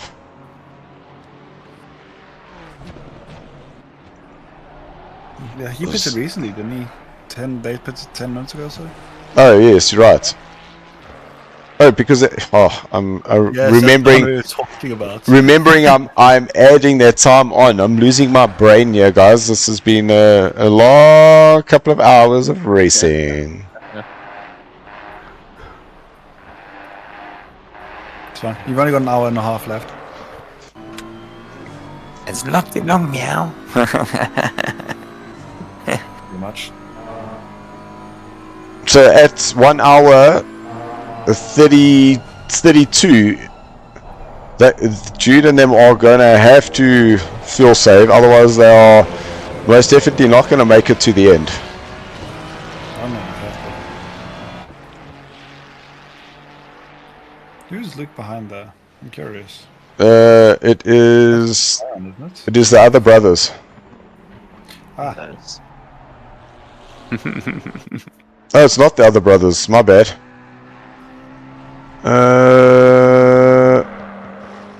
That was a McLaren, right? So I'm very confused now. Where's Luke? Yes. There's Luke. So that is a I think black Ferrari. stealth mode. Oh, then I know who it is. It is not this guy. That's not true. It is. It is. Hold on. I want to click it to make sure that I click it right. There we go. It is Ricky Da Silva. Yay! Because I'll say it's Loic, but it's not Loic because he's in the green car. Yes, Loic's in the green car. Jeez. Ricky's another one who stopped recently, isn't he? What time did Ricky stop at? Because They stopped an hour and 25, 6 hour 25. So Oh, so they've still got a pit stop coming up. They're gonna have to stop again. Yeah, they're gonna have to. Well, definitely they won't make it.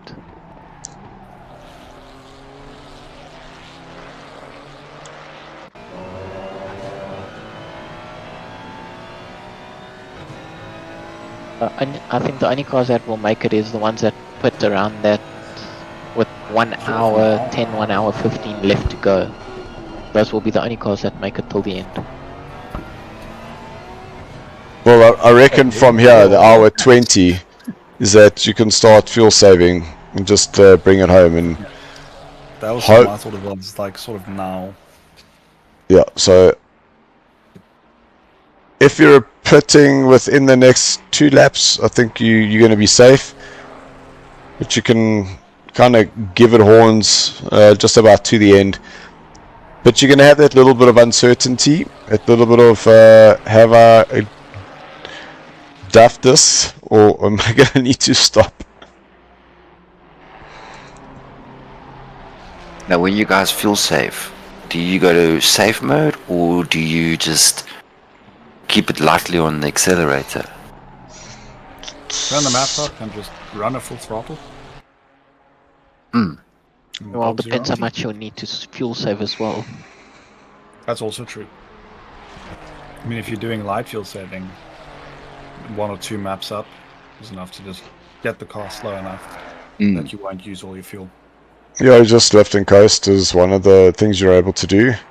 On some of the cars, you can change the fuel map. The thing is that on the Ferrari, that doesn't really change much.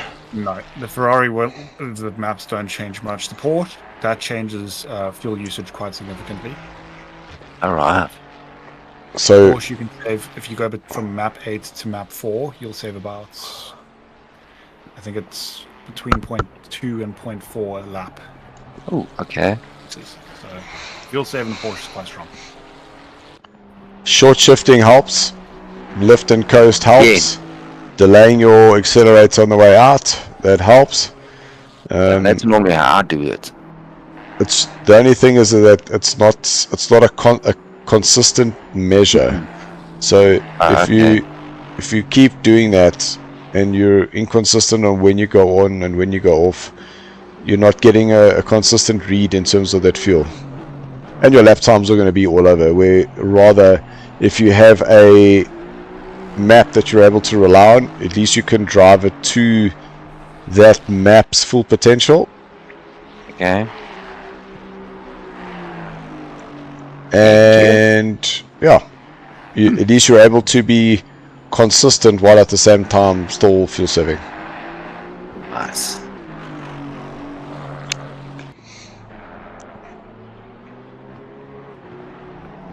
Nice. Good to know. 1 hour 18 minutes to go. We are nearly at the last hour of the 9 hours of Kyalami. With 270 left. It has been a wild ride, is all I can say. Hot and bold with Ulrich. Yeah, look at that. Yeah, you can see all that rubber on that track. Well, you know the track's I think when we get to an hour to Yeah, go, plenty. we can choose the closest to our lap prediction. Yeah, because then it makes things so much easier just to reverse engineer from a mathematically correct estimation. I think we should call it a guesstimation. Yeah.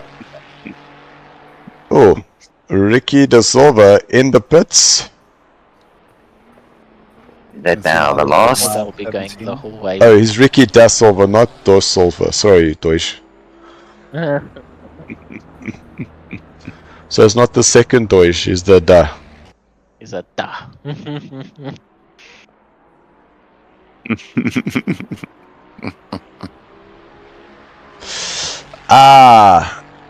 Antonio's just saying I lost you on Facebook. Was it just me? The reason being is Facebook have got a maximum 8-hour stream limit.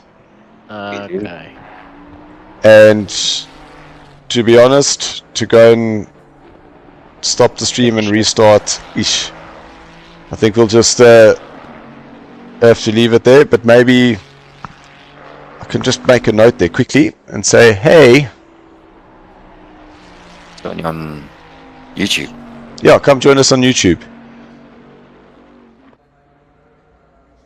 Yeah, because I'm sure a few people will wonder.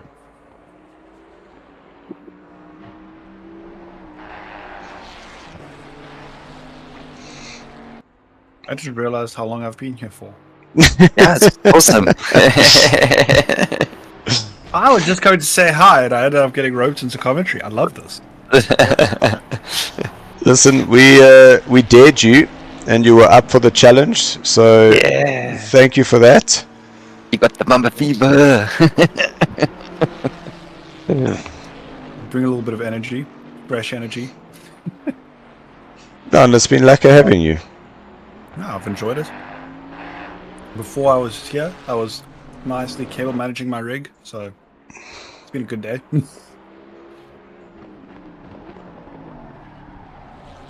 Copy link. Just putting a message up on our Facebook page to say, hey, yo's, come and join us. We've hit the limit. Sneaky, sneaky, sneaky.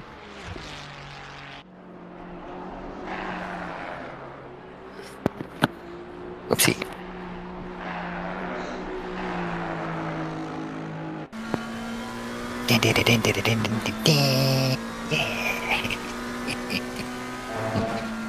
We need like some Mission Impossible music or something. Just add to the tension building up over the last hour and 15 minutes.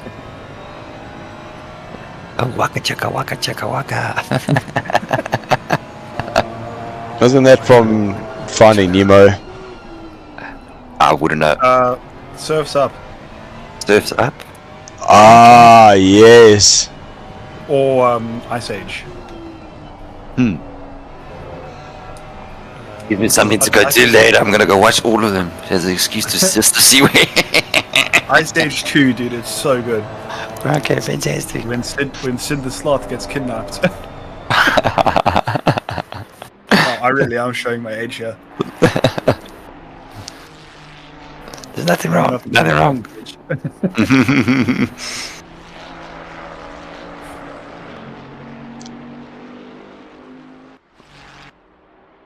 Simply brilliant. I love it. Okay, there we go. So our YouTube link has been shared on the Facebook page. Yeah, come join us, people. Thank you, Antonio, for coming and joining us here. Last 1 hour and 13 minutes. Almost done, Henko. You're so right. Oh! That was Loic also almost done, catching the curb on the exit there. Now this work starts to come to crunch time. Most definitely. This is it. This is where it all starts coming down. Jude Neville, 8 seconds behind Ruan. He's closed that quite But quickly. Jude is supposed to be fuel saving. Jude's not fuel saving, not with a 141.1. No chance. And the reason I say he's supposed to be fuel saving is because he pitted. Does it have any more pits? No, he pitted at the 7 hour 28 mark. He's still got an hour and 12 minutes to go, and he is flooring that thing. Is he perhaps he's gonna do a counting on splash dash. Ruan also having to pit and pitting at the same time? I don't think Ruan is going to be pitting at all. Henko saying this track keeps giving surprises. Henko, unfortunately, we did catch that little spin of the other brothers nearly coming off into the wall. Oof, look at that view. Having a little look back. Yes, like, look at that. Hose. A little snap of the rear.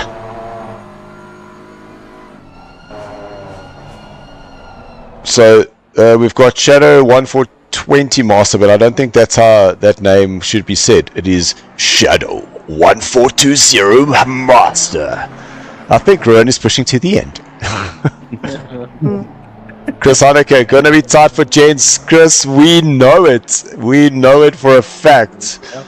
Really looking forward to seeing it all play out right here in just about the last hour of the 9 hour of Kyalami night version, because we started at night and we're now in the night, but we're in the day in game. Messing with our perception of time. Come on guys, it's 11:49 a.m. Yeah, no, it's almost lunchtime. So I'm ready for a nap, I'll be honest. here's an interesting little Hour nap. interesting comment. Chris Haneke saying that he thinks Farmer and Rowan puts it too early. They're going to need to feel safe. That's what we were saying too. Okay, the other brothers in the pits now. So that's the other brother from Henko. This is Christian. There's a place dropped as Ulrich the Jager goes past. Ulrich now into that 10th place, up 7 from where they qualified. Jude still pushing. Oof. Last lap 41.7. So he's sitting in the 41s, which is already blisteringly fast. Yes. But he's got to start worrying about fuel at some point. Unless he's gonna go to try for a splash and dash, then maybe he's just trying to make up as much time as possible. That's also a very good point. I mean, what Look, maybe force the gap down, get as close to Ruan as he possibly can, force Ruan to make a mistake to get a move on. Ruan gets into this false sense of, oh sure, but I better start going faster, and doesn't feel safe, and forces Ruan to make the pit. The other question could be is, with what Jude is doing right now, I mean, he's lapping what? Let's call it 7/10 a lap faster than on his previous stint, or on their previous stint. If he can keep up this pace throughout the stint, he'll make up the 30 seconds it requires for the pit stop. Okay. So here's the counter to that, because Jude did a 1:41.64, Ruan did a 1:41.66. Yep. So they're both doing the same pace. Now the question is Ruan also going to have to pit? At that pace, I think he would be, because Towards the end. Right towards the end, within the last 10-15 minutes, I imagine there would be a pit stop coming. yeah, it's an hour and 30, I think, is too much, especially at the pace that they're running now. Mr. Paul Fenter, having now done what he needs to do. Oh, Chris saying that Mark spun out at the last corner. Can't afford to lose time. 100% there, Chris, because that gap, 32 seconds between yourself and Jude. And from a... where are you? Yeah, 7 hour 45. You guys are definitely not stopping again. So just head down now and try and get as close as they can. And most Push of that them card still so have it's to. Guys, because if Ruan or Jude both need to pit, the Bentley is still in the game here. They're still up for 5th. Absolutely. Their pit stop was perfect. Three-way fight. Jude and Ruan are on that cusp of needing to go for a splash and dash. The gap between Mark and Jude is currently 33 seconds and 8 seconds to Ruan. But Mark can also pick up the pace and not worry about fuel. So that's also another thing. Yeah, agreed. Push that car hard and not have to worry about fuel. So is that something that's maybe going through Jude and Ruan's head? could What get about maybe- tires? Would you change tires as well? No, you can't. No, you 30 can't. seconds, not 30 Oh, seconds. okay. Alright. Sure. Just splash and dash. Splash and dash. And the thing is that if it's a splash and dash, it's like 12 liters. 12 liters is 4 laps. Oh, okay. So it is like 3 seconds of fuel that needs to go into your car.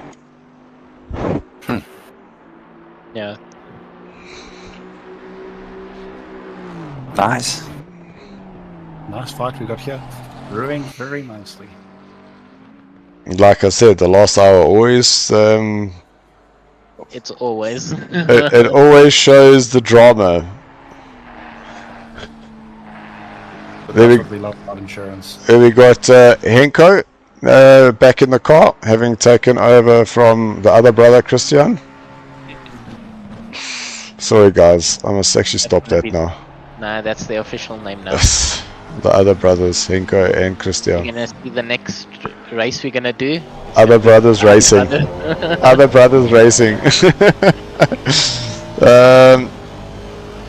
Listen, I'm gonna say it now because I'm confident that it's not gonna happen.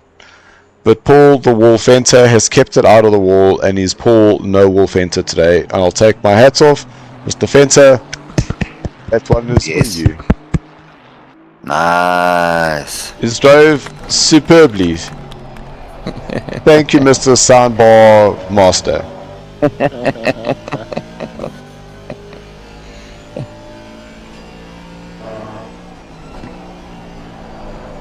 No, but that whole team has driven fantastic. Actually, to have a look who's in that team. 'Cause I don't even know.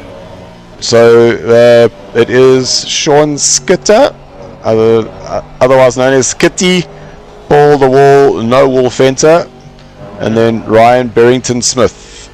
Oh, they did fantastic. They've driven a fantastic race, to be fair. They really have. And just to throw in, we'll just change our brake pad just for Moss. Just because. Yep, I told You you. think we're faster? No pressure. They want a little bit of a challenge. No pressure on them, and no pressure on the brakes either. Yo. Hey guys, we're gonna do this one different. We're gonna go there with no brakes. Gap between Ruan and Jude, 7.4 seconds. Last lap comparison, 41.8 for Ruan, 41.6 for Jude. Mark 42.5. Oh, that was Mark's fastest lap for the stint so far. 41.5. That's a solid time. That really is a solid time.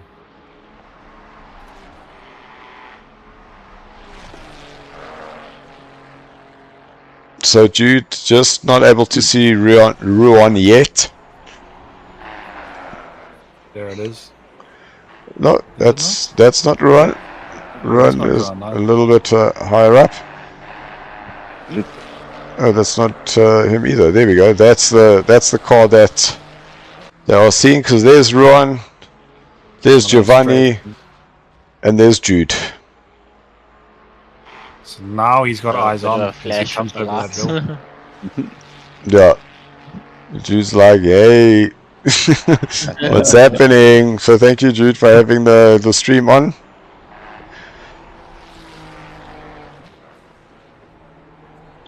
So, sorry, I got to get into character for this. Shadow 142 Master asks, what is the fastest lap? So it has been a 140.7. No, I think Tariq went quicker at night. I think he. I don't remember.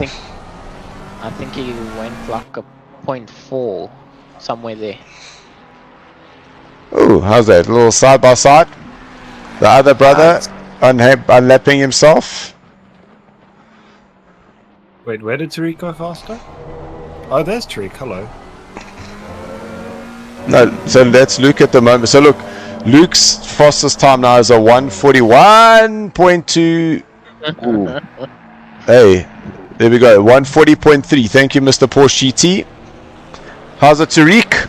We're just confirming when your fastest time was, during the day or during the night. Because Luke says that the car goes faster in the day, and some people are saying it felt like it goes faster at night. So, from your point of view, is it a day or night car? Asking for a friend. There we go. Second stint. So that was at night. Yes. So it was. That's fast. It is a night car. 0.3 Definitely a night car. is fast. 40.3. Sure. One day we'll be that fast, lads. Just not today. That's fast. Well, Henko, congratulations on doing the same thing you did earlier and still not dying. And keeping it off the wall. It's like going through cheetah.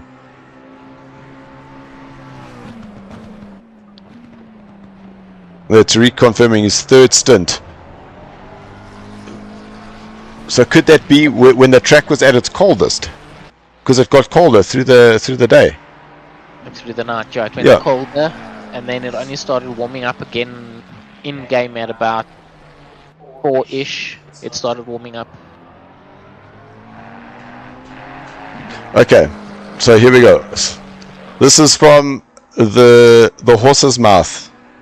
So Tariq is saying cars obviously goes faster at night, and all cars go faster when the temps drop. Obviously that's engine related. Yes. And its relative pace, whether Ferrari's better, is in hotter temps than cold. Thank you very, very much. So yes, the car goes faster, but the fact that it is going faster at night versus the day is relative. Yes. Okay. Thank you. We'll now add that to the SARCO Chronicles of explanations of hot or cold. The reality, cold it is. So be better, fix your setup, and you're good.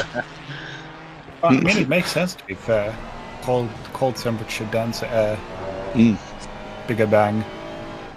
Then those roof fans on to 100%. The ceiling fans in the rooms. Aircons push it up. Okay, so Mr. Porsche GT is saying he's going to ask Cody to show that he can go faster now. Okay. Happy. Happy, happy, happy.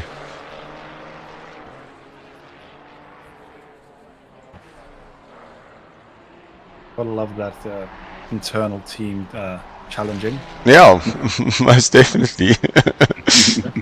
So the time, Jude Neville is closing up 0.7 a lap now, are currently on Ruan. The gap now 5.6 seconds. So there's Ruan now just going down the mine shaft. And he does have Giovanni in between them. So Giovanni 141.8, Jude 141.7. So Jude is actually now catching Giovanni. Nice thing is Jude will also be able to use Giovanni as a tow. Just to sort of carry that car around.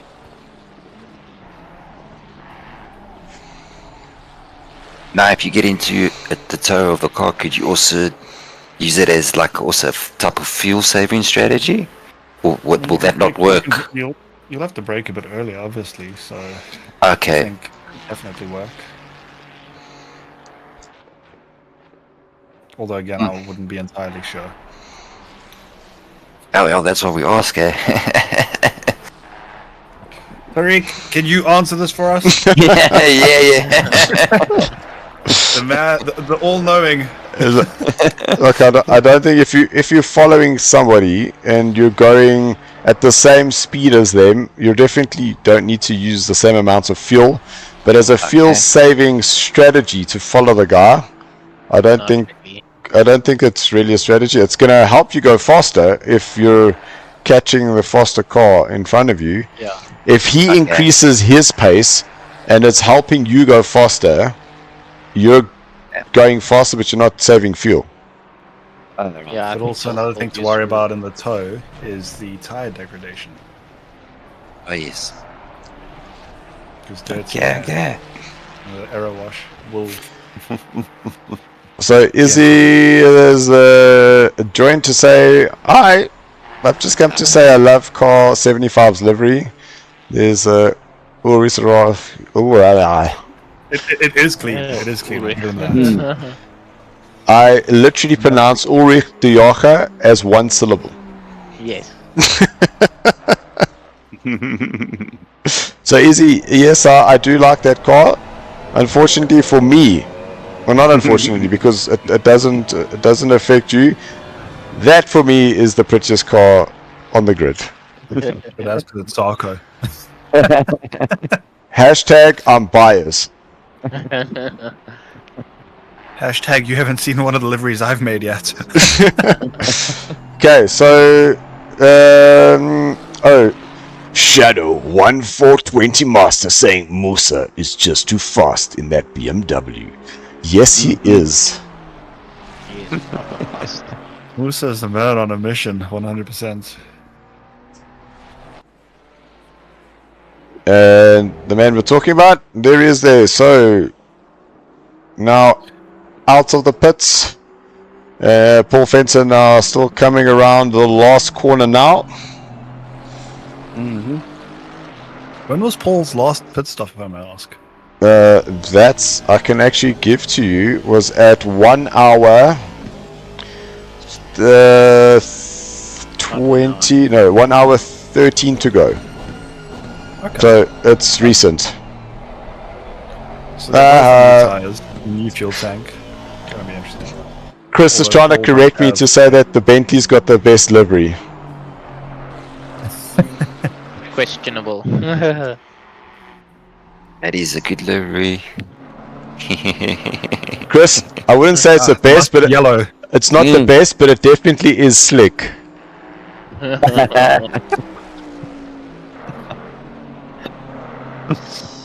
Oh, Michael's here as well. Number 653 is the best livery. Interesting.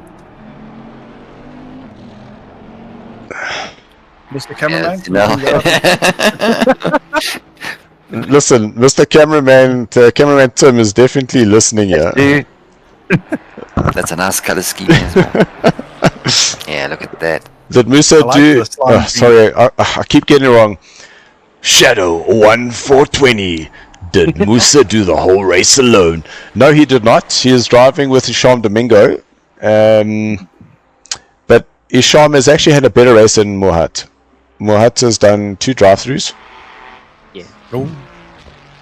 No, Isham had one. Isham had one. They both Yeah, had one. they've both shared the drama. The power of BMW compels you. Oh goodness!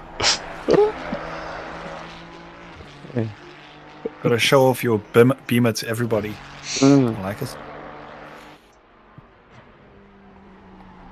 That's nice. To be fair, the BM does look really nice. So I don't know. The body shape is clean. It's a tank, but it's clean. So look, Cody has done a 140.9, so still 0.6 off this faster car at night versus faster car in the day. So quite interesting to see whether he will be able to pull this off. Here's a question for you. I don't Yes. know if you can answer it. What car on track has a second fastest lap, and what is that lap time? That I cannot tell you. Thank you, Jarvis. Has just followed us. Hey. It's Jarvis53, and the reason I can't tell you that is because remember these guys have changed their stint. So every time a new stint comes up on my board, it changes and it gives them the best for that stint. Oh right, I But see. Cody is doing quite well. It's not that far off. Yeah. So from What's the second fastest car this stint then?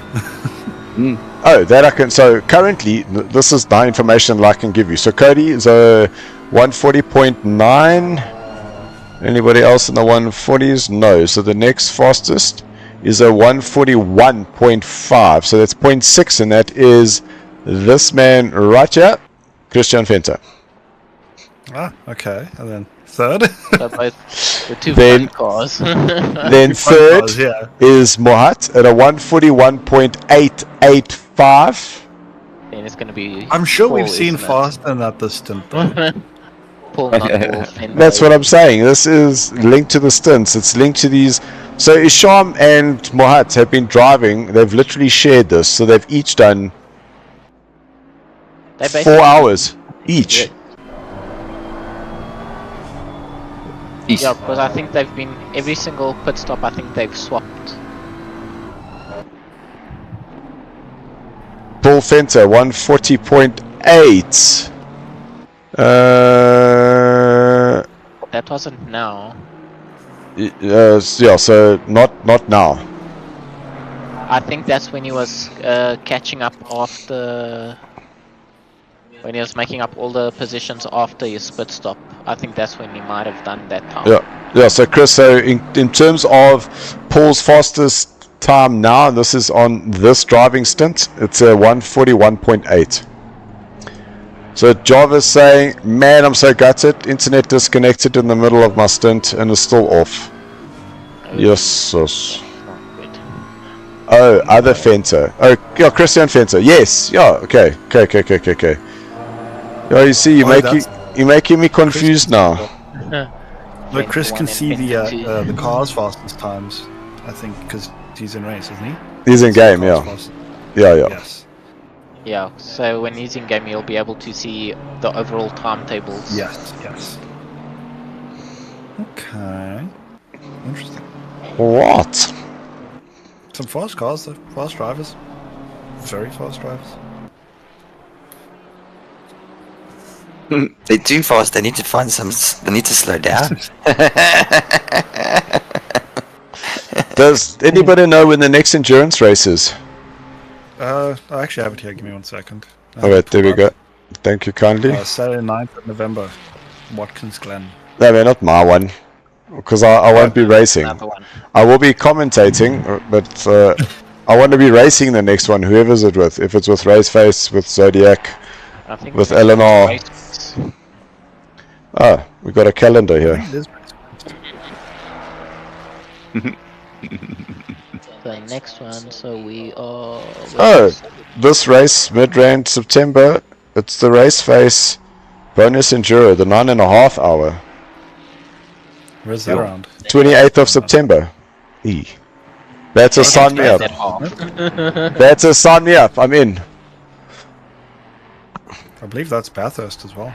There is Bathurst. What's the date of that Bathurst one? Where's Bathurst? Bathurst will be the 26th of October. 26th 12 of hour around Bathurst. That's with Raceface. with Raceface. Okay, guys, go get those entries in. I'm coming to race with you all. 12 hours. What is the date of the SARCO 8 hour of Watkins? 9th of November. 9th of November. 9th of November. Okay. So it will be a week later. 2 weeks later. After Raceface. After Raceface, yeah. Okay, so I've got 2 endurance races that I'm racing before I have to commentate my next enduro. I'm in. I'm racing both. Miguel. Calma, pa. Calma.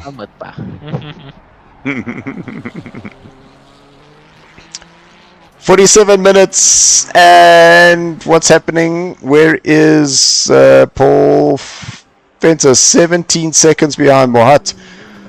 So now it's just about bringing the cars home. The exciting and the drama is still happening around here because Jude still chasing down. Ooh, Jude will snap on the rear. 2.8 seconds ahead of him is that's not Jude's car, that is Jude's car. 2.8 seconds ahead is the Ruan Heineke target. There he is there in the SARCO colors. Jude trying to close him down. Is this still shot? the only thing is if there's no car behind you, it's pointless. You kind of want that rear view when you're chasing someone. So there we go. That is the battle for 5th place with 46 minutes left to go. Will they need to stop? Our automatic mathematications that we've had to make says that they both need to, because of the pace that they've been running. Mark Hennebree is 46 seconds behind. He will not have to stop. It just seems to be losing a little bit of time. Jude 141.6 versus Ruan 142.1. Another half a second there is the gain. It's going to come down to the wire here. Will they need to stop? Oh, Ruan's in the pits. There we go. Called it. Ruan is in the pits. He's had such a consistent 141. Like, I know it's been up and down on the 41s, but it's still been 41s, which is impressive, especially after what? Oh no. 50 minutes of a lap? Someone got a drive through. Who? Loic Roundabout. Oh, yes, he did. Mm-hmm. That is highly unfortunate with another Ferrari right behind him, ready to pounce. So that brings Miguel and the other gents into play there. Just like that. Because 8 seconds behind was that all black Ferrari livery. Ruan's given the car to Farmer. Big change of plans here, and Farmer is now right up behind Mark Hennebree. So Farmer is now going to go and chase Mark with Jude, just needing to go and do a little splash and dash. This 5th place has just been thrown on its head once again. Shadow 1420 Master, let's go Farmer. Yeah. Yeah, that's cool. Jude into the pits as well. Oh, no ways. It's getting spicy. 44 minutes, but Jude's going to have to, I'm sure Jude's just going to splash and dash. There wasn't a driver change for them. No, I don't think there is a driver change for them. I think that'll probably be splash and dash. If it's a splash and dash, unless they make a catastrophic mistake, I think that's a P5 for them, perhaps. That's a lot of time for fuel. Driver change? No. If it's driver change, then you better be putting on tires. Where is Mark in all of this? Oh, here he comes. So Mark is now coming into the last corner. Where is Jude? Jude's down. He's moving. Where's Farmer? Farmer now out of the last corner. Holy cow! Oh, no. Mark Hennebree, he's moved up the position. Jude Neville now out of the pits. Here comes Jason. Jason goes past. No ways!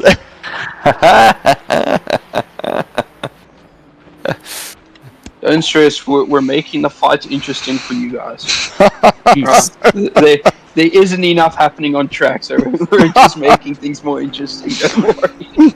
It was done on purpose, I swear. And this is what happens, is people say, how do you even script this stuff? You can't script this. We've been on 3 track warnings for like 4 hours now. No ways. That's just crazy. Well, thank you for making it interesting. Don't stress, you guys will see in like 5 laps we'll be back on them. It's gonna be fun. Alright, cheers, you after. Yeah, right, man. So 42 minutes left to go. Mark Hennebree has got Jason Farmer and Jude Neville behind him.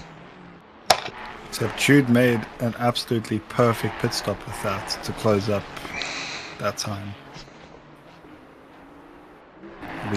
Just seen a message here from Luke Addison. Can I come chat to you all about ACC and temps?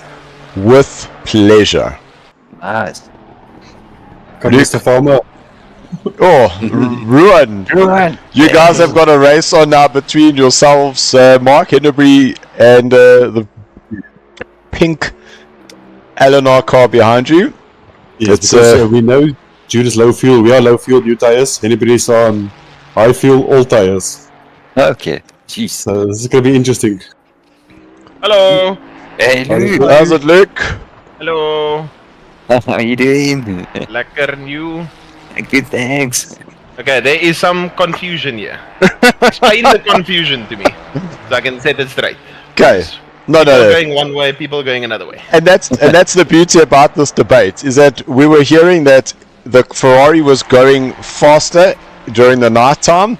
Meanwhile, we are saying that, hold on, the Ferrari actually performs better in the daytime. This is where there's confusion. So from a going faster, the car performs better, but it seems the grip is not the same at night, but there's more grip in the daytime, but slower in terms of the engine.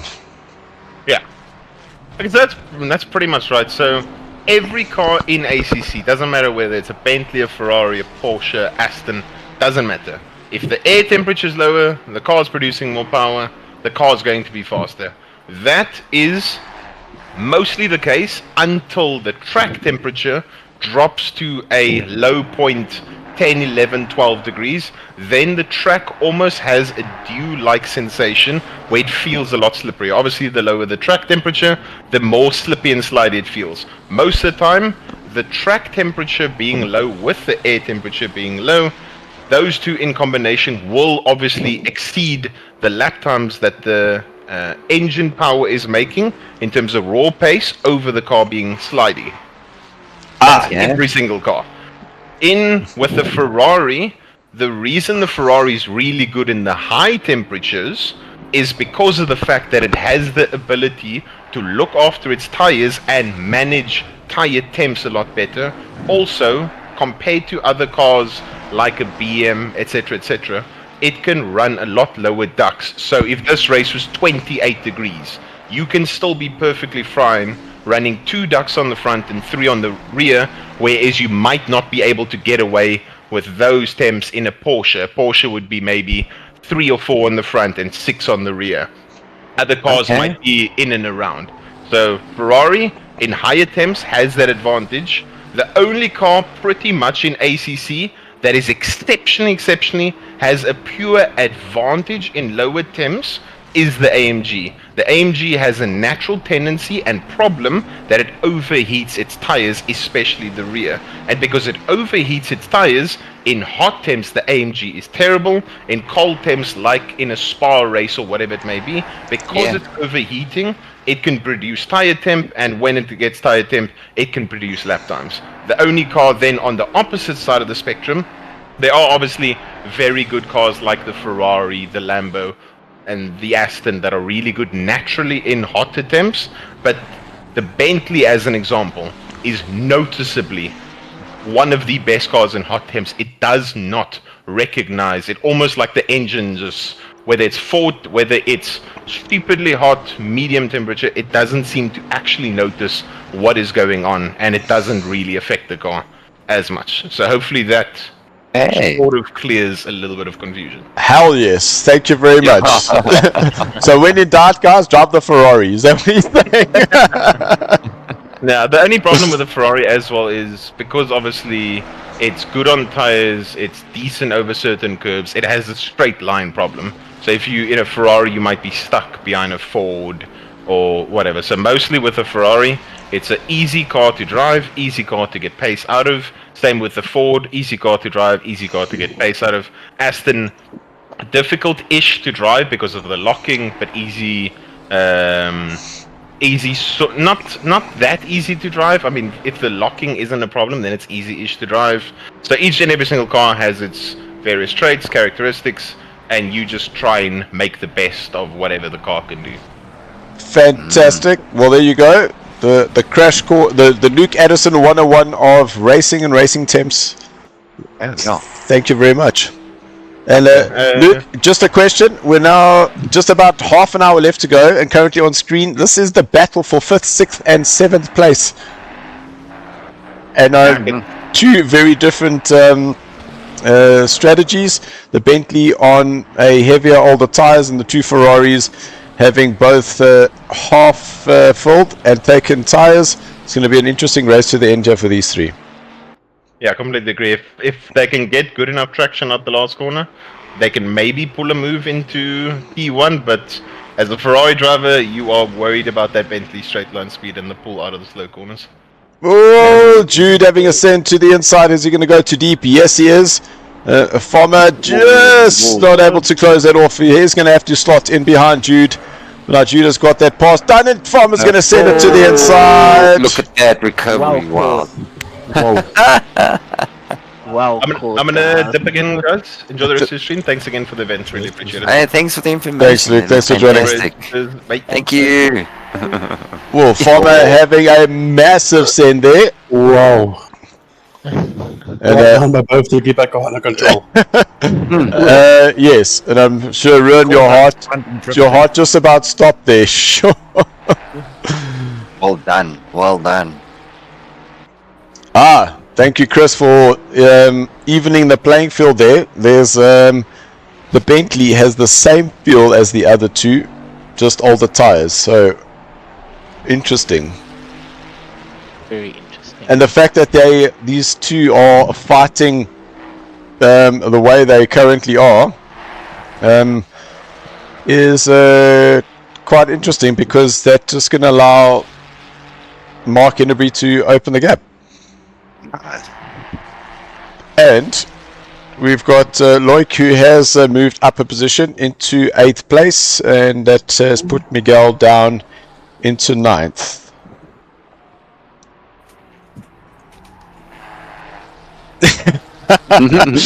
Because I'm thinking about that. Let them fight. Let them fight. Because I'm sure you're very happy to let them fight. Let them get as far away as possible. It's a perfect strat. I was still picturing all that still. I was just picturing how they were sliding together and both came together. That was fantastic. Have we had an instant replay of that by any chance? We've missed the possible window of us doing that. We can only go back a certain amount. But yeah, what a save. I know. And Dylan, I know you've told me, but man, I'm itching to try it at the Audi here. I know you said it's a difficult car to race. Correction. Good luck. To set it up. For me to drive and set it up, it's tricky. I tried to drive it for a season. It is very tricky. As it exit hectic, yeah. But is it quick though? Not in a straight line.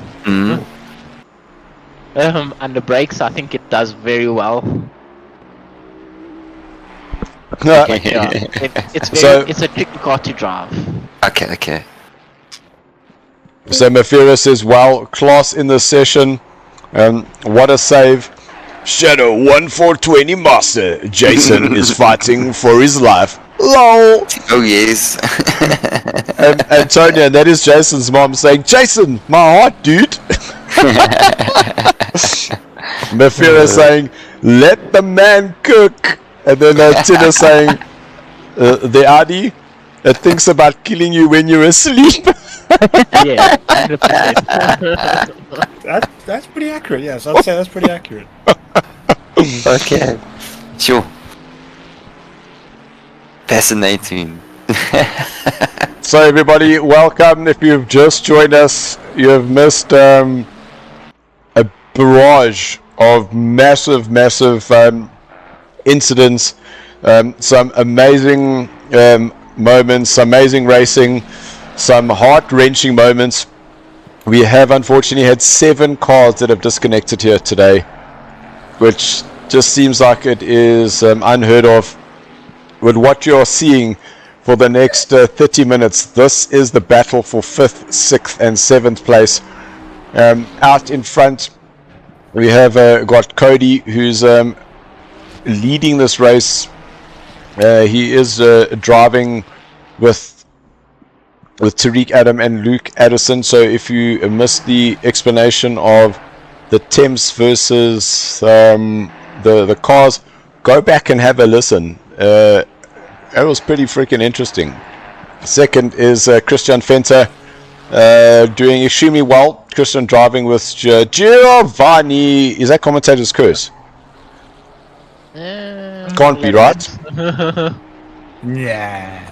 Can't be. Okay, Mohat Musa and Isham Domingo, they're in third. Also a great drive there for them. And so far, just some of the comments that we have had is the Eleanor. Ooh, hold on. Bitting. Oh, that's interesting.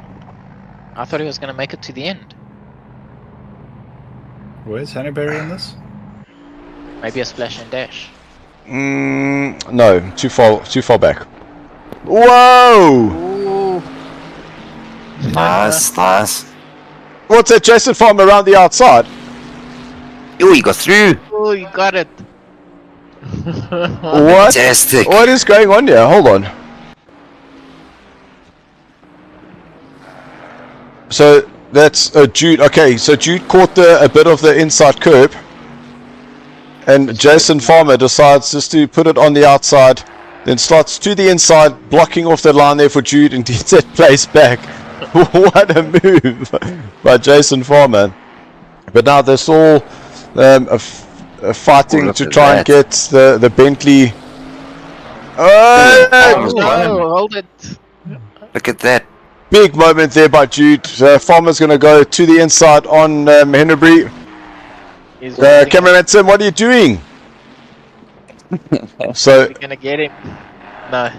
He's going going to to try the cutback, but not able to get the acceleration compared to the Bentley.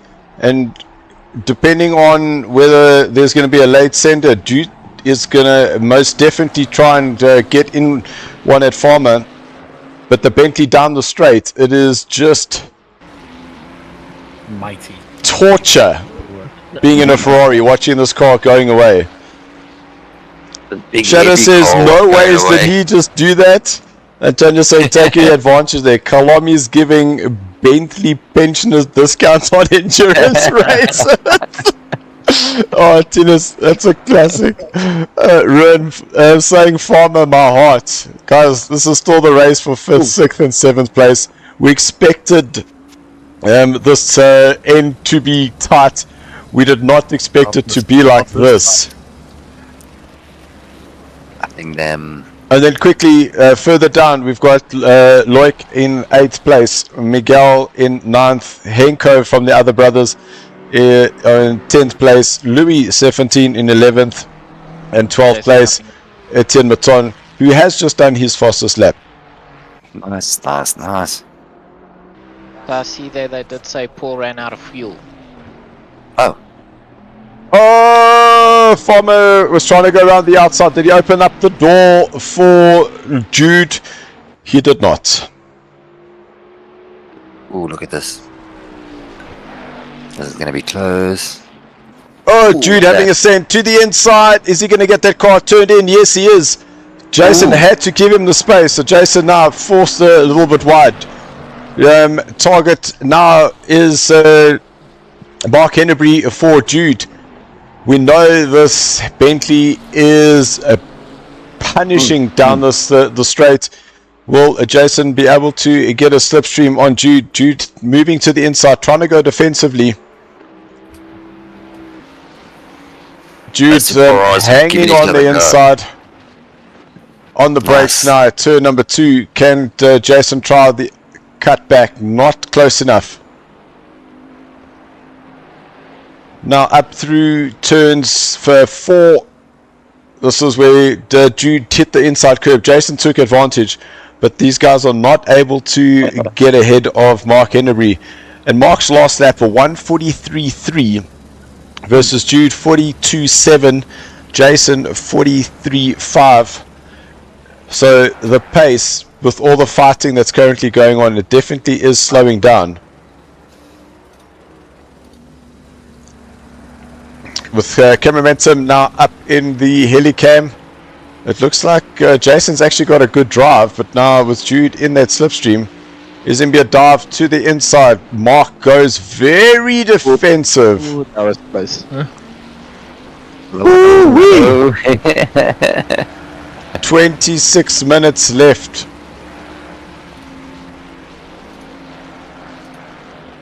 Look at that, Mark, defensive straight away. Jude's going to try go around the outside.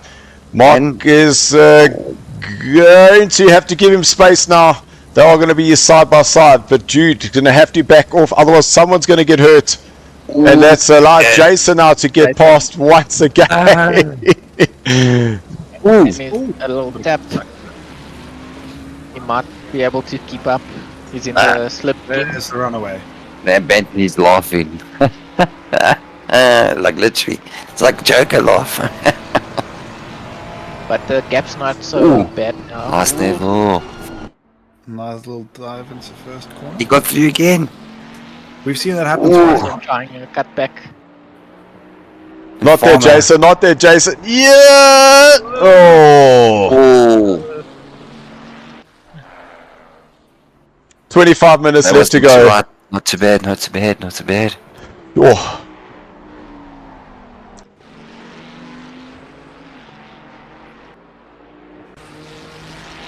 So Jason on the inside, Jude just touching him on the outside there. But you can see Jude now just dropping back. He's going to have to get He's going to push again. Get his head down, start closing up again. Still, there was a good pass from Jason. He was there.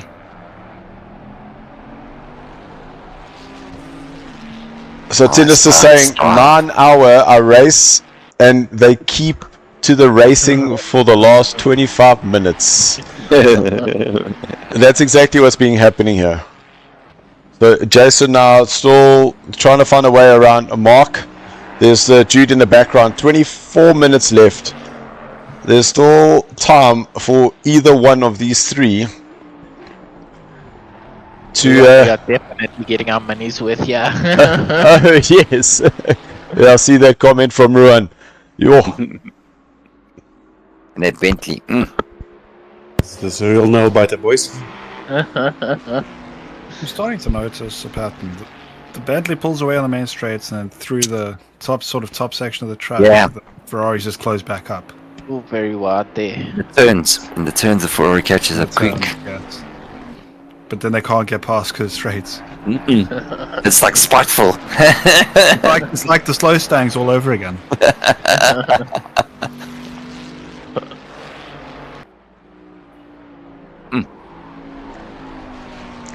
Yeah, now then. Now the Ferrari's going to be on him. I think Jason's Yeah, trying to get a look at good run. The thing is that the longer that Jason is behind Mark, the quicker Jude is going to catch him. Yes. I mean, you can already see Jude's closed up in massive amounts. Just this lap alone. Jason looking everywhere. Drag race down the mine shaft. Hey, you might have this on the inside. No, it doesn't matter because the Bentley's going to have the straight line speed down there anyway. Bentley's on the inside. It's going to close off the exit. Easy corner there for Mark. And guess what? Jude is right back in it. Jason's just trying to show the nose any which place he can. He's searching. Trying He's to looking. put some mamba fever on him. Ah, yes, he's right there. Come, Jude. And big drive, push. I can't put my money on who I see actually winning this battle out of these three. No, honestly, it's so close. It's gonna be any of them. Oh. Ooh, good catch. Jude is pushing. This takes that corner so nice. Oh, Jude got a good exit there. No, he's hit the dirt. That's going to slow him up. Otherwise, he would have had the run into Sunset. Could have just slotted up on the inside. Nice. Oh, but there's a Ferrari A little wide. bit wide by Jason. And he's on a compromised line. Give Jude a run there. Oh, there you see, that's how I see it. So popcorn, yellow, stripe, smile. Popcorn, yellow, smile, stripe. So You can see Fred is chowing some popcorn there. And Ruin's still biting his nails as it looked like Farmer was going to try go around the outside. Hey, squeeze it through. Ooh, nice squeeze through. Very ambitious one there. And Oh, here comes Jude. Ooh. I think Jude might catch him. He's got him.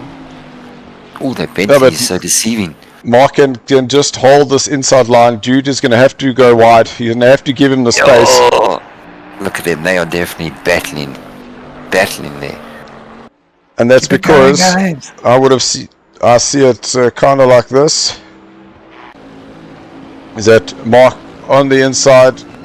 He goes there. He has earned that space. Jude has to give him the space. They do make a little bit of side contact.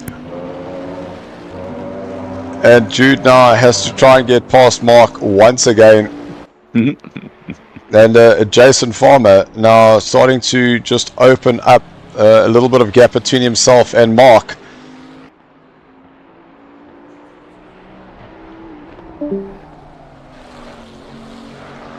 The chat is going absolutely ballistic. So Jude is doing really well. Go Jason. Wow, Jude. Great fight back. So very, very interesting race here. Still 20 minutes left to go. Yo.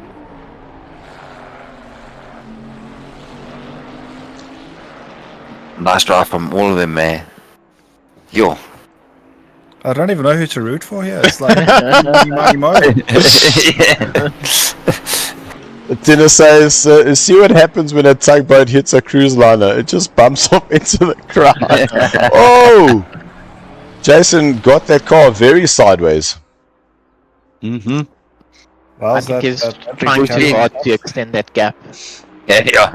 It's like, I've got to get away from them.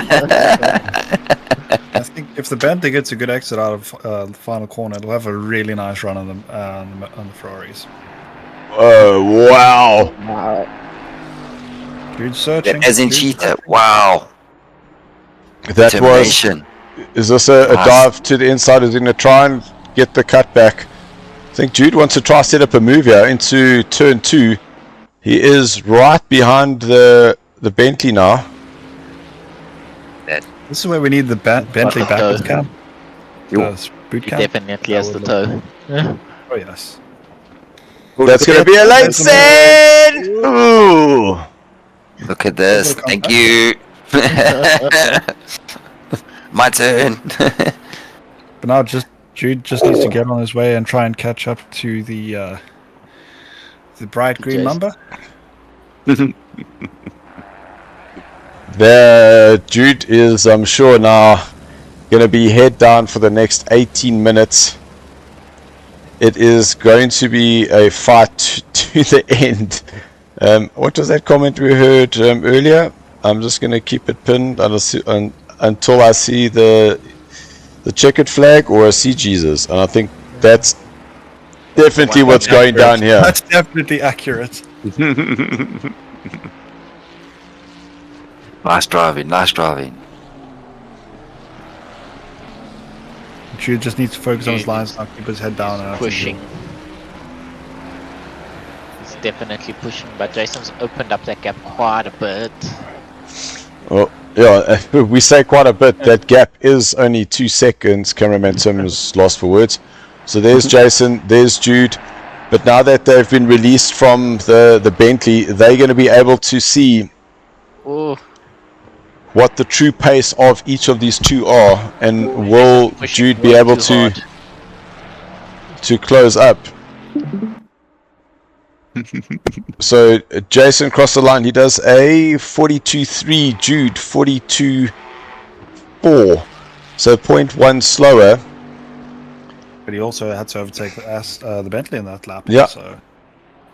So Tinder's Butter saying, sent that from Eleanor on Tuesday. Yeah, Mafira, they're saying get in, Jude. Look. Oh no. Drive through for Christian. So Christian will have to do a drive through, but that what that will do is still keep him ahead of Mohat. Because Mahat is 90 odd seconds behind in third place. It will put them onto the same lap. That is correct. So Jude has now closed half a second on Jason Farmer. Dude's Nice. absolutely pinning it.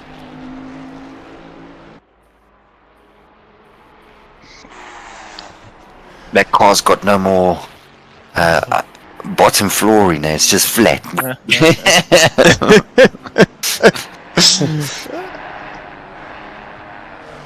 Yeah, no, he's pushing that Ferrari to its limits.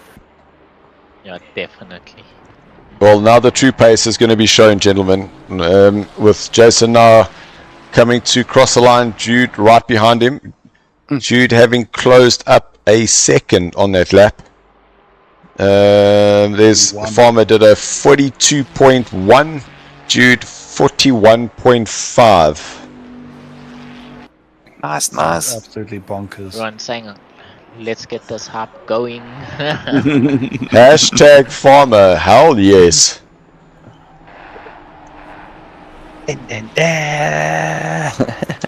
There's only 15 minutes left to go. Can we get the Jaws theme song? Dude. We can have another battle on our hands. I think this is going to be a good one. Last 15 minutes on an hour long. Plenty fast. Oh, really? Wide? Farmer was a little bit wide, but what happens is Jude went and followed him. You're taking a lot of curb there. It's also cutting the line going up into Leeuwkop.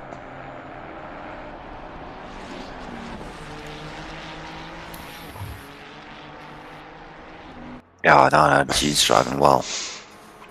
So there's some mixed feelings there. Antonio is saying, Yowza, Jude, what a lap time. Tina's Buerta, I raced against both these guys. I don't know who to choose.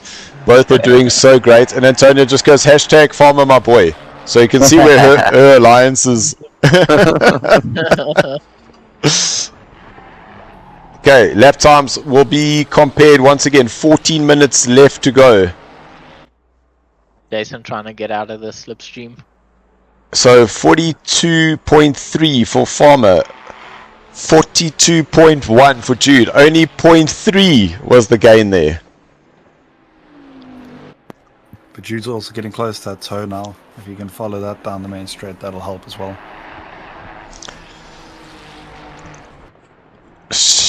Shadow 1420, Farmer all the way. Sometimes I feel like I'm alone out here supporting Jude. Guys, at this point, I'm supporting the racing. That's all I'm saying. Exactly. Yes, The definitely. racing's just so clean. Well, we won't say clean. There's definitely been some shoulders, elbows out the last couple of laps. But Clean is the wrong word. Saucy, I'd say.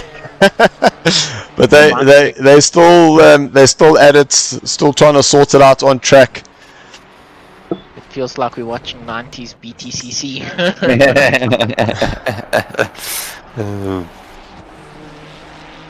We got Neville chasing Farmer.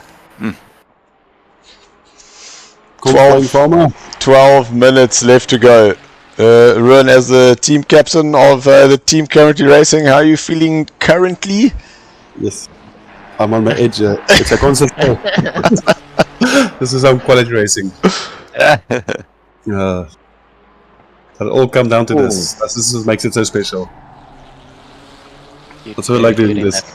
Oh, dude, that's track limits, man. Mustn't get a drive. Alright. So, Mafira, or was it Mafira? I want to see. No, it was actually Tinnis. So from now on, there's now going to be a new word.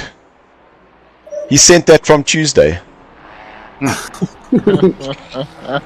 That move came from Tuesday, and then we know exactly what it means. 100%. The SARCO Chronicles continue.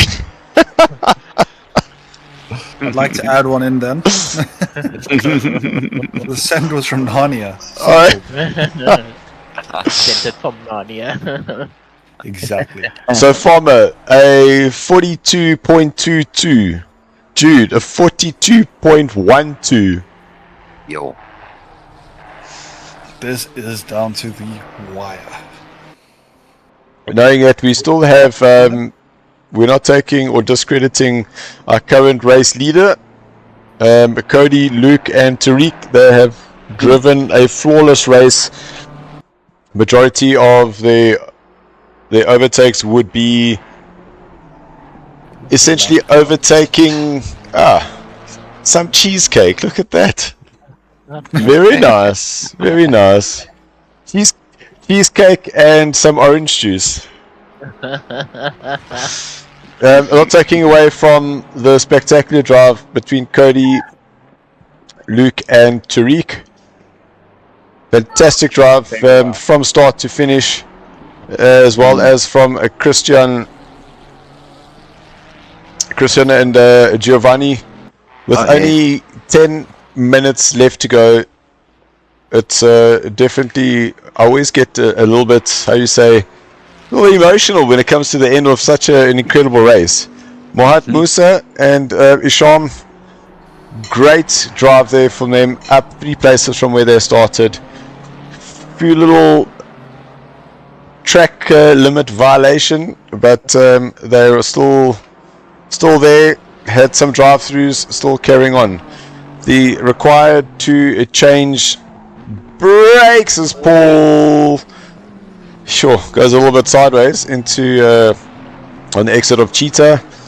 They've done absolutely great there between him, Skitty, as well as Ryan.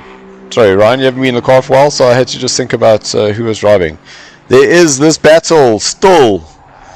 9 minutes left. Jude Neville, 0.8 of a second behind Jason Farmer.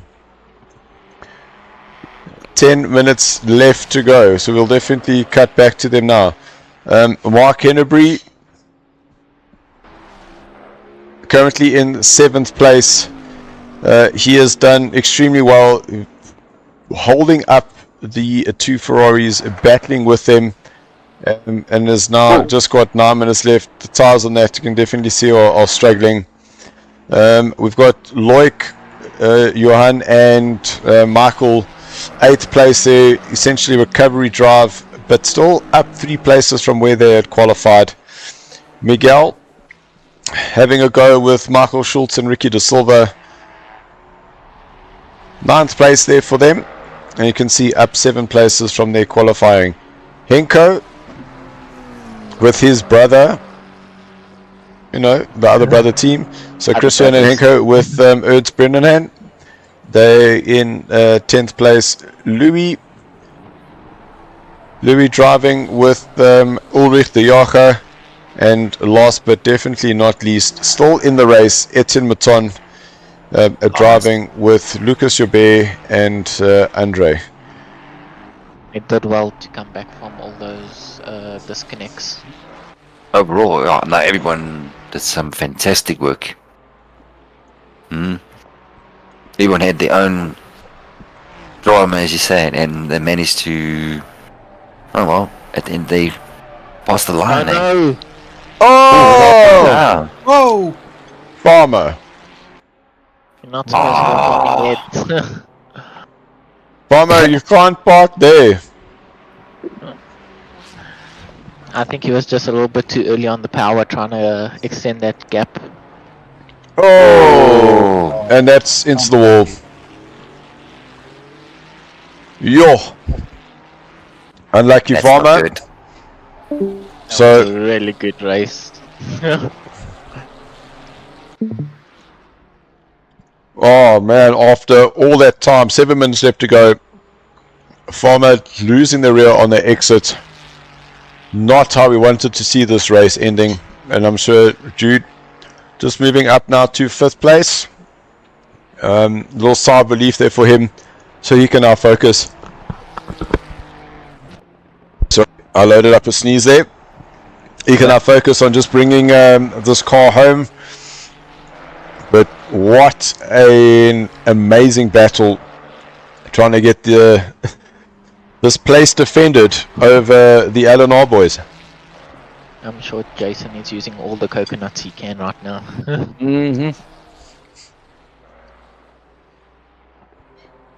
Yeah, the defense was strong. Very, very strong.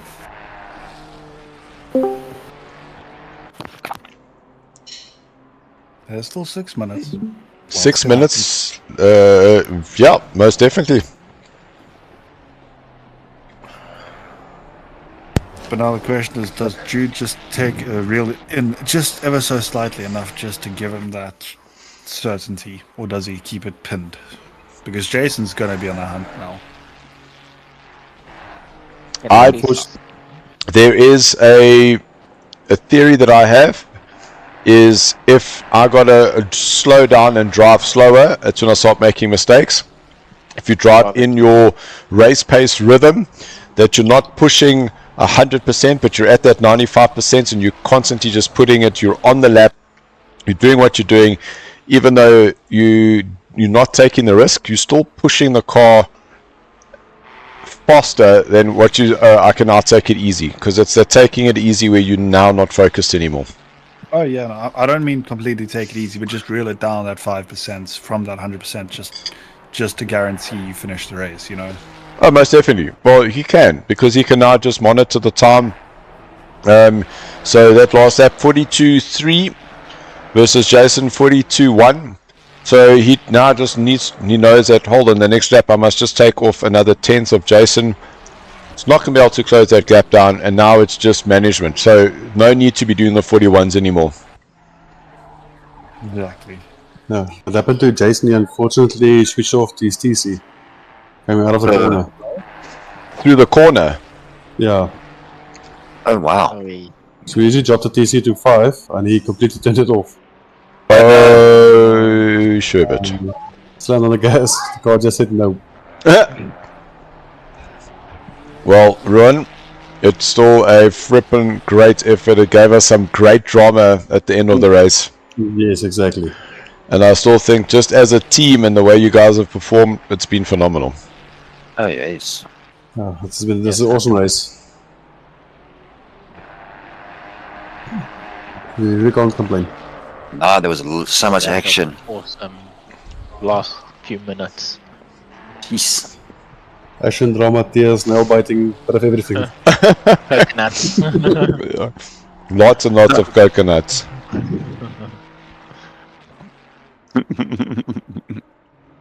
But I see Jason's actually, I don't think he picked up too much damage, because he went from 2.7 to 2.5. What? The chase is on? Well, Jason did a 141.9. So he's still pushing. He is still pushing. He is making time up. Anybody in the But pits? I don't know if it's enough. What? Oh, yes. So, did they get their fuel wrong? It might have been just a little bit off, yes. Splash So they dash. take- Whoops, something stalled. Make sure your pit limit is on. I think that's he got okay. the fuel a little bit wrong. That's 2 laps of fuel, 6 liters. About, yeah. The ultimate splash and dash.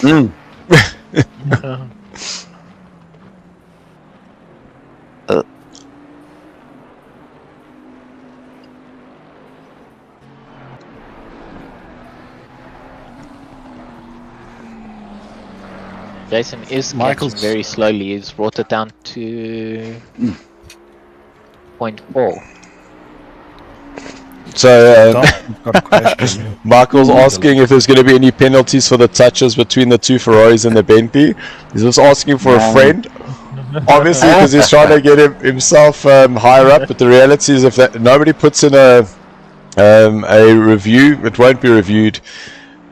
I think it's kind of just landed the way it almost would have been expected. Not to discredit anybody, but just from the racing and the challenging that they were doing. There were some dodgy elbows out, but it wasn't like it was a massive dive bomb sending them off. And all I can say, if guys, that racing was fantastic. It was exciting for us to see. Yes, there was a little bit of bumping, but there wasn't any, I'm going to bump you off, push you off into the dirt, and I'm going to continue going. Yeah, I think it was just hard racing. Yeah, that's just hard racing. The guys are just pushing to the limit. In saying that, according to the rules and according to the guidelines and according to, there may be some penalties dished out should an admin team have wanted to look at it. Yes, If it was reported. if it was reported. That was just a good old-fashioned battle. It's very unpredictable that the car's going to do that. But I mean, that was fantastic. It was fighting. Yeah, from our point of view, it was awesome. Right, man. Leader is on the final lap. Give it all you can. Well, there we go. Cody, nice. Cody officially giving the last lap of the 9 hour of Kyalami. Who came the closest? 317. 317. Yeah, we said 328.5. That's what we said, but who came closest to the 317? True story.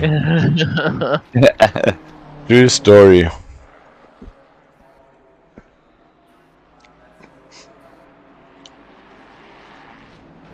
And that is the end of the 9 hours, done and dusted in terms of the countdown. This will officially be the last lap.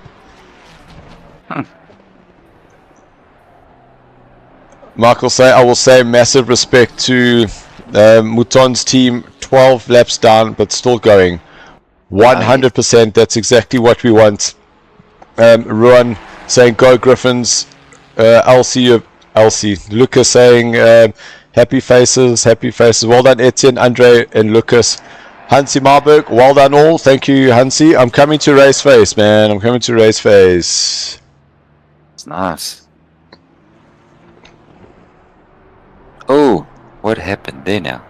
Ashroll and Louis and Ulrich. Here we go. There Cody we go. Sherratt crosses the line. Nice, guys. Nice. Well done. Second place, or third place there to Mohat Musa, who has now just crossed the line. That was Miguel doing donuts before the start finish. No ways. No, but was that on purpose, or did he actually lose it on the exit?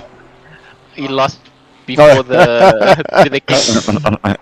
There we go. There's some donuts, buddy. Yeah. I don't think that's allowed, Christian. You got to do it this side of the line.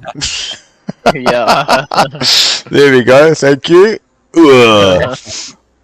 So it's a second place there for Christian. Then Paul, not in the wall, Fenta. Nice. He kept it on the wall the whole race. So my hat definitely goes off to him. Mustangs didn't though. You mean the Lostangs? And the Lost Dance. Yeah, the Lostangs didn't. Yes. The Lostangs are gone. There's no more of them. They're extinct.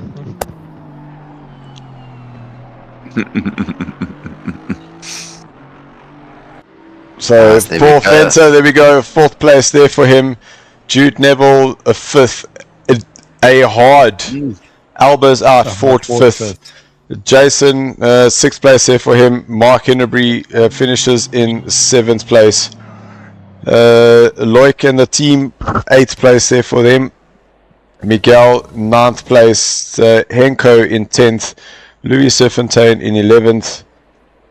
Etienne in 12th place. So amazing drive there. We are gonna just get our top 3 into the chat, and we will be back shortly, so don't go away. We'll definitely want to see you in the driver interviews. We'll be back now.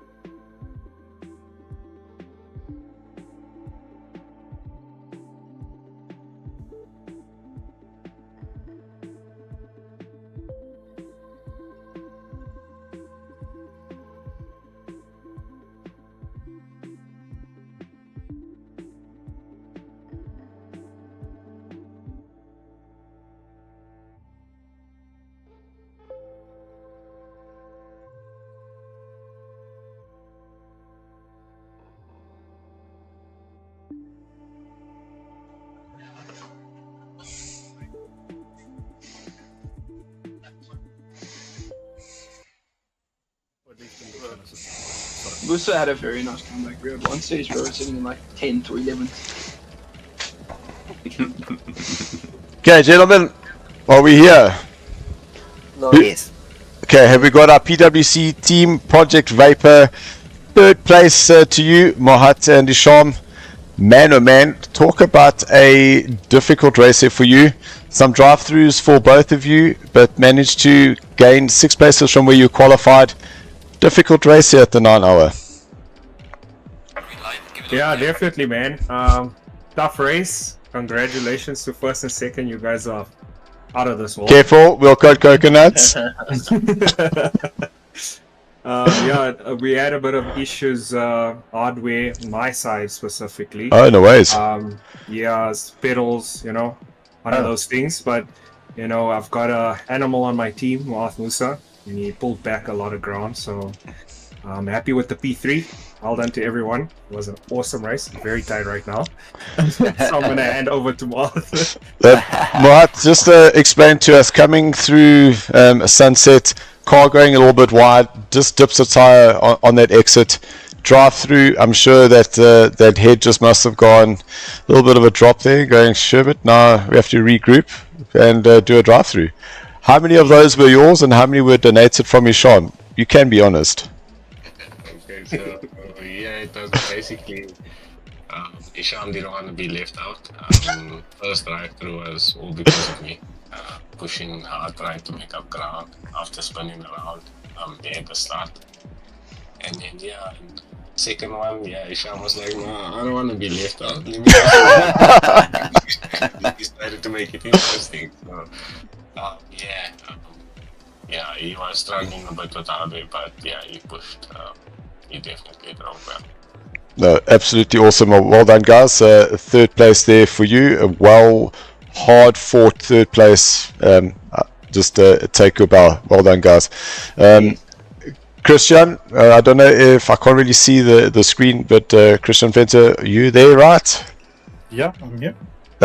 Second place there for you. Unfortunately, a few laps behind Tariq and the boys. but an enjoyable race and not too much hassles there for you in that second place. Yeah, I mean, we didn't make it easy for ourselves. We started on brake pad 1, so we had to pit and change that after the first stint. I had a pretty big spin just after sunset. We got a drive-through at the end, so it was interesting. So while there weren't many battles, you guys were basically battling against yourselves, but managed to come through.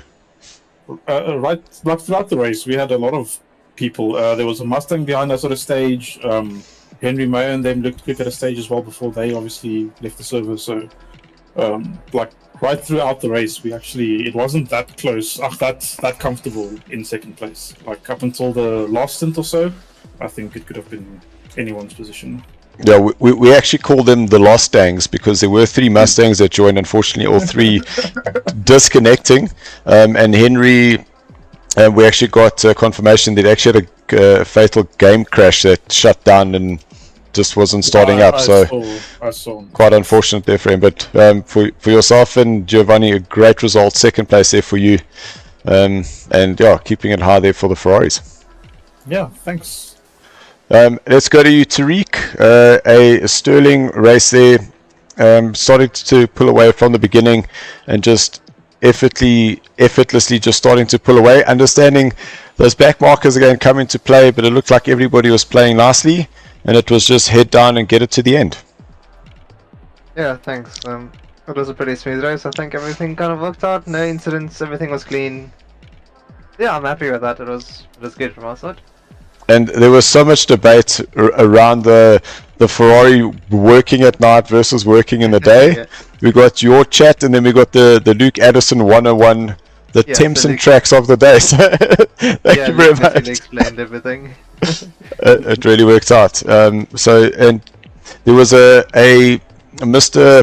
Porsche GT saying that he was going to ask Cody to come on and prove that he can actually go faster during the day. Didn't quite get there, so at least we are able to hold just a little bit of face in the commentary box. But well done to you, Luke, and Cody. Absolute great drive there in first overall for round number 3, and that's 3 wins back to back for your team. Yeah, thanks. Yeah, it's looking good. Hopefully we can do the same for the next one. And that's the 8 hours of Watkins Glen. I'm looking forward to that. That was the first one that we actually held last year. So looking forward. That is later on in the year. I had the dates. I didn't write it down, so I can't tell you, but we will keep everybody posted. Guys, a big thank you to NAG. A big thank you for them letting us set up in their studio. Really appreciate and really looking forward to seeing everybody at our next race. Guys, it's been absolutely fantastic, and looking forward to seeing everybody soon. Without further ado, to our admin team sitting in the back, thank you guys, you've been fantastic. To Doige that helped us at the NAG office, helping with the commentary, and AD, you've done just about the same amount of time as we have, so thank you very much. And then to all our visitors that have come and joined us. It's been absolutely awesome having you. To Liam, to Michael, to Ruan, to Chris who came and joined us, as well as Marius in the comments box. Guys, thank you very much. Looking forward to seeing you all next time. Thank you very much, guys. We'll see you soon. Keep practicing, keep racing, and thanks for watching. Yos. Bye.